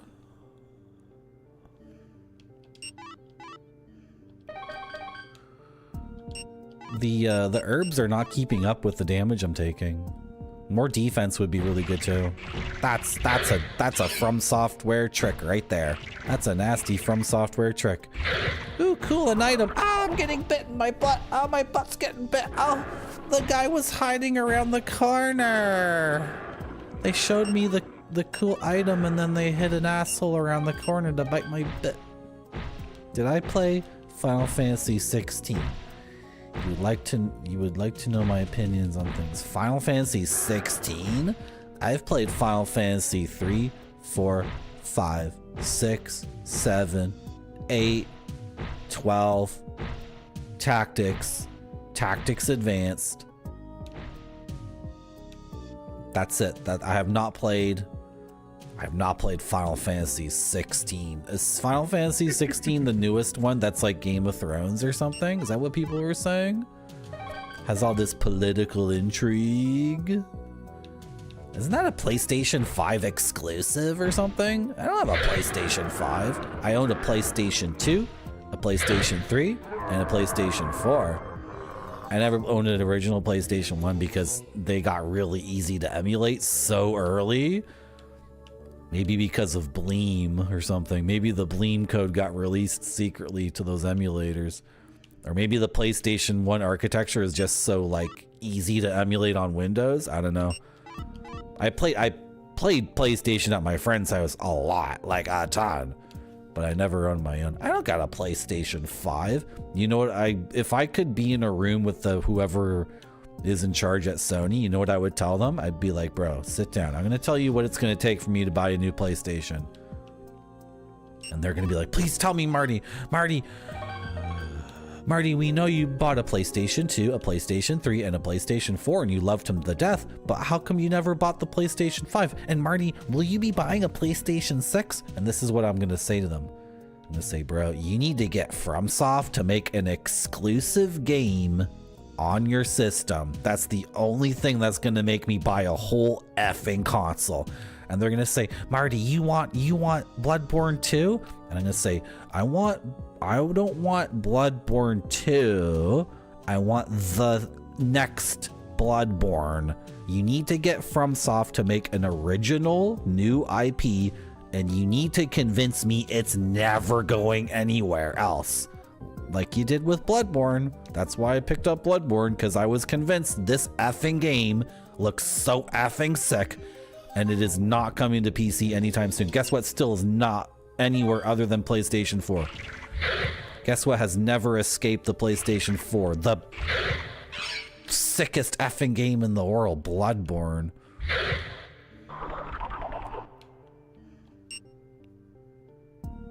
You like the Demon Souls remake? I don't like remakes. Help, I need a hand. Hines.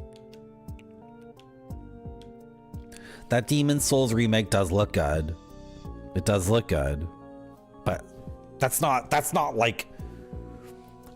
like From Software making. What would they have I mean, whatever. I want them to be imaginative and just make whatever effing crazy thing. I don't like mechs, so it couldn't be an Armored Core game, but I want it to be.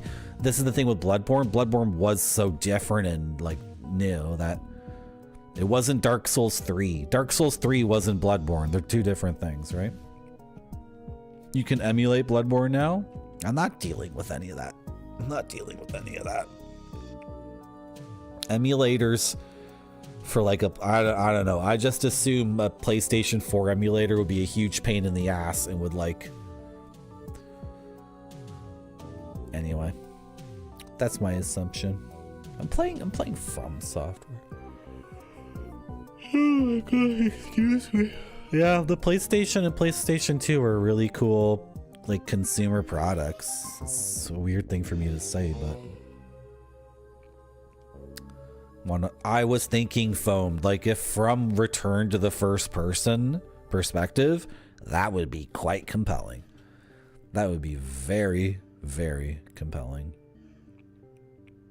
Ace Combat. I played a little bit of Ace Combat. I can't get captured by a thing that's like mech surf airplane. Oh, you're saying Armored Core, not Ace Combat. Sorry. You're saying Armored Core. I don't know. I can't love everything. What do you want me to say? I don't like mechs. I mean, I don't hate them. They're just, I watch other people look at things with mechs and their hearts are pounding and they're very passionate and they're like so psyched for it. And I'm like, okay, yeah.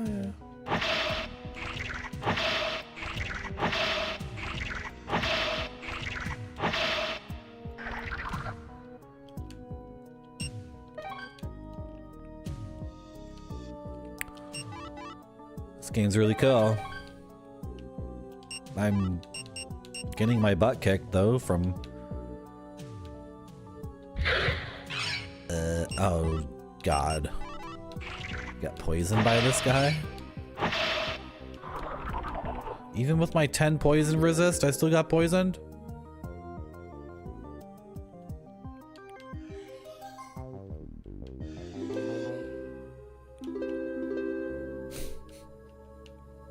Are you guys doing that? Oh! Oh! I thought that was someone in chat doing something weird. Because it's such a... Are you the person? Dude, I used the dragon fruit already. Can you say that again? I've gone blind from seeing too many horrible things and being wounded. If only I had a dragon tree fruit, I might see the daylight again. This is the screenshot that's in the manual. We died, and I'm pretty sure the dragon tree fruit resurrected us. So we didn't lose progress, but instead now we don't have the one to give to him. It's just like Fazanadu. It's exactly the same. It's exactly the same as Fazanadu. Are you gonna say anything different? You really want that dragon tree fruit. Well, I can almost afford to buy a new one. We just have to reach you without dying, but that shouldn't be too tough. So I guess this is the poet. They call him the poet. I think he's a bard because he's playing an instrument, but whatever. Poet, bard, that's the same. In a medieval world, there's not like so many creative people that there's poets and bards and they're different. Okay. Oh, why am I taking out the gaming clipboard? I need to open up Paint. And like, where the hell are we in this game right now? We're in the top right corner. And it's totally off the map. How did we even get here? We just kind of walked around in circles, right? Oh no, we started here. It was here, it was here. Okay, so we need to go, let's make a line. Line tool. That thickness of line. Oh, I'm not even doing the right thing. We gotta do it over here. And then put a line there. And this is not a real map. I don't know. This is not like an accurate map, but I don't think we saw many branching paths. So that's fine. How make a line straight? Control? Oh, shift. Yeah, shift makes the line straight. Cool. I'm really good at computers. I know all the little tricks. Like if you're in Paint and you're trying to draw a line and you can't make it straight, you hold shift and it goes straight. That's so good. Yup. I'm really good at computers. I am the best at computers. Don't talk to me. Don't talk to me. Hey, it saved my font settings. And the poet's right there. No, don't. Sick. Okay, well, we've updated the map in Paint. I know you guys can't see it. Guess what? Guess what? Guess what? Deal with it. Use your imagination. Okay, use your imagination. Okay. We need to return to the first floor. And where did they get that harp sound effect? They went digging through Windows. They went digging in like Windows 3.1 and found like a .wav somewhere of a harp, and they're like, let's use that. Yeah, that's really smart. We don't have to pay anybody for that. Is that Heinz? Help, I need a hand. Is that Heinz? Let's return to the first floor. Sell some of this equipment. Recharge at the station. At the dragon temple thing. And oh, there is a... Well, now I'm here. Okay, whatever. I don't really care. Oh, this is a thing in the road that's different. Okay, we need to explore these stairs, actually. Okay. Got it. Got a circle strafe. Yeah. No, how are you still hitting me?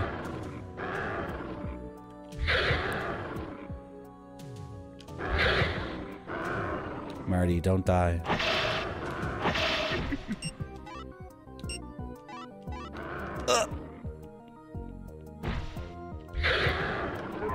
The game is like about strafing and circle strafing, but that attack comes in way too fast. It's not like Doom where the... Oh, this is just this dead end with the chest. Oh, thanks for showing me that I can't have it. Oh, that's good. What was I gonna say? The game has strafing like right on the D-pad, but you can't strafe the fireballs like Doom. Oh well.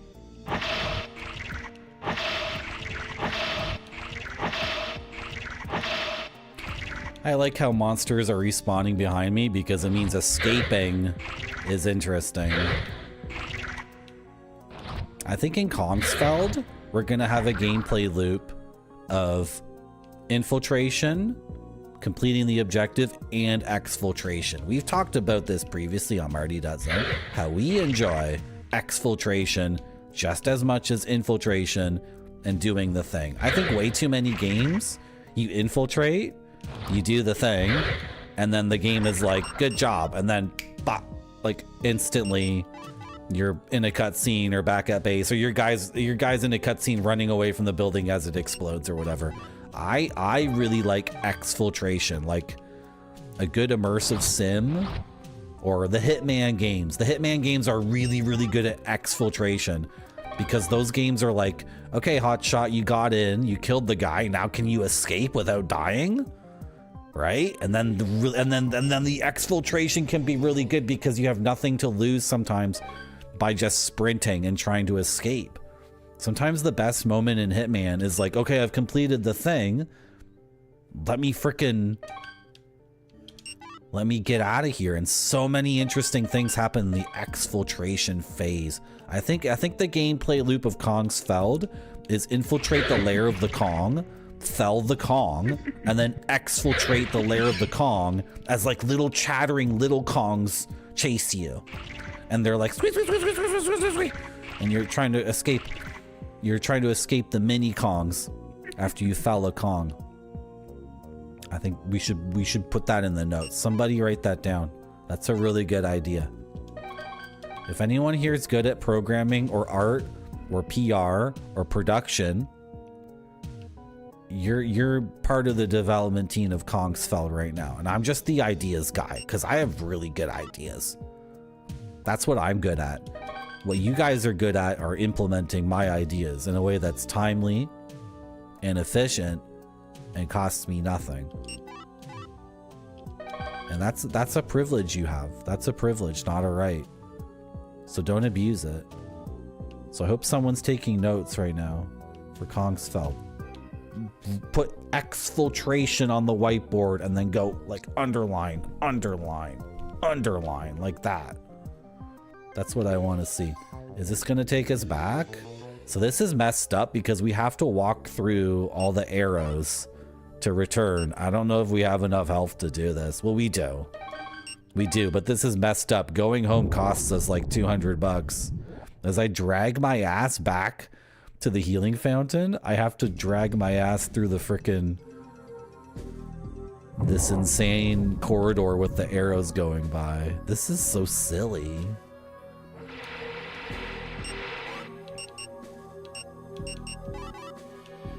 This might be enough health to take both hits.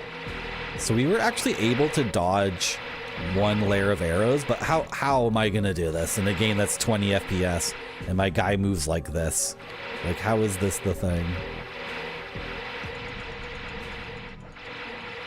There's no way. I'm just going. Oh, I dodged it. I got hit twice by the other one though. That's just silly. That's very silly. Okay, let's save our game before we die. Hello. Do you want to say something new to me? Give me the healing spell. The Holy Order created several rooms for prayer in the graveyard. If you come to one of those, be sure to pray there. Okay, I'll pray to Jesus. Jeez. Gosh. Sorry. Teach me the healing spell. What just happened?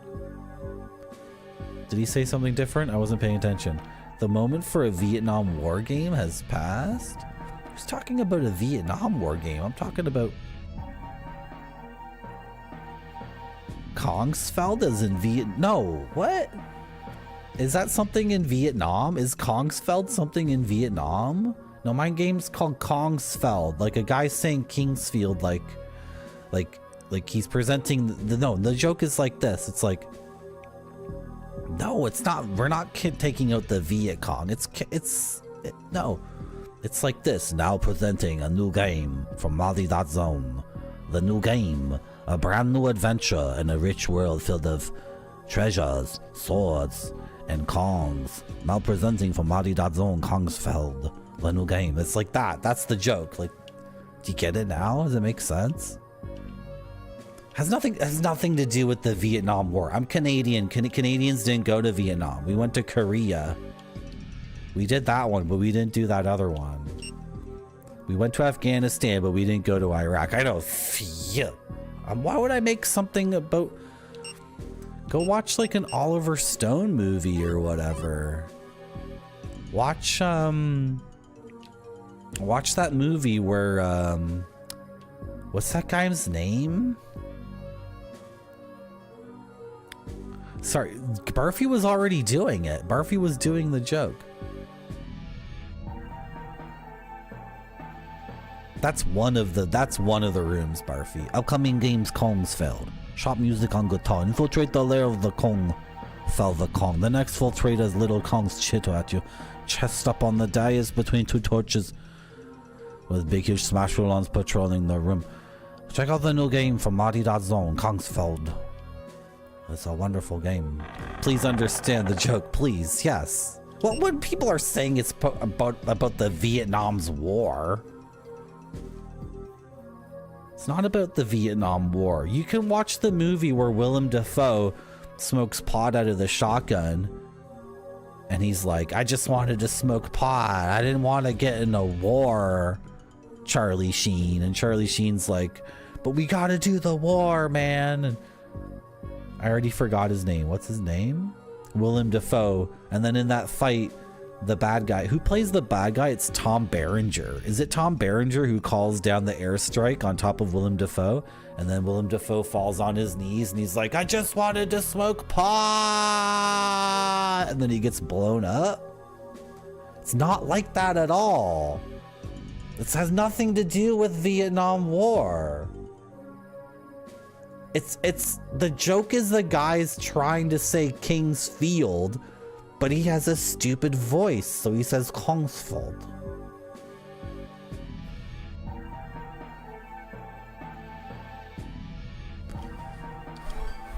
You guys get it. We need to return to the Dragon Fountain. You guys are trying to distract me. This is why my stream is unwatchable, because I keep pausing the game to try to figure out what chat is talking about. No, Barfy's taking it at the right level.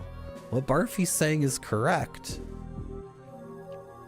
Look, the Kongsfeld discussion is getting a little out of control. People are getting heated and passionate. I understand a lot of you guys have contributed a lot of art and programming to my projects, and you really want Kongsfeld to be a big success, but we should move on and talk about the other project at Marty.zone, Shine Megan and Me 10 Side. What is that game going to be about? I was thinking for Shine, so the other thing I was talking about for Shine Megan and Me 10 Side is that it's like The Last of Us, the DLC for Last of Us. So you play as a girl who's a teenager, but she's a lesbian, but she doesn't know it yet. She needs to actually meet a girl who's attractive to discover that she's a lesbian, because she never even thought about things like that. And she looks at boys and she's like, "Yeah, well, I don't really get it," and everyone's talking about boys. And then she meets her friend Megan, and they go on an adventure together. So that's the Megan and Me part of it. What does the Shine and the 10 Side have to do with it? I was thinking the 10 Side could be like a die, like a 10-sided die. Maybe they play Dungeons and Dragons together. Maybe with Megan, you play Dungeons and Dragons together, and then the characters they play in Dungeons and Dragons fall in love. And then the two teenage girls are like, I guess it's okay, like, they're just the characters we play, right? And then Megan is like, "Oh yeah, I always play as a lesbian. I always play as a gay person in Dungeons and Dragons because I'm gay too. And then the character you play as is like this. They're like this. What? And then that's Act 1. And then at the end of Act 2, you confirm your own feelings that you're also a lesbian. And then in Act 3, you're girlfriend and girlfriend. That's it. Shine, Megan, and me, Tenside. That's all 3 acts of the game figured out. So can you guys get rolling on that, please? Can you start putting that together? Like, I've come up with a lot of ideas. I've been playing this game for you for 9 effing hours, coming up with all the new ideas for the games we're going to make together. I'm not really seeing a lot of progress from you dudes. Like, to be honest, you guys are kind of dragging your feet on this shit. Okay? Barfy, Shine, Megan, and me, Tenside is... Okay, basically what we're doing is we're doing Persona 3, but we're actually doing it because in Persona 3 there's a character who's like the tough kid, the latchkey kid, who's bigger and taller and always like itching for a fight, but he's inside, he's just as sensitive as the other characters. Is this Persona 3 or Persona 4? This is Persona 4 I'm talking about, sorry. So there's a character in Persona 4 who's like the tough kid, the latchkey kid, and then the latchkey kid has a crush on a character who everyone thinks is a boy but turns out to be a girl. But it's bullshit because the latchkey kid, it seems like the game's setting up such that the latchkey kid, I'm in the wrong place. The shop isn't here. The shop is, where's the shop? The shop is with it's with Cleese. The shop is with Cleese. So Persona 4 seems to be setting up a thing where one of the characters is overly masculine in toxic ways, and then he discovers that he's gay. But then the game gets super effing confused because the guy he has a crush on turns out to be a girl. So with Shine, Megan, and me, Tenside, we're actually gonna make the characters gay. Do you guys get it? Oh, that would be sick. If you roll a 10 on the die, well, I don't want our game to be like straight up just lesbians kissing. We're not making Cruel Intentions the video game, where the whole point of the whole media is that girls kiss each other, and that's cool. And that's cool that girls kiss each other, but it's not Sarah Michelle Gellar. And what's the other person's name? You guys know what I'm talking about? Cruel Intentions with Sarah Michelle Gellar? Do you guys have any idea what I'm talking about? You guys know what don't lie. Don't lie. Where am I going in the game right now? Is this the right way? This is the right way. I walked all the way to the wrong dude. I walked all the way to the wrong dude. I was supposed to go this way. This is the way. Naomi Campbell. I think you're thinking of Wild Things, Grape Sody, which is with Denise Richards kissing Nev Campbell. You're getting your lesbians kissing in the late 90s all mixed up, Grape Sody. You got to keep it together. These are 2 different movies where the main point of the movie is watching chicks kiss. Okay, let's get this straight. Wild Things is Nev Campbell and Denise Richards. That's 2 girls kissing sexy in that movie. I'm talking about Cruel Intentions with Sarah Michelle Gellar and... You can do it, chat. You can do it. I have to sell these items to the shop. Okay? I'm playing the game and pitching all the ideas for the game we're making. No matter how much medicinal herb and recovery medicine you have, there is no such thing as too much. You're gonna need it, especially if you face enemies that use magic. Yeah, I agree. I'm all out of healing items. I'm completely out of healing items. Let's sell this old gear.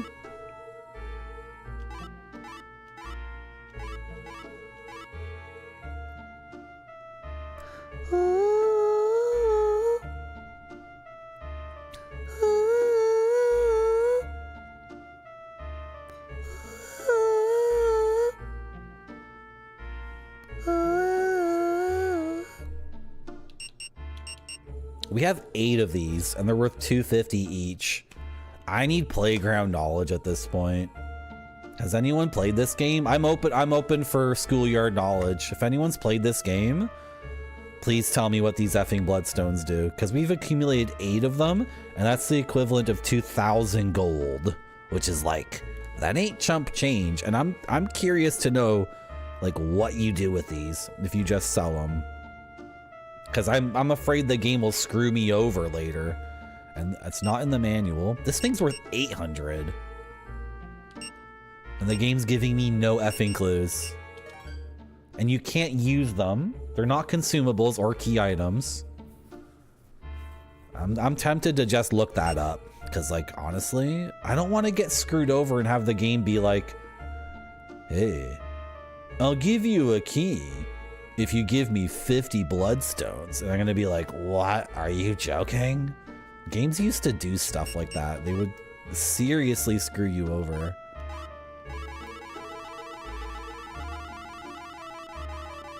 You looked at the wiki? You can answer this for me. Are the bloodstones merely saleable items? Are they merely just a liquid asset?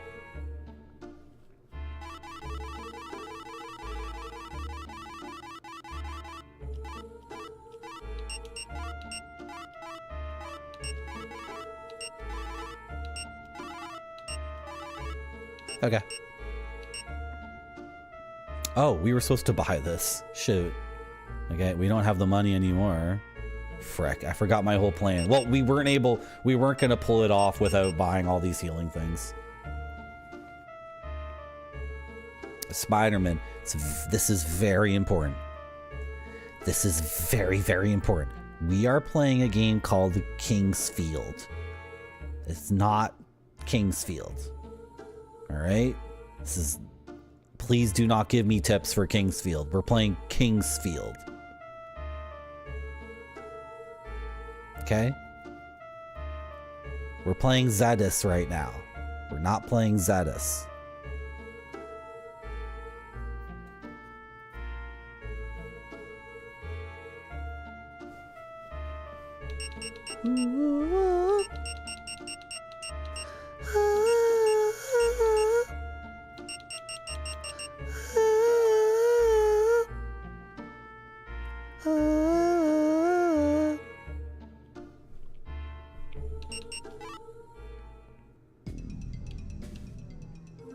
Yeah, it's a big waste of time to, like, if I'm supposed to sell these stones and that's literally all they do, then we could sell them right now and buy the dragon tree thing and just go, right?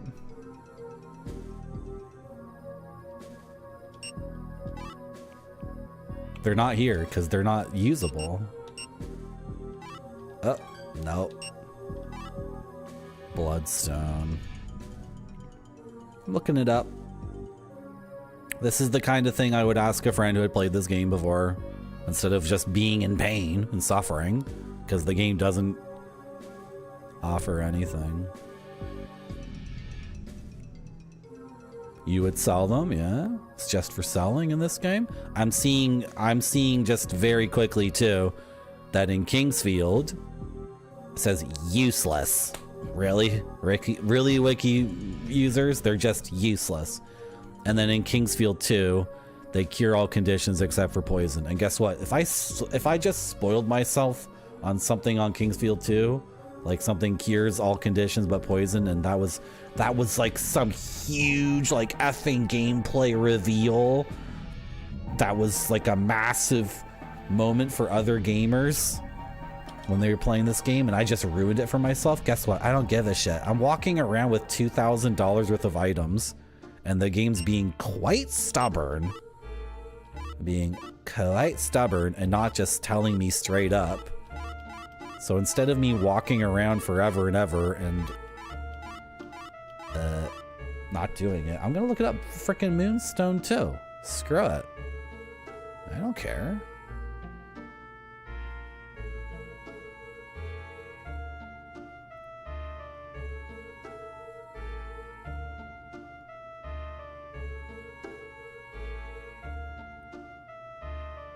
Okay, guys. I'm at the Kongsville Wiki. What would the Kongsfell Wiki be called? Be called the Kongsfell Wiki, right? Okay, guys. If this freaking thing can just load. Why am I doing this on my phone? I have a whole computer in front of me. I have 3 monitors. Why am I doing this on my phone? I guess I missed my phone. I haven't looked at my phone in 9 hours and 20 minutes, and I guess my phone,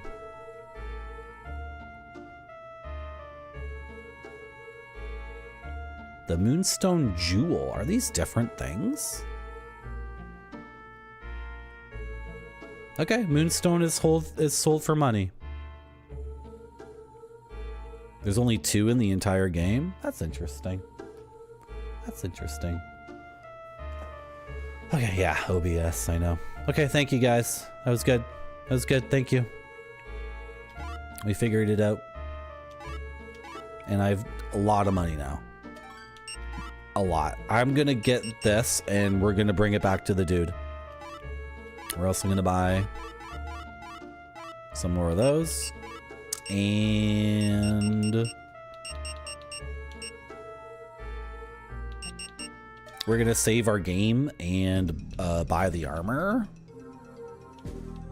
Because there's something in the frickin' something in the manual that only a knight can wear the knight's armor. So I'm afraid I'm gonna buy it and then I won't be able to equip it.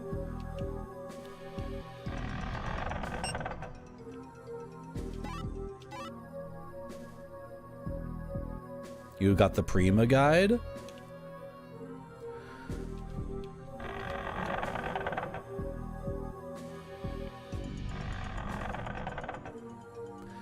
It's a couple of things. It's the lack of information given to me about the items.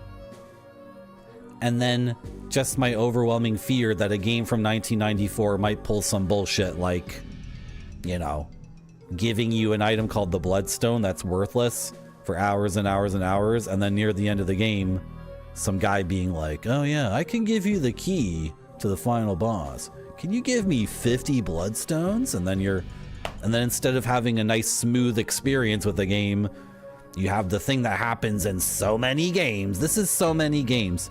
Woo, I'm having fun. This is so good. Wow, I love this game. It's so great. It's so good. Oh, I'm almost at the final boss. And then suddenly the game is just like absolutely effing craters. This is why I'm afraid to play a lot of NES games, because so many NES games are this beautiful, smooth thing that they're difficult, they're tough, and they demand a lot sometimes. But overall, they're a smooth experience that's really fun. And then so many NES games, it's like, well, it's the final dungeon, so it's gotta be like, fuck you hard. Like, it needs to suddenly get extremely difficult for no reason, other than that's how NES games are all the time. I only use save states. I shouldn't do it anymore, but when am I gonna play the original Zelda again? But I actually made a rule for myself. For the original Zelda, I was allowed to use save states at the final dungeon, because the final dungeon is like, it's so bad, it's terrible. And then the same thing with Zelda 2 and Mario 3, because I don't like the last world of Mario 3. I really, really love Mario 3 a lot, but that last world where it's just the slow auto-scrollers with all the tanks, just level after level of the same thing over and over. I'm not a big fan of the ending of Mario 3. I don't know why they did that. I think we have a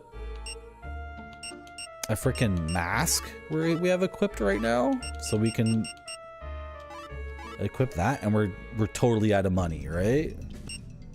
Yeah, we spent all our freaking money. So our average defense is 28, 10, 4, 4, 10.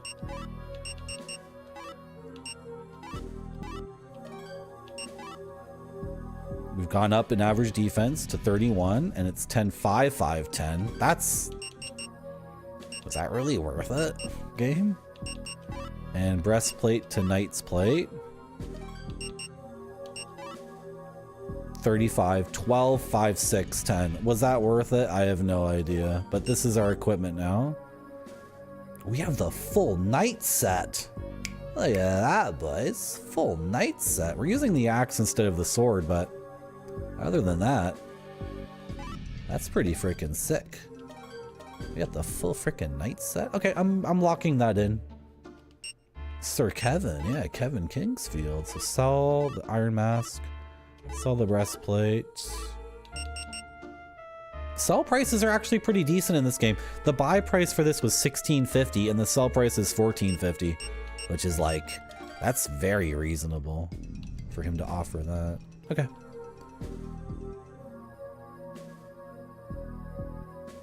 You're almost like trading in equipment at that point, right? Let's go here. And we'll save over here, I guess. Sure. And let's get this dragon stone thing to the poet. And let's see if we can cure him of his blindness. And then after that, I'm really gonna need to eat something, so. Yeah, let's go this way.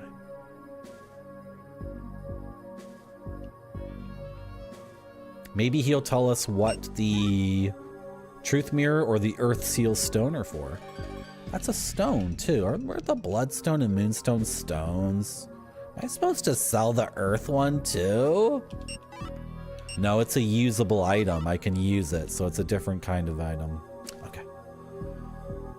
We need to go this way. Right? Yep, west and then north.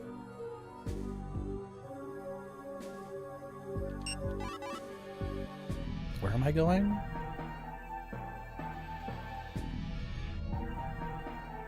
I've been playing Kingsfield for 9.5 hours and my brain is falling out of my skull. Yeah, it's this way. It's this way. Yeah.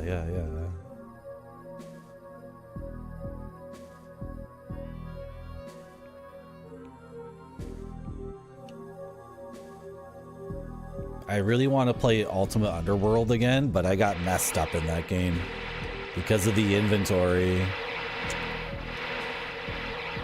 Man, I want to play Ultimate Underworld. This game is so much like Ultimate Underworld, but totally like... It's so streamlined, right? And then it focuses on a few things as opposed to Ultimate Underworld, which maybe doesn't have a focus. It has like a million things going on, which is very cool. Ultimate Underworld is very cool, but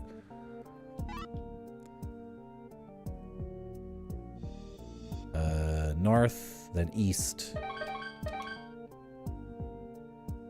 I got stuck in Ultimate Underworld with the bags within bags system of inventory, and also collecting a bunch of money, and then money was worthless.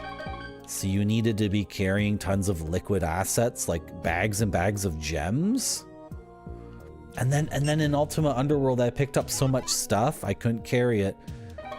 So on one floor, I just had a huge pile of garbage, but it was like junk. Like, oh, this is really worth something. Oh, this is really worth something too. I'm not going to lose it. Oh, I'm not going to give that up. That's really worth something. And then I dumped like a massive amount of junk on a floor in Ultimate Underworld, and I was like, that's all really worth, that stuff is great. I'm not hoarding. That stuff is really worth holding on to. I just got to keep it right here. And then I played Ultimate Underworld for like 6 more hours, and I'm like, oh yeah, my junk pile with all the really good stuff that was so useful. It was all stupid junk I never needed again, but I couldn't shake the feeling that it was all like just like hoarding in real life. Oh, I can't get rid of that. Oh, I can't get rid of that. I can't get rid of that. Which way was it? I think it was this way. Hey, I have to kill you to learn magic, so. Yep. Fall through the floor. They're missing an exfiltration. Yeah. That's true. When you... Is it dead? I can't see anymore. This sucks. I'm seeing freaking mirages. In Mario, you beat the freaking the airship, And then you grab a wand and just safely fall into the king's castle, into his throne room.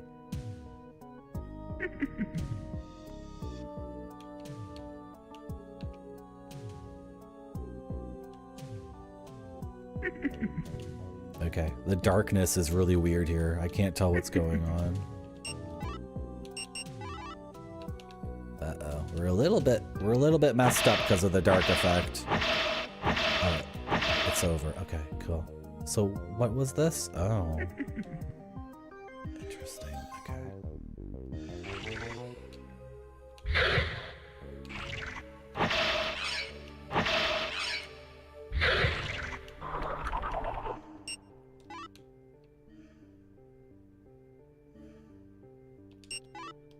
Am I going the right way? Yeah, I think so.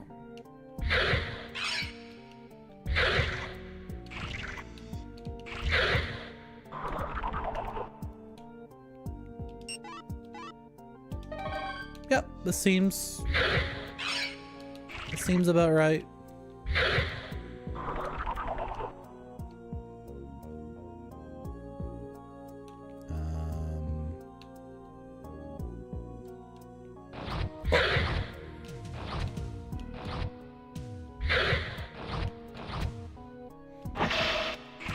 We have to train up magic anyway.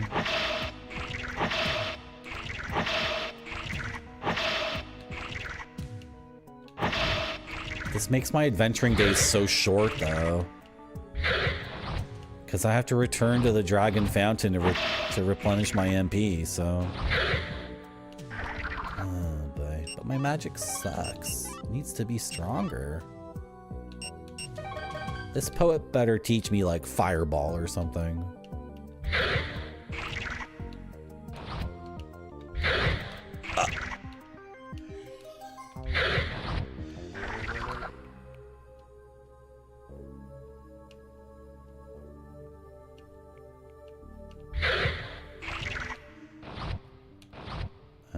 Like this. Oh, circle strafe got messed up. Okay, tried it. That was a bad circle strafe. That was very poor.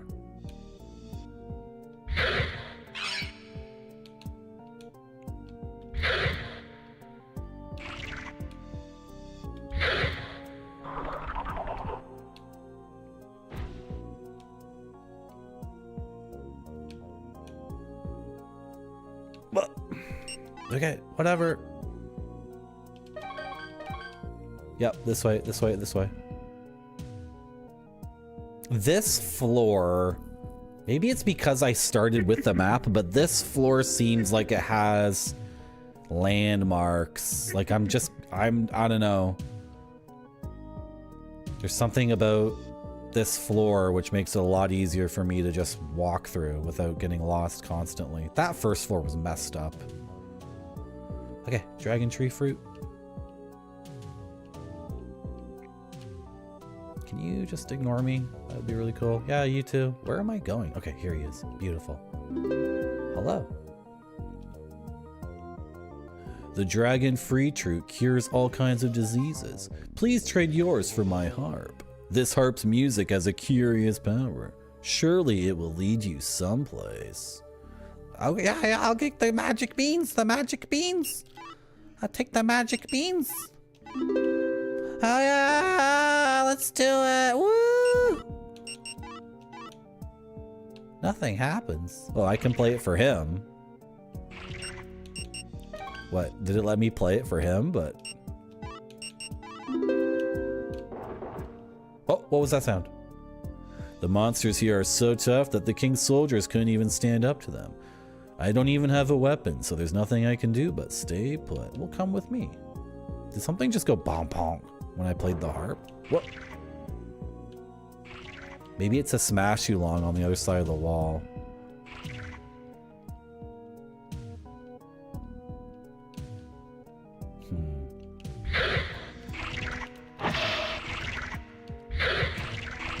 Okay.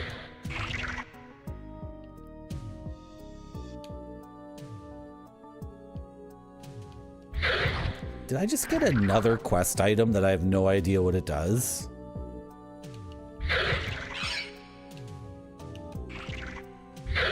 I have 3 quest items, I think.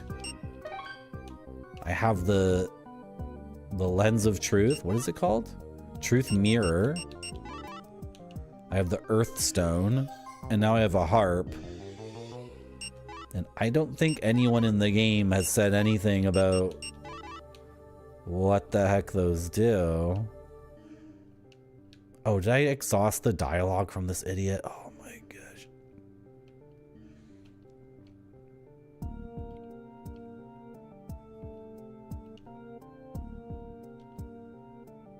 I've heard there's an item which grants strong protection against magic, but it said you can't even reach where it is with the harp.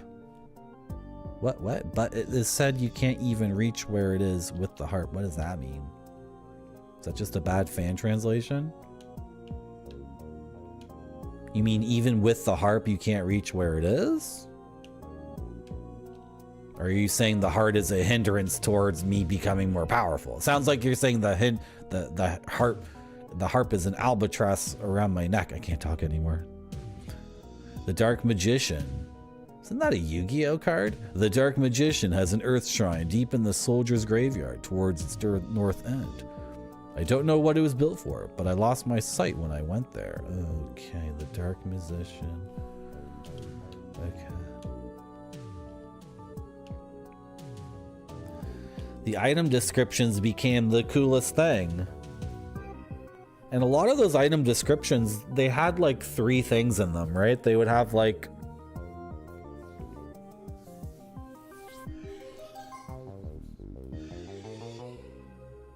They had layers like an onion.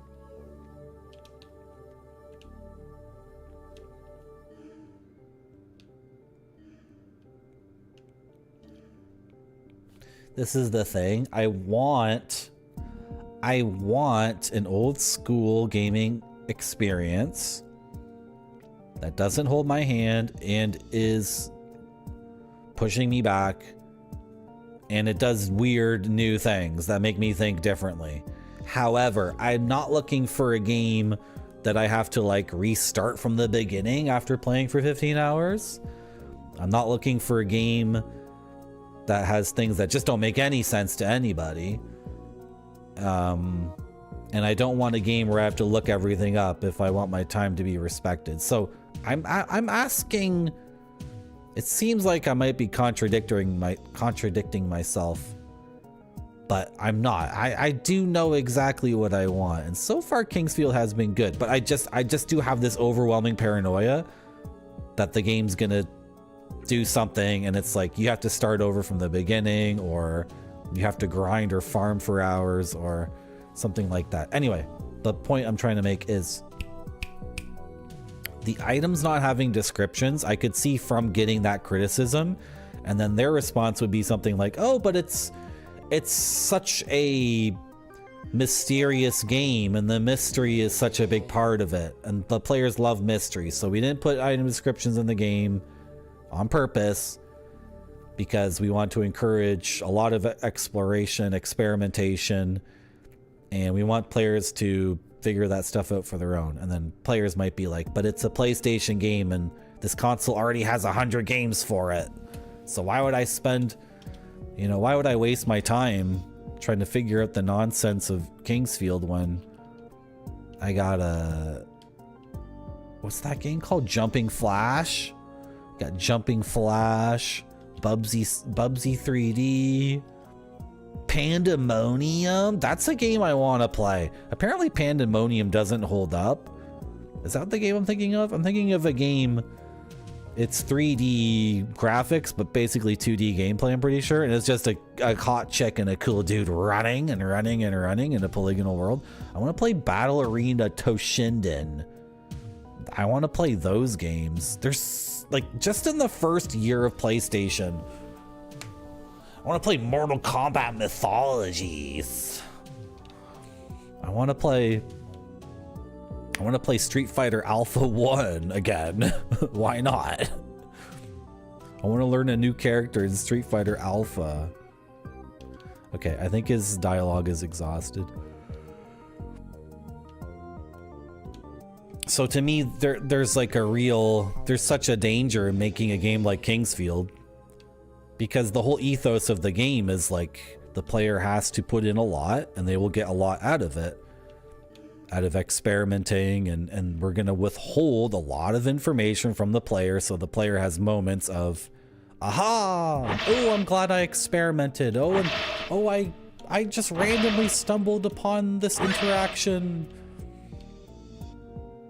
because I was open-minded and paying attention and all those things. And then you can have all those things, but you're really running the risk of situations that are like just time consuming from a raw number of hours standpoint.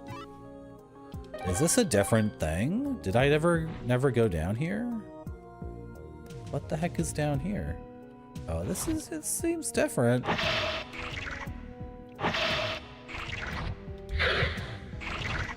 Yeah, these guys hit pretty hard. And they're difficult to...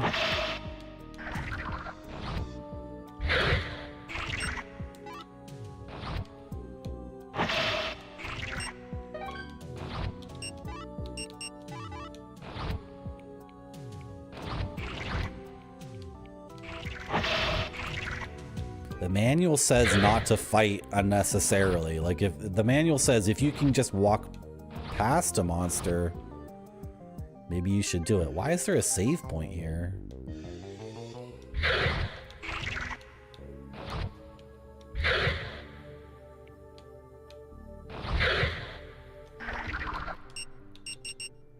We're still a mage fighter. We're level 16.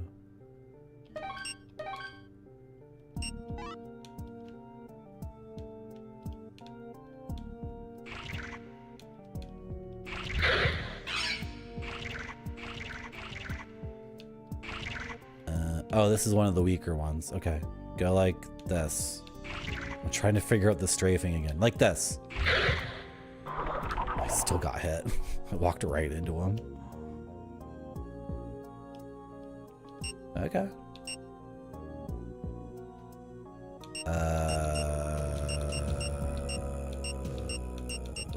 I think the second one was my last save.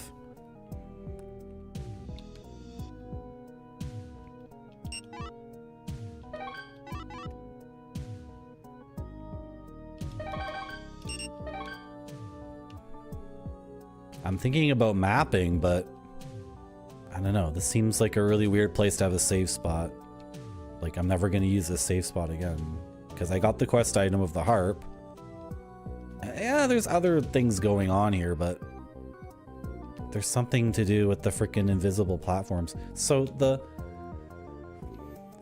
knight said he saw the poet cross an invisible bridge, and the knight seems to have a magical harp. Sorry, the poet seems to have a magical harp, so maybe the harp is the thing that reveals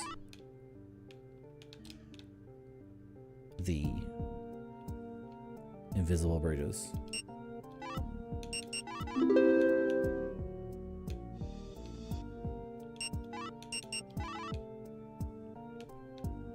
Okay. So when I used it the first time, did something happen? Is that what you're saying?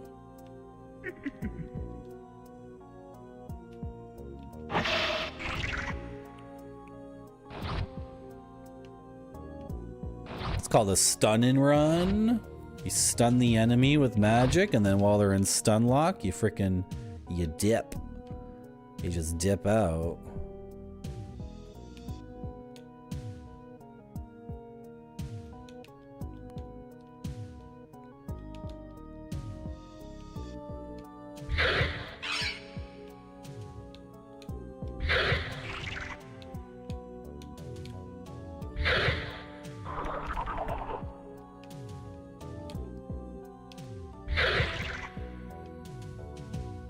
I think the circle strafing...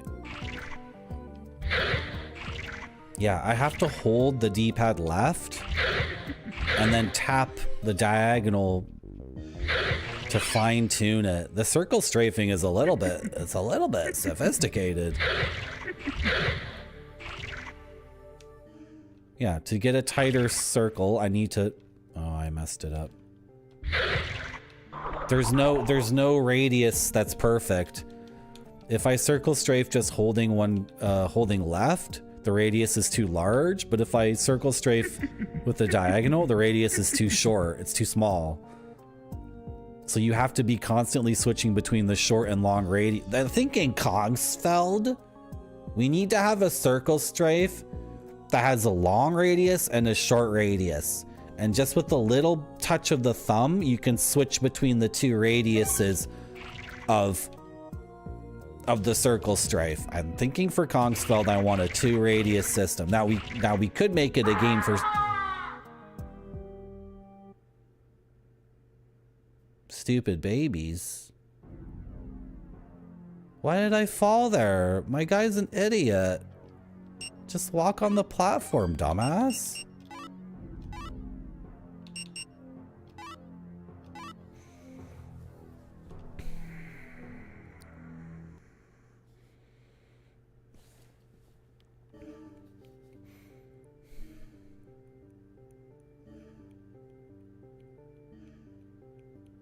Boys, I've been streaming for 9 hours and 45 minutes. I have no clear goal in the game right now other than just explore all these spots.